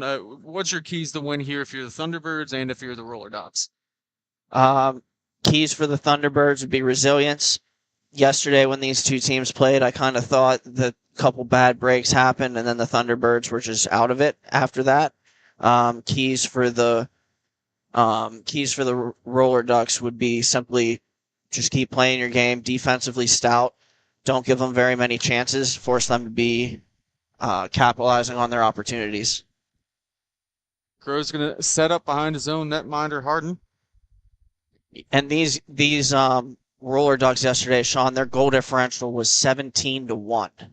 Yeah, they did let in their second goal earlier here today. It was a pretty close matchup through a period and a half, and just seemed like the Monopoly ran out of steam halfway through and probably a little bit more lopsided than what the score probably is going to tell you. Battle behind the net, taken away by Cam.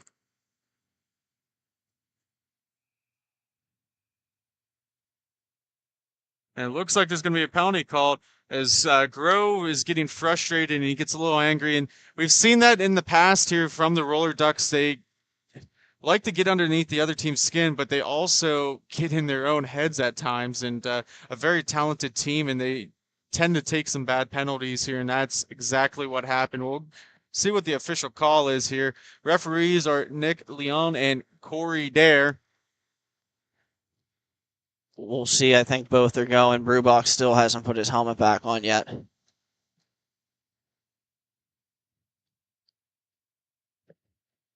I see 4-on-4 right now. So a couple of coincidental penalties. Face-off will be in the Thunderbirds zone here. Cam Smith to take the draw. He's going against Kevin Putnam. Putnam's going to win it back. Weiss now holding on to it. Right-handed shot from his defensive point. He's going to look to curl and pass that. Just didn't complete it. He's going to settle it down for Putnam again.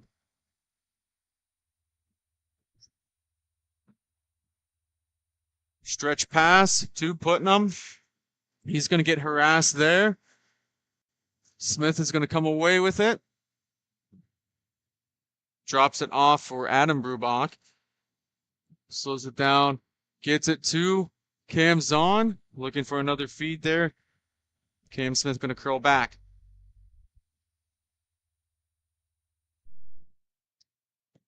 Both teams continuing to feel each other out here as we move along. Possession with the Thunderbirds at the moment. And we're coming up on about 5 minutes here in the first period of this T2 championship game.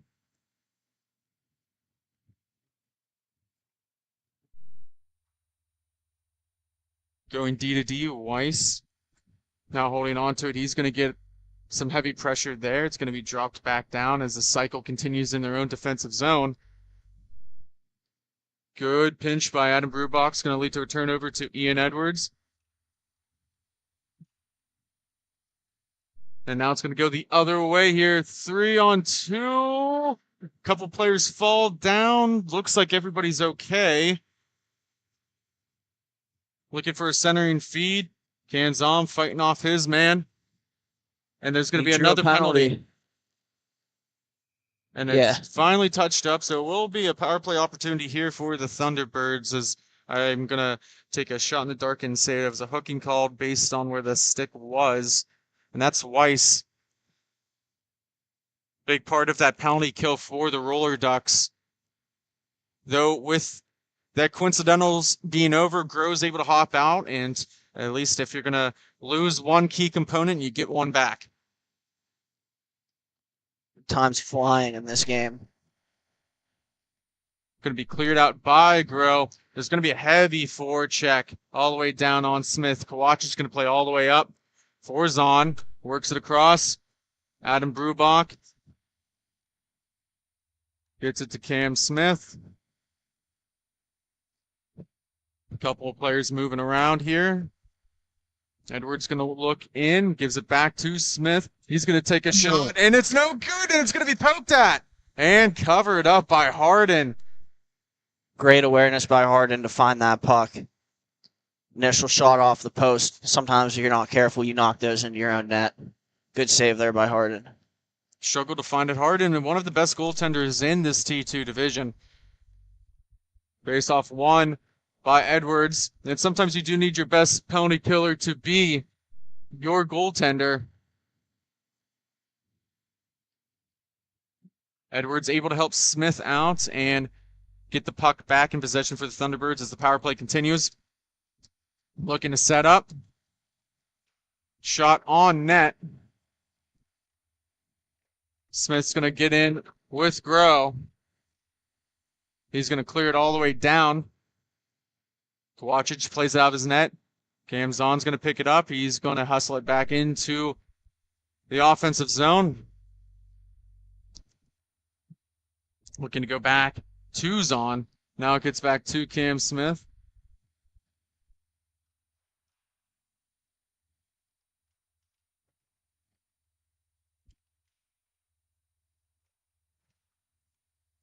Puts it 4 feet in front. Blaze breaking down everywhere. The PK was scrambling there. The Thunderbirds couldn't capitalize. And that goes in. Short-handed goal is I believe the penalty expired right as that happened. So it's going to be a 2-0 lead for the Roller Ducks. Because it was a mad scramble down here in the Roller Ducks zone between at least the PK and the power play units. Didn't know which one was going to come away with it. A good fight and scramble. Your Grove City here, you need to start throwing pucks on net. Well, you're going to have to try and match the intensity and physical play of the Roller Ducks here. You're going to see both teams get maybe a little bit frustrated here. We'll see how that works out in each other's favor.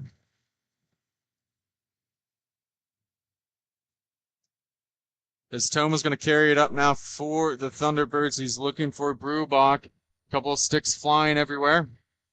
Brubach's going to play it all the way back up. That's going to be intercepted. One-on-one opportunity. Shot blocked, and it's going to go for a cover. Good cover there by Kawachich. However, face off to his left.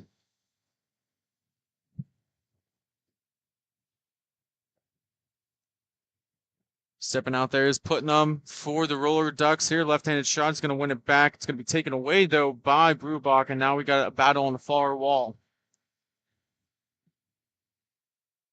Toma's going to take control of it. He's going to skate it on up. He's got Mike Smith with him. Nice little toe drag move. Throws it, but Weiss and Smith were both there.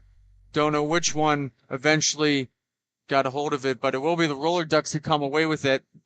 Tough angle shot on net. You can hear it ring off the post.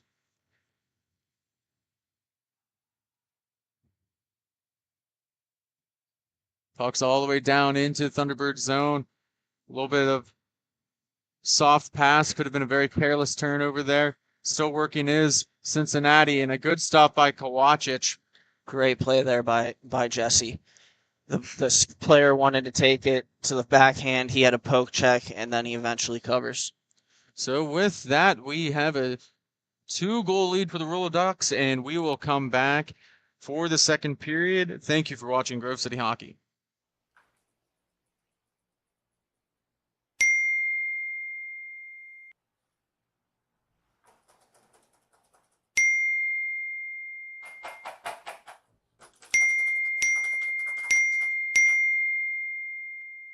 Frustrated and wasting time doing your own taxes? Getting confused by complex forms? Waste your time no longer. It's time for you to check out Bonus Accounting. Kenny and the team will help you with taxes, bookkeeping, and payroll services. Now that's an accounting hat trick. Leave it to the industry experts and check them out today. Use promo code Grove City Hockey for a sweet discount and also to receive exclusive GCH merch. Bonus Accounting, the firm of the future.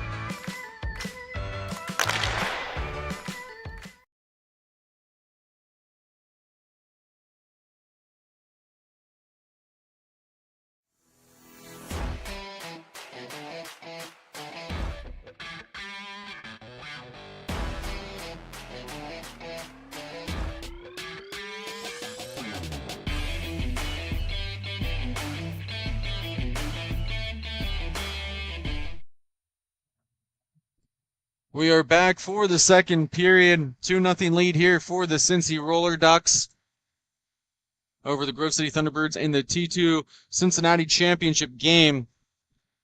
Roller Ducks looking to defend home rink. The Roller Dactyls were bounced out a little bit earlier. Careless turnover there. Off the post. Better count your lucky stars, Sean. Yeah, that was a golden opportunity there. Bad turnover. It's going to lead to a prime scoring opportunity. Maybe just held on to the puck just a second too long there. Grove's going to set up behind his own net. He's going to slow it down. He's going to get a swinging Weiss with him. Who's going to take up the puck? Weiss carries it in. And now he curls back. Looks for Grove. Grove's going to settle it down.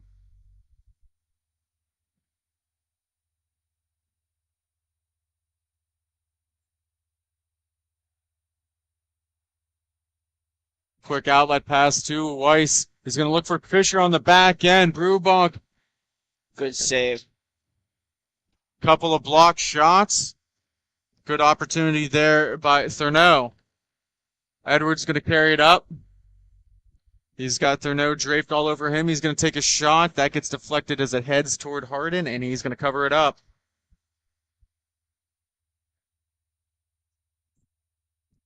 Look at some fresh lines out here, Sean. Face off to the left of Hardin. Danny MIHA, one of those who came out for the Roller Ducks as he ended the first period with a pretty decent scoring opportunity. Now Grove's going to carry it up. He's going to slow down through the neutral zone, goes to the toe drag, drops it off for MIHA.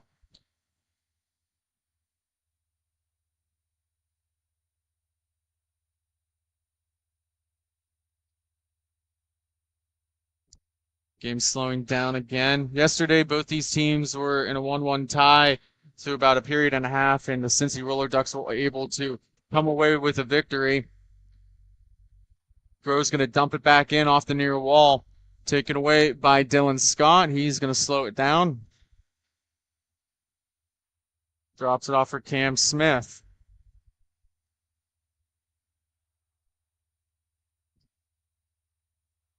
Scott defending now. Carrying up is Pulaski on the near wall. He's going to survey his options. He's going to take it all the way back once more.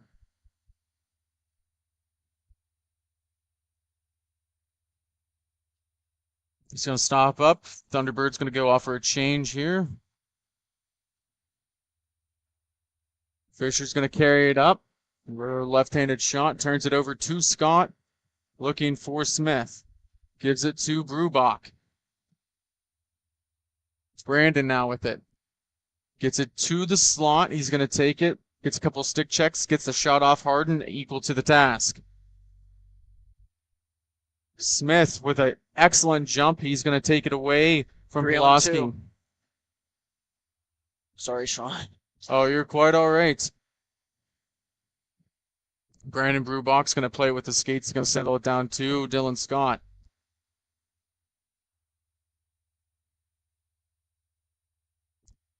And then Edwards going to change places. Scott's going to receive the pass. Comes up at the face-off dot. Looking for the slot for Brubach. Dumps it back, and no one's there, and Kowacic is going to play it out of his own net. He's going to wrap it around the boards for Brubach. Good play by Jesse there. He missed the first forechecker. Smith is going to wrap it around the boards up to Scott. Scott's going to carry it up. MIHA on the back check. Shot by Edwards, going to cream all the way wide. 2-on-1 opportunity here. MIHA with it. Good save by Jesse. Smith picks up the loose biscuit. He's going to carry it up from the defensive zone. Toma now with it. He's pressured. Gets it to Smith. He bounces off the boards to Brubach. He's going to let it go, and a stick breaks. That's bad luck. Brubach goes for a change. His younger brother hops out there. Cam's on also. Toma's going to get a pickpocket, but Weiss is going to intercept it himself.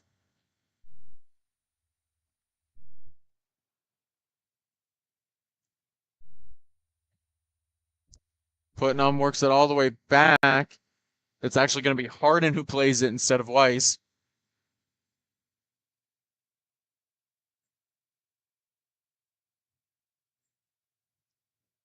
As this game seems like it's been coming in bursts here, Britt.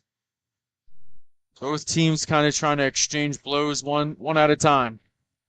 Yes, sir. Only one of them can have the puck, and that possession is so crucial at this stage of the game. Zahn makes an excellent play. He's going to carry it up himself. He's going to overlook. He takes a shot, missing high and wide. Settled down by Toma. He dumps it back in.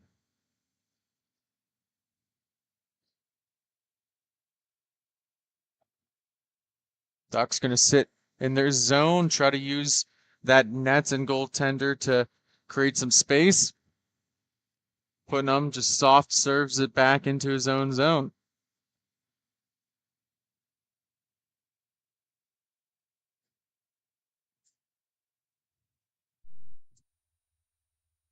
Stick handling. Weiss defending away. Brubach now helping out.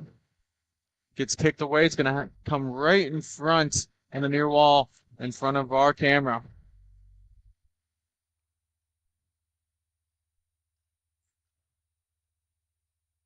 He's going to dump it back to Smith. Good pitch and catch.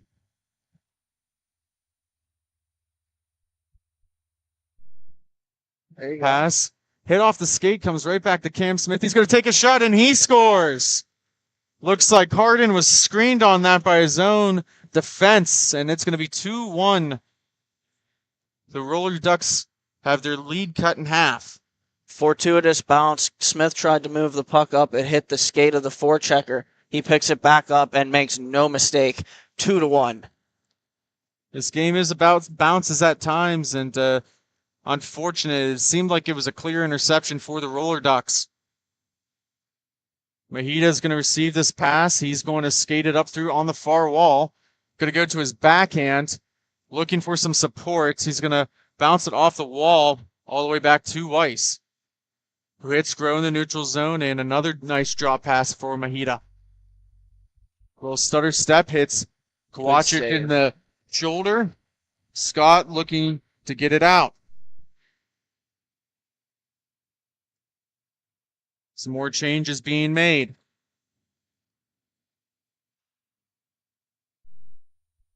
Couple of players intertwine. He was looking for MIHA, and that hits off the boards. MIHA will finally pick it up and drops it all the way back to Grow. Close game so far. We do have one more game after this. The T3 championship game between the Detroit Stars and the Columbus Heat. So stay tuned for that. Centering feed's going to get intercepted by Mike Smith. Crosses with Ian Edwards. Edwards looking to go to his backhand. He's going to dump it all the way back for Brubach, and it comes back into the Thunderbird zone.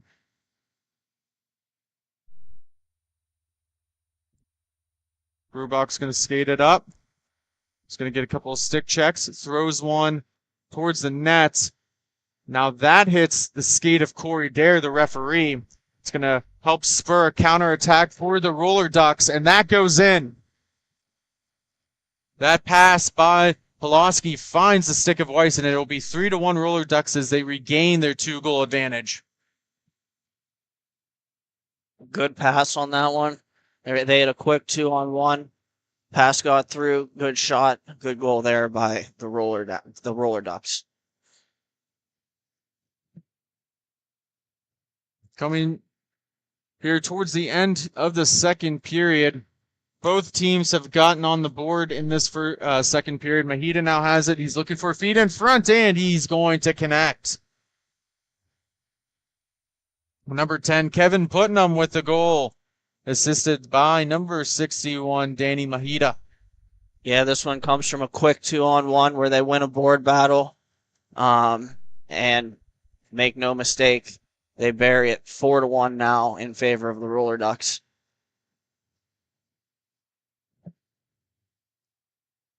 Fisher going to connect on that pass. He's going to set up MIHA. He's going to skate it. He's been out there a pretty long time. That's going to get cleared into it.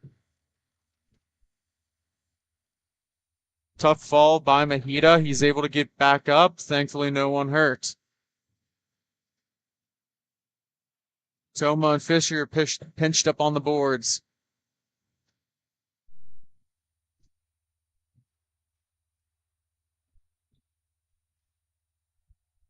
Good battle there between Putnam and Zahn.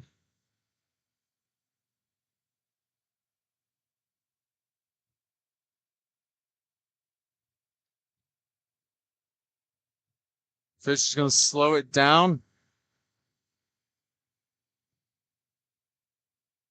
And holding on to it is Pulaski. He sets up again behind Harden.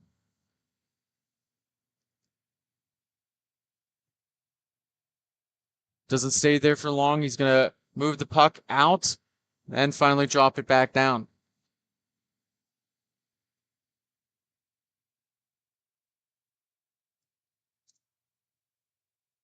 Fisher with it behind his own net. Is very little action here in the last about 30 seconds. Edwards on the forecheck, able to pin up Fisher. It's going to create a little bit of chaos behind the net. Toma helping him out. Looking for Brubach in front. Lets it go through for Edwards. Another good pinch up and just looking to try and get rid of it. It's going to be intercepted by Brubach. Looking for a toe drag. A good stick down is going to lead to a 2-on-1 the other way. And shot missing just high and wide. Slow to get up on the play now is one of the Roller Ducks. That's number 29 down there. That's Pulaski. He's going to receive the pass. He's looking to go across, shoots it on Kowacic. Adam Brubach's going to pick it up. Works it across to Edwards. Edwards takes a shot and misses. Sitting on top of the net, they're going to play it. Edwards going to pry it free. Grow protecting it. Edwards now has it again.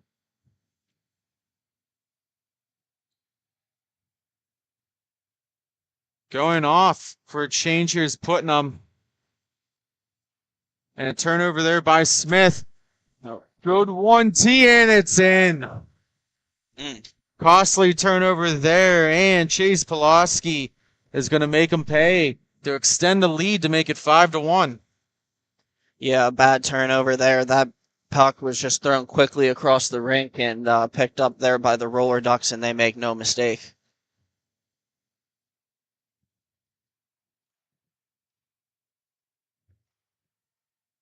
Brubach's going to get it. He's going to go the other way. Smith heading towards the net, puts it on his backhand, looking to go forehand, looking for some help. Collision on the boards. Both players seem to be okay. Feeds it in front, and Smith can't put it in the back of the net. I believe Harding got a piece of that there. I'm not quite sure. Perhaps Harding, perhaps the outside of the net. Turnover there. Scott's going to shoot it, and Harding definitely gets a piece of that one. Smith with it just chops at it as the period expires, and after 2, the Roller Ducks are up 5-1. Stay tuned as we will see the conclusion of the T2 Championship. Thank you for watching Grove City Hockey.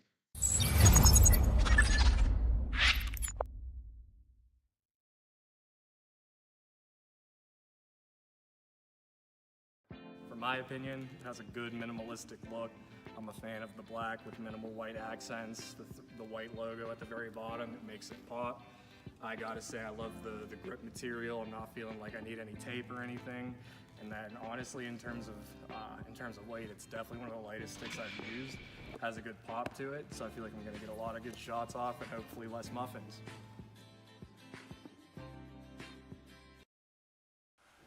Hi, my name is Tyler Warner with the Grove City Thunderbirds. Thank you for watching Grove City Hockey.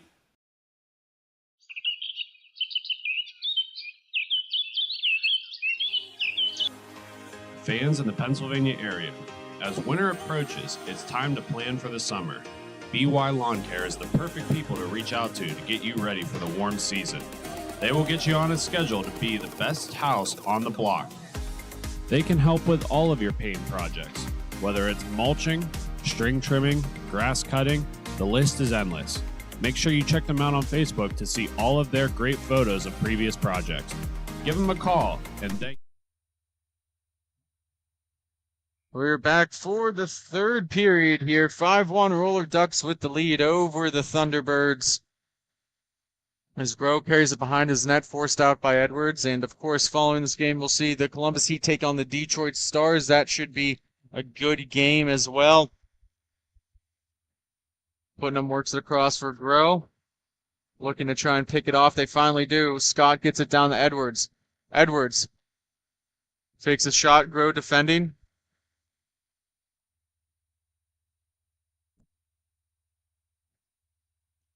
Brubach with it. Edwards gets it to Brubach. Shot deflected by Grove. Toma looking for Edwards. Edwards going to get it. Looks it across to Brubach. Looking for deflection in front, and Hardin's going to have to squeeze that in between his elbow and his chest. Good save there by Hardin, no rebound. And that's if you're the Grove City Thunderbirds, that's what I'd be doing right now. Constant shots for rebounds. See if you can't get a couple. Weiss is going to come on for Grove. Scott's going to hold on to it, works it across to Brubach. Brubach settles it down, and there is a rebound. And Toma's looking to go back. Maybe a 2-on-1, but a good back check by Toma is going to prevent that. Shot blocked into the netting and out of play.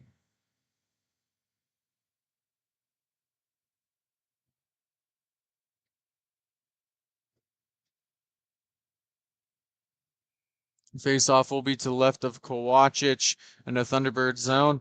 MIHA wins it forward. Taken there by Edwards. Zahn going to the net, and he gives it to Smith. Trying to go back. Zahn back checking here. Weiss is going to carry it up now. 3-on-2. Adam Brubach gets it in. Going to work it all the way back. Puck rolling on his edge.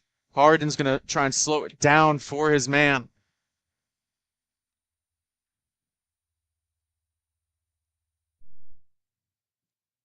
MIHA now looking to get around a couple of players, trying to split the defense. Unable to do so. Edwards walks in, takes a shot, and misses high. He's on the back check there. Smith is long with him. He's going to chip it out. Cam Smith going to pick it up. Going to take a shot, left leg save.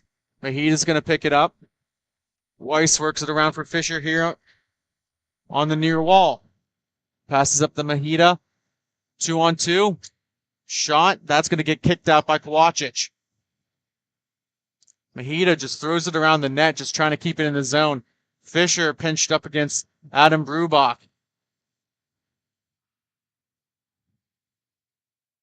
Zahn has it now, looking to pass it. That's going to get intercepted.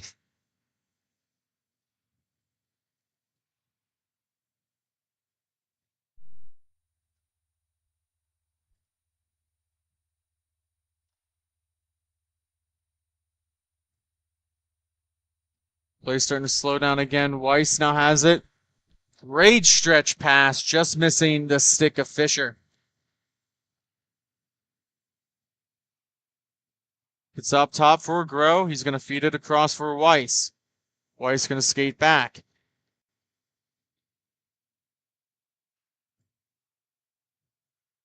Smith trying to force the issue.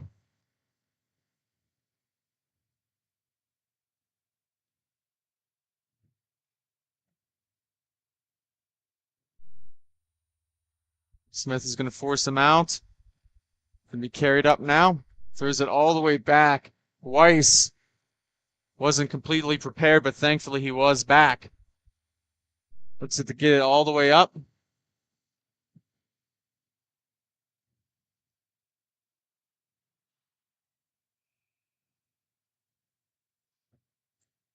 See where the penalty is called. Zahn. I think it's both again. I saw the referee motion with both hands going forward to indicate there was coincidentals. So coincidental penalties again. Both get called for roughing. Face-off will stay down in the Thunderbird zone. 5-1 still in favor of the Roller Ducks. It's been a good game. Maybe not one of the most clean games in the T2 division for either team. But both teams are pressing on the gas here to get things going. And another turnover, trying to get it in front, and then they get intercepted by Brubach. The man who created the turnover gives it away himself.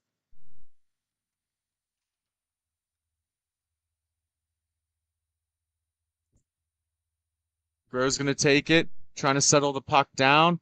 Feeds it for Putnam.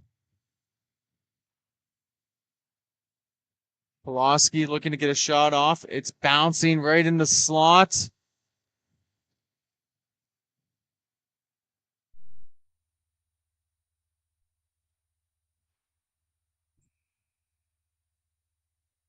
Oh, man.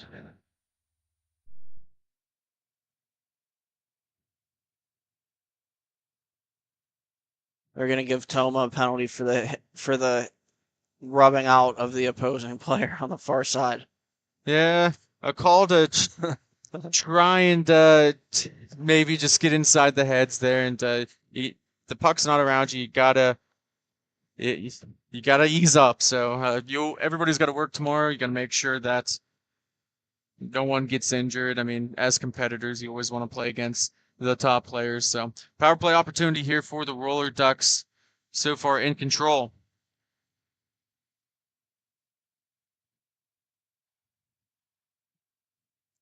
Roller Ducks, one of the best teams in T2. They finished in third last year. They did lose the championship game to Buffalo New Era. Obviously a brand new T2 Thunderbirds team. This is their second ever tournament here as a unit. It's been a pretty entertaining one so far. I'm sure these two teams will meet again sometime in the future, as MIHA's going to walk in, smartly drops it off, just couldn't hit the net, was Groh. And now just overskated by MIHA, and Edwards going to carry it in. Stick handling and a good takeaway there by Pulaski. Pulaski's looking to get a shot off. That creams wide. Adam Brubach's going to pick it up. He's going to skate up. He's got a man with him. Short-handed, that's Cam Smith. Cam's going to dump it all the way back down to Brandon Brubach, who now carries it up, trying to eat some more time off the clock.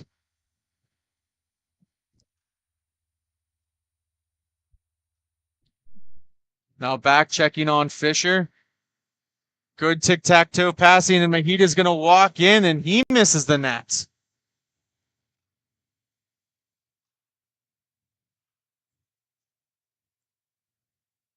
Chances going both ways for both teams. 4-on-3 as we're coming up on the final 5 minutes here on the game.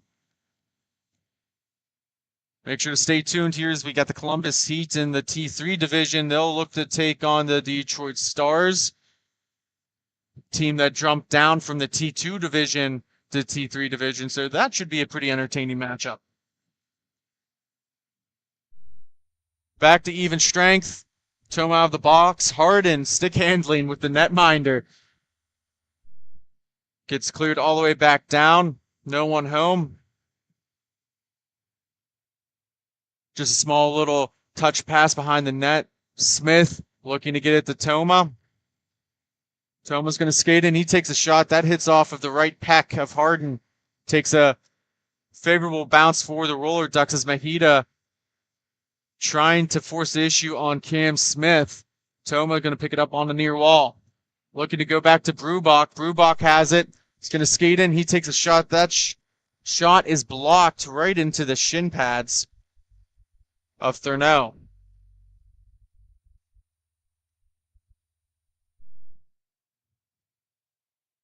Trying to carry it in, and he does, and he misses all by himself, and he couldn't put it in the back of the net. The Roller Ducks will keep possession. Another shot on Kowacic goes into the corner. MIHA plays it to himself.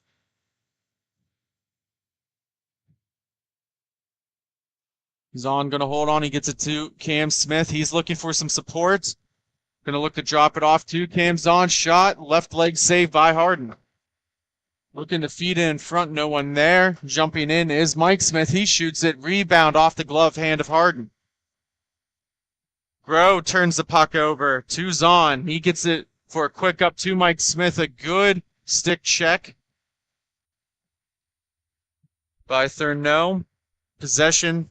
Just puck bouncing everywhere. Lots of turnovers by both teams. Brubach looking for a feed in front. He does get it to Smith. The other Smith's in front. He takes a shot. Still there. It gets cleared out of the zone. Able to connect with Putnam. Putnam one-on-one. It's going to skate in. Tries to go around Scott, and Scott stands him up. Able to intercept it. Touch pass. Didn't have enough on it to Groh, who now plays it on the far wall. Gets played all the way back to Harden.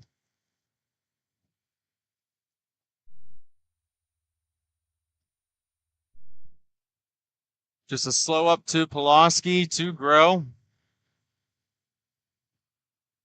Shot on, glove save by Kowacic, and there will be a timeout.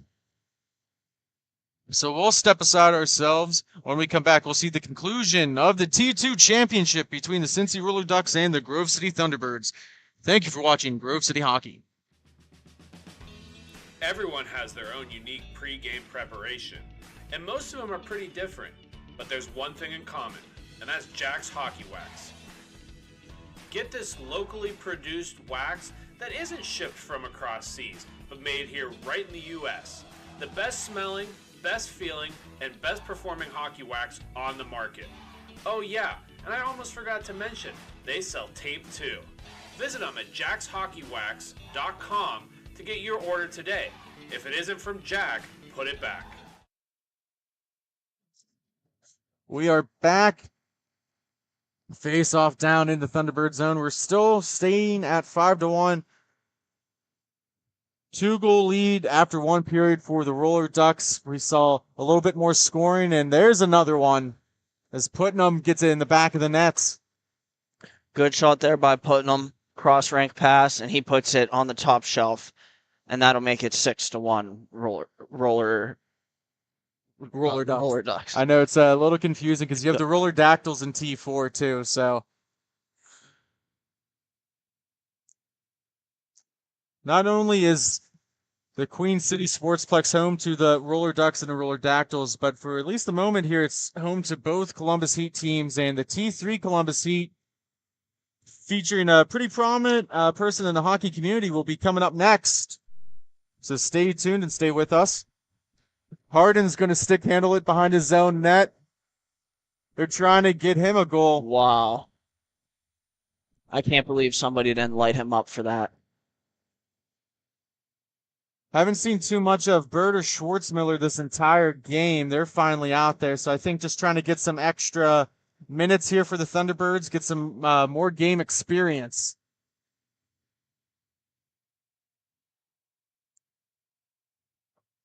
Brubach has it. He's stick handling. He's going to stop up. Gets it to Schwartzmiller. Now he drops it for Brubach. He's going to toe drag it in. 3-on-2 opportunity, feeds it to Edwards, and he loses it at the last second. An excellent play there.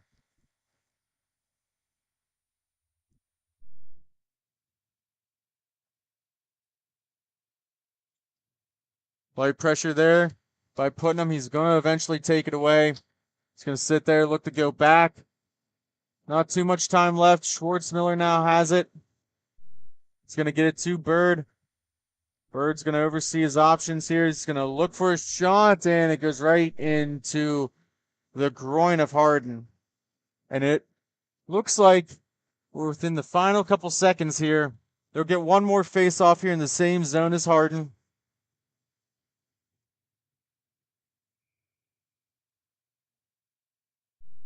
To the right, one last drop. Gets it to Gross. Smith intercepts. Holding on to it is Brubach. He gives it back to his brother. They'll more than likely let time kind of go out. Maybe one last chance.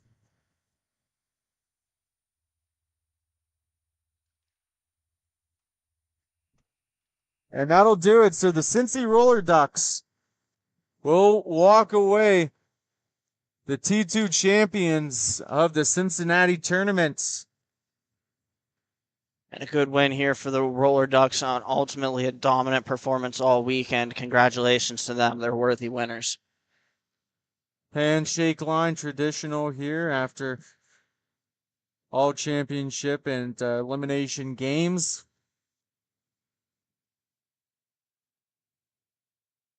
Cincy will line up, get their picture taken, get the plaque, and stay tuned with us here as we have the final game of the day, the final championship day. T3 Columbus Heat will take on the Detroit Stars. Stay tuned. Thank you for watching Grove City Hockey.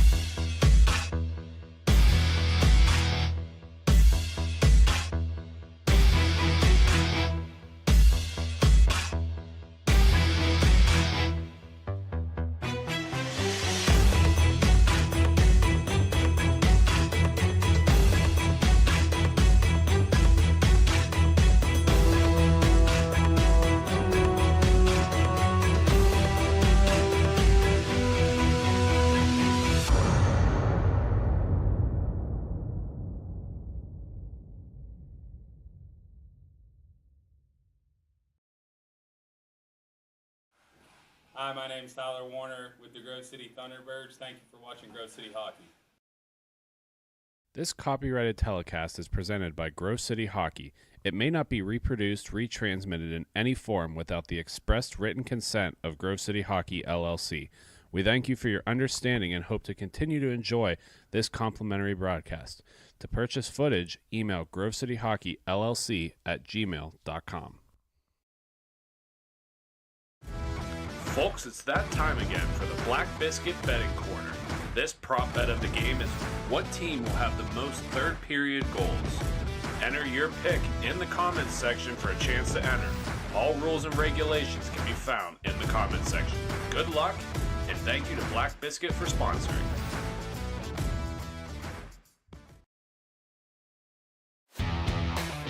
Black Biscuit is a hockey company that specializes in team uniforms and apparel and is based in St. Paul, Minnesota. We've been working with teams throughout Minnesota and all around the world. If your team or association is looking to update your uniforms, then let our all-star design team show you what we can do for you.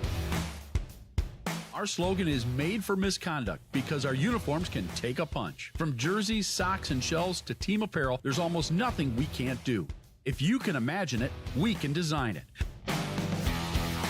Visit our website, Black Biscuit Hockey, and check out our design vault for inspiration for your next uniform. Need a company that checks all the boxes? Outstanding design, quality product, great customer service, and timely delivery? Call us at 855-978-6888 to see what the Biscuit team can do for you. Black Biscuit. Black Biscuit. Black Biscuit. Made for misconduct. Don't risk it. Go Biscuit.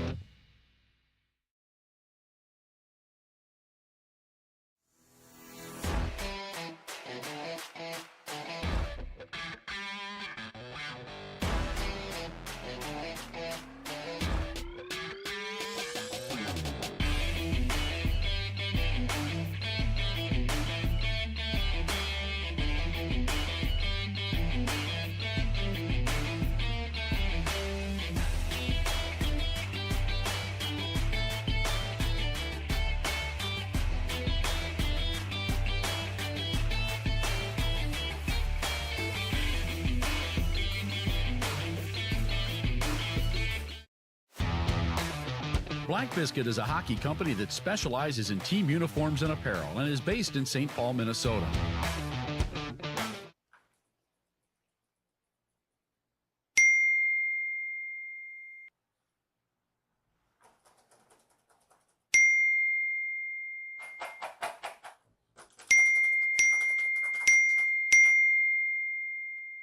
Frustrated and wasting time doing your own taxes?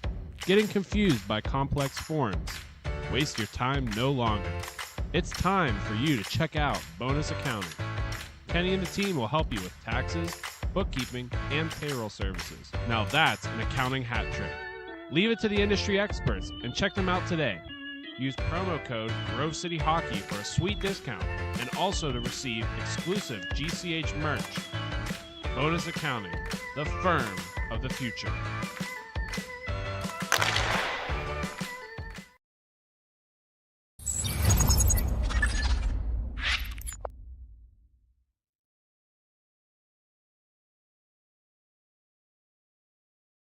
My opinion, it has a good minimalistic look. I'm a fan of the black with minimal white accents, the white logo at the very bottom, it makes it pop. I gotta say I love the grip material. I'm not feeling like I need any tape or anything. And then honestly, in terms of weight, it's definitely one of the lightest sticks I've used. It has a good pop to it, so I feel like I'm gonna get a lot of good shots off and hopefully less muffins.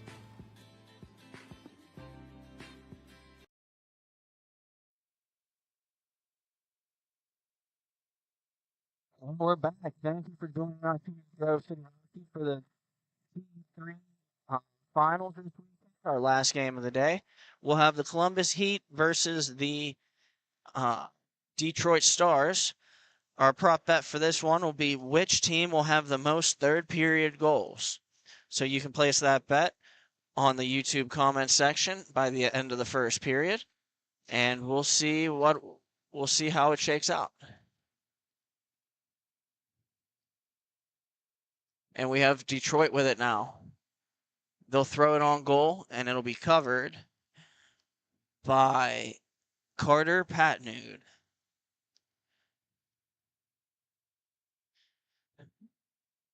He'll freeze it. There'll be a face-off to his left.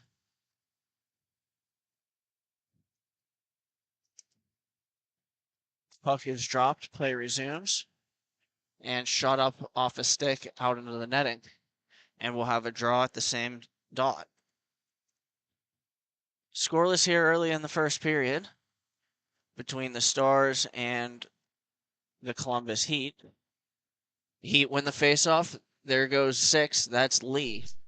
Lee holds it, turns in the corner, and he's going to start carrying it up through his own zone into the neutral zone over the center red line. He's looking, and he stops up, and one of the Stars comes in and takes the puck. And he'll bring it up through the neutral zone. 2-on-3.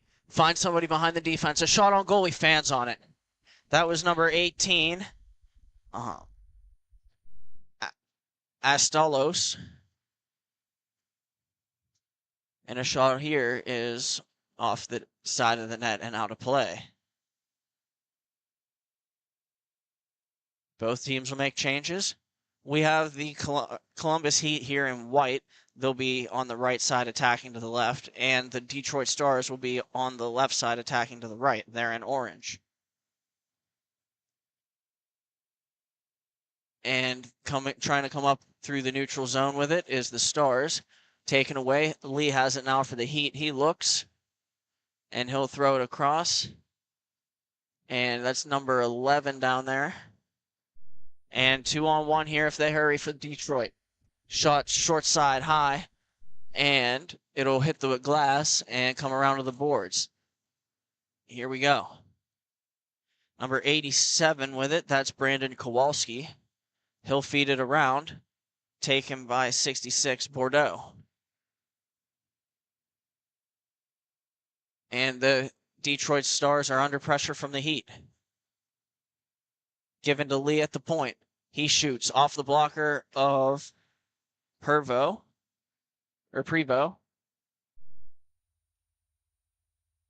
And that's number 26 with it now for the Heat. That is Jonathan Nahay. Puck is turned over. Gary Smith with it now for the Detroit Stars. He'll feed it up. Taken by Kowalski. Kowalski walks into the middle. Tries a pass. Swatted away by Nahay. And Lee with it now.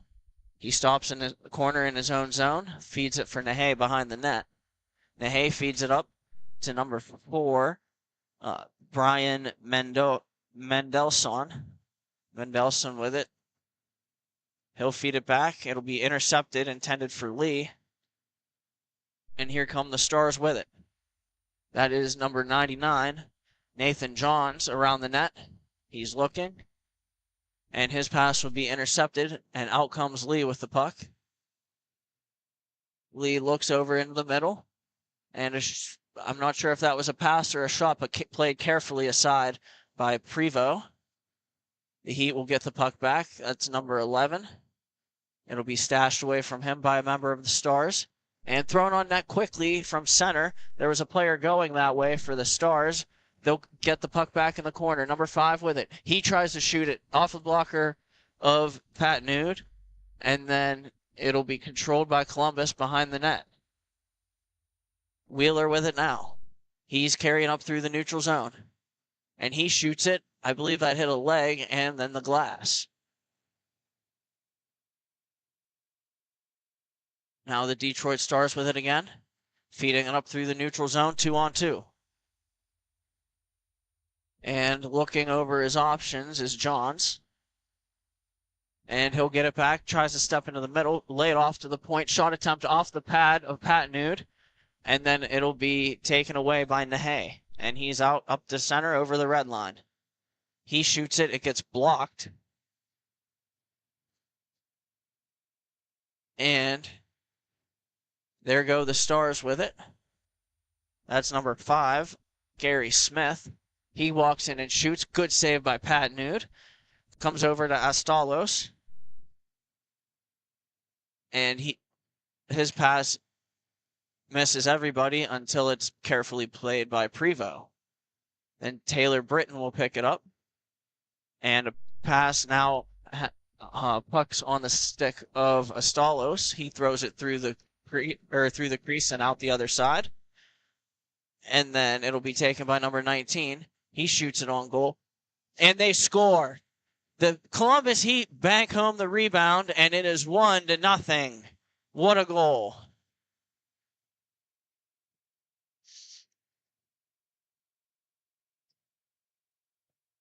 We'll get teams changing here.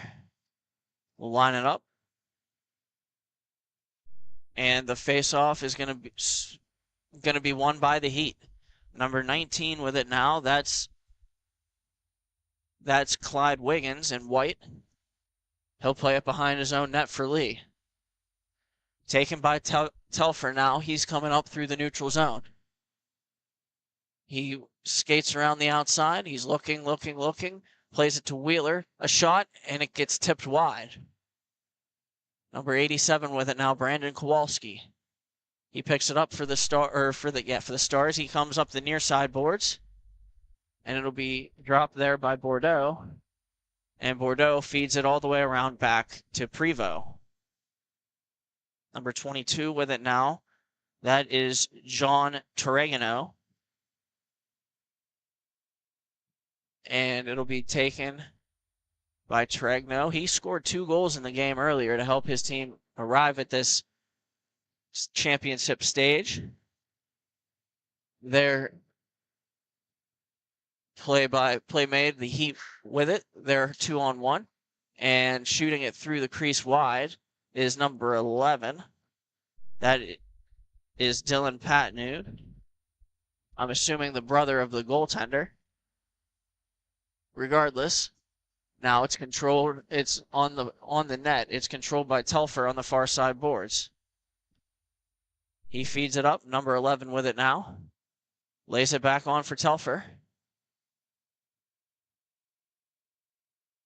And here go the Detroit Stars with it. They're going to counterattack. Walking and shooting off a leg and wide is number 2, Corey Dare. And then it'll be taken away by number 4. He's going to walk in and wrist it wide. Battled for there, one aside. Jonathan Nahay comes away with it. Nahay looking. Plays it off the wall to number 6. That's Lee at the top. Lee plays it down to the near side boards and gets it back. And he's going to try to go to his backhand and try to forehand. And that play is going to be well defended there by the Detroit Stars. Now with it is number 11. He's going to go in. He looks, tries to feed it over. It doesn't connect. And Detroit will counterattack. Shot off of Taylor Britton. And it careens on to where the goaltender Pat Nude will play it. It's going to be fed around the boards to the far side. Lee picks it up there for Columbus. Gives it away. Detroit has it now. They're going to shoot it on Pat Nude, and he's going to carefully play it down and cover. Once again, what team will have the most third period goals is our prop bet for this game. Please feel free to comment your selection on the YouTube comment section, and we'll see how she goes. Best of luck to all who make that bet. Now we have number 4 with it. That's Mendelssohn. He goes through the neutral zone over the red line. He's looking. Cuts it to the outside, and he scores. What a shot from the outside. And Mendelssohn makes it 2-0 Columbus. Does it all himself on that one, and he gets rewarded. 2-0 here. We'll see if Detroit can mount a comeback.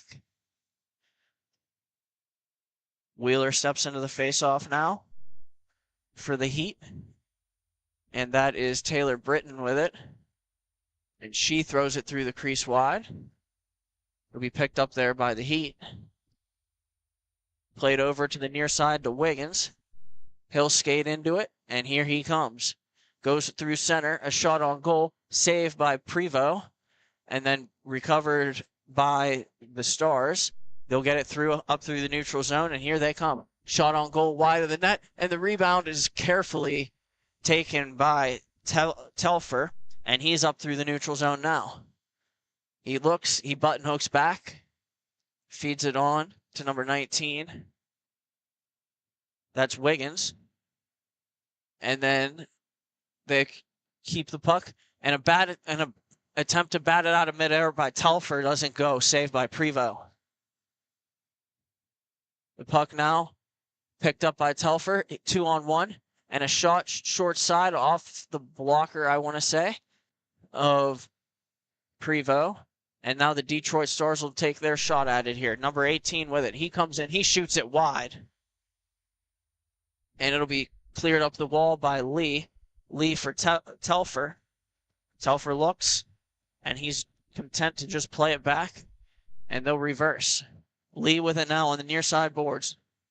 He's going to walk in and shoot, and I believe that was blocked up in the air by the defender. And here they go. Wiggins plays it around. Pass intended for Lee. Lee skates into it. He's going to cut around. He's through.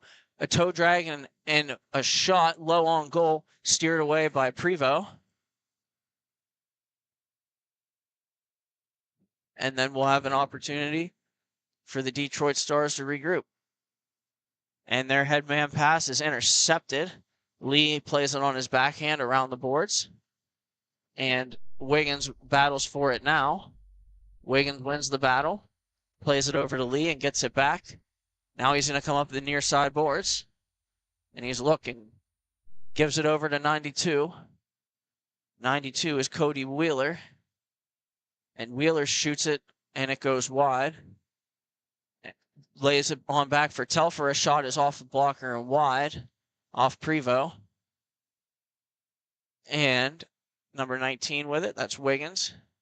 He's going to go play numbers, can't tell if that's 16 or 76. But regardless, the Heat will try to maintain possession and momentarily will until it's picked up by Bordeaux. And Bordeaux is going to play it off the boards to himself twice, and he's in. Here he goes to the backhand power move attempt, and it rolled off his tape. Here come the Columbus Heat in counter and transition. Number 11 with it now. That's Dylan Patnude. He shoots it, and it's trapped and held by Prevost. Very high event hockey here to start the first period. Columbus leading 2-0. The Detroit Stars are going to get a couple of fresh bodies onto the rink. And we'll have play resume here in just a second. Puck is dropped. Here come the Detroit Stars on the after the face-off win. And walking in through the middle with it is number 18, Kyle Astalos. And a shot on goal by Kowalski, save made. And now we got some shoving after the play. Brandon Kowalski shoves one of the members of the Heat. That is Mendelssohn. And I think he's going to go. He might be the only one to go, and that'll be the first period as the horn goes. After one, it's Columbus 2 and Detroit 0. Thank you for watching Grove City Hockey.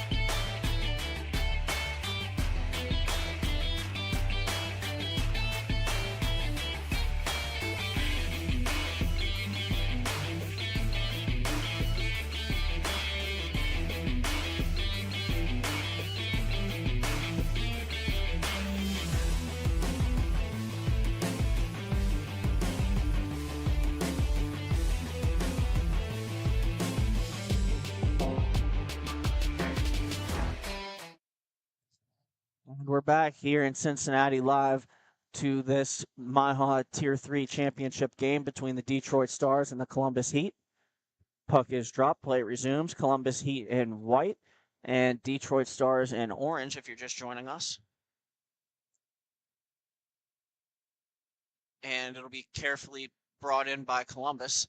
They're going to start the period on the power play as a roughing call was assessed to Brandon Kowalski. And coming forward with it is the Heat. That's Telfer now on the far side. A backhand pass, and I believe Prevo got a piece of that. Telfer gets it back. He's going to carefully skate through the legs move, and he's going to turn and button hook it back to the top of the point. 11 with it now. He's going to feed it down deep, or across point, and now a shot attempt goes wide with Wheeler in front of the net. And a shot is going to be off a defender and into the mesh, and we'll have a face-off to Prevo's right-hand side. Second period early and underway. We'll see if the Columbus Heat can't capitalize and put a stranglehold on this game. The battle for there now, and the Heat walk away with it. Fed around for Tefler. He can't keep it in. It'll go out to the neutral zone, and they'll switch places and look to set up. Shot on goal there. Good save by Prevo. Now back to the point. And he feeds Telfer with it. Cross rink pass and a shot on goal. Doesn't go. Good save by Prevo. And they'll play catch with it some more. And a shot on goal. Carefully covered by Prevo. What a save there. He pins it up off his chest near his collarbone.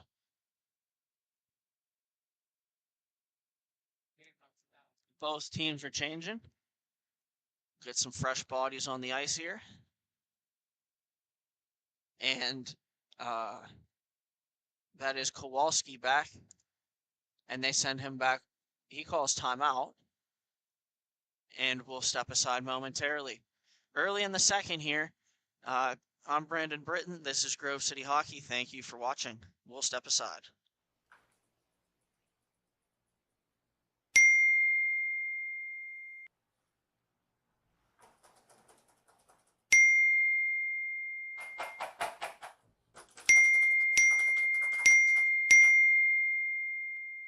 Frustrated and wasting And we're time back doing your here own taxes? early in the second period in this game between the Columbus Heat and the Detroit Stars.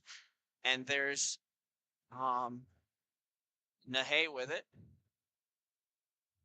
He loses a puck. It's taken by Patanud. Patanud reverses. And he's going to feed it back to the point. Goes off of the tape of Lee. And he'll go back to his own zone to recover it. Lee looks, stops, and waits. Saucer pass over across the rink. Out of the reach of Nahe. Lee gets it back. He carefully walks around the net, and he's going to go straight down the boards. And he turns with it behind the Detroit net, and he feeds it back up to the center point. Nahe with it, and Nahe gives it, and it's back to Lee at the top. A shot on goal is off Prevo, and it goes off the glass. Lee gets it back, and now it's stolen away by the Detroit Stars. And here comes Kowalski. Kowalski feeds it over to Corey Dare. Here goes Dare with it. He looks, he has it stripped away from him, and now it's being battled for in the far side corner. Detroit Stars with it. And right now it's on the stick of Tarango. Tarango gives it over to Kowalski. And eventually it'll be turned over by the Heat. That is number 92, Cody Wheeler with it now. He throws it across the rink for Nahe. And now it goes back across the rink one more time. And that is number 11, Patanud. Then back through, Nahe with it at the top of the circle. He shoots wide. And it's number 66 with it now. That's Bordeaux. He shoots it off a leg, and that'll go behind the net. Stepping out in front with it now. It's to the stick of Tarango, where he can't quite get it on net, but he'll get it back. at the top of the point where it's raced for there. There's Telfer in to go get it. Telfer wins the race, but has his stick lifted at the last second by number 2, Corey Dare. And it's taken by Bordeaux, number 66. And he tries to feed it in front. Kowalski's there, and it's covered by the goaltender. That is Carter Pinud. And the skater is Dylan, number 11. Carter wearing number 31 for this Columbus Heat team. And the puck is dropped. Play resumes. Race for the puck along the court or along the boards. The Stars win it initially, and then they'll have possession lost to the Heat. The Heat come up the near side boards with it, and here they go. And a shot on goal pops into the air off the stick of Wiggins, and it'll be recovered there by Gary Smith. Gary Smith with it now. He goes over to Nathan Johns. Johns back for Smith. Smith shoots it high and wide. Astalos with it now for the Stars. He feeds it cross rink, and a shot on goal is saved by Patnud. And Telfer picks it up. He's an escape behind his own net and around. With speed through the neutral zone, inside-outside move. And he has it taken away from him at the last second by Astalos. Over to Taylor Britton. Taylor Britton shoots it off the arm of Patnud, and now Columbus will counterattack.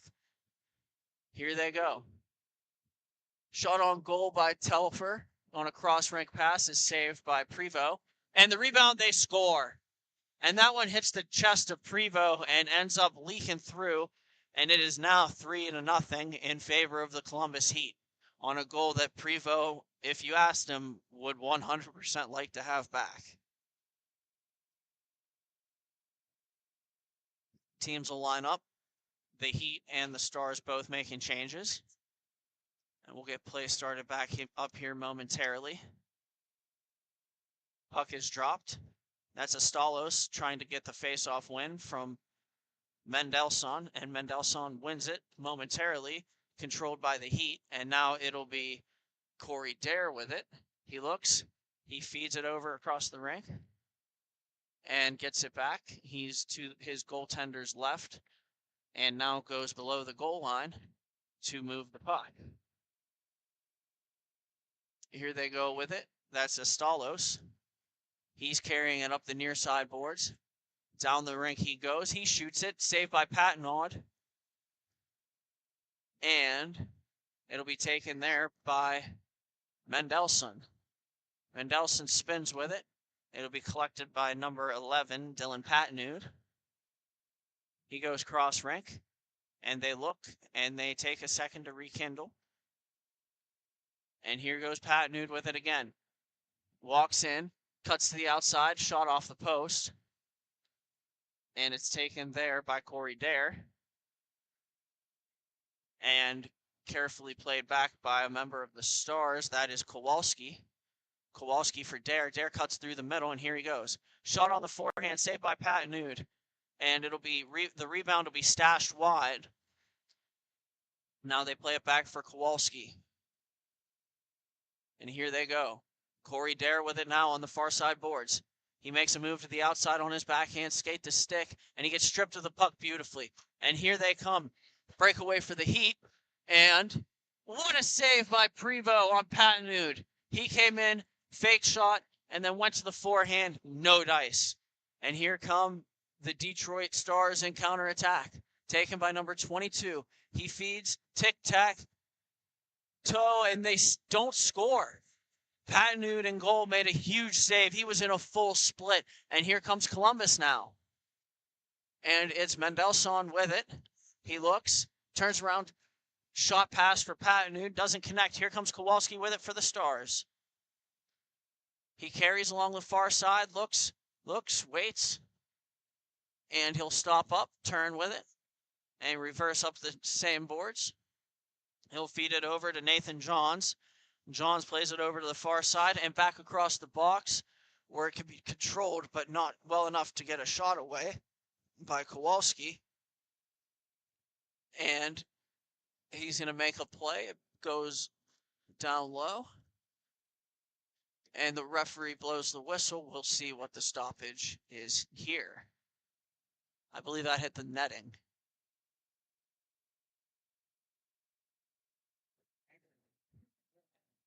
And the teams will make changes. Play will resume momentarily. Well goaltended game here. 3-0 in the second period. The Heat are up.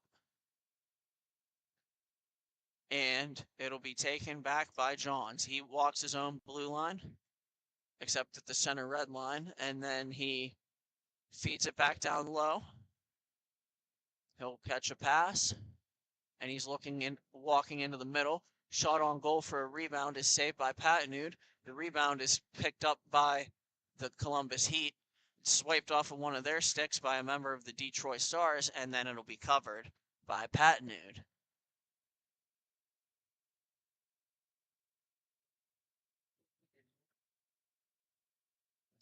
Teams will line up for the next face-off here. And it's going to be taken and carried along, swiped away from Bordeaux. It'll go down low. Bordeaux will let it go past him. He'll get it back from Nathan Johns. Johns for Bordeaux, and down low. Cycling back up high now is number 18, Astalos. Astalos plays it over on the far side to Johns. And now number 5 with it, Gary Smith.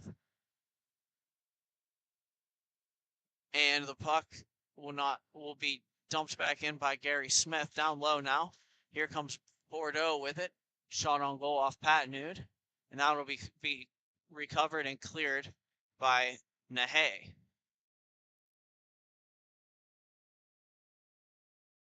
Picked up by Astalos for the Stars. He comes back through center over the red line. And there must have been a penalty there because that stoppage earlier that I wasn't sure about must have had a penalty call because there are only 3 members on the rink for the Heat. And here they go. It'll be taken up by number 11, Patanud. Out of the box comes a member of the Heat. They'll steer it on goal, sticked away by Prevost. Patanud still has it. He'll stop up in the corner, and he's going to try a Michigan. I can't believe he did it, but he didn't convert. So now it'll be taken by Astalos for the Detroit Stars. He brings it up the rink, tries to make a move, and has it swiped away. Glove down now by Telfer. It'd be knocked away and recovered by number 2. That's Corey Dare. And then a loose puck. 2-on-1 if they hurry. Here's Telfer with it. He looks, feeds it across on goal. Saved by Prevost. Big save there by Prevost. And here comes Brandon Kowalski with it for the Stars in transition. He rushes up the rink, and he's going to slow it down, spin back around. And he'll play it to number 2, Corey Dare. And Dare back for Kowalski. And a shot on goal is easily gloved by Patanud. Good glove save there here in the second period.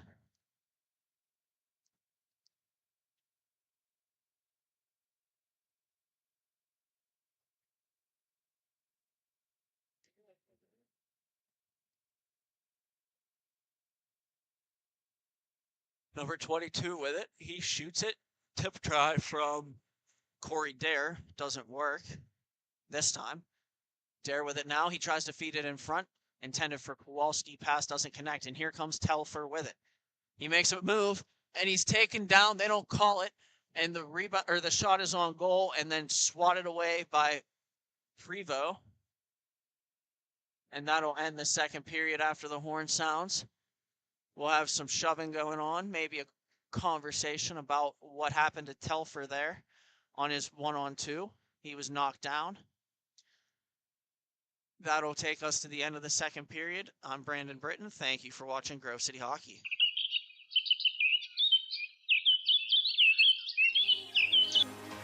Fans in the Pennsylvania area, as winter approaches, it's time to plan for the summer. BY Lawn Care is the perfect people to reach out to get you ready for the warm season. They will get you on a schedule to be the best house on the block. They can help with all of your paint projects, whether it's mulching, string trimming, grass cutting, the list is endless. Make sure you check them out on Facebook to see all of their great photos of previous projects.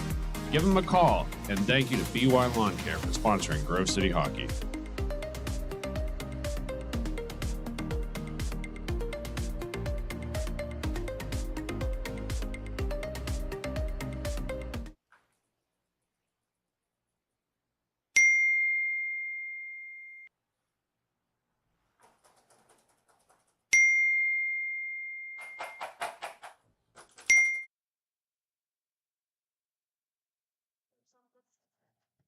And we're back here in Cincinnati for the third period of this Tier 3 final game with the Detroit Stars and the Columbus Heat. The Columbus Heat are up 3-0, and now our prop bet is live, which was which team will have the most third period goals. And a shot on goal steered away by Patinood. It'll be taken by Mendelssohn, and he'll find the other Patinood. Patinood will take the puck along the boards and have it stripped away from him. And now walking into the middle is Bordeaux. Bordeaux is shot off Patinood, and he steers the rebound into the corner. Well done there. Now it's taken by Lee for the Columbus Heat. He walks in, cuts to the outside, and shoots it. And it'll be trapped and held by Prevo.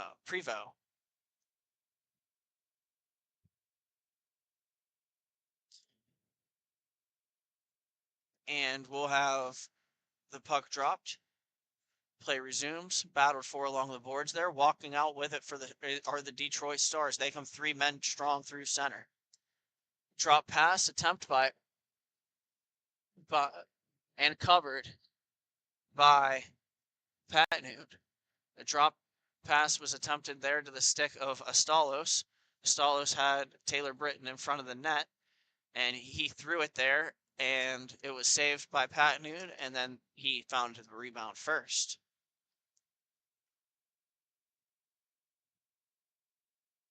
And the face-off is controlled by Lee in the corner on the far side. He gets the puck caught up in his skates. Good steal by... Good save by Patinood there.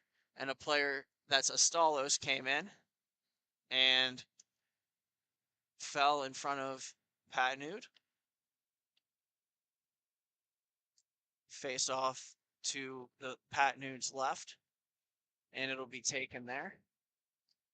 That is Wiggins with it. He's going to stop in the corner, and he's going to go up the far side boards and turn back with it.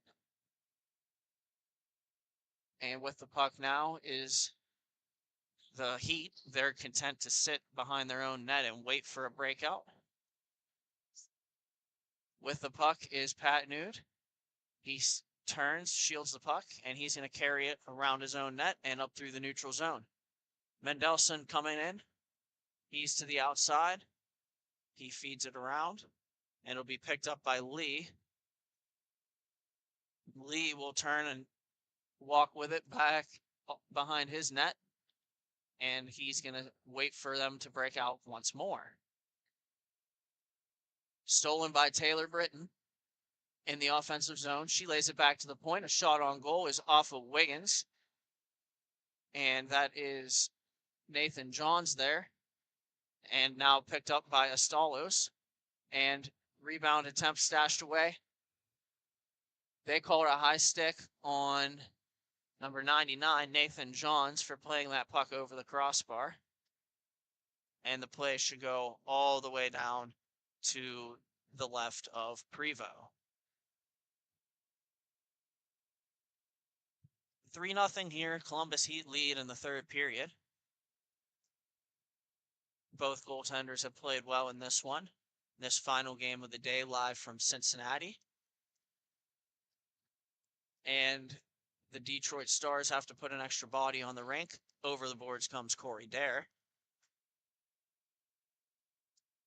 And played further by Tarango. And Dare with it. Dare feeds, and a shot is off his stick and wide. It'll be picked up by Jonathan Nahay there in the corner. Nahay plays it back for Calder Lee. Lee looks, feeds it back around to D to Nahay. And here come the forwards circling back as they break out 3 men strong. Lee with it. He looks. And he'll play it back to Nahay.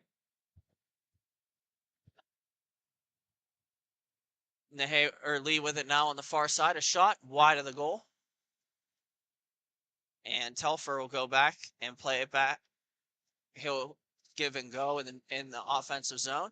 Feed it wide. Shot is off the mark. And now it'll be taken by the Stars. That's Bordeaux. He feeds it to Dare. Dare walks into the middle and shoots it, and it's off the pad of Patnud. And now Nahay will play it back. He'll carry around his own net, past Bordeaux. And then he has it on the far side in the offensive zone, looking to cut into the middle. He's taken down. That's going to be a penalty. The Heat have it, and they're content to just keep possession. And with the puck now in their own zone, they'll spin it up the boards on the far side. There's Patnud with it. He's going to feed it up along the boards, and a tip attempt goes wide. It'll be recovered. The Heat with it. Good possession here by the Heat. It's Patnud at the center line in the middle. And he'll drop it off for Nahay. Nahay plays Wiggins on the far side. Wiggins cross rink for Patnud. And a pass attempt intended for Telfer is intercepted by the Detroit Stars, and that will draw a whistle.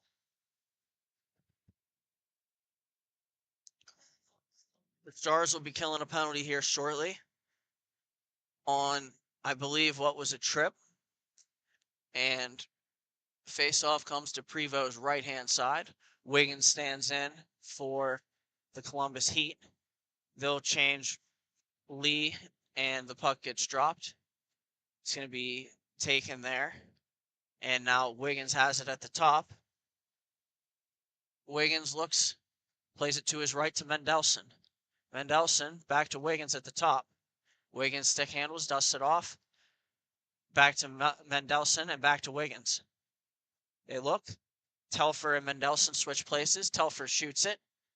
And it's going to be sent to the corner by Kowalski, who's going to dust it off and dump it down. Patnud will go behind his own net and set it up there for Wiggins. Wiggins carries it up through. He's got Telfer on his right, and he's got Wheeler on his left. Plays Wheeler. Wheeler plays it, or shoots it on net off the stick, and it hits the glass. The Heat have it now. They're controlling behind the opposing team net. That is Mendelson with it. He plays it over to the corner where it's taken away and backhanded out of the zone by Gary Smith, where it'll come down on Patnud, and he's content to just brush it into the corner. Wiggins will pick it up there. Wiggins looks. He shoots it from center, and it goes in! What a play. I'm not sure if Mendelson got a stick on it or not, but I do know that it is 4-0 Heat. What a seemingly harmless play, and the Heat cash in 4-0.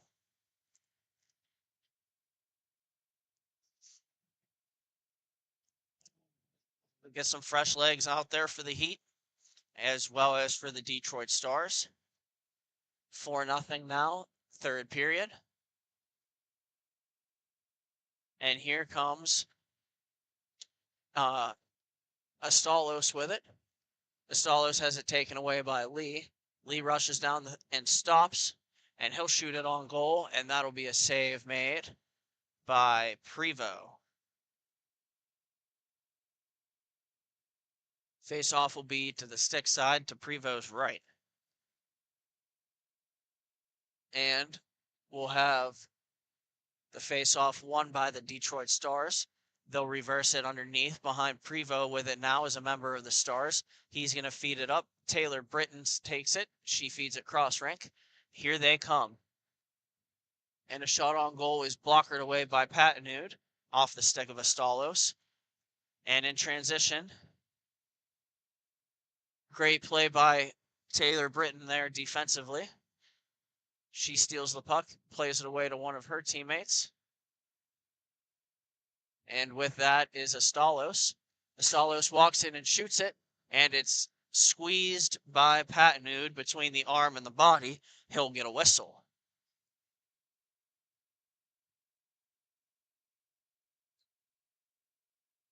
And now we have Astalos and Patanud going for the faceoff. One forward by Patanud with the help of Telfer for the Heat. Telfer lays it off. Patanud shoots. It's blocked. Picked up by Bordeaux. And Bordeaux lays it over to Astalos. He cuts to the middle and shoots it off the pad of Patanud and wide. Number 2 with it now, Corey Dare, all the way on the far side. He's going to play it behind the net and now pass it around the boards. Taylor Britton in pursuit.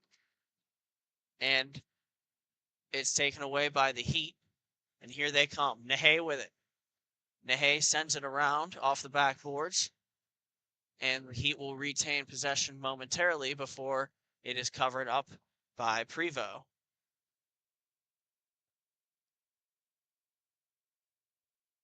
Face-off again comes to the blocker side of Prevost on his right.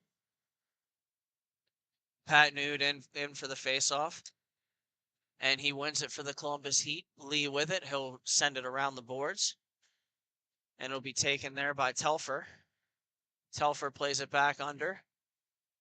Taken there by Patanud. Patanud's going to play it all the way back in his own zone to Nahe. Nahe picks it up.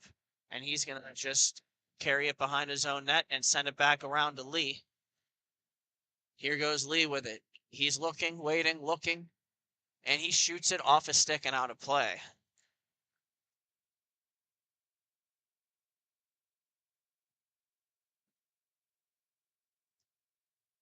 Teams lining up here. And Patanud again in the face-off circle. Won by the Detroit Stars. Stars with it now. They'll collect the puck on the far side. That was number 99. Nathan Johns having the puck stolen away from him. Telfer possesses it now in the corner. And it'll be taken away by the Stars. And that's Johns with it again. He goes to Kowalski. Kowalski bodied there by Nahe. And it'll be taken back to Patanud. Patanud looks, waits, shoots, absorbed by Prevost. Good save there. Look no further than Bonus Accounting for all your tax and bookkeeping needs. They can help with audits, payroll services, and tax planning for the upcoming year. Bonus Accounting, the firm of the future. And off the face-off, the puck's played around the boards. Nahe picks it up. He sends it down low. I believe that's Patanud behind the net in front for Nahe. Shot off a stick wide. Wheeler with it now. Wheeler plays it back for Wiggins. Wiggins plays it around for Nahe. Nahe picks it back up, and he'll backhand it back down deep for Wiggins. Wiggins and Wheeler switch places. And Wiggins will feed it up. Patanud trying to get a stick on it. And it'll be taken there by the Detroit Stars. That's Nathan Johns. Johns goes sliding hard to the front of the net, trying to get out of there at the moment. Wheeler with the puck for the Heat. He's going to stop up, see who's on him. He'll play it up to Mendelson. Mendelson for Wheeler. A shot over the goal, off the glass. And battled for there. Forechecking is Mendelson. And it'll be taken there by a member of the Kings. And that's Corey Dare with it now. He's going to reverse. He tries to carry it through. And plays it in front at the top of the circle. Sliding to block the shot and coming up empty is Wheeler. And number 4 with it. And we're going to have a stoppage and a penalty. Actually, we're going to have a stoppage and the end of the horn. And after the third period's over, if you've picked the Columbus Heat for the prop bet, congrats, you have won. They have walked away champions with a 4-0 win over the Detroit Stars. I'm Brandon Britton. Thank you again for joining us, and this is Grove City Hockey.